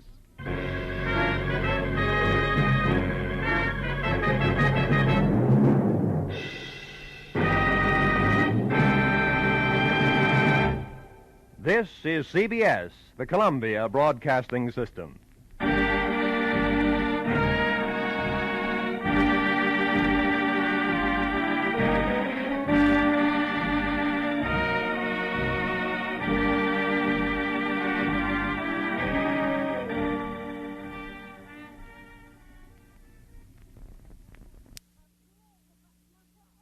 From all of us here at Escape Radio, thanks kindly to our sister station, CBS.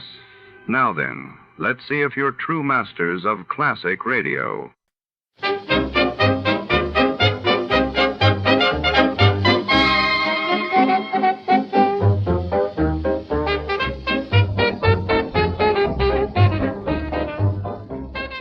Tonight, in the shadowy heart of the city, a mysterious death inside a sealed iron coffin draws Detective Malone into a labyrinth of secrets. As whispers of betrayal swirl and a stunning femme fatale crosses his path, every clue leads deeper into danger. What secrets does the iron coffin guard, and who will survive to tell the tale? Before we begin, let's see what happened on the day it aired. It was March 3, 1947 that day. The world learned of the British government's announcement to end its role in Greek and Turkish affairs. And in Paris, Christian Dior's revolutionary new look took the fashion world by storm. Get this and get it straight. Crime is a sucker's road, and those who travel it wind up in the gut of the prison of the grave. There's no other end, but they never learn. Wrigley's Spearmint Chewing Gum, the refreshing, delicious treat that gives you chewing enjoyment, presents for your listening enjoyment Raymond Chandler's most famous character in The Adventures of Philip Marlowe.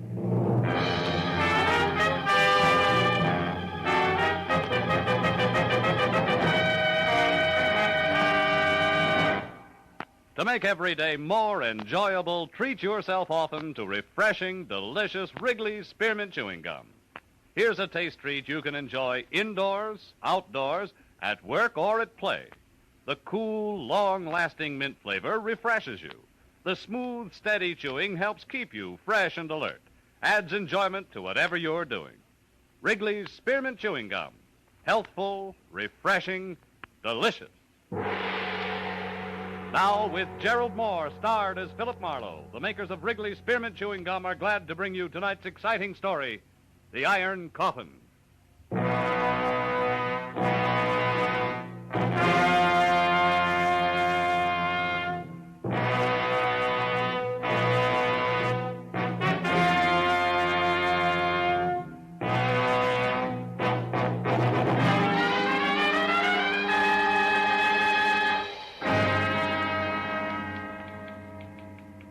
Dear Sir, I wouldn't touch your proposition with someone else's 10-foot pole. Period. Furthermore, hello? Would you connect me with Mr. Marlowe, please? Philip Marlowe, the private investigator. This is Philip Marlowe. Oh, I'm so glad I caught you. Mr. Marlowe, you've been very highly recommended to me by a very dear friend, and I want to employ your services for a case. All right, who are you? I'm Catherine Newbold. Uh-huh. It's about my daughter, Irene, or more exactly, about her fiancé. I want you to find him for me. He's 26, dark complexioned, about 5 feet 10, and Oh, just a minute, Mrs. Newbold. It's a little early for descriptions. What's the nature of his disappearance? Mr. Marlowe, Yeah. I'm afraid I just can't explain over the phone. I'm at the boys' place now. Would you come over here?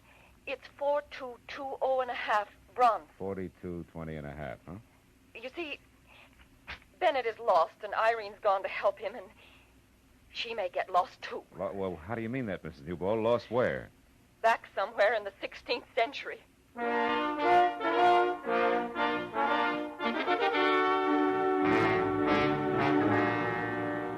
After she hung up, I spent a few minutes trying to decide if I should take along my .38 or a butterfly net. But in spite of what I thought she'd said about the 16th century, I was convinced that Mrs. Newbold was a genuinely worried woman. I'd sold myself on that by the time I hit Bronson Avenue. When I finally found number 4220 and a half, I began to unsell myself fast. Said 4220 and a half was a sagging second floor of a weed-ridden tile and stucco heap on the alley, in back of a dead delicatessen. The windows were heavily shuttered behind rusty iron grills, and the heavy door was set at the top of a narrow flight of unreliable wooden stairs.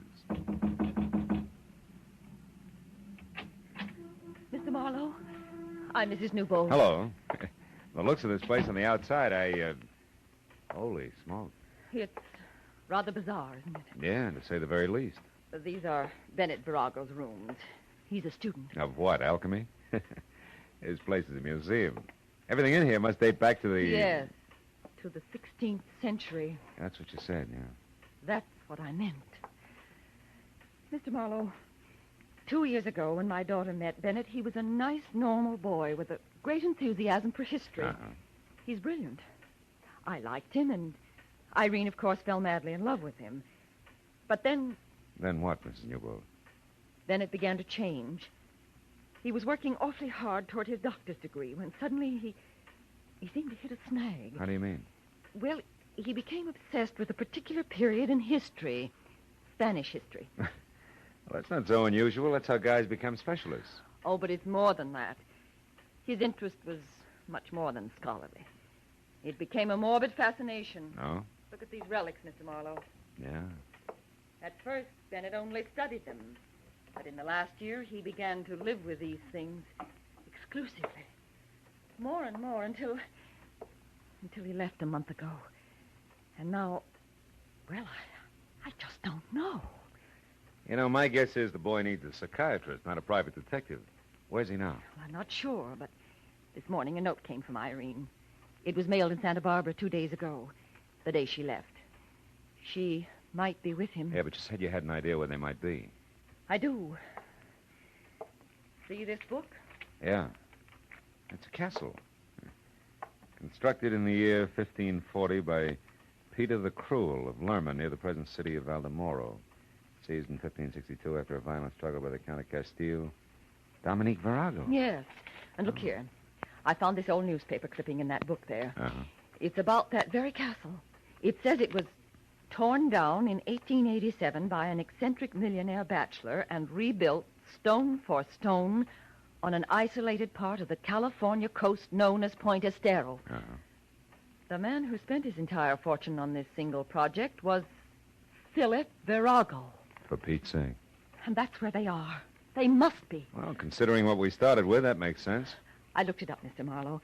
Point Estero is just above Morro Bay, about 200 miles north of here.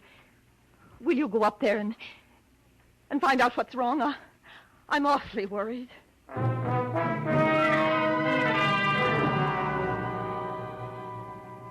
I told her the transplanted castles from Spain were not exactly my cup of tequila. But between the check she handed me and the look in her eyes, I figured a drive along the beach might do me good. Well, I made Santa Barbara by 4, and by 6:30 I was watching the surly Pacific surf hurl itself at the huge granite lump called Morro Rock. Farther north I got, the manner the ocean became. A hulking bank of solid black clouds offshore made a hollow mockery out of daylight savings time. And 20 miles beyond Morro Bay, I had to turn out my lights. By rough calculation, the castle was another 10. But when 11.7 had turned up on the speedometer without so much as a single battlement in view, I decided to turn my lights back on again and stop for some local advice. My first chance was a combination motor court, restaurant, and mobile gas station. Labeled Summit Light, California, L. Chester Poindexter Prop.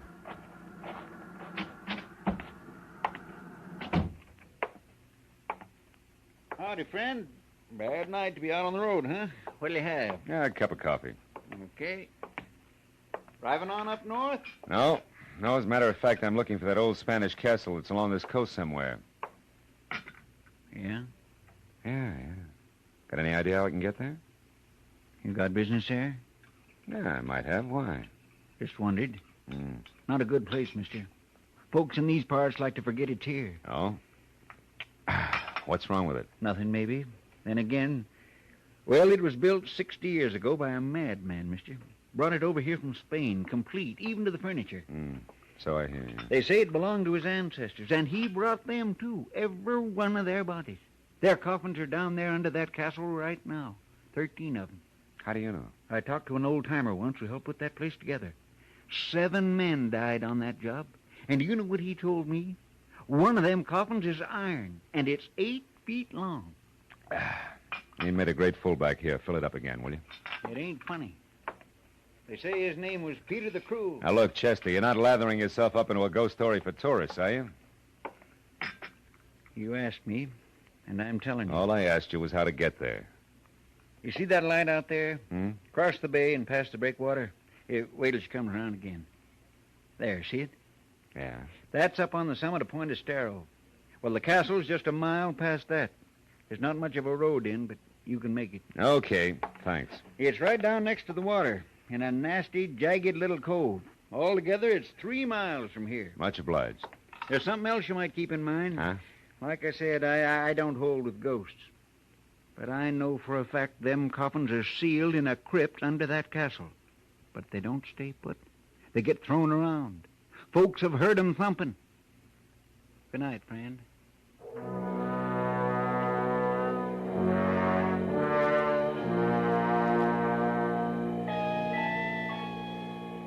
The highway dropped down close to the quiet bay, which was sheltered by the breakwater. At 100 yards out, a white sailboat, its mast pointing straight up at the stars. It made a strange contrast to the pounding surf a mile beyond, where I found the turnoff to the castle. It beat a year's depreciation out of my car in 10 minutes. But finally, at the top of a small rise, I saw it, the Spanish castle. It was a grim, gray mess of crooked walls and twisted towers that crouched on the shore like something that had crawled up from the bottom of the sea.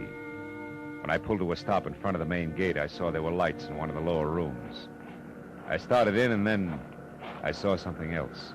A girl running down the path toward me. You there, wait. Please, wait. Oh, you've got to help me. Somebody's going to be killed. Killed? In there, in the castle? Yes. Oh, hurry, please. All right, come on. Thank heaven I saw your headlights. I'm glad I found you, Miss Newbolden. How did you know? I guessed right. What do you mean? Well, your mother was pretty sure I'd find you here. I'm a private detective, Philip Marlowe. Oh. What's this about somebody being killed? It's Bennett. He's almost out of his mind, Mr. Marlowe. He's gone down to the crypt under the castle. I tried to stop him, but I couldn't. He's killed down there, just like the others. Like what others, Irene? All the other Viragos, all his ancestors. Peter the Cruel will kill him. Oh, now, just a minute. Come on. I must sound crazy, too. Maybe I am. This horrible place. Baby, take it easy. This is the age of rocket planes and bebop, remember? Not in here. Here it's the 16th century. Oh, settle down. Tell me what's really going on. I am. Day before yesterday, I was just as skeptical as you are. That's why I came here. But now, Mr. Marlowe, Bennett Virago is fighting a battle that's been going on for 400 years.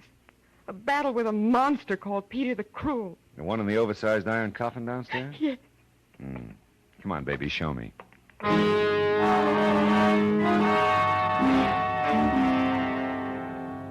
What I could see in the light of the 4 candles in the holder I picked up I didn't like. She led me first down a long flight of stairs, then through a maze of ponderous arched pillars that made the catacombs seem cozy by comparison. Finally, we stopped in front of a heavy door with an iron ring in it. I hauled it open and almost fell in. We were at the top of a deep circular room, carved from solid bedrock. Stairs that must have been designed by a reckless mountain goat followed the curving wall down to the bottom. And there, in the light of a torch stuck in a bracket, a man was working frantically over a big trap door set in the center of the floor. It was Bennett Virago. I told Irene to go back upstairs and wait, and then I started down. There! Who is it? Philip Marlowe. I'm a friend of Irene. She told me I'd find you down here. Get out of here. I refuse to be responsible. I'll be responsible for me, fella. I'm used to it. Hey, you sure you can't use some help? You look pretty tired. I'm exhausted. But I'm not going to stop until I've settled this business once and for all. And I won't tolerate any interference. Do you understand? No. Interference in what? I'm going to spend the night in the crypt under this door. I've got to know the truth. Listen, if you're really Irene's friend, please take her away into town, that Poindexter's place. She's not safe here. Nobody is. Every document I found verifies it. Verifies what? Mr. Marlowe, I'll show you. On one condition. Give me your word that once I'm in there and this door is closed, you'll leave here and take Irene with you. Well? Okay, Virago, it's a deal. Show me. All right. Take that crowbar and help me get this open. Okay. Tonight I broke the seals that were put on this door 30 years ago. At that time, the coffins were in 3 straight rows. And now? I know what I'm going to find. It's happened before. Hey, Buster, this thing is heavy. You'll never open it from the inside by yourself. The servant Ramiro has his orders. Get it up in the morning. Quick. Prop it with your bar. I got it. Well, Virago. Stay back. Don't move until I get the torch down there. Now. Look. I saw walls slimy with pale moss. A rotten stone floor scarred with deep fissures. And the coffins that had been in 3 neat rows were scattered in crazy confusion. But that wasn't enough. In the middle of it all was the iron one, 8 feet long, standing right straight up on end. Now maybe you'll believe me. Virago, listen, wait a minute. Maybe you better think this over. You gave me your word. Yeah, but no kid threw those coffins around like that. Now you're beginning to understand. Get out, Marlowe. Get out fast. Heaven only knows what might happen here tonight.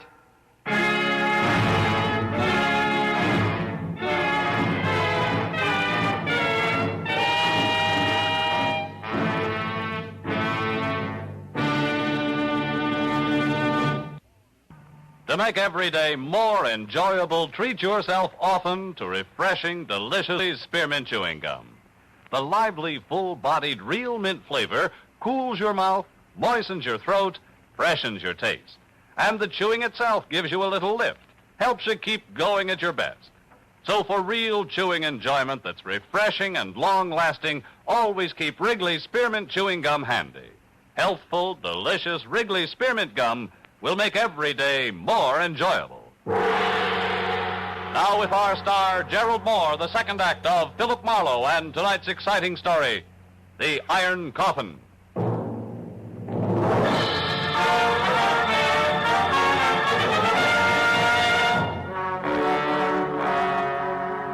I kept telling myself that Virago wasn't in any danger. That this was 1950 and spirits from the 16th century didn't stand a ghost of a chance against a determined man. But I couldn't quite believe it. And things didn't get any cozier as I watched the man with the obsession descend into the crypt. A candle in his hand, casting a crazy chorus of shadow dancers against the dripping wet walls. After the trapdoor crashed shut, I kept holding on tight to the 20th century and things that made it tick. And that helped until I was back up to the basement level. A moment of your time, please, senor. A tangle of gray, black, shaggy hair fell all around a grisly old face that could have scared a Halloween mask. And the rest of them fit from a build that included almost no shoulders, ape-long, scrawny arms, and an outfit that was medieval. I did not mean to alarm you, senor. Yeah, you couldn't miss.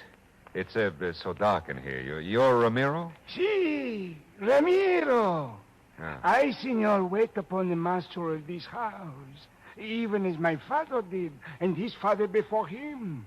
Always, senor, a Ramiro has been in service in this castle. Always since Peter the Cruel. You mean you came over here from Spain? You were imported with this castle? Si, indeed. It had to be that way, senor. None else but a Ramiro knows the castle. Every stone, every fixture, every sound in the night. Why, senor, there where you stand, a Ramiro stood on that fateful day in the year 1562 when Dominic Virago, the Count of Castile, sentenced Peter the Cruel to his death. Oh, it was an awesome occasion, senor. I'll bet. The story of that day lives in my mind as though I had been present. I hear and see it all. Hear and see the fantastic spectacle in this very room. The place lighted by flaming torches. The prisoner was Peter the Cruel. His legs bound in heavy chains and weighted with an iron ball. The crowd surged forward to hear what the Castile has to say. Dominic Virago, Count of Castile, do this day proclaim the tyrannical rule of the prisoner before me at an end. And I do further proclaim that the prisoner, Peter the Cruel, be hanged, wearing the shackles and weights of a common thief. And when his body is dead, I order it cut down and sealed in an iron coffin, the chains not removed. Only by right of the royal blood of our fathers do I allow his remains to be placed in the family crypt below this room. Now, Peter the Cruel, you have heard this sentence. How do you speak?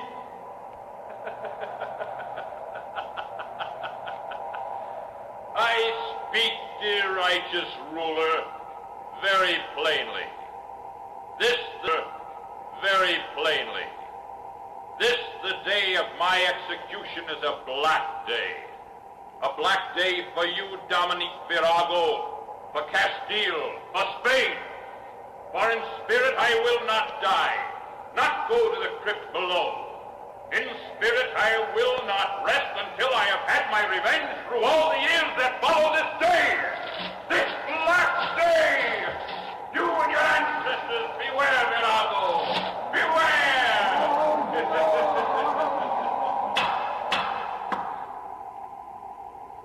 Silence! The Count of Castile would reply. Hang him!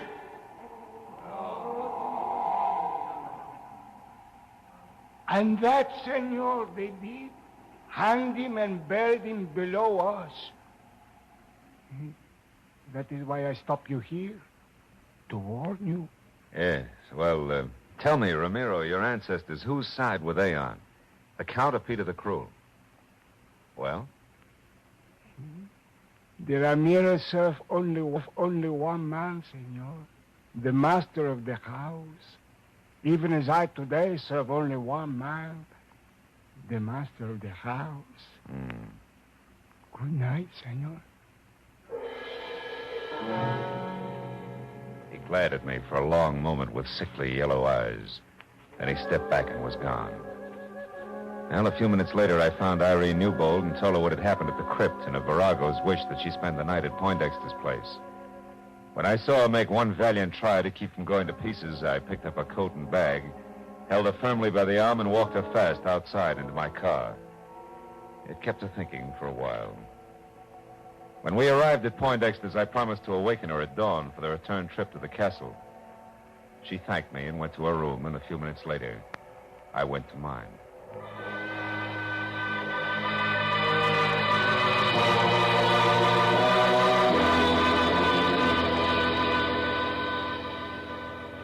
After 3 hours of cigarette-filled sleeplessness had gone by, I slipped outside and watched the summit light that winked at me every third second.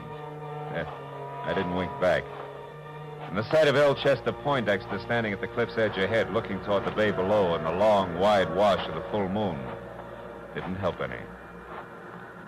Sure. How do, Mr. Marlowe? Trouble sleeping? Yeah, your local ghost made good. He keeps propping my eyelids open.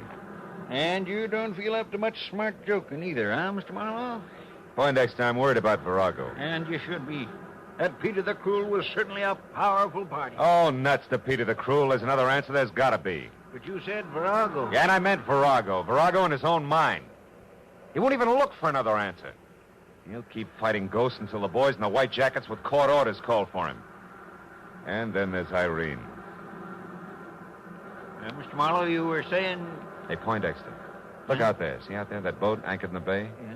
That's the same one I saw from the road before, isn't it? The road I took to the castle? Sure. Only sailboat around here. Springtide certainly has her dipping for moss tonight, huh? Certainly has. Her, me, and a lot of other things, including the fact that our boy who's chasing ghosts is going to be killed by something very real. If we don't get a move on. Come on, come on. We're all going to the castle in a big hurry.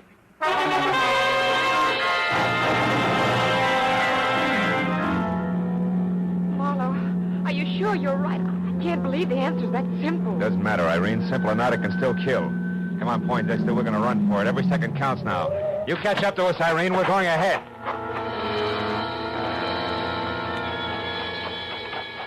Poindexter followed me as I ran into the castle, and down the stone stairs to the basement and along the passageway that led to the spot above the crypt where I'd first met Marimo. But we both slammed to a stop at the sight of something I couldn't expect to find this side of the Dark Ages. It was Ramiro again. Only this time minus his apron and long winter underwear, and plus a head-to-toe black coat of mail with a shiny steel helmet spike on top, tucked underneath his arm. And in one hand a lantern that swung to and fro with his cackling. In the other a long sword, vintage Lady of the Lake. Come back, senor! Back, senor! Senor, they're fighting down there in the crypt. Virago, the last of the Viragos, and Peter the Cruel. Peter who is to have his revenge. Get out, Ramiro. Come on, Poindexter. We got to get this door open. No, stop! Get lost, South Are we in time? Is Bennett all right? I don't know yet. Watch that jerk in the fancy dress. If he gets up, yell. Come on, Poindexter. We got to get this door open. Come on. Let's have it. It's coming. Look, the crypt is filled with water just like you said. Help me. Oh, Bennett. Bennett, thank heaven you're all right. Virago, here. Take my hand. Reach for it. There we are. Couldn't have lasted another minute. The water came through the cracks in the floor. And the coffins. They floated. That's right. They're bumping against the sides of the crypt as the thumping sound you people have heard. Yes. And when the water subsides again, the coffins will be scattered all over. Oh, Bennett, darling, you see, it's no angry spirit. Yes, but why the water, Mr. Marlowe, and why does Peter the Cruel's coffin always stand on end upright? Where does the water come from? The sea. There's an unusually high tide tonight. Springtide, they call it, right, Poindexter? Right. Happens when the sun and the moon are in either direct conjunction or opposition. You see, the castle's so close to the ocean and the crypt so deep that the water seeps in as the tide rises. Oh, I see. And as for Peter the Cruel, he settles up right because the old boy was buried in his coffin with his bondage chain still wrapped around his feet, according to legend. Ask Ramiro there. I'll be glad to tell you all about it. Senor, it is more than legend. It is truth. Truth, sir, that no Oh, can shut up, Ramiro. Had enough of you and your stories. Mr. Marlowe, how did you know? I mean... He means, what got you here in time? How did you think of the spring tide, Mr. Marlowe? Well, it was a sailboat anchored in the bay, Irene. You know, when I first saw it, its mast pointed straight up at the stars. When I saw it again, hours later, it was dipped forward sharply because the anchor chain had been pulled tight by the rising tide. Well, that gave me the hunch I needed. The hunch we needed, Mr. Marlowe. Thanks a lot. I'm glad to be out of the 16th century, and you know something? What? I think I'll stay out.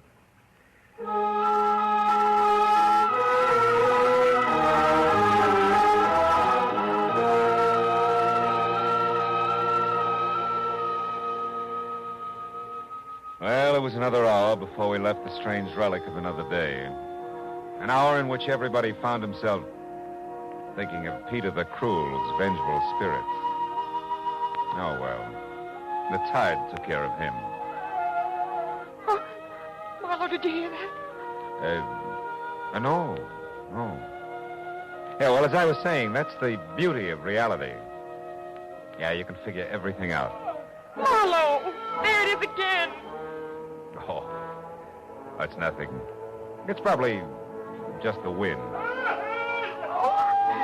Look, that figure up on the rampart. Figure? Ramparts? Oh. Why, that's Ramiro. Or is it?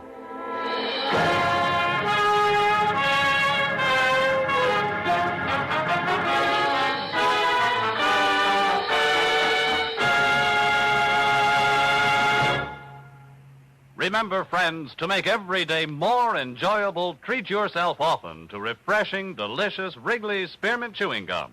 There's lots of cooling, real mint flavor in every stick. And chewing Wrigley's Spearmint helps keep you feeling fresh and alert. You feel better, work better, get more fun out of doing things. So indoors, outdoors, wherever you go, keep some healthful, refreshing Wrigley's Spearmint Chewing Gum handy. To make every day more enjoyable, treat yourself often to delicious Wrigley's Spearmint Chewing Gum.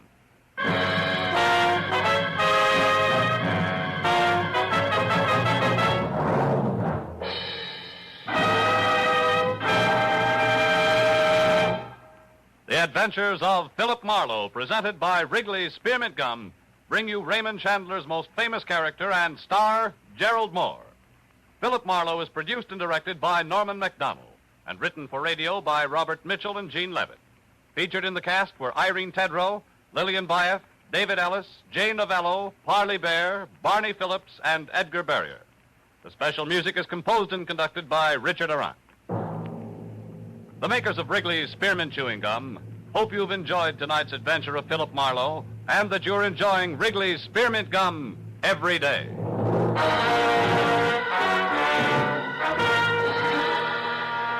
We invite you to be with us next week when Philip Marlowe says...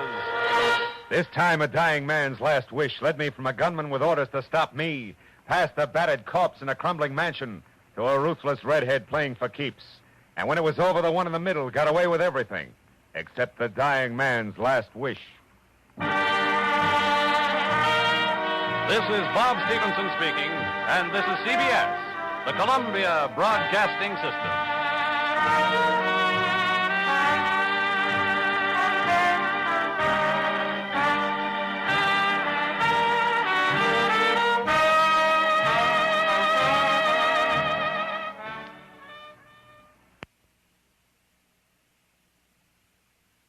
Our thanks this evening to America's own CBS. And before the orchestra strikes up again, let's see who among you really knows the golden age of radio.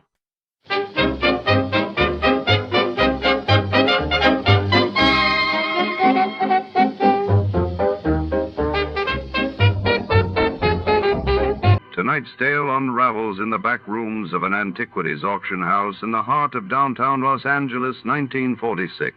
When a rare African idol goes missing under mysterious circumstances, hard-boiled detective Pollack is drawn into a web of superstition, murder, and a shadowy figure known only as the Porroh Man, as the scent of sandalwood lingers among velvet drapes and priceless relics. Every artifact and every whisper hides a deadly secret. Danger lurks between the gavel strikes and the shadows of obsidian masks. Before to start, let's see what happened the day it was aired. It was May 23rd, 1947, and that day the world watched as the U.S. Senate passed the Taft-Hartley labor bill amid heated debate, while across the globe, Britain announced the end of its mandate in Palestine, setting the stage for a new era in the Middle East.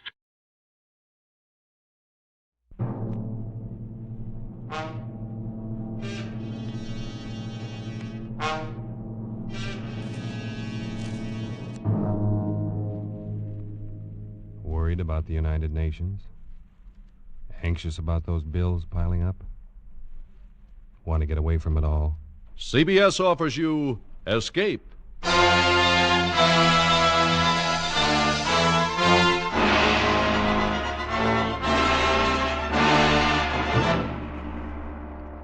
You are the victim of a native witch doctor, pursued from the west coast of Africa to the west end of London by the grinning face of a dead man.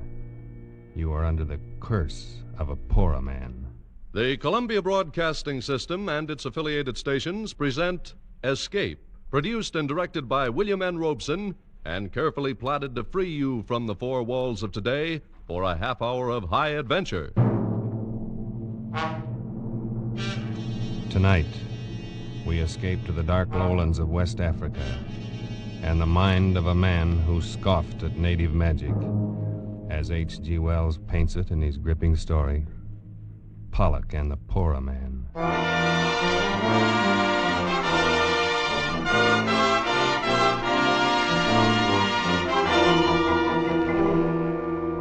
I had spent considerable time in Africa, but I have given little credence to the many superstitions of the natives there.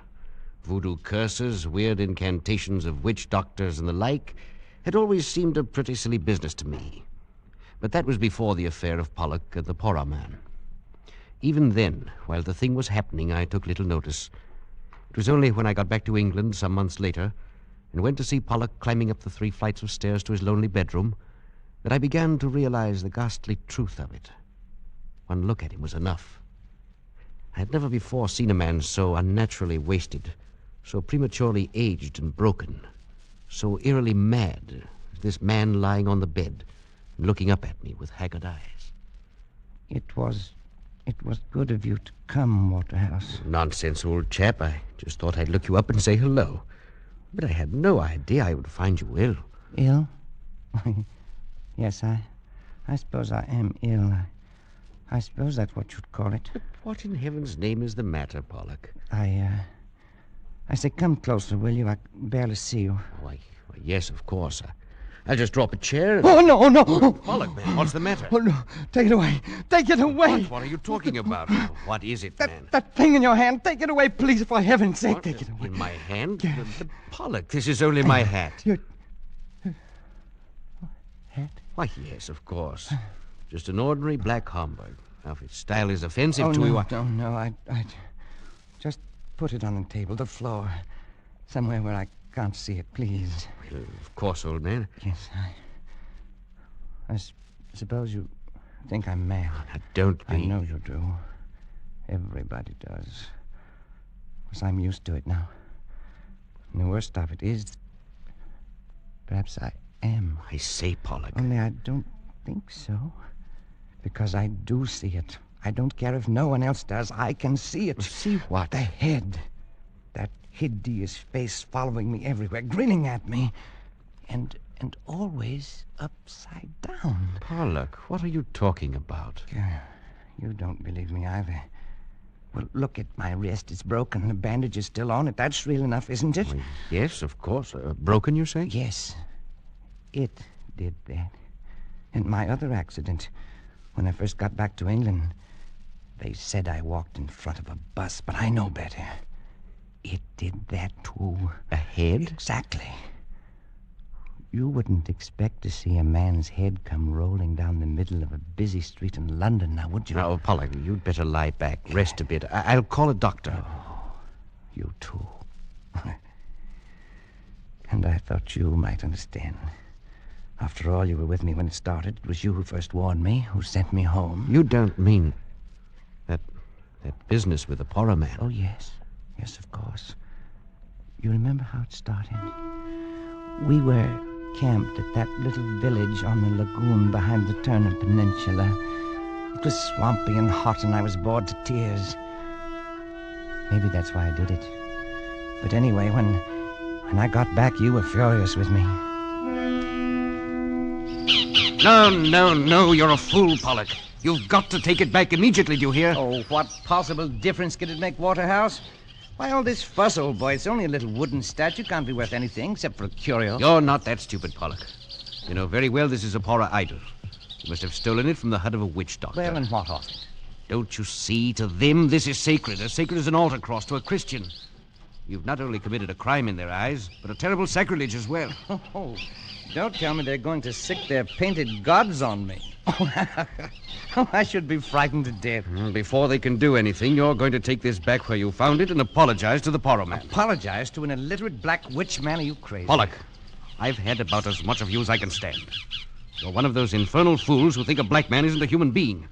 I can't turn my back, but you're running crossways to them, getting into some scrape or other. The third time this month, and this time it's serious. Are you telling me you're going to send me home? I honestly think it would be best. Well, as a matter of fact, I'm all for it. I'd be very happy to get out of this sticky, dirty, godforsaken place. Very well. But before you go, Pollack, for the good of the expedition, you've got to take that thing back and apologize. Oh, I don't think I'd better. Why not? Well, tell the truth, I don't think they'd give me a chance to apologize. All right. Tell me, what happened? Oh, nothing very much, except... Well, as I was carrying the thing away, one of those chaps popped up and saw it. Started yelling, trying to take it from me. Yes, go on. Well, we had a bit of a tussle. I got away. Go on, Pollack. We were on the bank of the river, and I toppled him over, that's all. He fell into the river? Yes, I think he may have hit the rocks first. Was he badly hurt? I don't know. I didn't stop to find out. He was dead, wasn't he? I really don't know. Oh, you fool. Oh, it was an accident. I had no An intention. accident, a lot they care. It was bad enough with the idol, but you've probably killed a man. We're in for it now. Well, there's nothing to be frightened about. Nothing. In the first place, I should think even your conscience would suffer a little. The second, you don't seem to understand about this Porroh business. It rules the country. It's the law, religion, medicine, everything. And these Porroh are the most vindictive men on earth. The one whose idol you stole and whose follower you killed will be duty-bound to do something about it. And there's no telling what he will do. Oh, come now. You don't believe in these voodoo curses and things? Of course not. I'm thinking of something much more real than that. I mean, he might try something rough. I can only advise you to lie low until we can get you out of here in the morning. I'll take you as far as Sulima and see you safe aboard a steamer. You needn't. I can go alone from here. Not far. You still don't understand this business. You wouldn't get a quarter of a mile from this camp alone.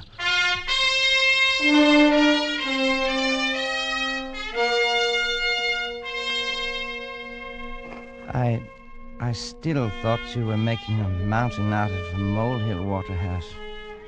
But I must admit, I didn't sleep much that night. I lay there on the mat in my hut and listened to the sounds of the village. And then later to the noises of the night-wakening jungle. Sometime after midnight, I must have dozed off because I awoke with a start. For a moment, I was confused, but I sensed something wrong. And then, framed against the moonlight square of the door, I saw a hand upraised, and in it, a knife. Stop it! Stop or I'll shoot! Stop, you devil, you! Pollack, what is it? What happened? I missed the beggar, Waterhouse. I missed him. Who missed who? What happened? The Porroh Man. Waterhouse, he was in my hut. He had a knife. He tried to kill me. Now, wait a minute. Wait till I find a light. There. Are you all right, man? Oh, I'm all right. I just saw it in time. I rode aside and... Look. Eh? In my bed. The knife. Oh, that was a narrow one. Well, perhaps now you understand the seriousness of this. Waterhouse, I saw his face. He stopped just at the door for a second. He was crouched down and he looked back at me from under his arm. His face was etched clearly in the moonlight. It was upside down. I'll never forget it. I'll get you a drink. Listen, Waterhouse, listen. He glared back at me with his painted face upside down and streaked with those hideous scars they cut in their cheeks. See that in my dreams. Now, steady on, old man. Here you are. Drink this. Well, Waterhouse. The idol's gone. I've just noticed the idol's gone. He took it. It's gone. Yes. Well, then it's all over. He got what he wants. He won't bother me again, will he? I'm afraid there's more to it than that. But he's got the blasted idol back, and he won't try it again. Oh, will he? I've just noticed something too, Pollack. There's something here on the floor. One of your shots clipped off the tip of his little finger. It's too bad you aren't a better shot. Why? Why'd you say that? Because I'm afraid we haven't seen the last of this business yet.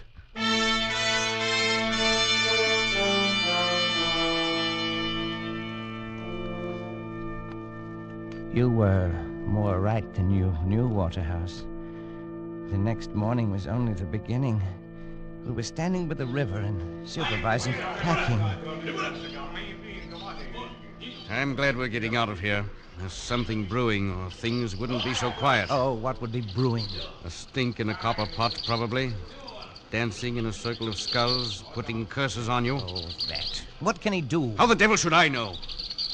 They're versatile people. They know a lot of rum dodges. The best thing to do... Look out! Oh, man, that was close.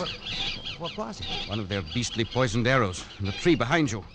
Missed your head by inches. No. It came from over there in the bush. Well, let's do something. Let's chase him something. No use now. Never find him in there. Best thing for us to do is to get out of here quick.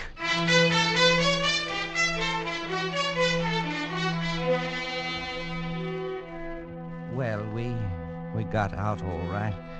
You remember how we went down the river, keeping as far from the banks as possible?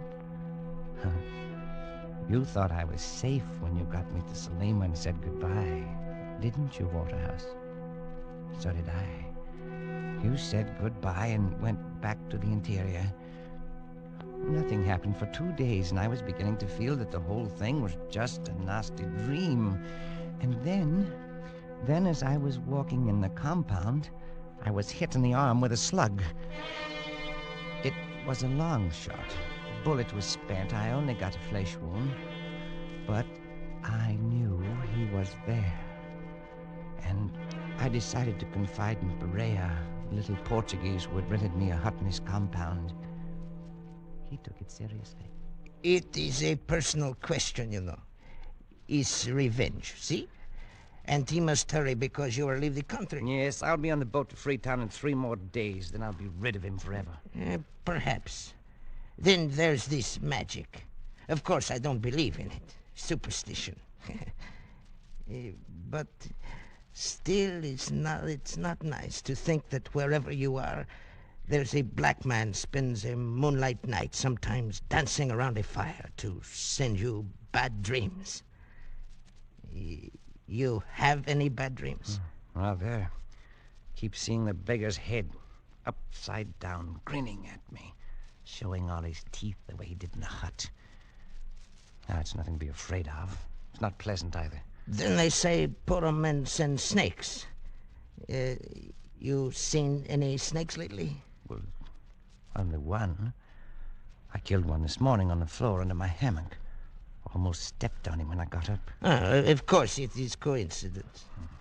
Still, I would keep eyes open. Then there is the pains in the legs and arms. I thought they were caused by miasma. Oh, probably they are. When did they begin? Why, 3 nights ago, the night... Oh, blast it, it's nonsense. If I could just meet this devil face to face, with a gun in my hand... You might shoot him, but then he might shoot you. I think he do not want to kill you. Anyway, not yet. Their idea is scare and worry a man with their spells and narrow misses and pains and bad dreams and all that, until he's sick of life. Of course, it's all talk, see? You must not worry about it. Oh, no, of course not. But I wonder what he'll be up to next. Perhaps it is I who shall be up to something. What do you mean? Never mind. But I'm not one to just sit and take this.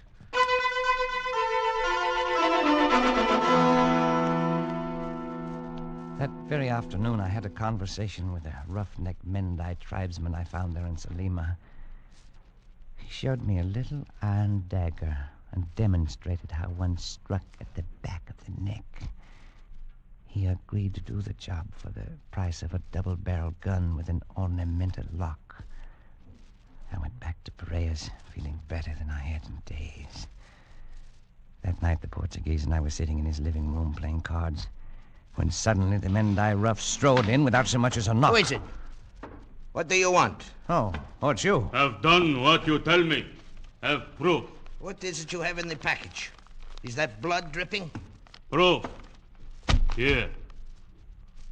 His head. Oh, no, no. This man you want. Now I get gone. You didn't have to bring this. I didn't ask for such proof. You mean, Senor Pollack, you got him killed? You did not kill him yourself? Why should I? But he will not be able to take it off now. What do you mean, take it off? Look at the cards. They are all spoiled with this blood. What do you mean, take what off? You must send me a new pack from Freetown. You can't buy them there. Take what off? It is only a superstition. I forgot. The natives say if the witch... he was a witch. But it is all rubbish. Go on. Well, they say you must make the Porroh Man take the curse off or kill him yourself. It is very silly. Gun? No. Yes. I'll make it 2 guns if you'll take that beastly thing away. No. 1 gun, now. All right. Freya, that gun you have for sale, give it to him. I have the money right here. Yes. Over here. Now, take it and go. Thanks. It is funny how the head sits upside down. Just the way I saw him that night. Just the way I see him in my dreams. Like it was weighted that way. You will take him with you when you go. Maybe take him now.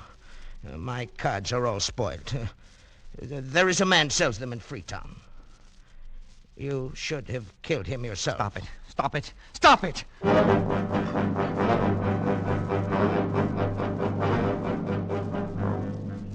I took the thing to my hut, and no matter what I did, it always came to rest upside down and glaring at me.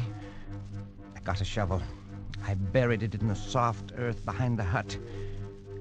But in the middle of the night, I was awakened by some sound in my room. Oh, what is it? Who's there? Speak up or I'll shoot. Oh, a dog. Only a dog.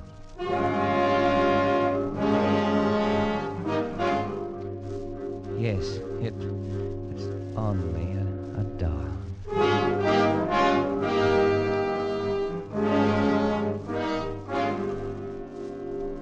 But in the morning, when I awoke and started to get out of bed, there it was, in the center of the floor, glaring at me upside down. It was uncanny until I remembered the dog. I found his paw prints in the dug-up earth outside, and I knew how it got there. I took the thing down to the river. I threw it as far as I could into the current. At last I'd be rid of it. That morning, I killed 2 snakes. But late in the afternoon, the little steamer arrived that would take me away from this insane land of the Porroh and Freetown and civilization. I had almost begun to feel gay as that boat carried me swiftly away from the shores of the Porroh land. At last I would be free, and soon I'd be back where Porroh and curses and nightmares would be forgotten. I was standing at the rail, sighing with relief, when the captain of the steamer, whom I'd met before, strolled up and began to make conversation. After the usual exchange of pleasantries, he said, I picked up a rum curio on the beach this go. It's a thing I never saw done this side of India before. Why is that so? The head of one of these Porroh chaps, all ornamented with knife cuts. What? I say, what's the matter, old chap? You're green in the face. I wouldn't have took you for a bad sailor. Oh, I'm quite all right. Well, this head I was telling you about is a bit queer in a way. I've got it in a jar of spirits in my cabin, and I'm hanged if it don't float upside down. What? Here I say, old chap, what's the matter? Stuart!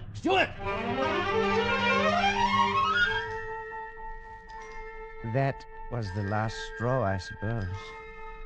Something seemed to snap in my brain. And for the rest of the voyage, I lay there in the bunk, staring at the ceiling. And I had the strange sensation that the boat was made of glass, transparent, and that I could see up through the ceiling into the captain's cabin, see the Porroh Man's face floating in a jar of alcohol upside down, grinning at me. I suppose the actual head is still in the captain's cabin in Freetown, but it didn't matter. The Porroh Man's work had been done by then, because now I carried it with me everywhere, in my brain. I saw it everywhere, anywhere. Any object that was round, like a hat or a pillar or a vase, suddenly developed features when I looked at it. Ugly, scarred features with a grinning, mocking mouth. Features turned upside down. When I docked in London, I went straight to my banker's office in Cornhill. And the security is all in order, Mr. Pollack. You shall have to watch things, of course, but all in all, you shall have enough to live quite comfortably and to enjoy a reasonable amount of freedom. Then, too... I say, Pollack, what are you staring at so fixedly? That thing. Hanging from your mantelpiece. Oh, yes, I see. The potted fern. Rather pretty one, isn't it? Oh, yes. Yes, very pretty. I must do something about it, though. It's always dripping water down on the fender of the fireplace. Makes it rusty. I was wondering about that. It looks red, almost like blood. Rust, you know. Yes. Oh, by the way, that reminds me. Can you recommend a physician for mental troubles? I've got a little, what do you call it? Hallucination. The Porroh Man grinned at me fiendishly, and I stared back at him. The banker watched me very curiously for a moment, and then he gave me the address of a doctor, and I left his office. That's when my accident happened. To a man who's been many months in the jungle of busy London streets, confusing enough. But when a head comes rolling down the middle of the street, and between your legs... No!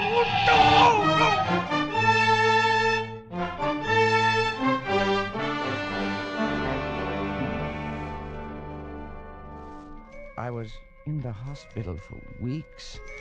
The only permanent injury, however, was the loss of the tip of my little finger. By strange coincidence, the same fingertip of the left hand that I'd shot off the Porroh Man that first night. Well, even in the hospital, the Porroh Man was with me all the time, everywhere. The doctors couldn't help me. My friends couldn't either. So I tried cycling in the country. But that thing kept rolling along beside me and getting tangled up in the wheels and spilling me. That's how I got the broken wrist. Well, the worst came only last week. I'd just come back from a long walk, hoping to be tired enough to go to sleep. And as usual, that bronze vase was over there in front of the big French window. And it... well, perhaps the Porroh Man enjoys the view of the street 3 floors below. Anyway, this night, I felt a little devil-may-care, so I turned round to it and I looked him in the eye and I said, "So, you're still here, are you, my ugly shadow?" Yes, Pollack. I'm still here. What did you say? I said I'm still here. And I always will be. No, not that too, not that, no. No!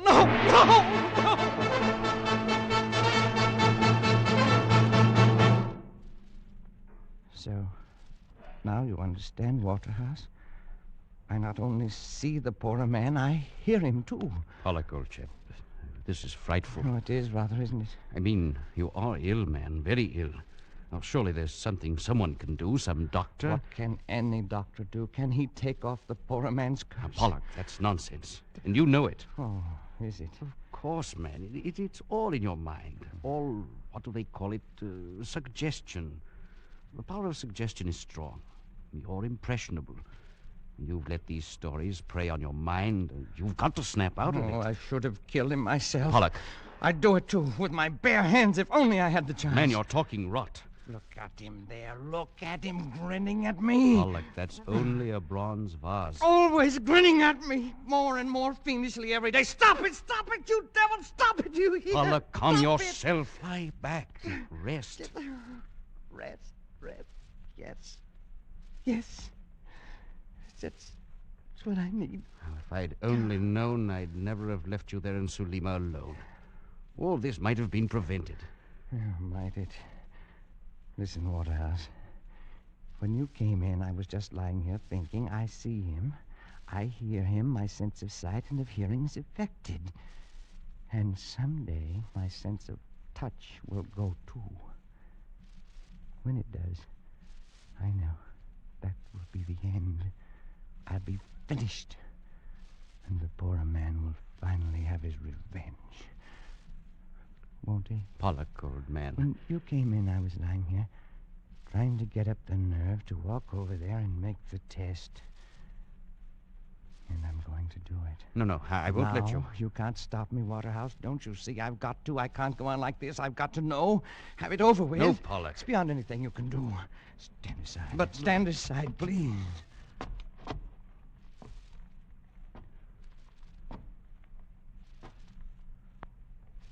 Now. Come back to bed, Pollack.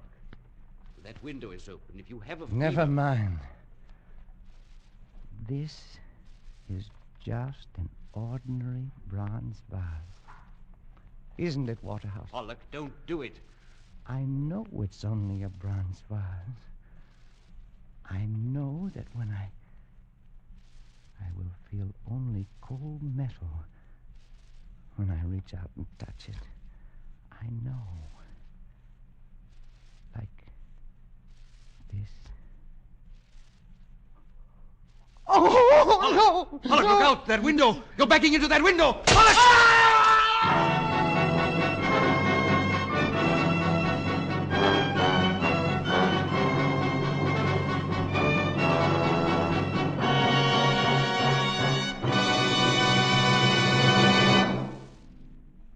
Escape is produced and directed by William N. Robeson, and tonight brought you Pollack and the Porroh Man by H.G. Wells, adapted for radio by John Dunkel, with Barton Yarborough as Pollack, Louis Van Rooten as Waterhouse, and Bill Conrad as Perea. The special musical score was conceived and conducted by Cy Fuhrer. Next week... You are groping through the darkened corridors of a gigantic department store in the dead of night. And suddenly you realize you're not alone. That 100 eyes are glaring at you from the shadows. 100 hands reaching for your throat.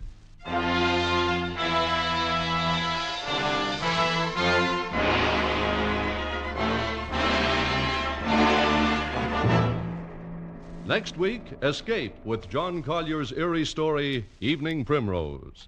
Good night, then, until this same time next week when CBS again offers you Escape. This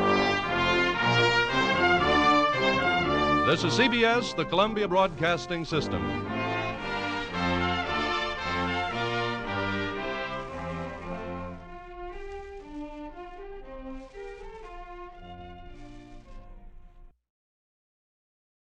Here at Escape Radio, we proudly thank our partners at CBS.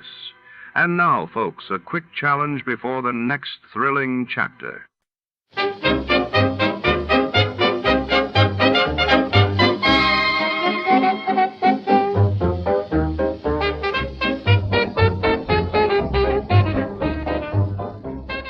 Tonight, our story unravels beneath the flickering neon lights of the opulent Edelstein & Sons jewelry store, where secrets are locked away as tightly as the diamonds in their vault.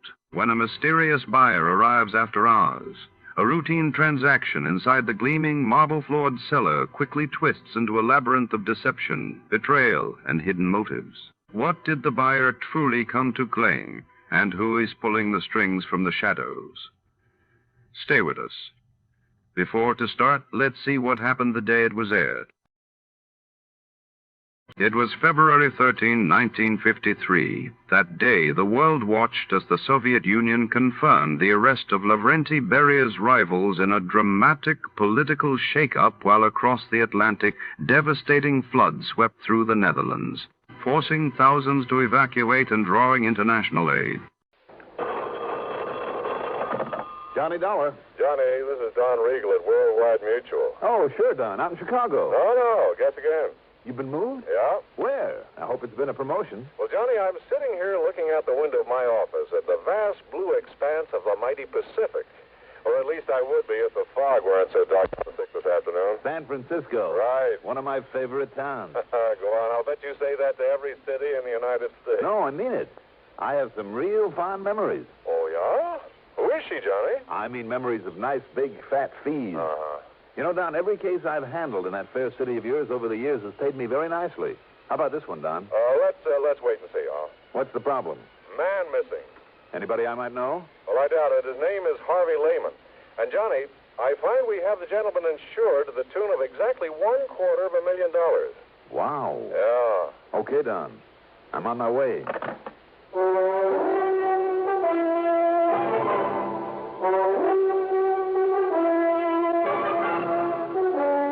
CBS Radio Network brings you Mandel Kramer in the exciting adventures of the man with the action-packed expense account. America's fabulous freelance insurance investigator, yours truly, Johnny Dollar.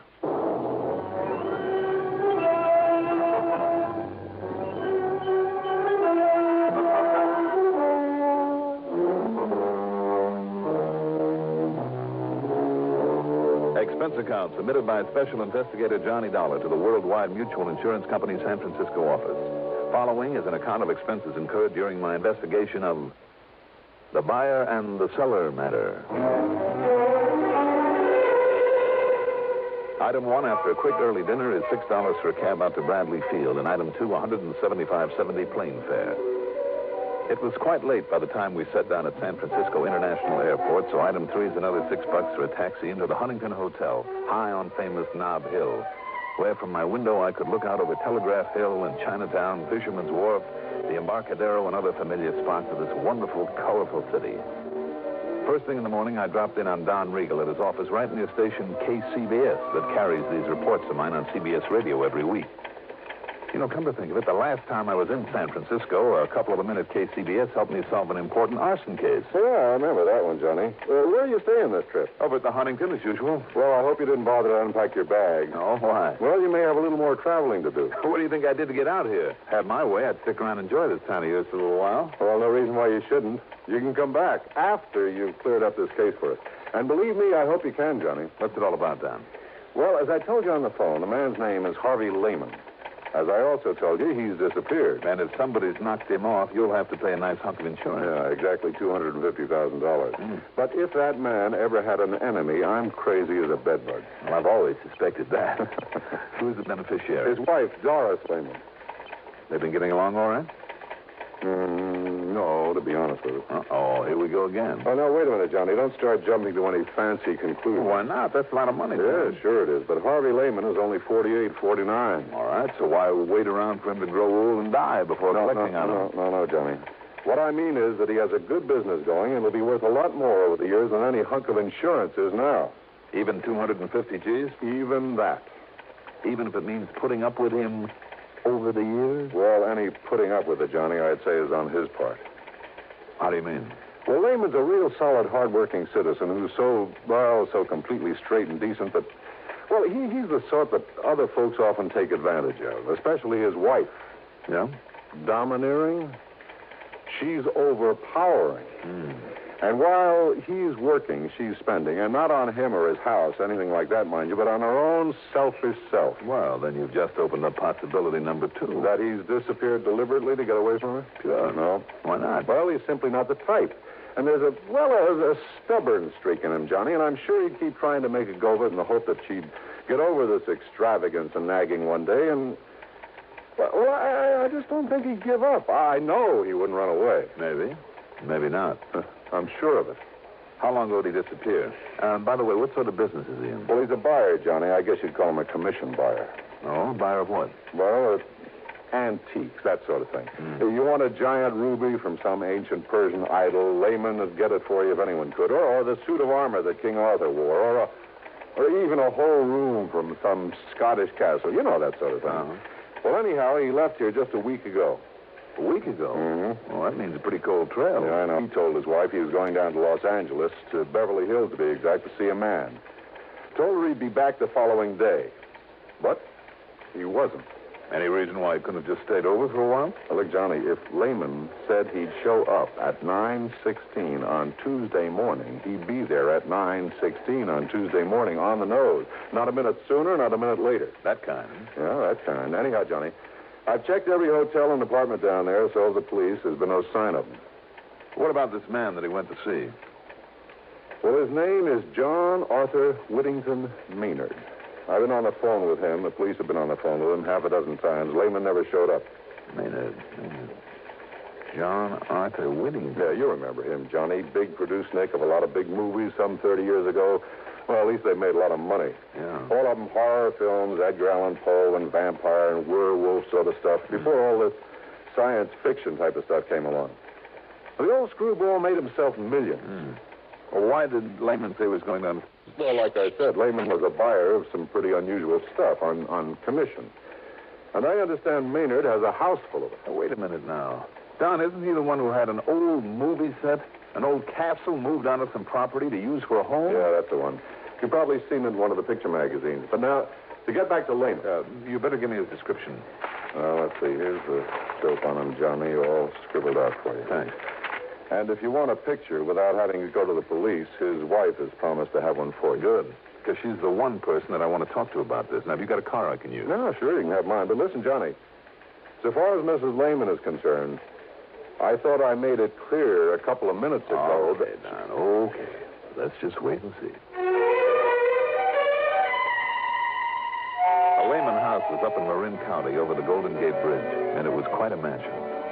From the minute I stepped inside, it was plain who dominated this household. The rugs, every piece of furniture, every bit of decoration, everything was in the unmistakable taste of a woman. Even Lehman's so-called study would have done much better as a sewing room. There was certainly no place where a man could open his collar, take off his shoes, put up his feet, and relax. And the more I talked with Doris Lehman, the more I became convinced that one of two things had happened. Either he, in spite of what Don had told me, either he'd skipped out simply to get away from her, or she had done him in for that insurance.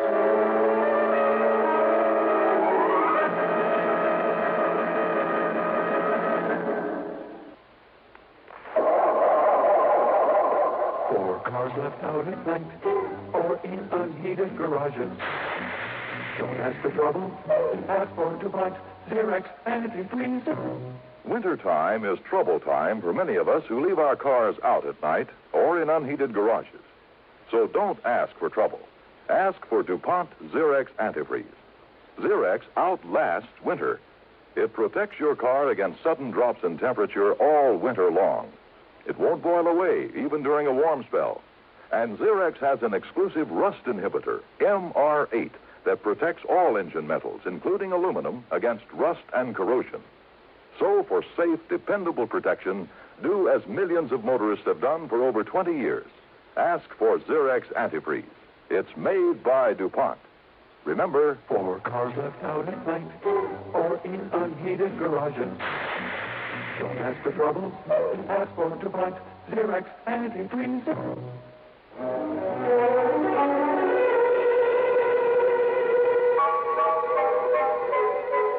Now, just a minute, young man. If you came out here to insult me... I'm sorry, Mrs. Lehman. You very well should be. But in my job, we have to consider all the possibilities. Ridiculous. Do you think for 1 minute I'd dirty my hands with such a low act as murder? It's ridiculous. Even for $250,000? Make no mistake about it, Mr. Dolar. Harvey is worth a great deal more to me alive than he might ever be dead. He's done very well for me and will continue to. If you can find him and bring him back to me. I'm sure he will. Of course he will. Have you considered that he might have just wanted to get away from you for a while? I beg your pardon. Harvey just run off and leave me? Well? He wouldn't dare. I wondered. Well, you can stop wondering right here and now. Harvey would no more... He would no more... Yes? Go on, Mrs. Lehman, or if I hit a sore spot. Mr. Dolar, if I thought for 1 minute, if it were possible that you were right... No, I refuse to believe it.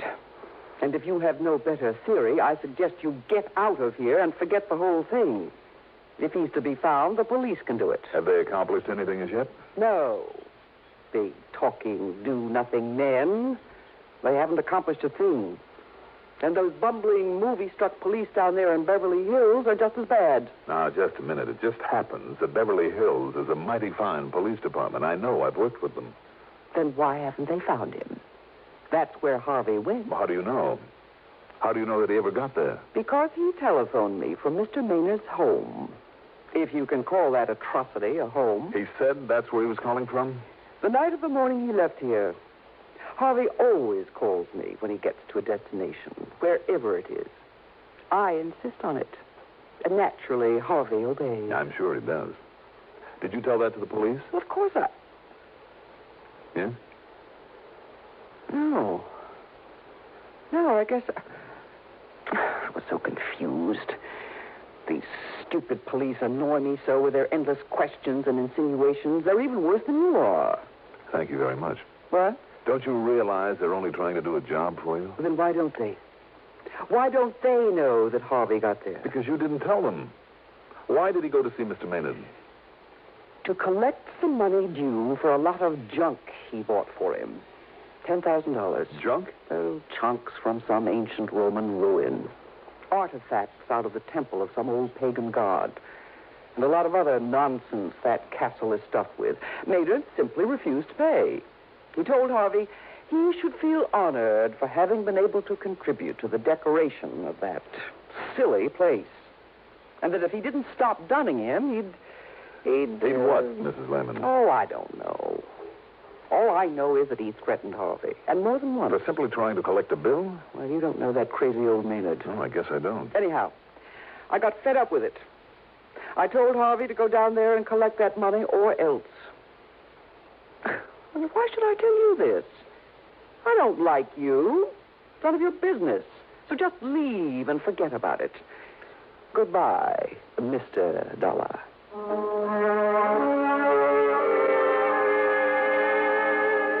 I was afraid if I lingered any longer, she'd literally throw me out. So I got the next bit of information, her telephone number, from the phone book in my room at the Huntington. Then I put through a call, not to her, but to an old pal of mine.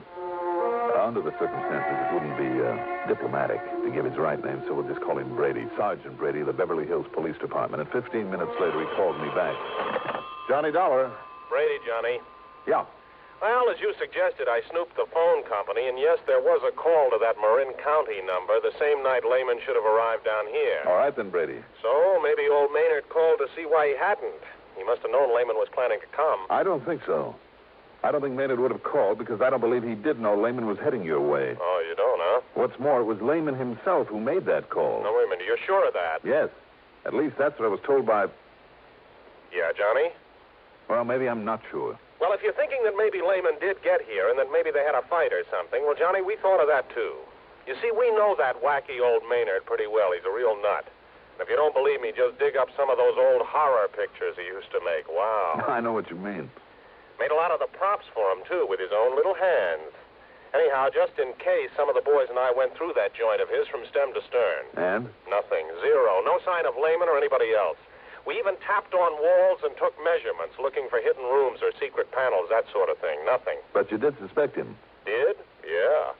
But only because that crazy old man, just to be dramatic, might try most anything just for kicks. Even murder? Murder. So what's a murder to him? I mean, after all those he put on film? But you know something? No? If that ham ever did kill somebody, why, Johnny, he'd be the first one to ask us over. He'd probably lead us right to where he'd hidden the stiff after fixing it so we wouldn't see it. Just to show off? Yeah, sure. That's why we went over the place so carefully. Even poked around in all the old suits of armor that he kept pointing out to us. Brady, how long are you going to be on duty? Well, I'm off in half an hour, but now listen, Johnny, if you think you have some Well, ideas... I'm not sure, but maybe I'll run on down there. If so, I'll holler. Yeah, you do that.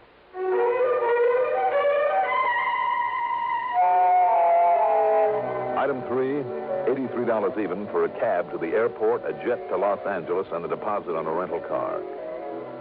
I drove into Beverly Hills to police headquarters. As I suspected, Brady wasn't there, nor did a phone call raise him at his home. However, the officer on the desk promised to keep trying and gave me some directions, so I took off. After leaving a pleasant residential section, I took a narrow dirt road high up the side of a mountain.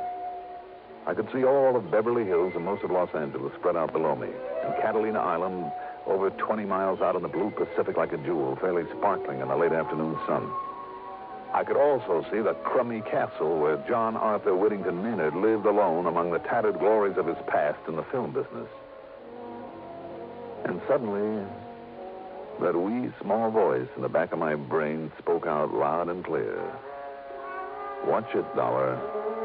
You may be getting into more than you bargained for, so watch it, Dolar. Watch it.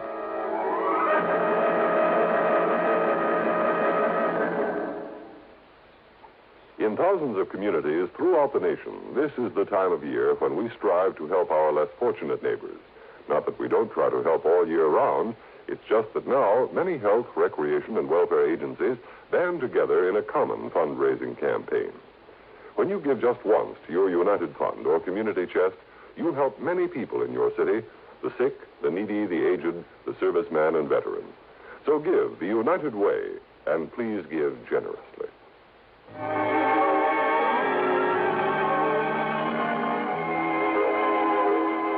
Picture it for yourself. This castle, once a movie set, built up among the rocks and boulders at the top of a mountain.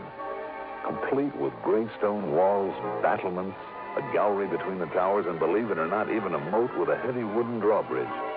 I almost expected to see the bridge thumped down and a half a dozen fully armored knights come galloping out to challenge me with lances at the ready. Instead, as I drew up in front of it, the bridge was lowered slowly. There was something almost ominous about the creaking and clanking of its iron chains. And then standing there, the man. Or rather, the caricature of a man. He was short, heavy-set, and in a way almost grotesque. The ugly face, the eyes of a pig, the long, black, straggly hair and 3 or 4 day growth of beard, the heavy, beefy shoulders hunched forward. I thought of Quasimodo, the horrible hunchback of Notre Dame. Welcome, sir. Welcome to my castle. Oh, how do you do, Mr. Maynard, is it? That's right. Surely you heard of me. As a matter of fact... Come in. It's not often I have visitors. Someone to show my place to. So few people even know of my beautiful castle. My name is Dolar, Mr. Maynard. I'm an insurance investigator. Insurance? Not a salesman. I'll have none of it. Get out. Leave my place. No, I said I was an investigator, Mr. Maynard. I'm trying to find out what happened to a Mr. Harvey Lehman. Harvey? Oh, yes, of course. A very old and very dear friend of mine.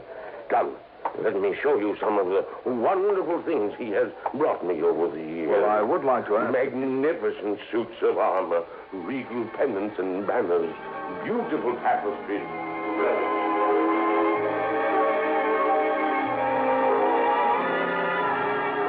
Pinning him down to talk about Harvey Leiningen was almost impossible.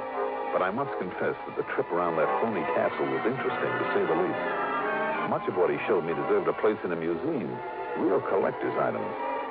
And some of the props from old horror pictures that he's made were just fascinating. Especially down in one of the dank, dark, dirty dungeons. Ancient instruments of torture, the rack, the wheel, the Iron Maiden, a metal boot to be filled with boiling oil. From my pictures, Dolar. From my pictures. Realism, that's what I had in all of them. Because I was the greatest plotter of them all. When it came to mystery and torture and murder. Get back to Mr. Leiningen. And can you think of a better place to keep them than down here? And think of a better place to keep them than down here in this dusty old dungeon, eh? Yes, very fitting. Now, in here, I must show you my wine cellar. There are still a couple of questions, though, that 29 years ago, I laid down the wines in here. That's all that time they've been aging in here. Cases and cases of them, rack after rack. Do you see them under the dust and cobwebs?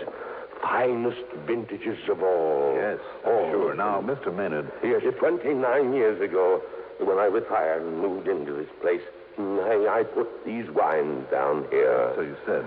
You can tell how long by the dust and the cobwebs. Yes, I know. Spiders. Here undisturbed for 29 years. One thing more, though, about Mr. Leiningen. No, I told you, Mr. Dolar. I know nothing whatsoever about him. When did you see him last? Oh, almost a year ago. You sure about that? Yes, I'm sure. Oh, look here, this case of port. No label. But the finest vintage port. Mr. Maynard? Over here. Do you see them? The sherries. Magnificent sherries. And the longer they lie there, undisturbed, the finer they'll be. You never drink them? Drink them? Such treasures. Drink them indeed. Look at this one. The color of this ancient sherry. Hold it up to the light. There. Do you see? Yes, I'm afraid I do now. What? I see. Realism, you said. Didn't you mean what looks like realism? By the time it was shown on a movie screen? I don't understand, Mr. Dolar. Tell me the truth, Mr. Maynard. These torture machines, for instance, in the other room, and some of that armor upstairs. Well, some of that armor cost me a fortune because it's genuine. Maybe so, some of it. But how about the rest? You mean you could tell? That it's only imitation? Stuff that was made up for some of your old movies? But I made it myself. I have a skill in such things. I thought it was perfect. It would have fooled me, all right. Well, then I don't understand. Even as the dust down here and the cobwebs fooled the police, too, didn't they? What? When they came around here a few days ago for a look. Now, just a minute. I'll bet by way of showing off, you dragged them down to this wine cellar, too. You were so sure of yourself. Dolar? Phony cobwebs are almost like the real thing. Phony? All the dust. What is it, Maynard? Fuller's earth that you've scattered around? You don't know what you're talking about. The whole setup would have fooled me royally if you hadn't picked up that bottle of wine and held it up to the light. I'm going to take a look under some of these cases, Mr. Maynard. No! You leave them alone. Why? Because they cover up something you don't want me to see? No, don't do that. What was the name of that gruesome old picture in which you had a man buried under a cellar floor? I said stop it. If you don't, I'll pull this trigger. Oh, I see. There. That wild, silly guess of mine paid off. That's right. Harvey Leiningen is buried under your feet, and you will join him there. Now, put down that gun, Mr. Maynard. Stand back, Dolar. You heard him, Maynard. What? Put it down. The police. I'll kill you. Watch him, Brady.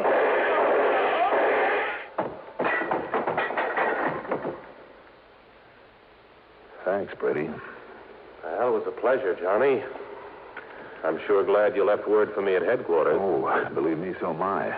And he certainly fooled us when the boys and I went through here a couple of days ago. But how did you ever guess? A bottle of wine when he held it up to the light. Well? He said it was fine old sherry, lying around down here for 29 years. So? Sherry? There should have been a sediment in that bottle this thick. Uh-huh. So the age and dust and cobwebs were a fake, huh? And he must have moved the bottles over this spot only recently. That's right. I just took a wild guess. You know the rest. Pretty smart, Johnny. Pretty smart. Needless to say, wild as the whole thing may seem, they found Lehman's body buried there in the cellar. Expense account total, including the trip back to Hartford by way of San Francisco to pick up my clothes, $477.30. Yours truly, Johnny Dolar.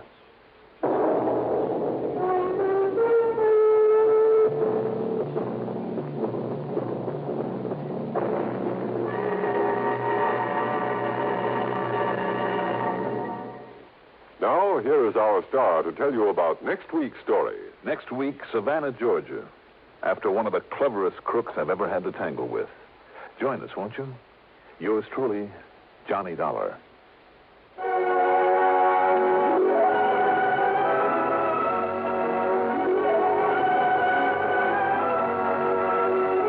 Yours truly, Johnny Dolar, is written by Jack Johnstone, produced and directed by Bruno Zerato Jr., music supervision by Ethel Huber. Johnny Dolar is played by Mandel Kramer. Also featured in our cast were Leon Janney as Maynard, Gertrude Warner as Doris Lehman, William Redfield as Brady, and Carl Frank as Don Regal. Be sure to join us next week, same time, same station, for another exciting story of yours truly, Johnny Dolar. This is Art Hanna speaking. Don't just stand there. Enjoy the Gary Moore Show weekdays on the CBS Radio Network. From all of us here at Escape Radio, thanks kindly to our sister station, CBS. Now then, let's see if you're true masters of classic radio.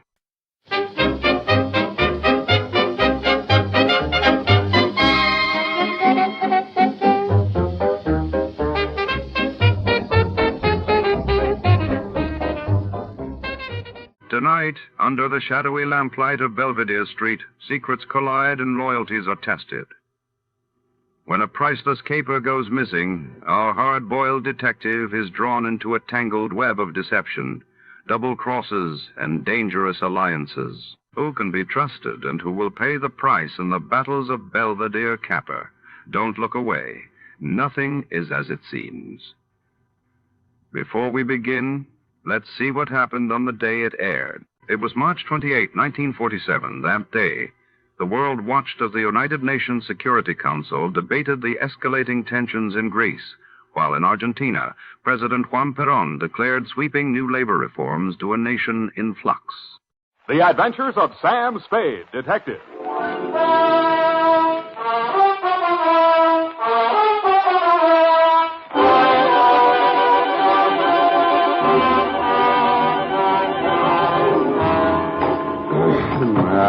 Date.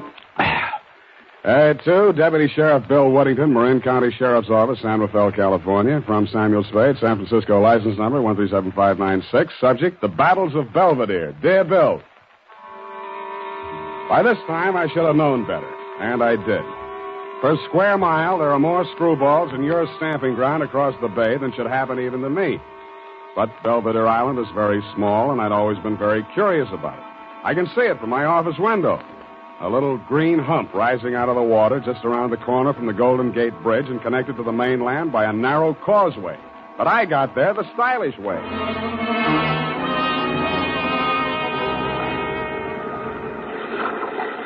The sign on the dock we made for said Battle Landing. I thought I knew what that meant because my client's name was Jonathan Battle. But I was not quite prepared for the beautiful welcome I got. Golden is the word that best describes her. From the gold sheen of her complexion to the gold sandals on her delicate little... Yes, that's right, Dr. Sawyer. Please do not interrupt the free flow of my thoughts. Pardon me. Naturally, my ego feels a certain resentment against my id for asking you for your help. What makes me think I need a detective? Well, my id was just asking my ego the very same question. Now, you too feel resentment. We must analyze that later. Bring me your dream material. But now to the case. Oh, yes, okay. This woman was referred to me by her physician. She has suffered a complete nervous collapse because she thought she recognized a certain person crossing the street. A person she had not seen for years. Who was that? My patient's son died under mysterious circumstances 3 years ago, and the woman she thought she saw was her daughter-in-law. Mm-hmm. It was widely reported in the newspapers at the time. Perhaps you remember it. Carter Hamilton? Carter Hamilton. Oh, Roanoke, Virginia, 1946. The mother accused her son's wife of murdering him. Daughter-in-law was hauled up before the grand jury, but not indicted. Dropped right out of sight afterwards. Good, you know that case. Well, actually, my patient is suffering from an agonizing sense of guilt. Unconsciously, she thinks that she herself murdered her son. Did she? Well, there may be something tangible at the bottom of so profound a feeling of guilt. You mean you want me to help you convince her that she really is guilty? No. That is for me. But first, we must find out. What we must find out. Hi, Sam. Hiya, Sam. Come on. Bring your book. Got a pencil? We gotta hurry if we're gonna make the fight, you know. Oh, I've got one of the new retractor kind of pencils. Well, get the lead out. Are you really going off the post, Sam? It's Man McShelly versus Cluck-Faced Duffy in the main event. Ready? McDuffie. Sounds like an MP. McShelly. What? Aim and fire, Sam. PBX. F, you've been out with somebody else. A military man. Well, how did you ever know? Date, August 28-1949. I don't know whether we'll go out or not. You're clairvoyant. To Dr. Albert Kensington from Samuel Spade. I only had a coke with him, Sam. He was on Frillo, and we... And license number 137596. Subject? And he was from Elkhart, Indiana. And I used to live in Pleasant Lake, and... Down, Effie. Subject, Helen Scully of the prodigal daughter. A coke yet. Dear Doctor, everyone in San Francisco knows the castle-type hill house that Caspar Scully lived in, even if they didn't know him. When I got there was an all-black 49 convertible in the driveway, and slightly smaller, same color, a Russian wolfhound wearing a spiked collar and expression to match. He broke his chain when he saw me and ran in the back of the house. That should have told me something, but I plunged the doorbell and was admitted by a butler named Stanley, who left me standing in a draft in the library, looking at a cold television set. I pulled up my coat collar, took a plant in front of the fireplace, and lit a cigarette. Pretty soon, things started. Spade is here. Says you're expecting him. But I don't find him listed in your appointment book. Don't be an idiot. Send him in. Send him in. You may go in now, Mr. Spade. He always like that? He's nice today. Sorry, Mildred. That's your name, isn't it? His office is the first on the right. Don't bother. I'll find it. Thank you. I'll just go to lunch. Mr. Champion? Well, don't just stand there. Come in and shut the door. What I have to discuss with you is private. I don't want that snoopy niece of mine listening to our conversation. She's out to lunch now. But does she listen in often? All the time. Why? She didn't know who I was. I outsmarted her there. I called you from the drugstore on the corner. I don't want anyone to know who you are, why you're here. Oh, now, where did I put that lighter? Behind the inkwell. Oh, yeah. I'm a dangerous man to play games with. Joseph's found that out once, and if he keeps this business up, he's going to find it out again. No games? You're dangerous. Say, are you mocking me, Spade? Just wondering what you're talking about. I just told you. You got ears, haven't you? Joe Josephs is back in town, and I'm not going to fool around with him. Mildred told me you were nice today. Oh, she did she? Well, Mildred talks too much. That's what's the matter with her. She talks too much. And you'd fire her, only she's your niece, and you'd have to pay somebody else 3 times what you pay her to take everything she has to take. Get out of my office. Scully suffered a severe accident many years ago that affected his throat and his respiratory tract. The smoke. Oh, of course, I understand, Doctor. Sorry, Mr. Scully, I did... Yes, thank you, Spade. This is not generally known, but the unfortunate accident in the chemical plant also robbed Mr. Scully of his vocal power. I see. Yes, the modern doctor, the physician of today, is a far cry from the general practitioner of yesteryear. Today, we must know the mind, the psychological quirks, well, he must follow through completely on a case. He is sometimes, as I am today, a confidant, an executive officer for his patient. He is a friend, to say the least, eh? Oh, yes, to say the least. Eh? Oh, of course, Mr. Scully, to the point, of course. Sit down, Spade. Oh, thanks. Now then, Mr. Scully, as you well know, and the world knows, has made several fortunes in his lifetime. And he didn't accomplish this by allowing people to run roughshod over him. But, Mr. Scully, I'm just backgrounding Mr. Spade. Please be patient.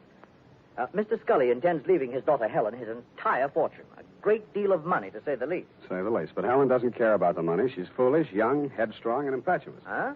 I heard her arguing with Mr. Scully a bit. Now, Mr. Scully. We'll straighten all this out. Mr. Spade will help us. Well, then, Spade, you have half the problem right there. She is a headstrong, impetuous girl. And lately she's done several things to displease her father. Right, Mr. Scully? Would you like a drink? Well, not right now. Can I fix you one? In about 20 minutes, maybe. I'm still wondering How they located you? I think the elder Mrs. Hamilton saw you on the streets. Oh, is she here in San Francisco? Yes. Is that so surprising? No, it's a large city. What is surprising is her staying on after learning that I was in town. She's not very well. In fact, I think she's had some kind of a nervous breakdown.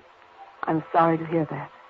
I'm very fond of her, you know, in spite of everything. No, I didn't know. Maybe I should explain. I'm a private detective local. I was hired here in San Francisco to bring these papers to you. Oh, you found me. I seem to be a little slow introducing myself. I'm sorry. Sam Spade. Well, if it had to be a detective, I'm glad it's you. But I can't help wondering why they didn't send a lawyer. The lawyers cost $50 an hour. I only cost 10. Oh. In the private eye stories, it's always $25 a day and expenses. I wish those writers would get abreast of the times. I'm sure they'll catch up. But if you're being paid by the hour, perhaps I can keep you here a little longer. I'm glad you said that. You remind me of someone. Pleasantly, I hope. Yes. Really? Well, really, Mr. Spade, Sam Spade. Well, really, Mr. Spade. I'm only waiting for Lenny to get here so we can make the first curtain of streetcar. And we're going to be late if he doesn't get here. You can understand that, Mr. Spade. You're going to be a little early. Streetcar doesn't open until Monday. And I'm all ready, and he hasn't shown up. Well, good night, Mr. Spade. Hey. The white ermine cape you were wearing and the black strapless thing needed a touch, but you had it. A diamond necklace. In fact, the Tears of Night, the same one I had in my pocket, Daphne, was hanging around your lovely neck. I rebuzzed your buzzer and knocked on your door for quite a while until it was quite evident that you were not going to open up. Under the hallway light, I snapped open the necklace case. Mortuous, you had said. And mortuous was what it said stamped inside the case. A gloomy word with a gloomy address. The White Hotel on Turk Street.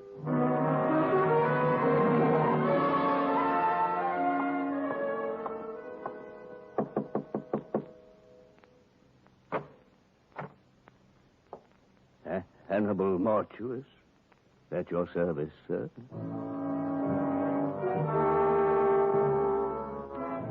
If ever a man had the look of death, it was this one who had its name. He was older than old, cadaverous, and in his skull-like head, his eyes were white. He was wearing a flannel nightshirt. You find me a bit indisposed, Mr. Spade. And the clerk at the desk said it was a matter of jewelry. Therefore, Hannibal Mortuous is at your service. Now then, sir, what is so urgent? I came to ask you about a diamond necklace.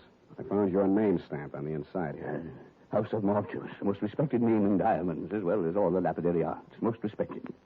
Fine jewels and the name Mortuous is synonymous the world over. I am the last of 4 sons. But continue, Mr. Spade. Well, I just want you to take a look at this.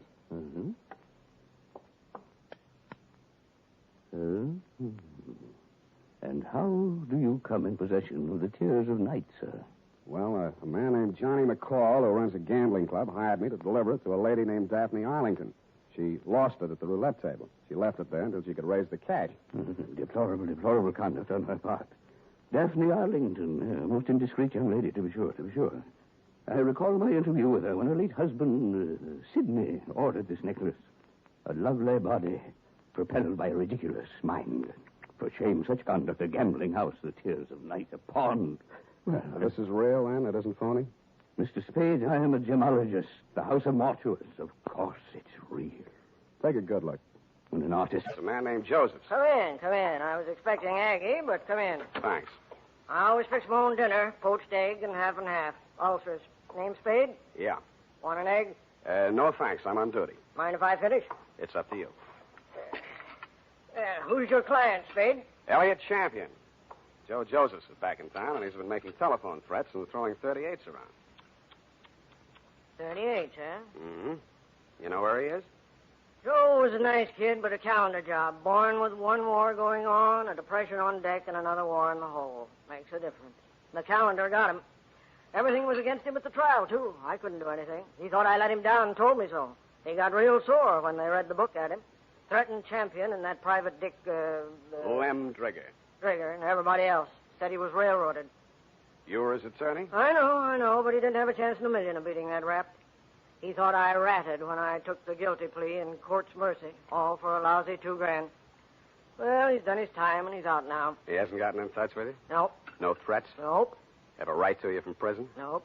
Any idea where he'd be in town? Nope. Is it possible he has a mother? Nope. Then I guess I leave you to Aggie. We play records. Aggie used to be a violinist. Well, it's up to her. Spade. Spade. Yeah? If you find... Stop.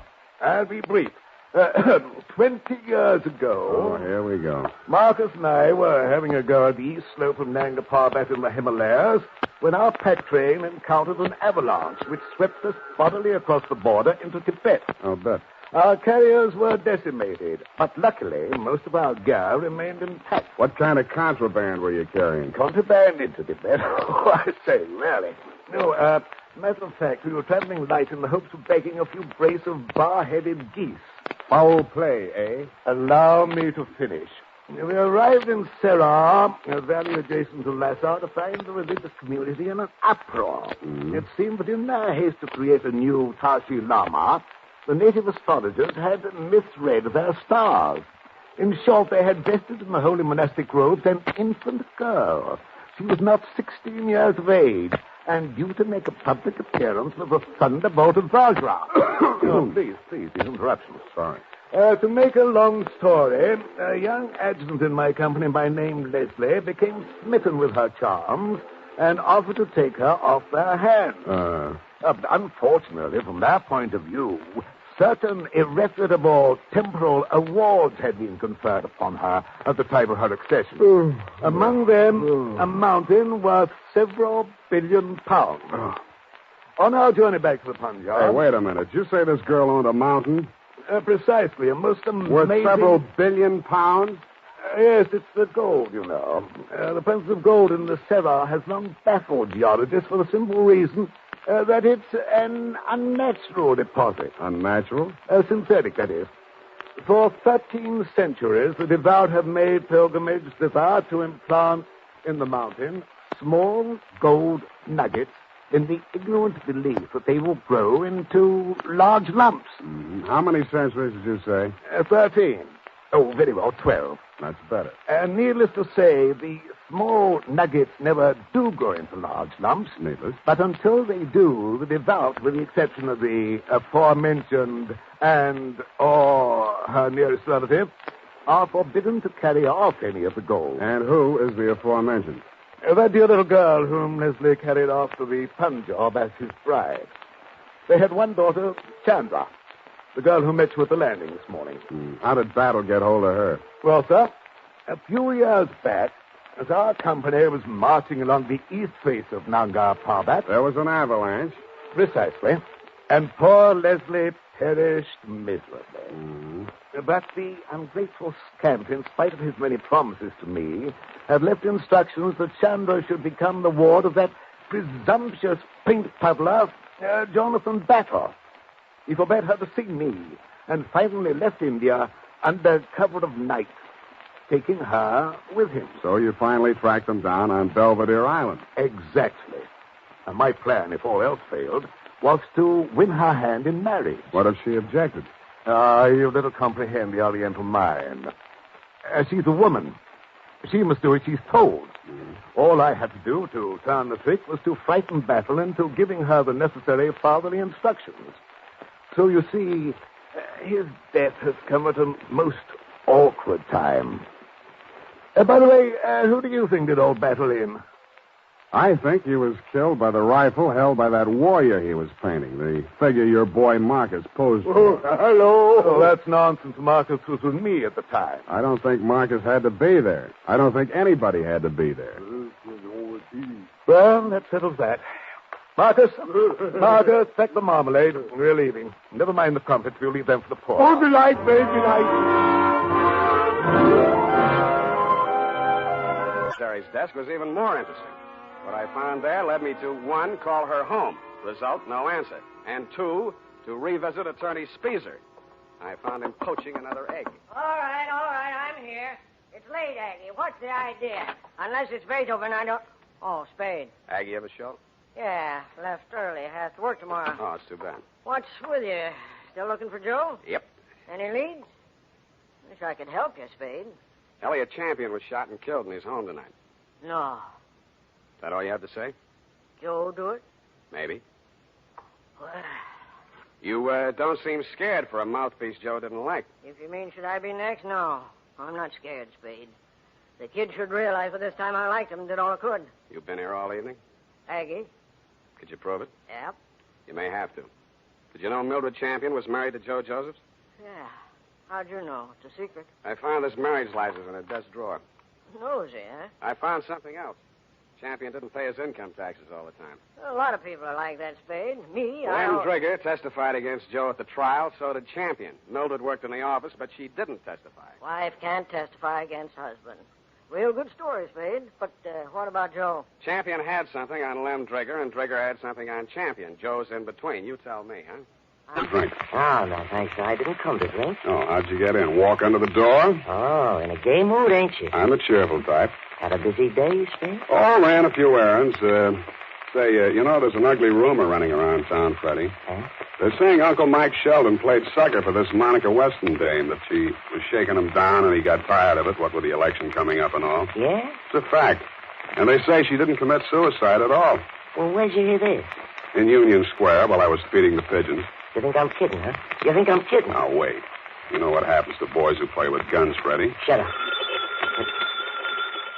Go on, answer it. Okay. Hello. Mr. Spade? Yeah? Silveri at Cal Pictures. Uh-huh. Listen, about that cheesecake shot. Oh, now, Luella, don't take on. So I didn't mean it that way. Luella?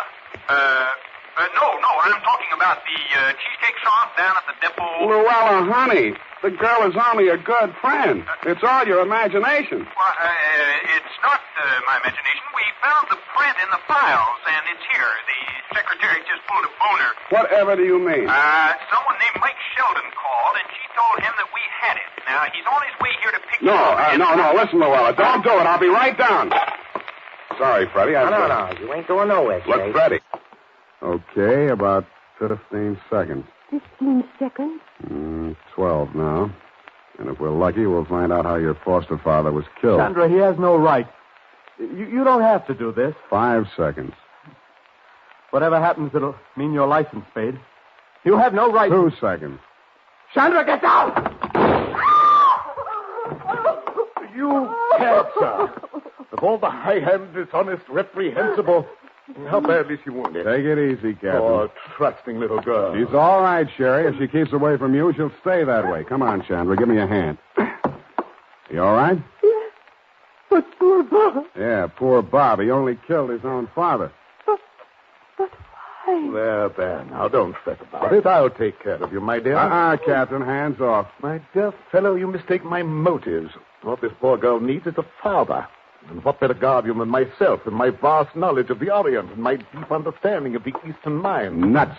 Well, Sam, I sure got to hand it to you. It worked. I guess this just about cleans up this caper. Thanks, Sam. Thank you, too, Captain. You've been a great help. Oh, thanks, Whittington. Pleasure knowing you. Why, you dumb bunny. Who, me? Standing there, shaking hands with the most sinister international dope smuggler on the Pacific coast. Now, see here, Spade. That will take some proving. Frisk him, Bill. Go on. See what you find on him. I welcome this opportunity to prove my innocence. Go ahead, Deputy. Well, what do you know? A hypodermic kit. See? This is an outrage. You planted that in my pocket, Spade. Well, maybe. Even if I did, the deputy here will have to take you in for questioning, and that'll mean answering some questions for the federal men, won't it, Bill? Well, now, if you planted that kit, Sam... I haven't admitted it yet. You'll have to prove it, and you may not be able to before the federal men get involved. Not that Captain Sherry has anything else to hide. Well, sir, never let it be said that a Royal Fusilier didn't know when to blow retreat. Marcus? Yes, master, yes. Pack the marmalade again. We're off, this time to Africa.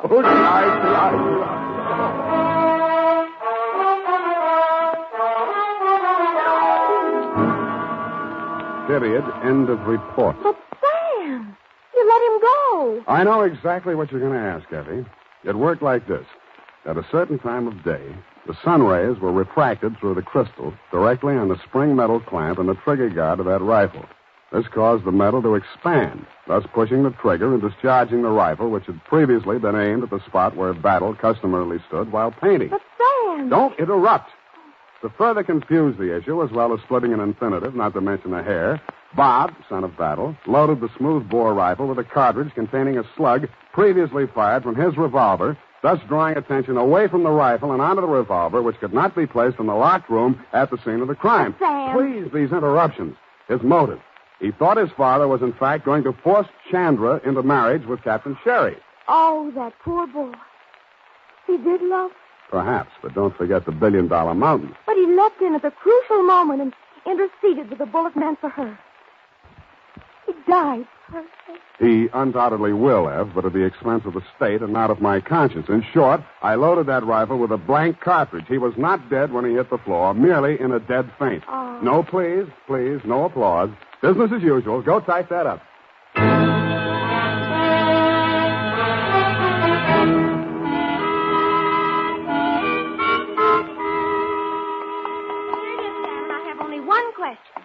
Whatever's going to become of that poor, bewildered girl? Yeah, poor little thing. Nothing to fall back on but $1 billion gold mountain. I can't help it, Sam. You know, east is east and never the twain. You're wrong. She's starting a twaining course tomorrow as a... Now he's dead. What can you or I or anybody do about what they've done to him? Look at me, Mr. Spade. Go ahead, look at me. I'm not what you'd call beautiful. I'm not even very pretty. Nobody would ever look at me twice. Well, Joe looked at me. And he loved me. Now he's dead. And I'm dead inside. I'm dead inside, and I'll be glad when I'm dead outside.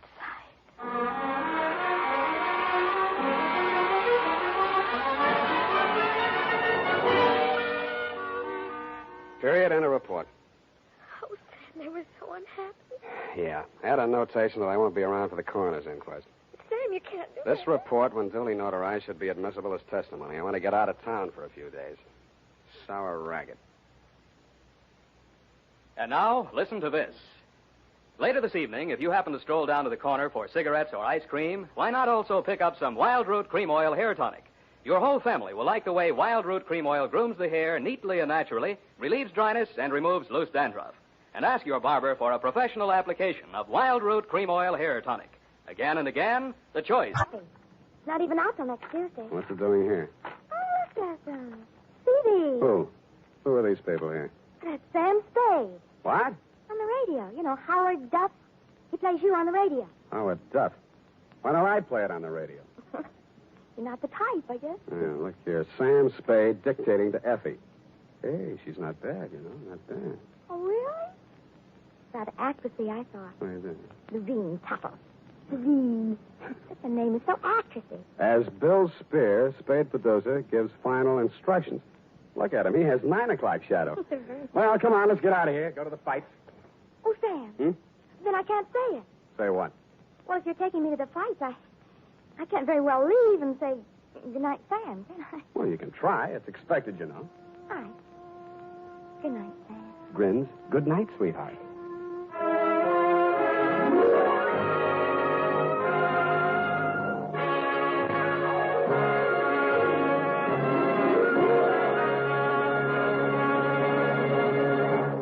The Adventures of Sam Spade, Dashiell Hammett's famous private detective, are produced and directed by William Spear.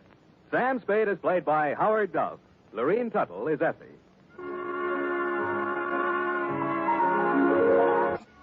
Tonight's adventure with Sam Spade was written for radio by E. Jack Newman. Music was directed by Lud Gluskin, with score composed by Renee and Pierre Garrigang. Join us again next Sunday when author Dashiell Hammett and producer William Spear join forces for another adventure with Sam Spade. Brought to you by Wild Root Cream Oil. Again and again, the choice of men and women and children, too. This is Dick Joy reminding you to... Get Wild Root Cream Oil, Charlie. It keeps your hair in trim. You see, it's non-alcoholic, Charlie. It's made with soothing lanolin. You better get Wild Root Cream Oil, Charlie. Start using it today. You'll find that you will have a tough time, Charlie, keeping all the gals away. Hiya, Charlie. Get Wild Root right away. This is CBS, the Columbia Broadcasting System. We tip our hats tonight to our partners at CBS. Stay tuned, folks, because before the next story begins, it's time for a fast and fun radio quiz.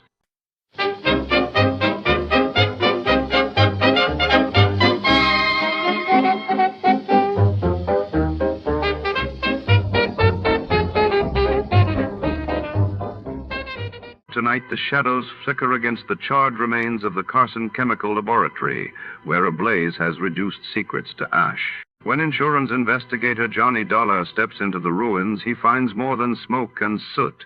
He uncovers a trail of clues leading through scorched files and suspicious silence. Who set the fire, and what was meant to be hidden in the flames?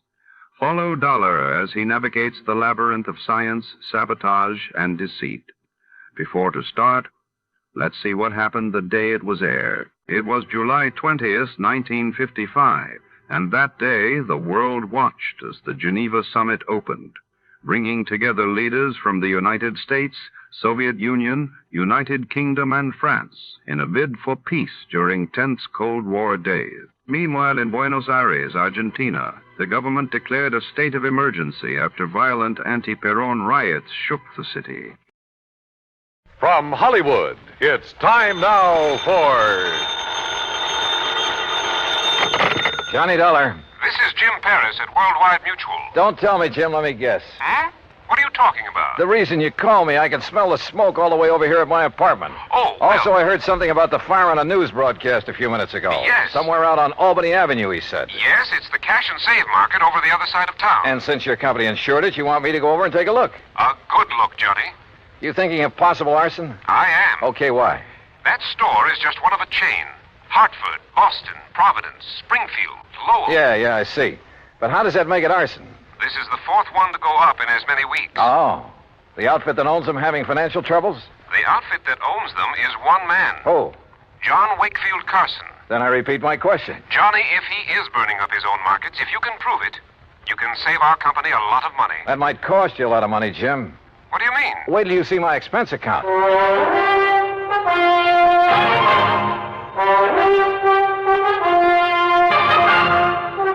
Bob Bailey in the exciting adventures of the man with the action-packed expense account. America's fabulous freelance insurance investigator. Yours truly, Johnny Dollar.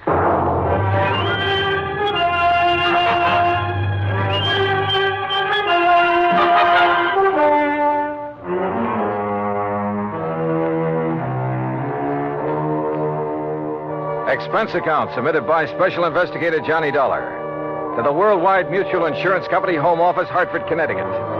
Following is an account of expenses incurred during my investigation of the Carson arson matter.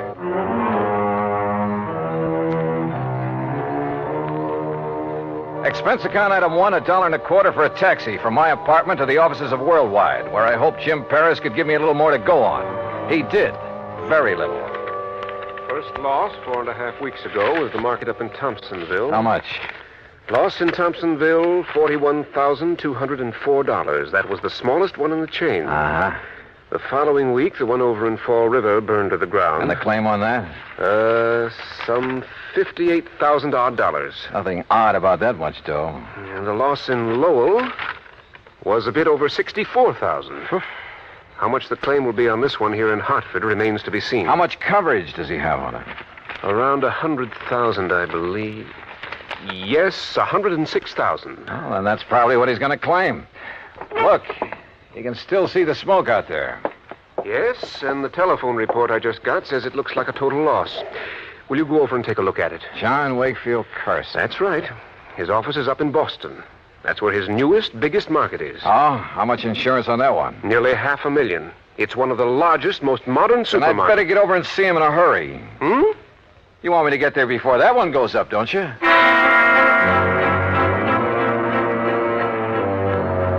Expense account item 2, $450 for a cab to the scene of the fire way out on Albany Road. 3 or 4 fire companies were hard at it, but it was easy to see there wasn't a chance of saving much. It struck me that this location, part of a brand new residential area, was about as far from an established fire company as it could be. I wondered for a moment if this was deliberate. I finally ran down Hal Gibbons, an old pal, and one of the best men an arson squad ever had. Stick your nose up in the air and take a deep one, Johnny. You smell it? Well, it's not kerosene, Hal. I don't think it's gasoline either. No, but it's something highly inflammable. The boys of that chemical truck could get it out.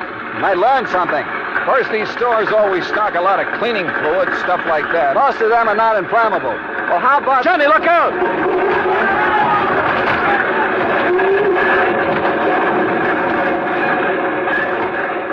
Golly. Hey, maybe we better move back a ways. Yeah. Must have got a pretty big start on the fireman, Hal. Sure, because it's so far out. It's like the markets in Thompsonville and Fall River. And Lowell, too. Oh? Kind of makes you wonder, doesn't it? At this point, I'm more than just wondering, Johnny. Have you come up with anything? Those other towns are out of my bailiwick, but I know all the boys in the departments. Have they come up with anything? No. And that's why I feel I've got to get the first lead, if there is one, right here. Has old man Carson showed up? No, not during any of the fires. He just sits calmly in his office in Boston, mutters something philosophical about the vagaries of fortune, and lets it go at that. And files a big fat insurance claim. I think I want to see that guy, Carson. I don't think it'll do you any good, but go to it. Know anything about his financial situation? He's loaded. Multimillionaire. And boy, what a queer one. What's that mean? A regular nut. Always quoting Shakespeare, the Bible, poetry, but a good businessman. You sure he hasn't got some big investments, something like that went bad on him recently? I'm sure. There has to be some reason. No, get back, I tell you. You gotta stay back of the line. You want to keep your job, you tell your chief I'm here, and I want to know why this fire got out of hand. Well, who's that? Now, look, miss, I got orders. Don't choke on them. It's all right, Jerry. I'll take care of her. Whatever you say, Mr. Gibbons, but I got orders. Okay. Well, Miss Carson, it looks like you're losing another market. This is the fourth one. The fourth one and a little over a... Hey, don't I know you? I'm afraid I haven't had the pleasure. Miss Margaret Carson, this is Johnny Dolar. The insurance investigator. Good. Now maybe we'll get somewhere. Oh, this is... Walter. Walter! Yes, Margaret? My fiancé, Mr. Dollar. Walter Smitten. Smitten? Hello, Walter. Mr. Gibbon? Walter handles the legal end of things for Dad. Oh, I see. Next president of the company, Walter? I? In the grocery business? Oh, no, sir, thank you. The legal end is enough for me. Well, what do you think about these fires? 4 in a row. Well, if I were you, Mr. Dollar, I'd suspect arson. Oh, Walter, for heaven's sake. Why, Walter? Someone trying to put Mr. Carson out of business, something like that. Put Father out of business with a couple of fires? Oh. Miss Carson... Come on, Walter. We've seen all we need to make the final report to Dad. Goodbye, Mr. Dollar. Harold. Yeah. See ya. Like a motive, Johnny? That Walter character? If he marries Margaret Carson, and he doesn't seem to like the grocery business... Yeah, but if he could get the money from it... Yeah, I see what you mean.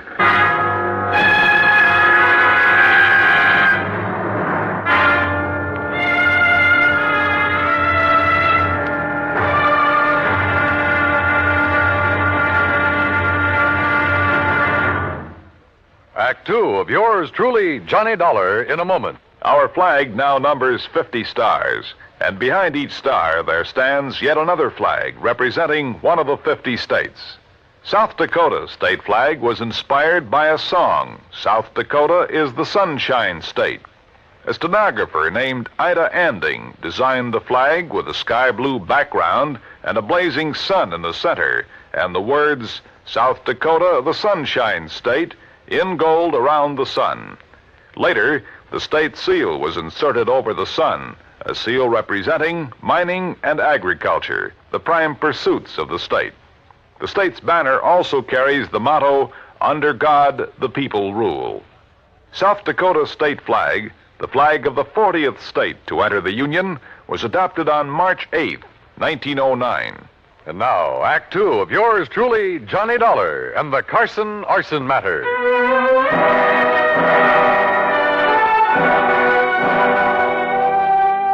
Expense account item 320 phone call from a booth near the scene of the fire. I wanted more information from Jim Paris at Worldwide Mutual. Information about the policies covering the 13 cash and save markets, 4 of which had recently gone up in flames. I waited in the phone booth until Jim called me back. Johnny Dollar. Jim here. Oh, good. All right, here's the list of markets, Johnny, and the order of insurance coverage, starting with the smallest amount. Go ahead. Thompsonville, Fall River, Lowell, Hartford. That's the same order in which they burned. Exactly. Okay. Which remaining store has the next biggest coverage? Salem. Okay, I'll start with Salem. What are you thinking of, Johnny? It's just a hunch, Jim, but... Well, I'll call you later.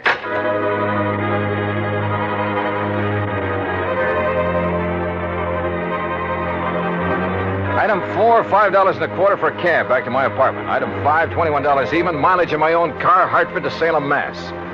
Despite burning up the highway, it was almost dark when I pulled into Salem. It was well after dark when I finally located the cash and save market. Again, the store was far outside of town, and it was a long way from the nearest firehouse. I don't know exactly why I went there instead of the main office in Boston. After all, it was the same day as the Hartford fire, and the others had all been about a week apart. As I said before, call it a hunch. But as I pulled up in front of the place, I saw the shadow of a man dart furtively around the back of the building. As I reached the far corner of the building, I stopped. But with only the sliver of a crescent moon, I could see no one. Somewhere ahead of me, I heard a door open. Then silence again. But somebody had entered that building. Slowly, cautiously, I felt my way along the wall. And then I came to it. An open door.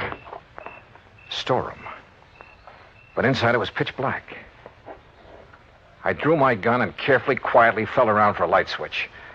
After stumbling gently against a big packing case, I found it. I hunched down behind the case and flicked it on. All right, where are you? I heard you. I saw you come in here. Now, look, I got a gun, so don't try anything funny. You hear me? Where are you? Right over your head! Oh! I must have been out a long time. I came to lying on a cot in the back room of Salem. Can you hear me? Yeah, I can hear you. Yeah. Well, it was a couple of big gallon jars of kosher pickles that he dropped on top of your head. He, officer? Well, like to split your head open. So he brought you in here to headquarters and had the doc look you over. Up. Easy now. Oh, yes, sir. Doc says no permanent harm done. He gave you a shot to make you sleep and rest. Now, how about this cup of hot coffee? Yeah, sure. And about a dozen aspirins my head feels like. There you are. Thanks. But you said he. Well, according to him, you left yourself wide open when you sneaked in there after him. And then to turn on the lights. Son, you've got a lot to learn. Okay, so I pulled a boo-boo. But do you know who it was that slugged me? Of course, son. He brought you here. Who? Owner of the market. What? Mr. John Wakefield Carson. Item 6, $2 more mileage on my car. This time down to Boston and the main office of Cash and Save Markets. To the private office of John Wakefield Carson. Please be calm of mind, all passion spent, Mr. Dolar. What? That's from Milton. Please sit down. Now look, Mr. Carson, about last night. Baydock plays tricks upon us all. It did so in bringing us together last night. How did you know I was going to investigate that market of yours up in Salem? Well, I didn't know. But look, you young man. Yeah?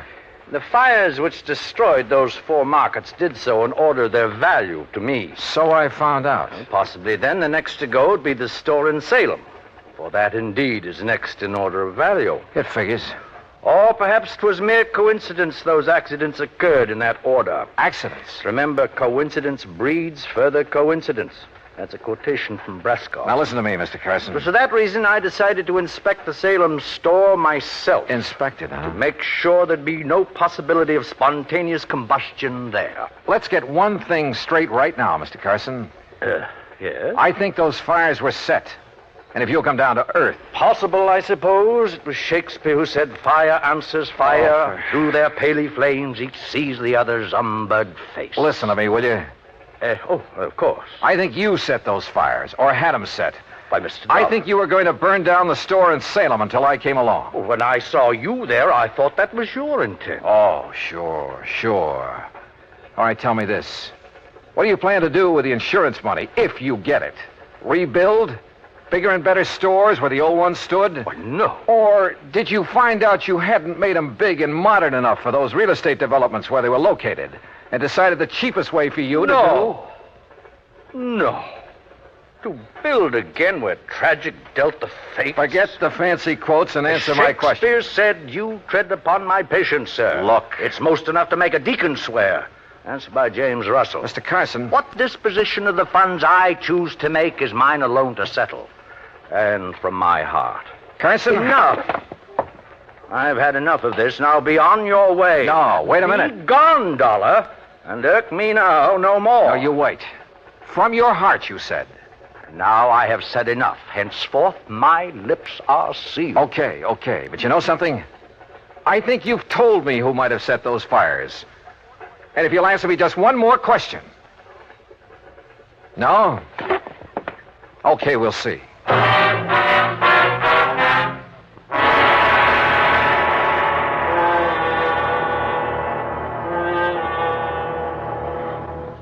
Act 3 of yours truly, Johnny Dollar, in a moment. Sometimes we may wonder why a football team doesn't quit playing and walk off the field when it finds itself 50 points behind with only a few minutes of play to go. What is that indomitable spirit that fills men with hope and keeps them going in spite of terrific odds? Keeps them going just to play the game according to the rules, just to get the job done as well as they know how. This kind of spirit pervaded the feelings of heavy bomber crews of the 9th Air Force on that day of glory, August 1st, 1943, the day of one of the most secretly planned surprise bombing missions of World War II, the day of the low-level attack on the Romanian oil refineries at Ploiești. More than 170 B-24 heavily loaded bombers took off in a swirl of red dust from Benghazi, Libya, to bomb a highly defended priority target. The element of surprise in the low-level attack was to be one of their greatest weapons. But things went wrong from the start. 3 planes exploded during takeoff operations. 11 more aborted due to engine trouble. Of those that reached the target area, less than 1/3 returned to home base. The leaders of the mission encountered navigation difficulties and difficulty in identifying the specific targets. And due to the loss of that elemental hope, surprise, they also encountered devastating enemy firepower from flak and fighters. The mission was partially successful, but a horrifying experience. 5 medals of honor were awarded to the heroes of the Ploiești raid for valorous action above and beyond the call of duty. At any time, the men would have been justified in turning back. But they had a code of conduct that made them want to see the unequal game through to the end. It was a job that had to be done. A charge of the Light Brigade in the air as they flew down the Valley of Death to glory. And now, Act 3 of yours truly, Johnny Dollar, and the Carson Arson Matter.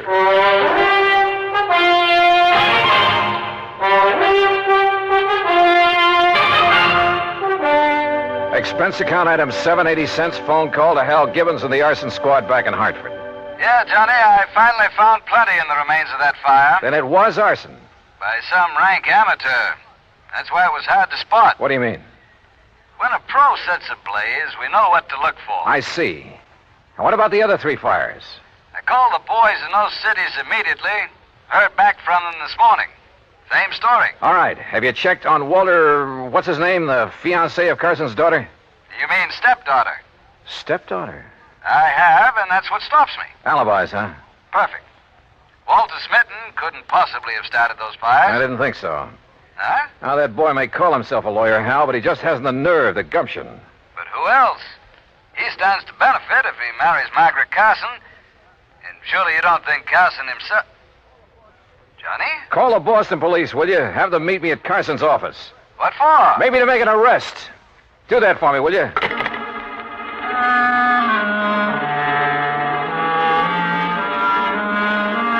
Punch. Maybe it was more than a hunch now. Sure, I know there was no real clues in the case, but maybe for once I could get along without them. I went back to Carson's office and, I must confess, tried a little bluff. Court? You'd hail me into court? That's right. Unless you open up and tell me what I want to know. Very well. Speak to me as to thy thinkings, as thou dost. And you can me. forget the quotations. Walter Smitten is your lawyer, isn't he? A timid but an eager lad who saved me many a fall. You like him? Like a son. I would he were my son. For as the Bible says, a wise son maketh a happy... All right. Oh, yes. You have a stepdaughter, Margaret. Alas, I have. Okay. Now, who is to get the insurance money you may collect? Well, that, sir, is none of your concern. You going to talk now, Mr. Carson, but or it's in a court? Family matter. Who gets it? I pledged to my wife before she died that Margaret would have all monies from any profit, any monetary gain of any kind, of any of my ventures. That would include the insurance money. I see. That, Mr. Dollar, was my pledge, and oh, how I have rued it. Why do you say that? She's not of my blood, Mr. Dollar. She has no soul for art or poetry. And since she's come of age, she's made so many demands upon me. Money. That's all she thinks of. And like Walter, she's so bold, aggressive, headstrong. Were it not for Walter, I'd mistrust her every move. But if he's in love with her... Because she demands he be. And why? So she can use his legal guidance in her fight to take this business away from me. All right, Mr. Carson. I haven't notified the authorities yet, but I've found proof that Margaret is the one who started those fires. You what? And you just told me why. Because the money would go to her. Oh, Mr. Dollar, I'm glad. I've suspected, yes, but because of family honor. No, I'm glad you have proof. At long last, it will take this millstone from about my neck. Proof, huh? Margaret. Well, Dollar, you'll never live to tell the authorities. Margaret, that gun. Unless you'd like to make a deal, Johnny. Could be worth a lot of money to you. I'd even promise not to set any more fires. Oh, you were right, Mr. Dollar. Unless I'm mistaken, Margaret, the man who just came in... What man? Who heard your little confession is from the police department. You trying to make me look around so you can grab for this gun? Oh, no. Fact remains, he's standing right in back of you. That's right, Margaret. What? No! Oh, my hand! My hand! Oh, my hand! How sharper than a serpent's tooth is an ungrateful child.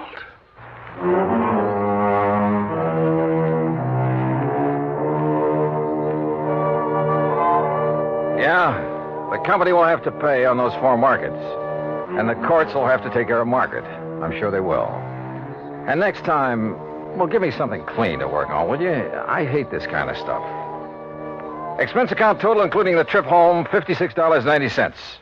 Yours truly, Johnny Dollar.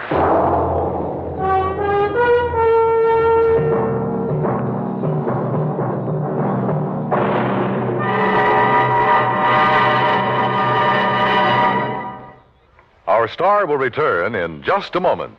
Our flag now numbers 50 stars, and behind each star there stands yet another flag representing one of the 50 states. Oklahoma's state flag depicts an Osage warrior's circular buckskin shield from which hang 7 eagle feathers. Across the shield is the Indian's calumet, or pipe of peace, crossed with the white man's peace symbol, the olive branch. On the shield are small crosses, the Indian's graphic sign for stars, indicating lofty ideals or a purpose for high endeavor. The background of the flag is a field of blue, the blue of the Oklahoma sky, signifying loyalty and devotion. The important symbols, however, are the calumet and the olive branch. These override the shield, the symbol of war, and bespeak a predominant love of peace by a united people.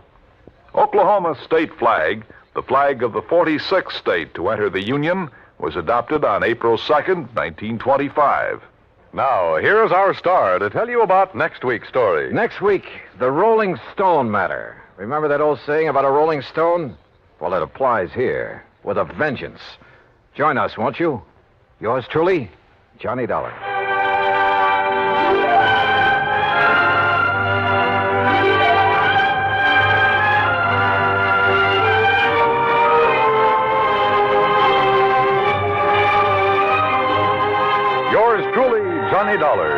Bob Bailey originates in Hollywood and is produced and directed by Jack Johnstone, who also wrote today's story.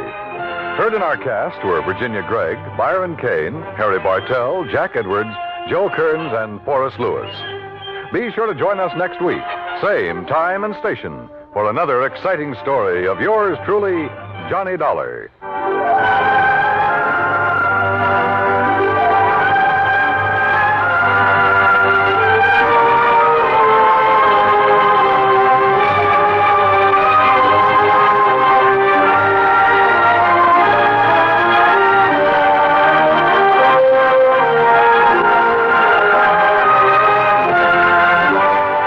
This is the United States Armed Forces Radio and Television Service.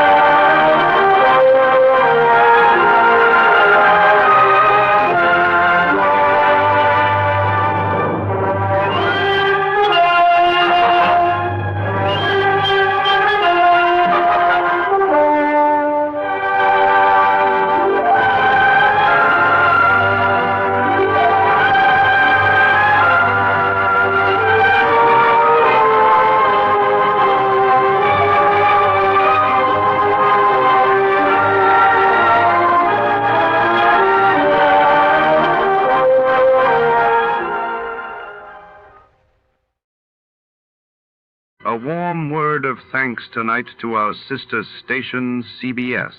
And before the next thrilling episode begins, let's see how much you know about your favorite radio heroes.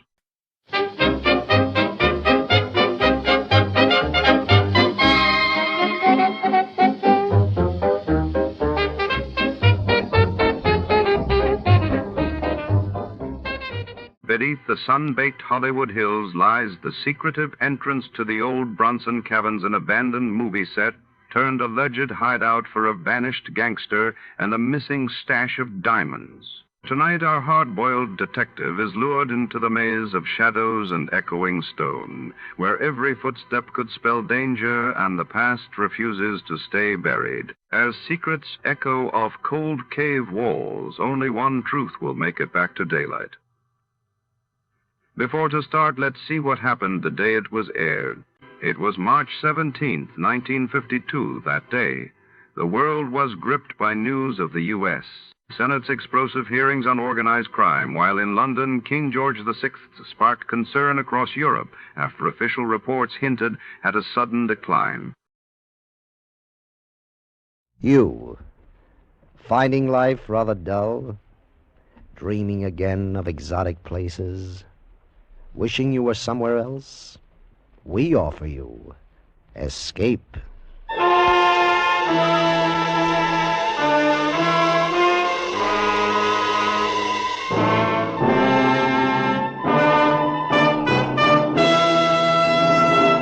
In the spirit of the Christmas season and its magic effect on all men, Escape brings you a charming fantasy about a small boy who discovered a delightful new world and lived forever after in its enchantment, as Anthony Ellis tells it in The Cave.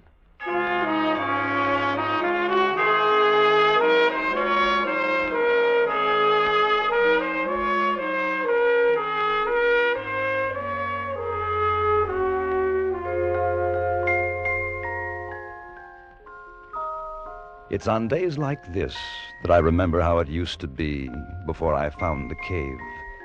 This day in particular. Of course, it's hard to see everything as it really was. Time has a habit of distorting the memories. Memories. Christmas. Christmas Day. Oh, what a long time ago that was. I was 10, and an unpopular uncle had distinguished himself by giving me a flashlight. And it was enormous. 4 batteries and a most incredible gleam to its metal case. I couldn't wait to try it out. And because it was still early afternoon, I could think of only one place that was dark enough for the exciting test. The cave. The big cave whose mouth was near the sand dunes and whose recess was rumored to be miles deep. George Fennell and I had never ventured more than 200 yards or so inside, but on that Christmas afternoon I knew that the cold darkness of the cave would have no fears for George and me. We met near the dunes as arranged to compare notes on our respective Christmas presents. It was quite warm, and the snow was beginning to melt in patches. A few gulls were wheeling about nearby. It was as I have remembered it all my life. That's keen. Listen, I bet it'd work like a searchlight tonight. I guess it would, all right. Maybe they'll let us stay up tonight. If it doesn't get cold, we could play pirate. I used my new gun. I thought we might go in the cave this afternoon. Hey, that's keen. Oh, maybe they'll get sore. I had to get all dressed up today. Don't get dirty. Besides, we could go a real long way inside with this. I wouldn't want to go in too far. They say the cave goes off in a lot of tunnels. You can get lost. Maybe. If you haven't got a flashlight. Sure, that's right. And with my gun... Sure, we can explore. Come on. I'll race you to the cave.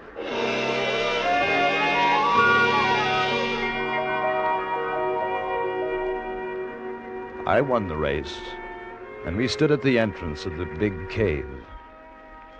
The arch had a span of about 25 feet, but just inside, it widened until the walls were 70 feet apart and the ceiling was over 50. As we passed from sunlight to shadow, I turned for a moment and looked down to the sea. At the water's edge, a gull stood, motionless, looking up at us, and then, solemnly, as though with disapproval, it too turned about and gazed out over the water. The opening of the cave receded and became small, and we went deeper and deeper. Shine it up there, Dan. Way up. Okay. Gee, I bet that's high. A mile, I guess. You're dilly, a mile. Maybe 100 feet. Psst. Bang, bang. Boy, that's keen. Just like a real gun. Come on, let's look the cave down here. It looks like a turn, see? Well, okay, but we better not go too far. What's the matter, you scared? Heck no, but... Well, I gotta get back for dinner. They'll get awful sore if I'm late. Oh, you won't be late, come on. I want to see what's around here. Okay. Hold the light on my gun. I gotta reload.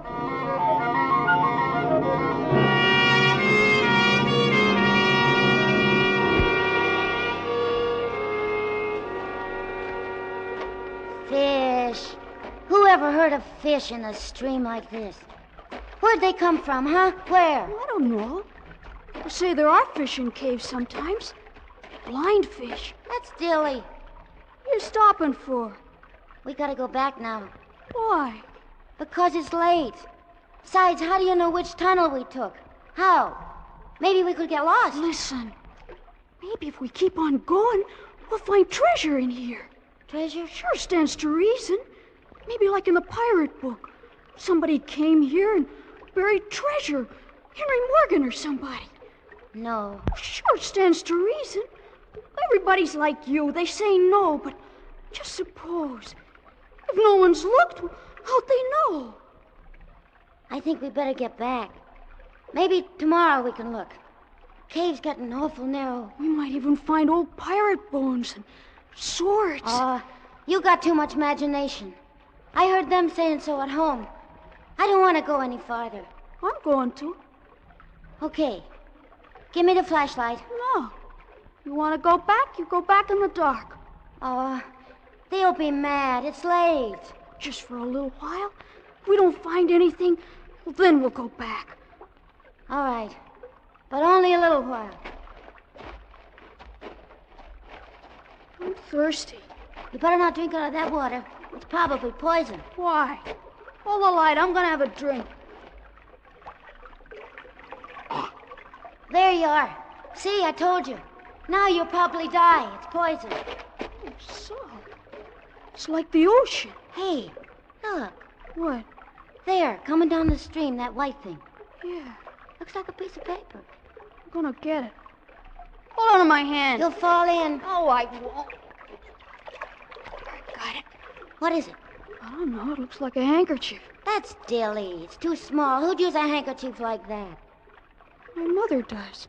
Gee, I'd hate to blow my nose on that. You can almost see through it. How'd it get down here? Who cares? Maybe it's a message. Huh?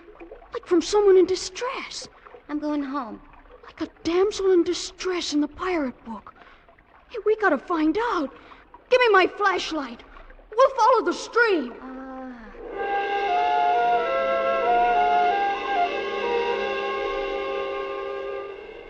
We followed the stream. We walked by it as the cave twisted and curved.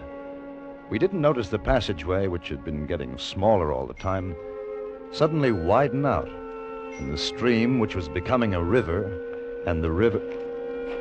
The river! Hey! What? Where's the other side of the water? There isn't any. It keeps going. It's like a lake. Or maybe a sea. There's little waves. Dan. Huh? Turn the light around. The walls are gone. There's no walls. There's gotta be. It's a cave. There's no top to it either. It's just too high to see, that's all. Let's go home. Let's go home right now. What are you afraid of? I'm not, but I'm hungry and it's Christmas and... Well, I got things to play with. Come on, Dan. Come on, I want to get outside. What'd you do that for? Turn on the light. Turn it on. Don't you notice something? You turn that on. Give it to me. Oh, wait a minute. I want you to see something. I'll turn it on. You give it to me. I'm not going to play with you anymore. You give it. See what you've done? It's all your fault. I didn't want to come in here anyway. How are we going to get back? It's dark. No, it isn't. That's what I wanted you to see. Look up there. I don't see anything. You will. Oh. There's like stars. Way, way up. That's what it is. It's stars.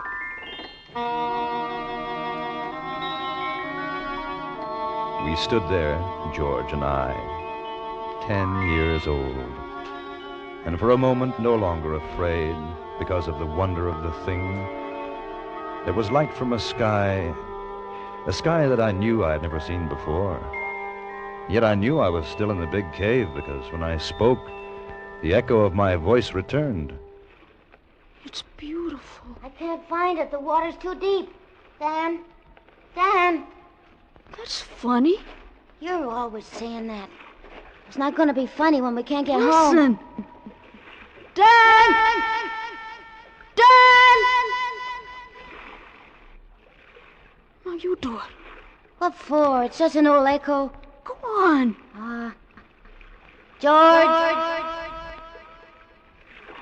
George. Ho. There. How can there be an echo when there's no cave anymore? You're trying to scare me. Well, I'm going. You can come too if you want. Dan, please. I'll bet nobody's ever been in here ever. I'll bet we're the first. Except for pirates, maybe. I wish we could see more. If my mother hadn't taken away my matches, we could find our way out okay. Gollies, it's night. Come on, please. I'm hungry. Somebody's here. Somebody else. Sounds like it's over there. No, don't go, Dan. Dan, I'm scared. I don't like this place. Go home if you want to. I can see someone. Look. Gee. He's digging in the sand. Don't let's go any closer, Dan. Let go of me. I want to see what he's doing. Oh. Some other people. They got swords. Got you, Namby, you scurvy wretch! Look on him, bullies! No! Don't hit me, Captain! I just wanted to see if the treasure was still there. It's the truth, I did. I'll show you what's there, you pot-bellied toad! No! No, Captain! No! You're killing me! No, please, no! I wasn't touching the treasure! Don't hit me again! Don't kill me! Kill you? I haven't started to kill you yet, Namby. Come on, bullies. Lie on. We'll exercise our appetites for the feast.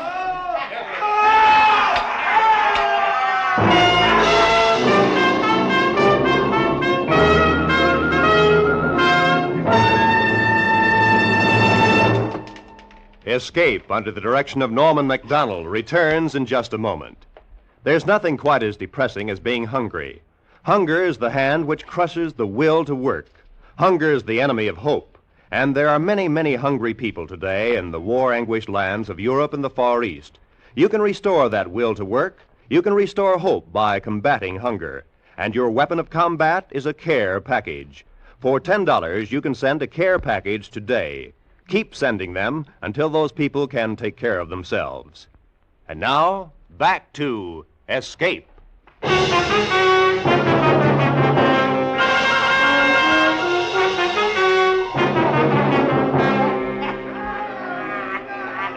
that faint light from the stars of another world, the world of the big cave, George and I watched. We could only see shadows until someone lit a lantern. And then I knew that I'd been right. Pirates! Pirates! I want to go home. Pirates they were. The most glorious, the gaudiest pirates to sail under the Jolly Roger. The leader was a huge man with a fine, bushy beard and a voice like the trombone in the village band. How shall we cook him, bullies?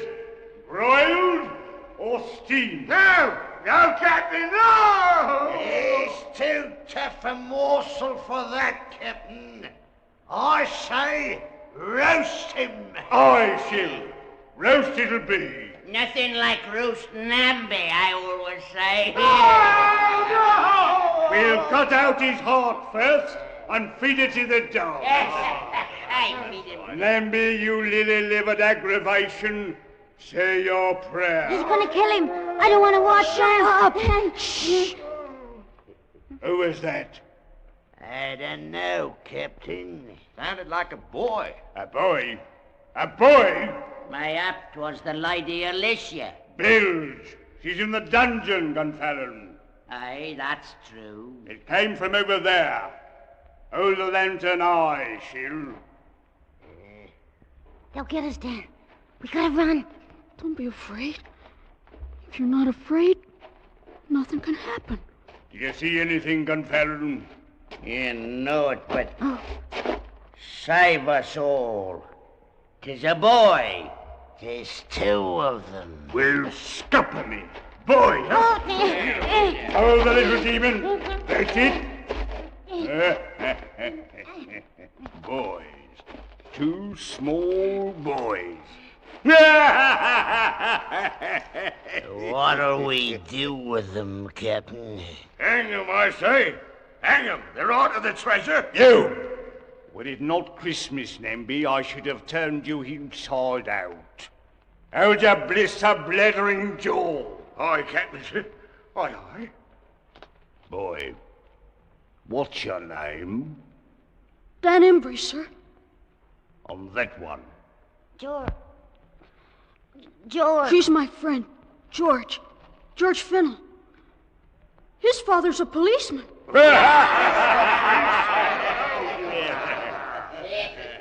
Where'd you come from, boy? Greenfield? That's outside the cave. Cave? What cave? What do you do here? Whose spies are you? Answer up! Just exploring. We got here, that's all. Exploring? Where's your ship? We didn't come in a ship. What, no ship?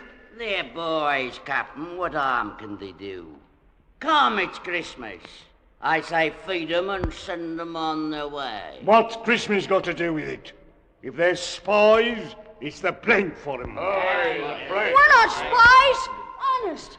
We'll look into this further. Meantime, the goose and suckling pig should be ready. I say it's time for the feast. How say you, bullies? Are you hungry, boy? Yes, sir. And him? He's hungry, too. Then join us, and Merry Christmas. For no man can say Captain Blackton lacks the Christian spirit. Am I right, Namby? You're right, Captain. Right as rain. I'd have slit your gullet had you said me nay. Merry Christmas. And break out the rum barrel.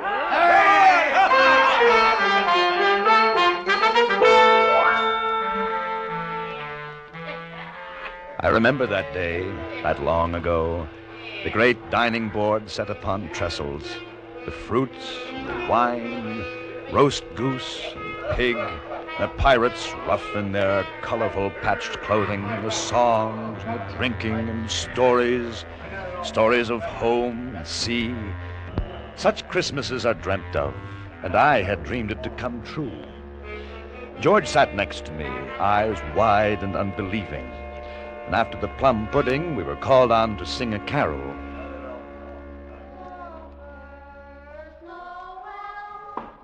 And as we sang, they became quiet, and each sat lost with his own thoughts of sweetness and sadness. The little man Namby, bird-like and asleep. Don Fallon, thin as a twig, a patch over one eye, and the other kindly and wise. Shill and the captain, with tears coursing down their cheeks. These were my pirates, my own.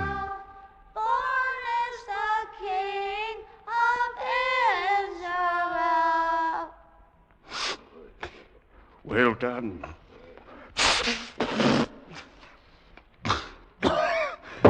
Well done, I say. A dollop of rum for the boys. Captain, this be an happy day with us. Let's share with those less fortunate. Less fortunate? Less fortunate? Oh, we're all well met. The Lady Alicia. Nay, she is our prisoner. Until ransom is paid, so she will remain. What matter if she grace our table for the evening?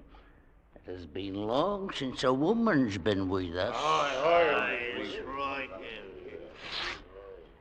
Very well. Send the prisoner here. Bring her from the dungeon.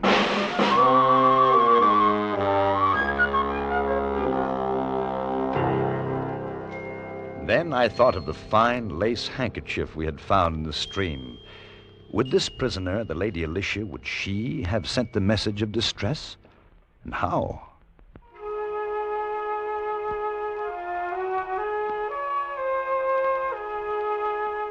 They brought her in, and to me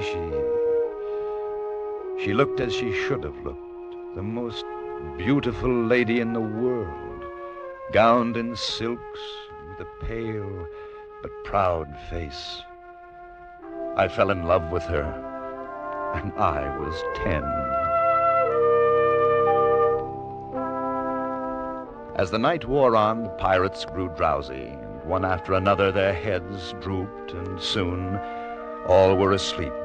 Even George, sitting small in his great chair, nodded. I went to the Lady Alicia's side. It was your handkerchief we found in the stream, wasn't it? Yes, I had not dared to hope. But they have you locked in a dungeon. Beyond my windows a running brook. I prayed that when I dropped the kerchief, it would by some happy chance be discovered. I found it all right. You are very brave to have come here. How long have they kept you in prison? 6 months now. We were sailing to the Indies. Our ship was taken, and I I alone survived. Now they hold me for ransom. That's terrible. Gosh, I wish I could do something to save you. There is nothing. I know I'm not very big, but maybe I could fight them. There are too many for you. Dan, they're all asleep. Come on, we can get away now. Let's go home. Home? Sure, our folks are going to be mad. George, we gotta save her. If you could but escape and deliver a message to my father. Sure, okay. Where does he live? London, Lord Basingstoke. He will reward you well. Sure, but we gotta go now. I don't want to leave you. They'll be angry when they wake up. My hope will rest in you.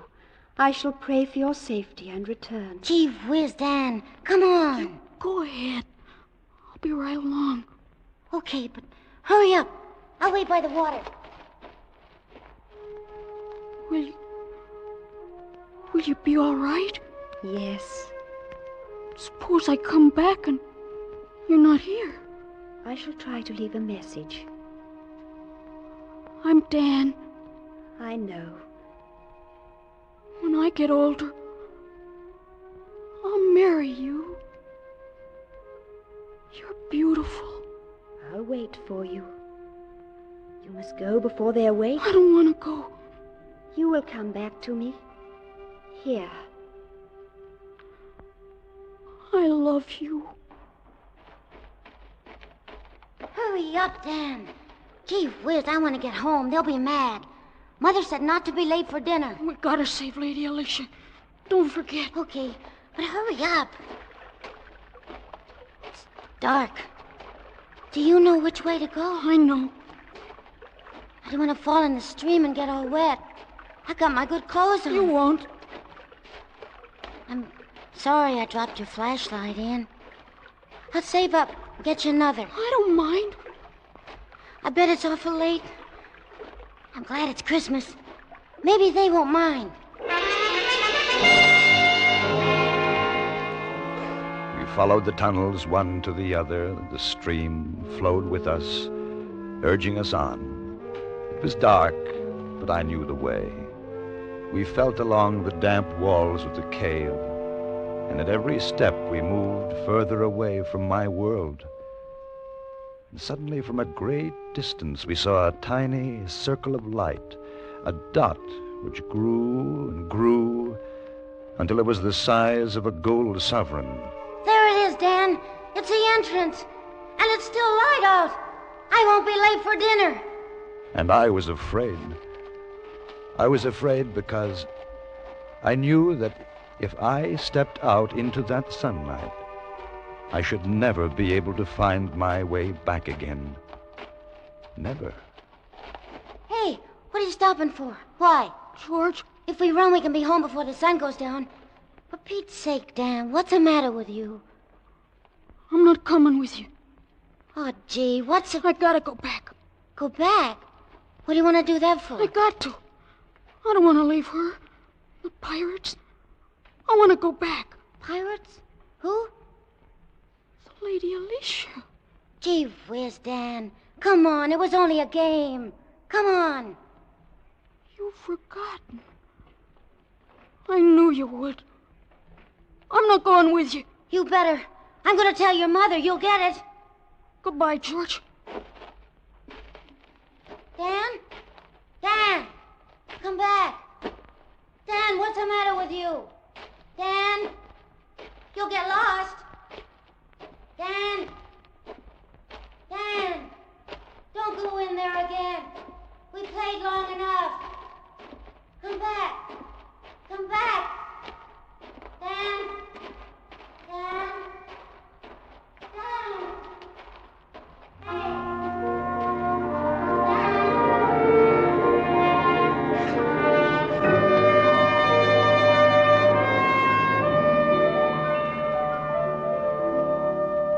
I turned away from George and the speck of light that was outside. His voice followed me, plaintive and lonely. And then as I found the stream again, there was no sound but that of gentle water and my own steps.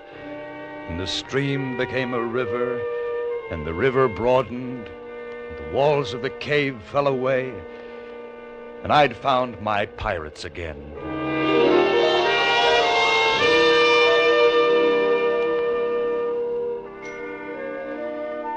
It's on days like this that I remember how it used to be before I found the cave.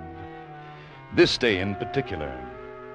Sometimes I wonder what happened to George and what it's like outside the cave, but I don't really mind.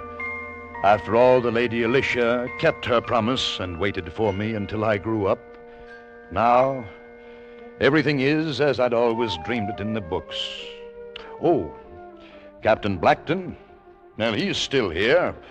A little less ferocious, perhaps, than 20 years ago. Captain? Yes, Blackton. If you and milady are ready, sir, the turkeys are cooked, and the men are waiting your pleasure. Very well, Blackton. Thank you. And a Merry Christmas. Thank you, Captain. Thank you, sir. And a Merry Christmas to you, sir.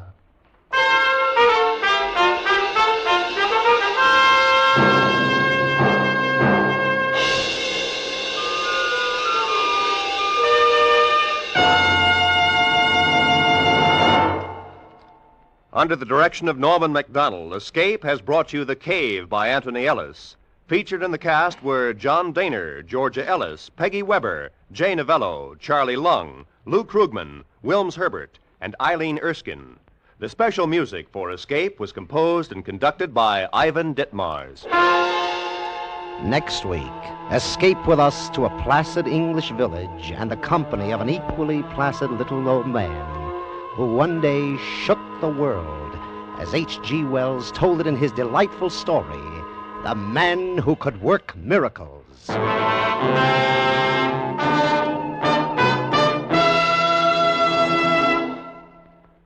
Where does the world stand? Where's it heading as 1951 approaches? Next Sunday, CBS will bring you an exciting, timely appraisal of the world situation and some of the answers when 10 top CBS News correspondents are heard in a special broadcast entitled The Challenge of the 50s, Years of Crises. Remember, that's next Sunday afternoon on most of these same CBS stations. Now, stay tuned for Make Believe Town, which follows immediately on most of these same CBS stations. Roy Rowan speaking.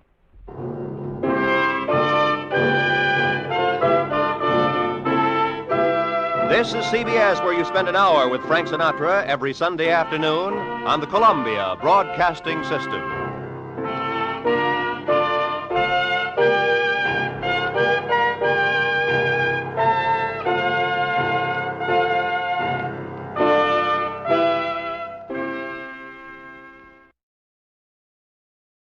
From all of us here at Escape Radio, thanks kindly to our sister station, CBS.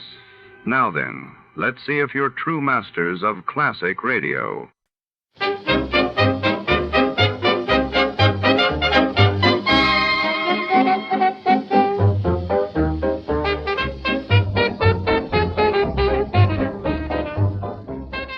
Tonight, the shadows fall over the bustling back room of the Buffalo Exchange Bank, where a mysterious disappearance has stumped the city's sharpest minds.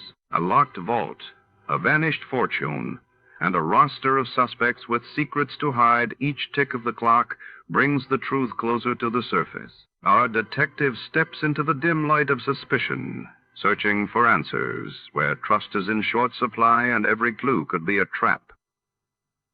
Before to start, let's see what happened the day it was aired. It was January 6th, 1952, and that day King George VI's health took a sudden turn for the worst, sparking concern across the United Kingdom, while a record-breaking snowstorm paralyzed much of the northeastern United States, disrupting travel and causing widespread power outages.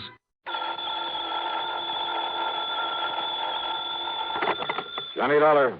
Pat McCracken, Johnny, Universal Adjustment Bureau. Pat, haven't had an assignment from you in, several days. Yes, I know. Now, listen, this expense account of yours. Huh? On that case you just finished. Oh, now listen, Pat, after all these years, and I not only gave you a full report, but an itemized statement. I know. That expense account was completely legitimate from start to finish. Every single item was money out of my own pocket that I spent to solve that case. What case? The one you're talking about, the one I handled for you last week, whatever it was. You don't remember what it was. Well, what difference does it make? All I'm saying is that whatever expenses I put down there were completely justified. You remember what the total came to? Haven't the least idea. Then let me remind you. Oh, now, look, that's Johnny, beside the point. You exactly $12.30. Well, I tell you, every penny of it was $12.30. That's right. Now, do you blame me for thinking maybe you were sick or something? Oh, no. And I thought you were... Okay, Pat, argument's over. Only it isn't, Johnny. Huh? Not by a long shot.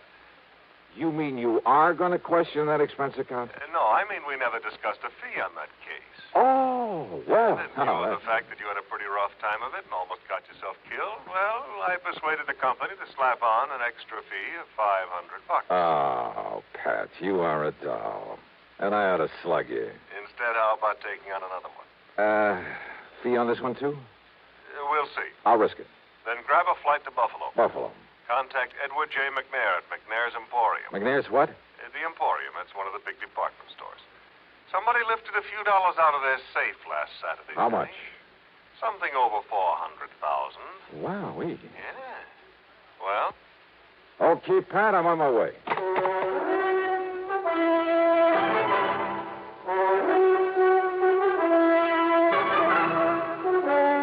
CBS Radio brings you Bob Bailey in the exciting adventures of the man with the action-packed expense account.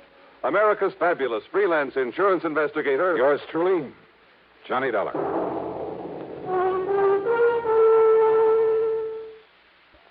And now, Act One of yours truly, Johnny Dollar.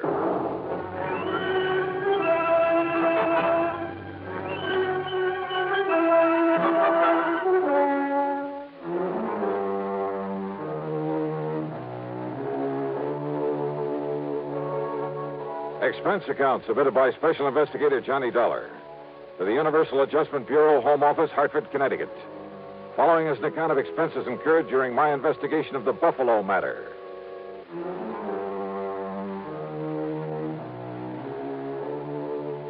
Expense account item 1, $49.50 plane fare and incidentals to Buffalo, New York. Item 2, $8 even for taxi fares. After dropping my luggage at a hotel, I went over to the Emporium. In the big office on the top floor, I talked to Mr. McNair himself. $421,216, according to the books. Well, that's quite a loss, Mr. McNair. And I suppose, Mr. Dollar, that to some extent it's my own fault. My fault. Oh, why do you say that, sir? Heaven knows John Harker suggested changing the procedure more than once. John Harker? Yes, my young personal assistant. Also company treasurer. Oh, I see. But I've run things single-handed the same old way for so long, and nothing like this ever happened before. Mm-hmm. What do you want to tell me about it? We've followed the same procedure every Saturday night for over 28 years, which is to say that as soon as the store was closed, each department head, in turn, brought his cash receipts up here to the treasurer. This, John Harker. Then Harker gave the department head a receipt, put the money in the vault, and that was that. Well, sir, it seems to me it would have been a lot safer to have an armored car deliver that money to the depository of some bank during the day, maybe several times a day. Exactly what John suggested some time ago. I suppose I should have listened to him. Well, go on, sir. Last Saturday, after we closed, things went along quite as usual. That is, until Mr. Ellery in sporting goods, always the last to bring his money to the vault, until he knocked on Harker's door. Well, right on cue. Excuse me. Come in. Mr. McNair, John, come in, please. I want you to meet Mr. Johnny Dollar. This is John Harker. Mr. Dollar? Hiya. Dollar represents the insurance companies we trust will make good on our loss. Well, I certainly hope you can make more progress than the police have, Mr. Dollar. That bandage on your head have anything to do with the robbery, Harker? Yes, it certainly has. Terrible, isn't it? Now, sit down, John. Tell Mr. Dollar exactly what happened on Saturday night when Mr. Ellery came up to turn his cash over to you. Thank you, sir. Oh, I'm afraid it was all my fault, Dollar. Not a bit of it. Yes, for being caught off guard. All right, what happened? Well, when Ellery knocked on the door of the vault room, I asked who it was. He told me, and, well, I should have known by his tone of voice that something was wrong. Now, John, you're not to blame. This sort of thing could have happened to anybody. Even to me. Thank you, Mr. McNair, but it doesn't alter the fact that... Well, Dollar, I went over and unlocked the door for Ellery. But instead of walking in, he was forcibly thrust into the room. The door was thrown back so hard, it knocked me down, knocked me unconscious. Terrible. And when I came to, the cash drawers of the vault were empty. The keys had been literally torn out of my pocket. You shall have a new suit for that, John. Thank you, sir. Ellery, poor Mr. Ellery, lay there bound with adhesive tape after being badly beaten. Did you see whoever it was came barging in that way? If I hadn't been standing behind that door, I might have. I see. What about this man, Ellery? Tell him, John. Yes, sir. Well, poor Ellery did catch a glimpse of him, but the man was wearing a sort of mask over his face. He gave what description he could to the police, of course. And, well, that's about it. Thank you, John. Now go on. Yes, sir. Well, now, wait a minute. Don't misunderstand me, Mr. Dollar, but I don't want to keep John around here any longer than necessary. Well, but I'd Dollar like wants to be around. I'll cancel the trip gladly. Trip? Of course. After what's happened, that knock on the head was pretty serious. John is taking my cruiser on a little trip. Oh, I can't say I blame him. So run but along, now- John. You can leave tonight as you planned. Whatever you say, Mr. McNair. Harker, wait a minute. Your please. friend all ready to go with you? Oh, I hope you don't mind my taking him along, sir. Not a bit. Now run along. Run along. Have a good time. And a good rest. Look, it's customary. Thank you very much, sir. Mr. Dollar, I suppose you'd like to talk to Mr. Ellery now. Well? Yeah. I'd like to talk to somebody who was involved in this thing.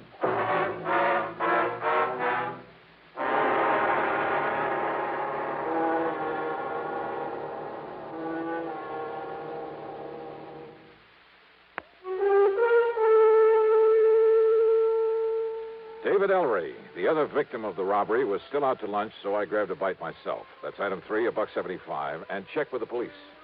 Nothing helpful at all. No leads on the man who'd got away with over $400,000 from the store there in Buffalo, New York. Then I went over to the Emporium to the sporting goods department. Ellery was back, and I talked with him in a little office in a corner of the stockroom. He was still suffering from the beating he'd taken. Yes, sir, Mr. Dollar. It was awful. Terrible. And, yes, sir, it was just like young Mr. Harker told you it was. I understand that you gave the police a description of the man who attacked you. Well, yes, sir, best I could. Had you ever seen him before that you know of? Well, of course, I can't be absolutely sure because of that mask he was wearing, but I don't think so. Was he waiting at the door of the vault room when you got there to put the money in the safe? Well, Mr. Harker always does that, sir. Yeah, I suppose so. I just But what- go up and knock on the door and tell him who I am. Well, you see, he always keeps the door locked when he's taking the company cash that way. Yeah, sure. So I knock on the door and shout my name, and then he opens up and I give him the money. Then he gives me a receipt, and he puts the money in the vault. But you didn't answer my question. When did you first see this man in the mask? Well, only when Mr. Harker was opening the door for me. Yes?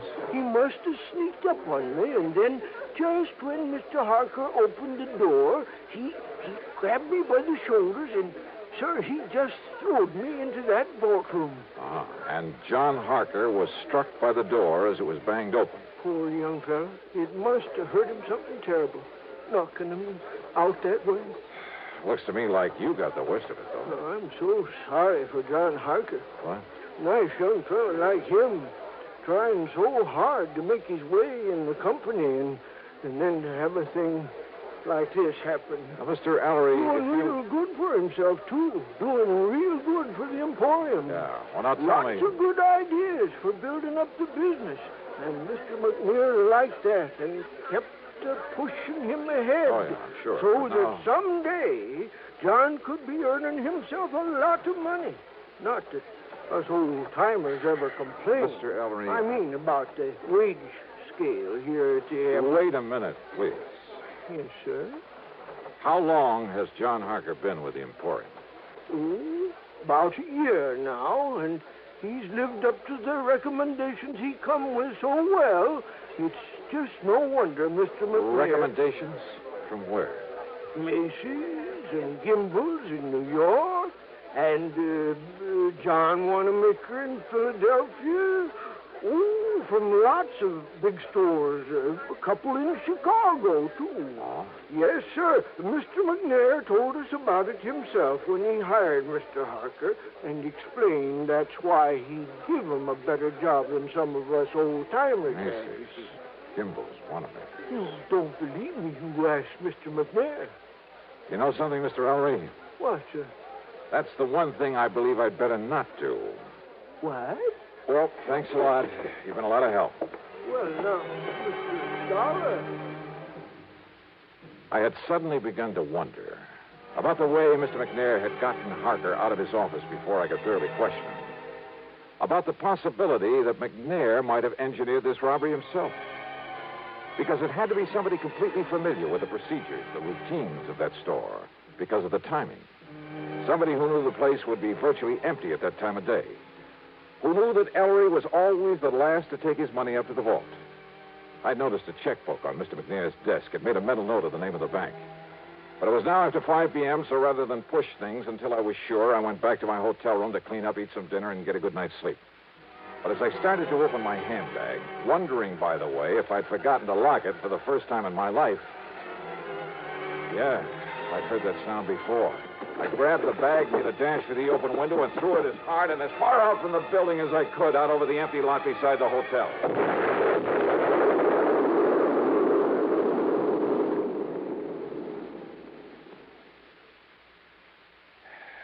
Funny. I got a sneaking suspicion about then that somebody in Buffalo didn't particularly want me around.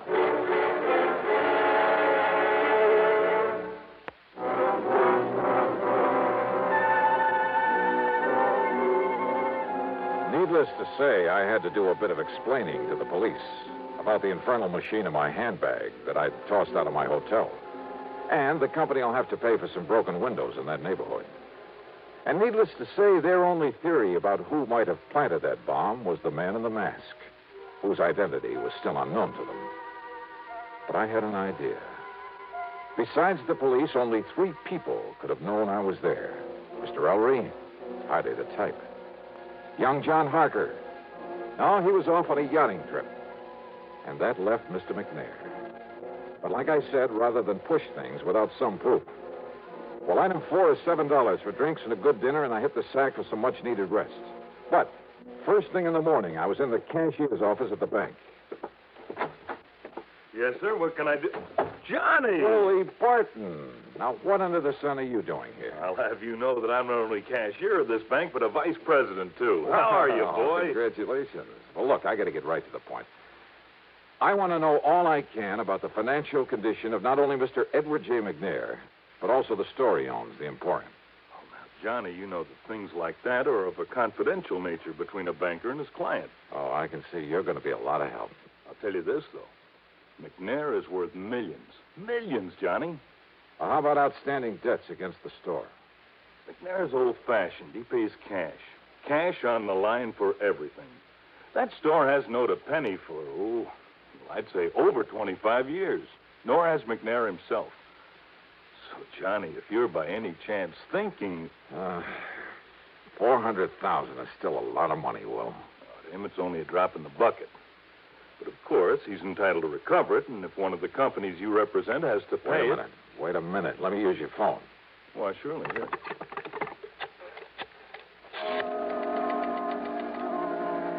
Item 5, 840, long-distance calls to New York and Philadelphia to Macy's, Gimbel's, and John Wanamaker's, to the personnel directors.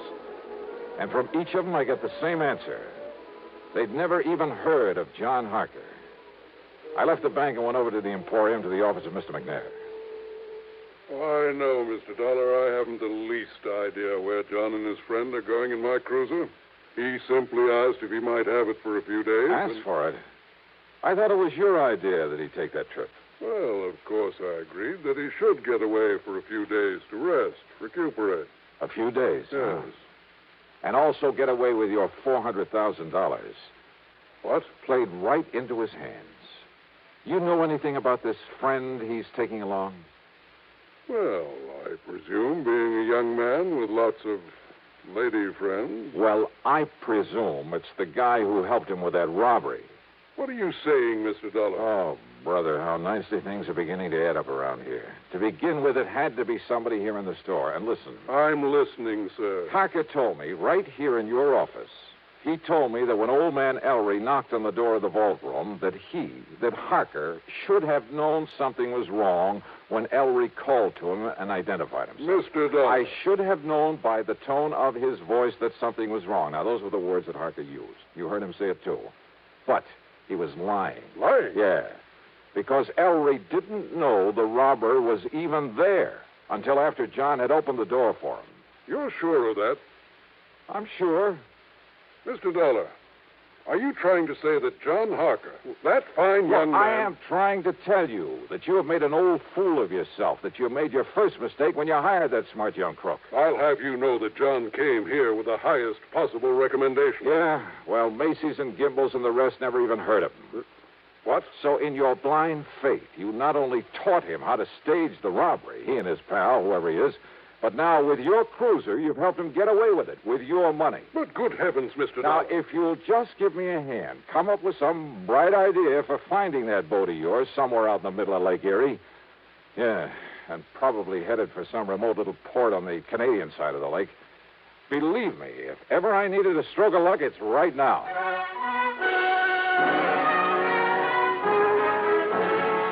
You know something? Well, Lady Luck must have been tagging along right at my heels. And don't ever underestimate the United States Coast Guard. A big sou'wester had built up over Lake Erie, so they'd contacted every small boat within 100 miles. The boys aboard McNair's yacht hadn't dared not answering the call. They would only have sent the Coast Guard out looking for them. And where were they? Dolar, they're riding out the blow in the lee of Long Point off the Canadian shore. Here it is in the chart. Or is that just where they say they are? No, radio compass checks have verified their position. Right there. But now, Mr. Dolar... Yeah, no. That puts them in Canadian waters, doesn't it? Yeah, I'm afraid so. Which means we have no jurisdiction, no authority. Of course, our friends across the border will be glad to cooperate any way they can. I'm sure of that. Yeah, but by the time we take whatever legal procedures may be necessary... No, listen. Yes, sir? Now, off the record, unofficially, suppose I were to go out there after them myself. Oh, now, Mr. Dolar... Well, somebody has to nab them. Suppose I could find a boat and a skipper willing to weather this storm. Huh? How about that? Well, I think maybe... Now, I'm not sure, mind you, but I think I've heard of some chap around here that owns a converted subchaser. Weather out any kind of a storm. Yeah? Now, of course, you understand, I'm hardly in a position to recommend that you attempt any such... Expense account item 6, $585, rental of the subchaser and the skipper to go with it. And while I'd like to give you a thrilling, dramatic ending for this case, well, the trip across Lake Erie in that storm did have its moments. But from there on in, it was just a matter of running down John Harker. And his pal, clapping him into chains and hauling him back to Buffalo with the money. So expense account total, including transportation home. Well, now, wait. As it turned out, there's a lot more to this thing. Yeah. I'll tell you all about it in my next report. Yours truly, Johnny Dollar.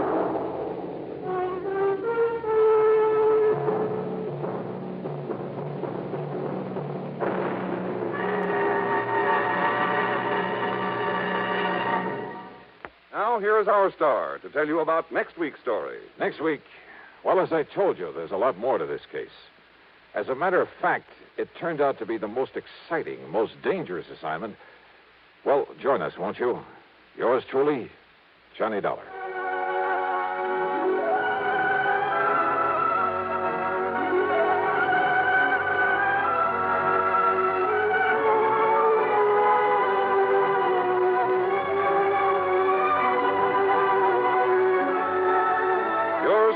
Johnny Dollar, starring Bob Bailey, originates in Hollywood and is written, produced, and directed by Jack Johnstone. Heard in our cast were Lawrence Dobkin, Bartlett Robinson, James McCallion, Dick Crenna, Junius Matthews, and Gil Stratton. Our sincere thanks go out to the wonderful network at CBS. And now, dear listeners, let's put your knowledge of the airwaves to the test.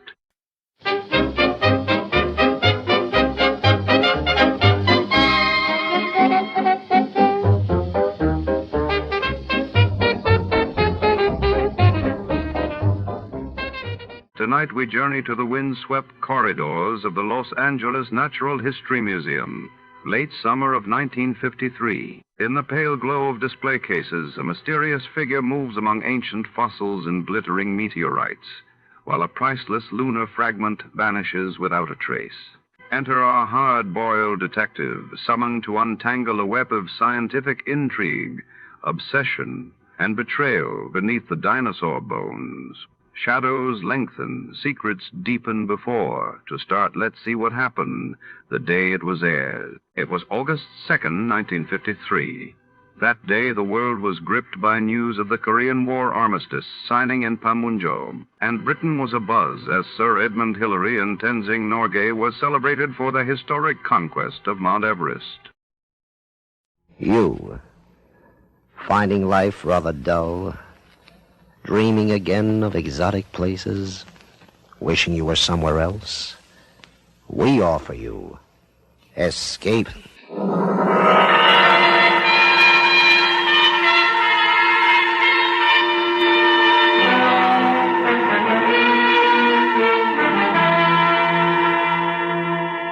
Escape with us now to the outer limits of space and the terrifying experiences of four men who penetrated it, as Ray Bradbury, famous science fiction writer, tells it in his gripping story, The Earthman.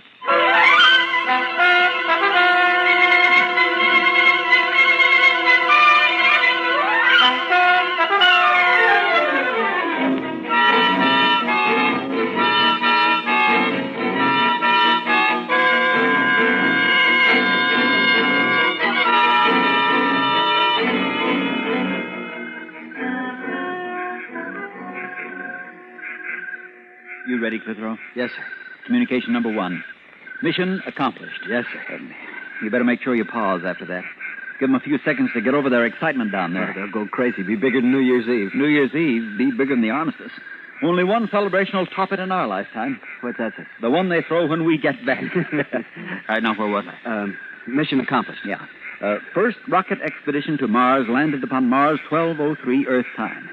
Estimated position of landing, approximately longitude 345 degrees, latitude -7 degrees. Yes, sir. Landed without incident at edge of forest. Atmosphere, what's a good word to say it's all right for breathing? Optimal? Yeah. Found atmosphere optimal. Descended from rocket. Captain Williams. Yeah? Prescott, sir. I see Prescott. He's running this way. Running? Something after him? No, he's just loping along. I think he's smiling. Keep your binoculars on him. Sound off. It looks like he's in trouble. Descended from rocket. Sent Lieutenant Prescott on reconnaissance mission. Dugan, Prescott all right? Yes, sir. Want me to yell to him? No, just stay up there and watch him. Morale high. Commend efficiency and discipline of entire crew. Lieutenant Prescott and Dugan, Sergeant Clitheroe. Thanks, Captain. There's enough glory for all, Sergeant. Any chance of sending that in now? Not for 2 hours. Channels won't be clear for voice communication until 3 o'clock Earth time. They don't even know yet that we made it. I'd like to be down there when they get that message. What excitement. Sirens, bands playing, artillery salutes. Here's Prescott, sir. Good. Come on down, Dugan. Prescott, you all right? People. Here, sit down. Catch your breath. People. Mars has people. All right, now take your time. You want a drink? Mars is inhabited. People, just like home. Any women? Let him talk. What sort of people? Ordinary-looking people. Men, women, kids. Hostile? I don't think so. I came down a road, a country road, followed it at right angle into a paved highway. Yeah? Before I could decide whether to go right or left, I heard a buzzing sort of sound. I ducked behind a bush. Vehicle rolled past. One wheel must have a gyroscopic balancer of some sort. Yeah. Inside was a man and a woman. What'd they look like? Just like us. Hair, eyes, nose, mouth, body, clothes, everything. Mars inhabited. Wait till they hear that down there. Well, after it passed, I followed it. I came to a hill, and when I got to the top, there it was, a little town. Buildings, streets, just like home. And then I hurried back here. People. And just like home, huh? Yeah. You suppose they're really friendly? Well, I don't see why not. You heard what he said. Civilization up here resembles the one down there. What would they do on Earth if Martians came down and established contact? They'd make a pretty big thing out of it. The people up here will probably treat us the same way. Even so, we're not going to take any chances. We'll be armed. We're going into town? Right. As soon as we camouflage the rocket. All right, start cutting some of those branches and gathering leaves. Cover it up good. I don't want anybody monkeying around while we're gone. Right. We can't be gone long, Captain. Channel's open at 3. We'll be back by then, if everything goes well. Oh, can you imagine their reaction when they see us? Come on, man, make it fast!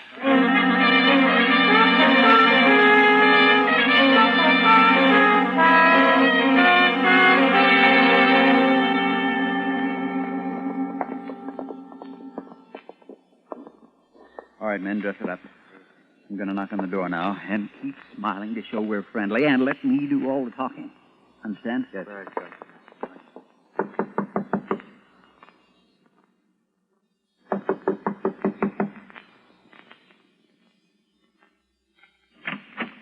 Yes, what do you want? You speak English. I speak what I speak. What do you want? Martian speaks English. We're from Earth. I'm Captain Williams, commander of the first expedition to Mars. And you are the first Martian we've met. Martian? What I mean to say is you live on the 4th planet from the sun, correct? Well, everybody knows that. Well, we're from Earth. Where? It's never been done before. What hasn't? How is it you speak such good English? I'm not speaking, I'm thinking. Telepathy. Now, what is it you want? We're from Earth. From Earth. Some other time, Mac. I got my own problems. How do you like that? You didn't look very bright. I know, but... Well, try it again. Knock on the door. I'm in command here, Dugan. I'll do all the thinking. Yes, sir. I'll knock on the door and try it again.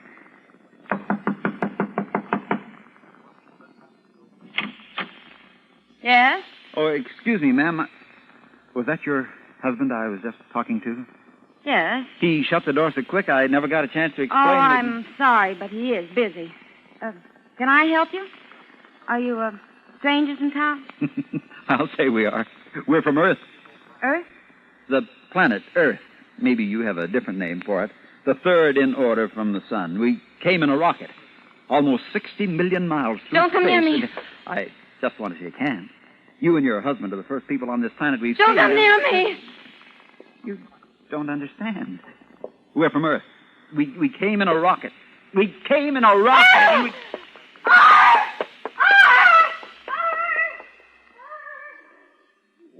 What'd I do? Captain, don't you think we'd better get away from here, maybe? Well, all I did was... How far is it to town, Prescott? 1/4 of a mile.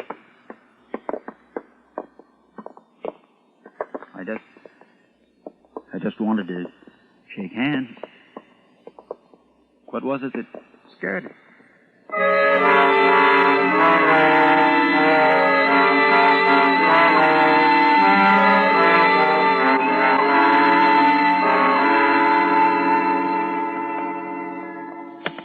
All right for us to smoke, Captain? Sure, smoke, yell, unbutton your buttons, do whatever you want. Doesn't seem to make any difference. Nobody's paying any attention to us anyhow. You'd think these people had visitors from Earth every day. Nobody even turns around to look at us. Can I say something, Captain? Yeah? We can't blame them for ignoring us, sir. We look just the same as they do. For all they know, we're just a few Martians ambling through the town square. We ought to take a chance and try telling someone else. We've told 3 of them already. Back at that farmhouse, the man ignored us and the woman screamed and ran away. And that girl we told fainted. Captain, looks like a bar or a soda fountain in here. Would it be all right if we went in and had something to drink? Well, why not?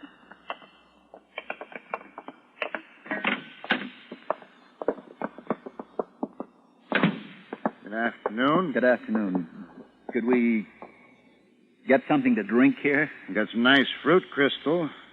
It's all right. The same for everyone. It's Arson. I don't think I've ever seen you fellas around. You strangers? We're from Earth. Where? Earth. 3rd planet from the sun. Oh, clumsy of me. Earth, huh? Well, what do you know? You mean you understand what I'm trying to tell you? Sure. Sure. That we're the first men from Earth ever to reach Mars, that it's never been done before? That we came 60 million miles in a rocket? Sure. 60 million, huh? Rocket, you say? Well, I'm proud to make your acquaintance. I'm Captain Williams. This is Lieutenant Prescott, Sergeant Clitheroe, and Lieutenant Dugan. I'm honored. I'm honored. You mind if I bring my son in to meet you? This is an occasion. Sure. Bring him in. Son, come in here. Rocket, eh? All the way by rocket. Say now. You understand what we went through, the chances we took. Sure. Why, you're real heroes. Let me shake hands again. You call me, Pop? Son, these men are from Earth. From Earth. Understand? Yes, Pop. We're the first men from Earth ever to reach Mars. Isn't that wonderful, son? Think of it. It's wonderful. Go tell everyone. You don't mind if he tells people, do you? Mind.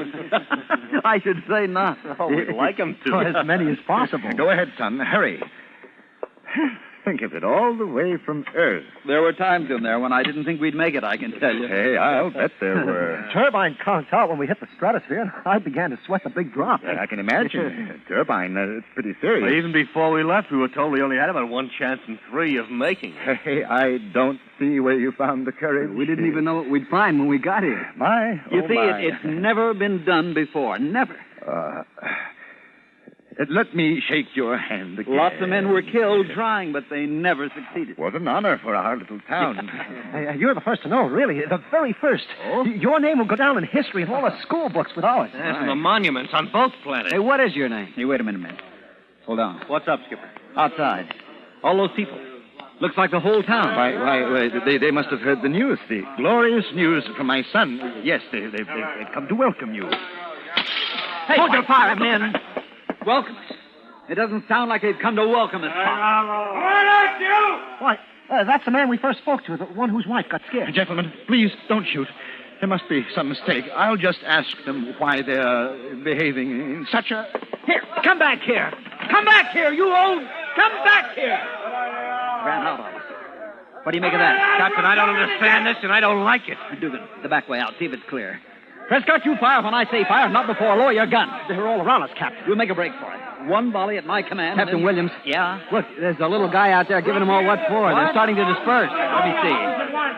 Clear this square immediately. Immediately, I say. Go on now. Go on, all of you. Go on home. He's coming in. Now, I'll do all the talking. Put your guns away, but stay on your toes. Dugan, let's keep our eye on the back, huh? Gentlemen, may I apologize for the unforgivable actions of my fellow townspeople. They've acted barbarously. We didn't do a thing. We were as friendly as we could be. But they're ignorant, just ignorant. No reverence for science, none whatever. We're from Earth. Did they tell you? Oh, yes. A great honor, sir. This is without a doubt the most memorable moment of my life. As a man of science, I greet you. What have we done to make them so hostile? Oh, no, please, put it out of your thoughts. They're dolts, idiots. Simply because 2 women were stupid enough to be frightened. My apologies, my sincere apologies. Believe me, sir, I would never have forgiven them if they had harmed so much as a hair of your head. It's scientific marvel, and they would do you harm. It's unforgivable. Oh, we're wasting time. The members of the Institute are waiting. Institute? The Institute of Science. We have sole jurisdiction in such matters. The members have already been informed and are eagerly awaiting your appearance. It will cause a sensation. Well, that's a little more like it. This way, if you please. I have transportation waiting. And have no fear of these rustics. You're in my care now. I'm Captain Williams, sir. Who are you? I'm president of the Institute. My name is Dr. Boo. This way, gentlemen. This way.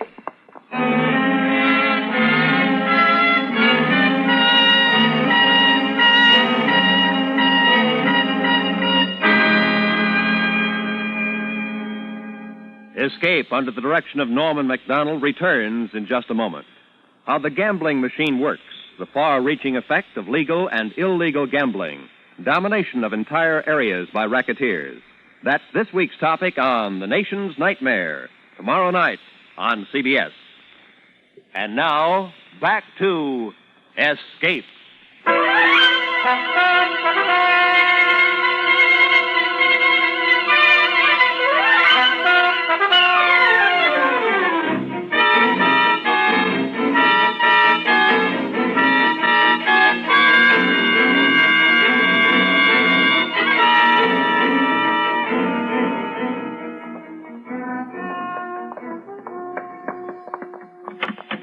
In here, Captain Williams. Go right in, please. I won't make a speech, you understand. Just a few informal remarks. The members of the Institute will listen to you with the greatest interest, no matter how informal your remarks. Go right in and make yourself at home. Thank you, Doctor. I'll keep it short. We have to be back at our rocket by 3 o'clock our time in order to... To communicate with Earth, yes. You told me, yes. Go right in. I'll join you very soon. Thank you. After you, men. He's a nice fellow. Wow. What an auditorium. Must be hundreds of people. I wonder how they managed to get them together at such short notice. Straighten up, men. They're looking at us. Good afternoon. Good afternoon. I am Mr. And I'm Captain Jonathan Williams of New York City, on Earth.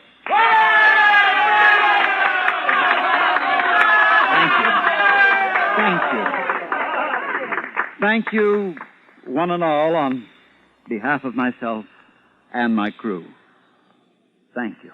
Well, it's good to see another man from Earth. I am from Earth also. How was that again? There are many of us here from Earth. You from Earth? Yes. But is that possible? Did you come by rocket? Has space travel been going on for centuries? What country are you from? Tuiriol. I came by the spirit of my body years ago. Tuiriol? I never heard of it. What was that about the spirit of your body? Well, what do you mean there are many of us here from Earth? Not only from Earth. He's from Jupiter. He's from Saturn. Jupiter? Saturn?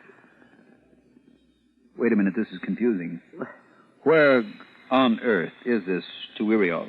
Tuiriol? Is it near America? America? What is America? You never heard of America? No. You say you're from Earth and you never heard of America?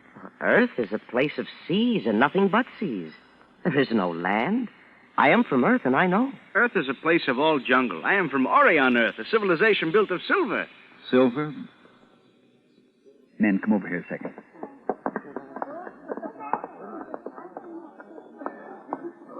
You realize what this is? What, sir? This is no celebration. These aren't members of the Institute. This isn't a banquet or a surprise party. Huh? Look at their eyes. Listen to them. Now I understand why the woman screamed, why the girl fainted, why the old boy and the soda fountain ran out on us, why the crowd was hostile, why they brought us here. Oh, where are we, sir? In an insane asylum. They think we're crazy.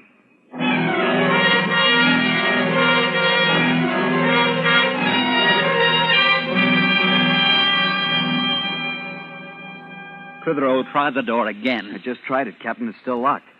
Go right in, gentlemen. The members of the Institute will listen to you with the greatest interest, no matter how informal your remarks. I'll bet they've been listening, all right. I'll bet they've had us under observation ever since we entered this building. Captain, look. What? You ought to take a look. That woman who said she was from Earth, too. A blue flame is coming out of her mouth and then turning into the shape of a small naked child. You think that's something? I've been watching one of them change into a crystal pillar and then into a golden statue and then into a staff of cedar and then back into a woman again. Never saw anything like that. Magicians. No, not magicians. Those are hallucinations. They pass their insanity over into us, and we see their hallucinations, too. Telepathy, autosuggestion, and telepathy. Well, look, Captain. If hallucinations can appear this real to us, to anyone, if hallucinations are catching and almost believable, it's no wonder they took us for psychotics. If that woman can produce little blue fire children and that one can change into a pillar, how natural if normal Martians think we can produce our rocket ship with our minds. I've been thinking along those lines, too. If someone came up to you on Earth and said he was from Mars, just came in by rocket, wouldn't you think he was crazy? I would. Heaven help me, I would. What time is it? 2:35. Those channels open in 25 minutes. Where's that doctor? Where's that doctor? I said, where's that doctor? I'm here, Captain. I demand our release. I demand an apology for this outrage. My government will certainly hear of this. All the governments of Earth will hear of it. I shall tell them of the indignities heaped upon their representatives. Yes, of course. Don't humor me! Are you going to release us, or must I take steps? What sort of steps? I'll kill you. That's very interesting. Excuse me a moment. Dr. O. Yes, Doctor. Yes, Doctor. Did you call me, Doctor? The case is developing along classic lines. I thought you might be interested. He's just threatened to kill me. Proceed, please, Captain. I wasn't joking, I tell you. Are you going to stand aside? No. All right. Jan. Most interesting. What do you suppose the next phase will be? Denial of insanity. Reaffirmation of sanity. But we are sane. We are. You see? Classic men try to think of something. He thinks we're insane, and he won't understand that we're not. No, not at all. I do not think all of you are insane. Oh, no. Just you, sir. The others, the ones you persist in referring to as your crew, they do not exist. They are secondary hallucinations. Secondary? Hallucinations. But you can touch them. You can hear them. Go ahead and touch them. It will prove nothing. Patients have come to me with snakes crawling from their ears. When I cured them, the snakes vanished. We'll be glad to be cured. Go ahead. It's unusual. Not many want to be cured. The cure is drastic, you know. Cure ahead. I'm confident you'll find we're all sane. He persists in referring to the others. Oh, they never stop. You know, Captain, such cases as yours need special treatment. The others in this hall are simpler forms, but once a patient has deteriorated as much as you have with primary, secondary, tertiary, auditory, olfactory, and lingual delusions, as well as tactile and optical fantasies, it's a pretty bad business. We may have to resort to euthanasia. Euthanasia? You're crazy! Now, listen. My crew and I left Earth 3 days ago in a rocket. We landed here in Mars. Yes, you've already told me, Captain. Most detailed dream fantasy I've ever heard. But I can show you the rocket ship. I'd like to see it. Can you manifest it in this hall? No, certainly. It's over there in the corner. I don't see it. Of course you don't. It's not there. Why did you tell me to look if the rocket isn't there? I was joking, you idiot. Joking. Really? You have an odd sense of humor. If you give us transportation and come with us, I can show you the rocket. It's in a small forest near that town where we first saw you. Be rather interesting to observe his reaction at the failure to show it to us. Yes. Would you care to accompany me, Dr. O? Oh, I'd be delighted. Very well, Captain. Lead us to your rocket.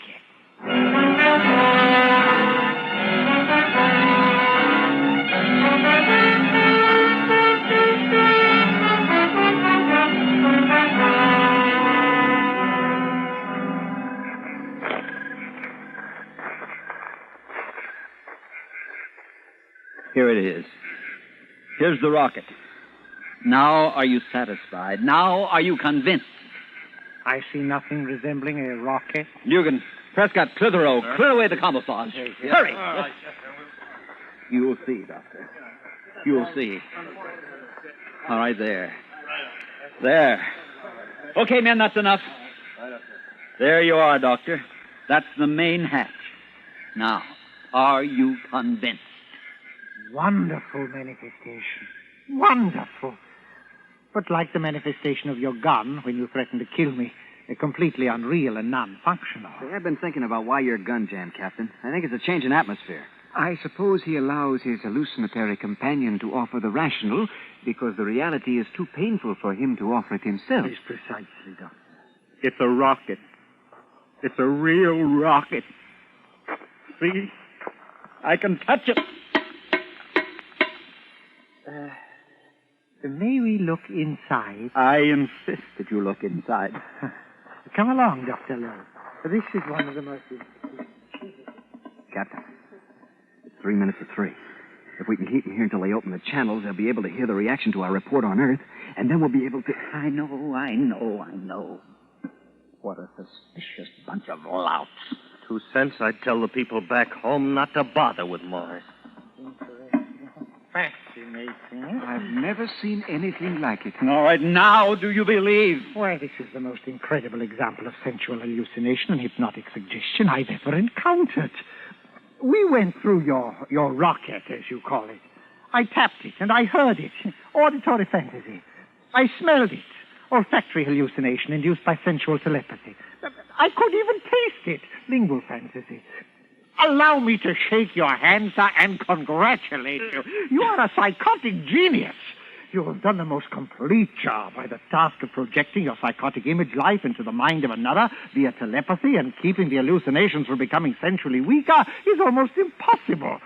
Those people in the house usually concentrate on visuals, or at the most visual and auditory fantasies combined. But you, Captain, have balanced the whole conglomeration. Your insanity is beautifully complete. My insanity? Yes. What a lovely insanity. Metal, rubber, foods, clothing, fuel, nuts, bolts, 10,000 separate items we've checked on your vessel, sir. Never have we seen such a complexity. Why, there were even shadows under the bunks and under everything. Such a concentration of will. Let me embrace you, sir. I'll write this into my greatest monograph. I'll speak of it at the Martian Institute next month. Doctor, he's incurable, of course. Of course. You poor, wonderful man. You'll be much happier dead. What? Have you any last words? Wait, no, don't you. Oh, you poor, sad creature. I'm afraid you are far beyond any psychiatric therapy. You're an incurable case. No. I shall put you out of this misery which has driven you to imagine this rocket and these 3 men. I did not. It will be most engrossing to watch your 3 friends and your rocket vanish once I've killed you. Doctor. And then I will write a paper on the dissolution of neurotic images from what I observed here today. I'm from Earth. My name is Jonathan Williams, and these men are... Yes, I know. From Earth. Honest. Captain Williams. They continue to exist. Superb. Hallucinations with time and spatial existence. I wonder how they will react to a bullet. No. Oh, no. Put on that gun. No, don't. An auditory appeal, even with the patient dead. Run!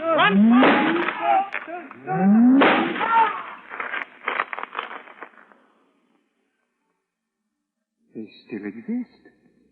And so does the rocket. Phenomenal. Such persistence of the psychosis. First time I've ever observed it post-mortem. But it will fade. It will all fade. Interesting, wasn't it? Well, shall we be returning to the Institute? I should like you to explain certain aspects of the case to the members of my department. Oh, gladly, my boy, gladly. You see, this patient...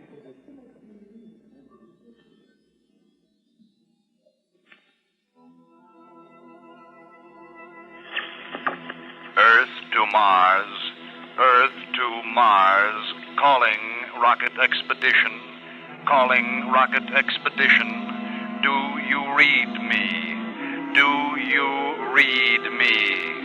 Come in, Captain Williams. Come in, Captain Williams. Earth to Mars, Earth to Mars.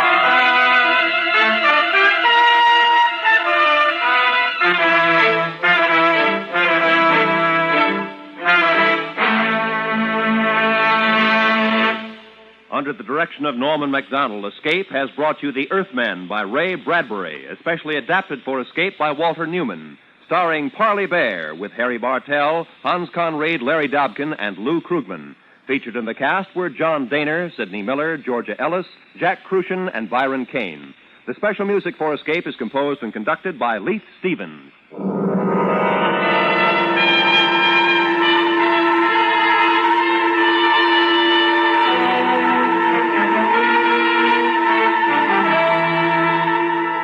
Next week, Escape with us to an island off the northwest coast of Africa, and the story of a man whose quest for happiness was blocked by a giant, a madman, and a beautiful girl, as Millard Kaufman tells it in his exciting story, The Gladiator.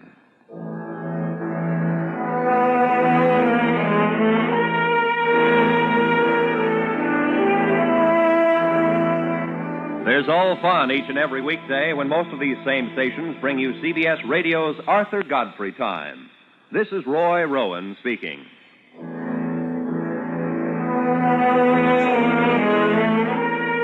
This is CBS, where you hear the FBI in Peace and War every Thursday night, the Columbia Broadcasting System.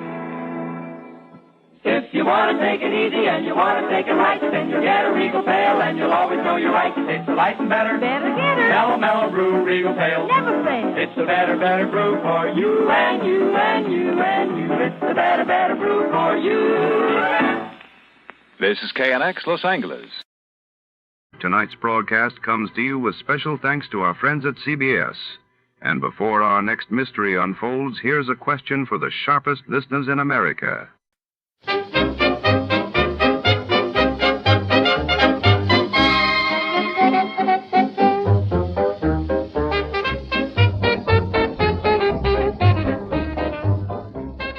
Tonight, the shadows fall over the bustling back room of the Buffalo Exchange Bank, where a mysterious disappearance has stumped the city's sharpest minds.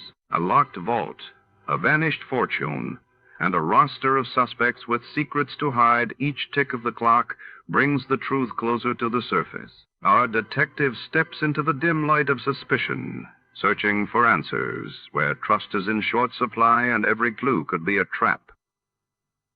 Before to start, let's see what happened the day it was aired. It was January 6th, 1952, and that day King George VI's health took a sudden turn for the worst, sparking concern across the United Kingdom, while a record-breaking snowstorm paralyzed much of the northeastern United States, disrupting travel and causing widespread power outages.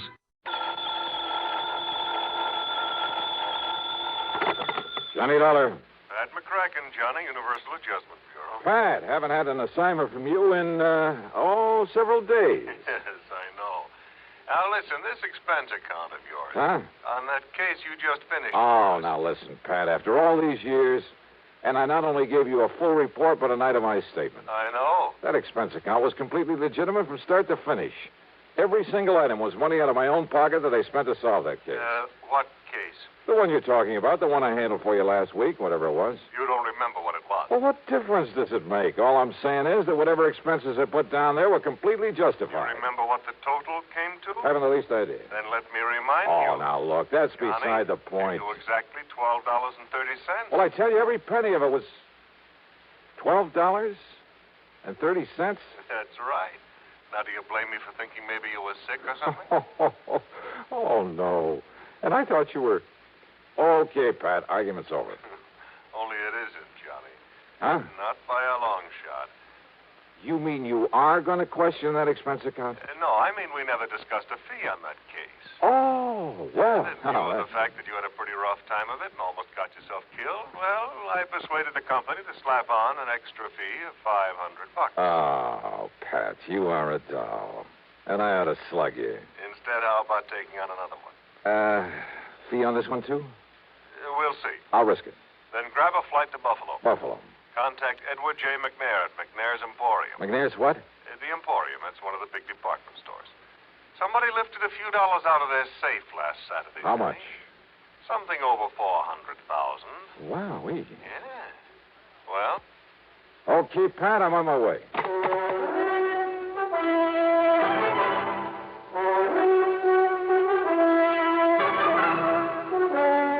CBS Radio brings you Bob Bailey in the exciting adventures of the man with the action-packed expense account.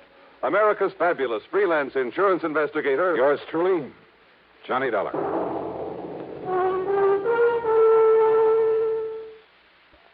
And now, Act One of yours truly, Johnny Dollar.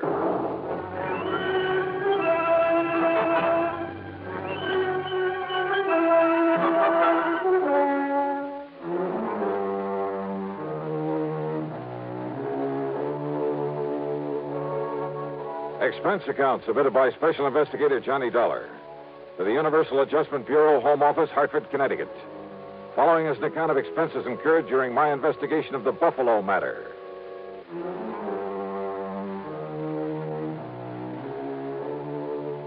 Expense account item 1, $49.50 plane fare and incidentals to Buffalo, New York. Item 2, $8 even for taxi fares. After dropping my luggage at a hotel, I went over to the Emporium. In the big office on the top floor, I talked to Mr. McNair himself. $421,216, according to the books. Well, that's quite a loss, Mr. McNair. And I suppose, Mr. Dollar, that to some extent it's my own fault. My fault. Oh, why do you say that, sir? Heaven knows John Harker suggested changing the procedure more than once. John Harker? Yes, my young personal assistant. Also company treasurer. Oh, I see. But I've run things single-handed the same old way for so long, and nothing like this ever happened before. Mm-hmm. What do you want to tell me about it? We've followed the same procedure every Saturday night for over 28 years, which is to say that as soon as the store was closed, each department head, in turn, brought his cash receipts up here to the treasurer. This, John Harker. Then Harker gave the department head a receipt, put the money in the vault, and that was that. Well, sir, it seems to me it would have been a lot safer to have an armored car deliver that money to the depository of some bank during the day, maybe several times a day. Exactly what John suggested some time ago. I suppose I should have listened to him. Well, go on, sir. Last Saturday, after we closed, things went along quite as usual. That is, until Mr. Ellery in Sporting Goods, always the last to bring his money to the vault, until he knocked on Harker's door. Well, right on cue. Excuse me. Come in. Mr. McNair, John, come in, please. I want you to meet Mr. Johnny Dollar. This is John Harker. Mr. Dolar. Hiya. Dollar represents the insurance companies we trust will make good on our loss. Well, I certainly hope you can make more progress than the police have, Mr. Dolar. That bandage on your head have anything to do with the robbery, Harker? Yes, it certainly has. Terrible, isn't it? Now, sit down, John. Tell Mr. Dollar exactly what happened on Saturday night when Mr. Ellery came up to turn his cash over to you. Thank you, sir. Oh, I'm afraid it was all my fault, Dollar. Not a bit of it. Yes, for being caught off guard. All right, what happened? Well, when Ellery knocked on the door of the vault room, I asked who it was. He told me, and, well, I should have known by his tone of voice that something was wrong. Now, John, you're not to blame. This sort of thing could have happened to anybody. Even to me. Thank you, Mr. McNair, but it doesn't alter the fact that... Well, Dollar, I went over and unlocked the door for Ellery. But instead of walking in, he was forcibly thrust into the room. The door was thrown back so hard, it knocked me down, knocked me unconscious. Terrible. And when I came to, the cash drawers of the vault were empty. The keys had been literally torn out of my pocket. You shall have a new suit for that, John. Thank you, sir. Ellery, poor Mr. Ellery, lay there bound with adhesive tape after being badly beaten. Did you see whoever it was came barging in that way? If I hadn't been standing behind that door, I might have. I see. What about this man Ellery? Tell him, John. Yes, sir. Well, poor Ellery did catch a glimpse of him, but the man was wearing a sort of mask over his face. He gave what description he could to the police, of course. And, well, that's about it. Thank you, John. Now go along. Yes, sir. Well, now, wait a minute. Don't misunderstand me, Mr. Dollar, but I don't want to keep John around here any longer than necessary. Well, but I'd like wants to be around. I'll cancel the trip gladly. Trip? Of course. After what's happened, that knock on the head was pretty serious. John is taking my cruiser on a little trip. Oh, I can't say I blame him. So run along, now... John. You can leave tonight as you planned. Whatever you say, Mr. McNair. Harker, wait a minute. Your please. friend all ready to go with you? Oh, I hope you don't mind my taking him along, sir. Not a bit. Now run along. Run along. Have a good time. And a good rest. Look, yes, it's customary. Thank you very much, sir. Mr. Dollar, I suppose you'd like to talk to Mr. Ellery now. Well? Yeah. I'd like to talk to somebody who was involved in this thing.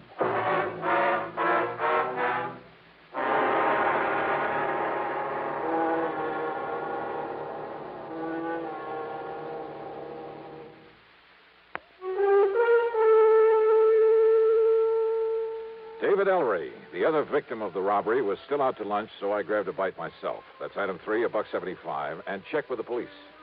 Nothing helpful at all. No leads on the man who'd got away with over $400,000 from the store there in Buffalo, New York. Then I went over to the Emporium to the sporting goods department. Ellery was back, and I talked with him in a little office in the corner of the stockroom. He was still suffering from the beating he'd taken. Yes, sir, Mr. Dolar. It was awful, terrible. And, yes, sir, it was just like young Mr. Harker told you it was. I understand that you gave the police a description of the man who attacked you. Well, yes, sir, best I could. Had you ever seen him before that you know of? Well, of course, I can't be absolutely sure because of that mask he was wearing, but I don't think so. Was he waiting at the door of the vault room when you got there to put the money in the safe? Well, Mr. Harker always does that, sir. Yeah, I suppose so. I just go up and knock on the door and tell him who I am. Well, you see, he always keeps the door locked when he's taking the company cash that way. Yeah, sure. So I knock on the door and shout my name, and then he opens up and I give him the money. Then he gives me a receipt, and he puts the money in the vault. But you didn't answer my question. When did you first see this man in the mask? Well, only when Mr. Harker was opening the door for me. Yes? He must have sneaked up on me, and then just when Mr. Harker opened the door, he grabbed me by the shoulders, and, sir, he just throwed me into that vault room. Ah, and John Harker was struck by the door as it was banged open. Poor young fellow. It must have hurt him something terrible, knocking him out that way.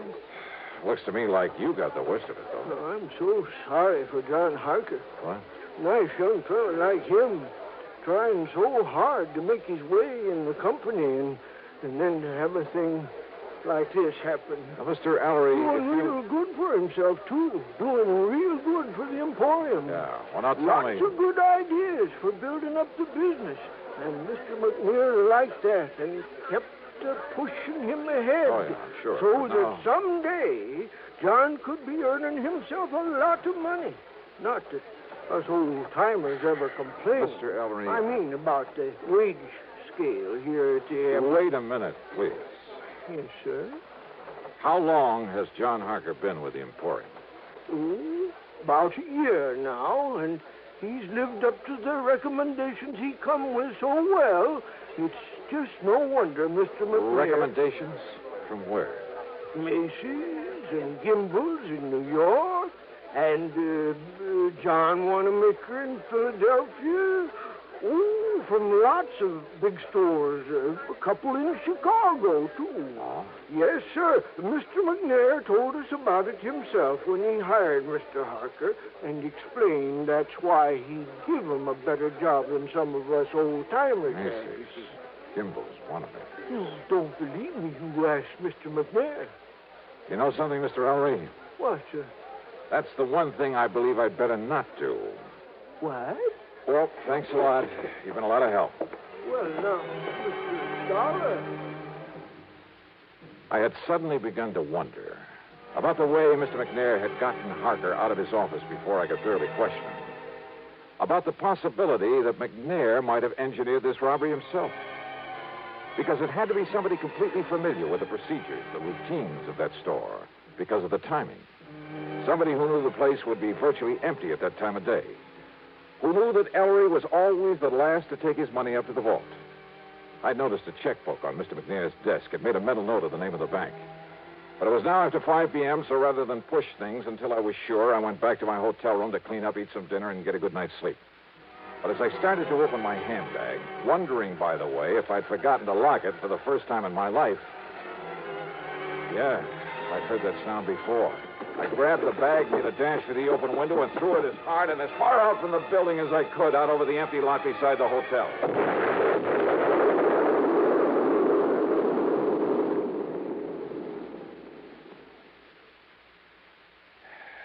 Funny. I got a sneaking suspicion about then that somebody in Buffalo didn't particularly want me around.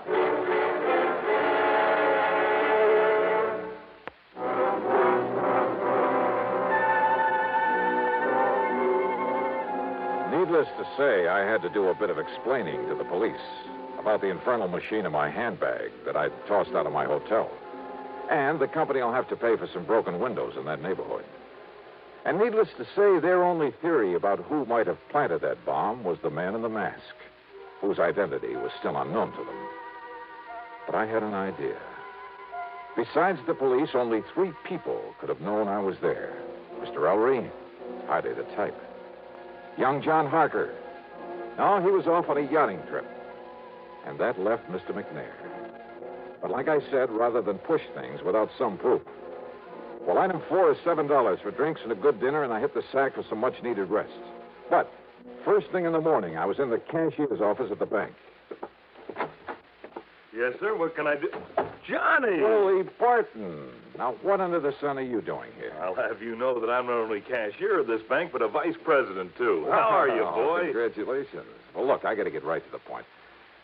I want to know all I can about the financial condition of not only Mr. Edward J. McNair, but also the store he owns, the Emporium. Oh, now, Johnny, you know that things like that are of a confidential nature between a banker and his client. Oh, I can see you're going to be a lot of help. I'll tell you this, though. McNair is worth millions. Millions, Johnny. Well, how about outstanding debts against the store? McNair's old-fashioned. He pays cash. Cash on the line for everything. That store hasn't owed a penny for, I'd say over 25 years. Nor has McNair himself.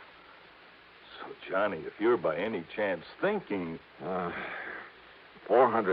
is still a lot of money, Will. To him, it's only a drop in the bucket. But, of course, he's entitled to recover it, and if one of the companies you represent has to pay it... Wait a minute. Let me use your phone. Why, surely, yeah.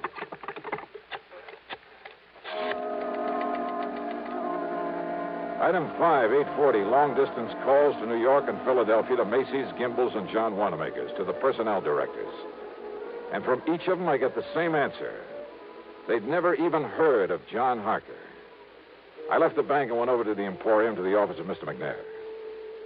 I know, Mr. Dolar. I haven't the least idea where John and his friend are going in my cruiser. He simply asked if he might have it for a few days. Asked for it? I thought it was your idea that he'd take that trip. Well, of course I agreed that he should get away for a few days to rest, recuperate. A few days? Yes. And also get away with your $400,000. What? Played right into his hands. You know anything about this friend he's taking along? Well, I presume, being a young man with lots of lady friends. Well, I presume it's the guy who helped him with that robbery.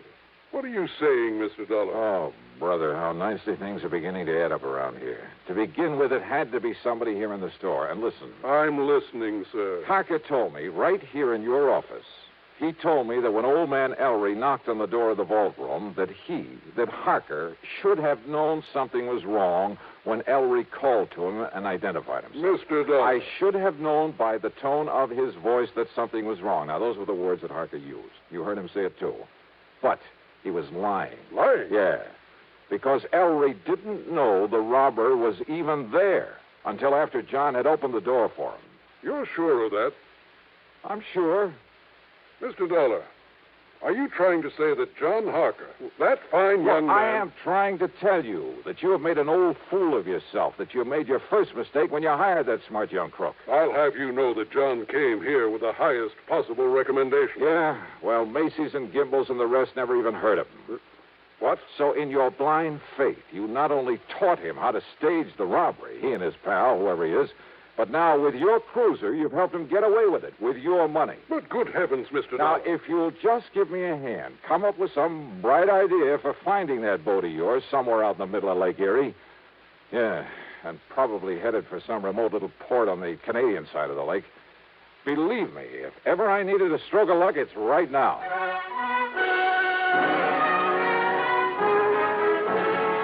You know something? Well, Lady Luck must have been tagging along right at my heels.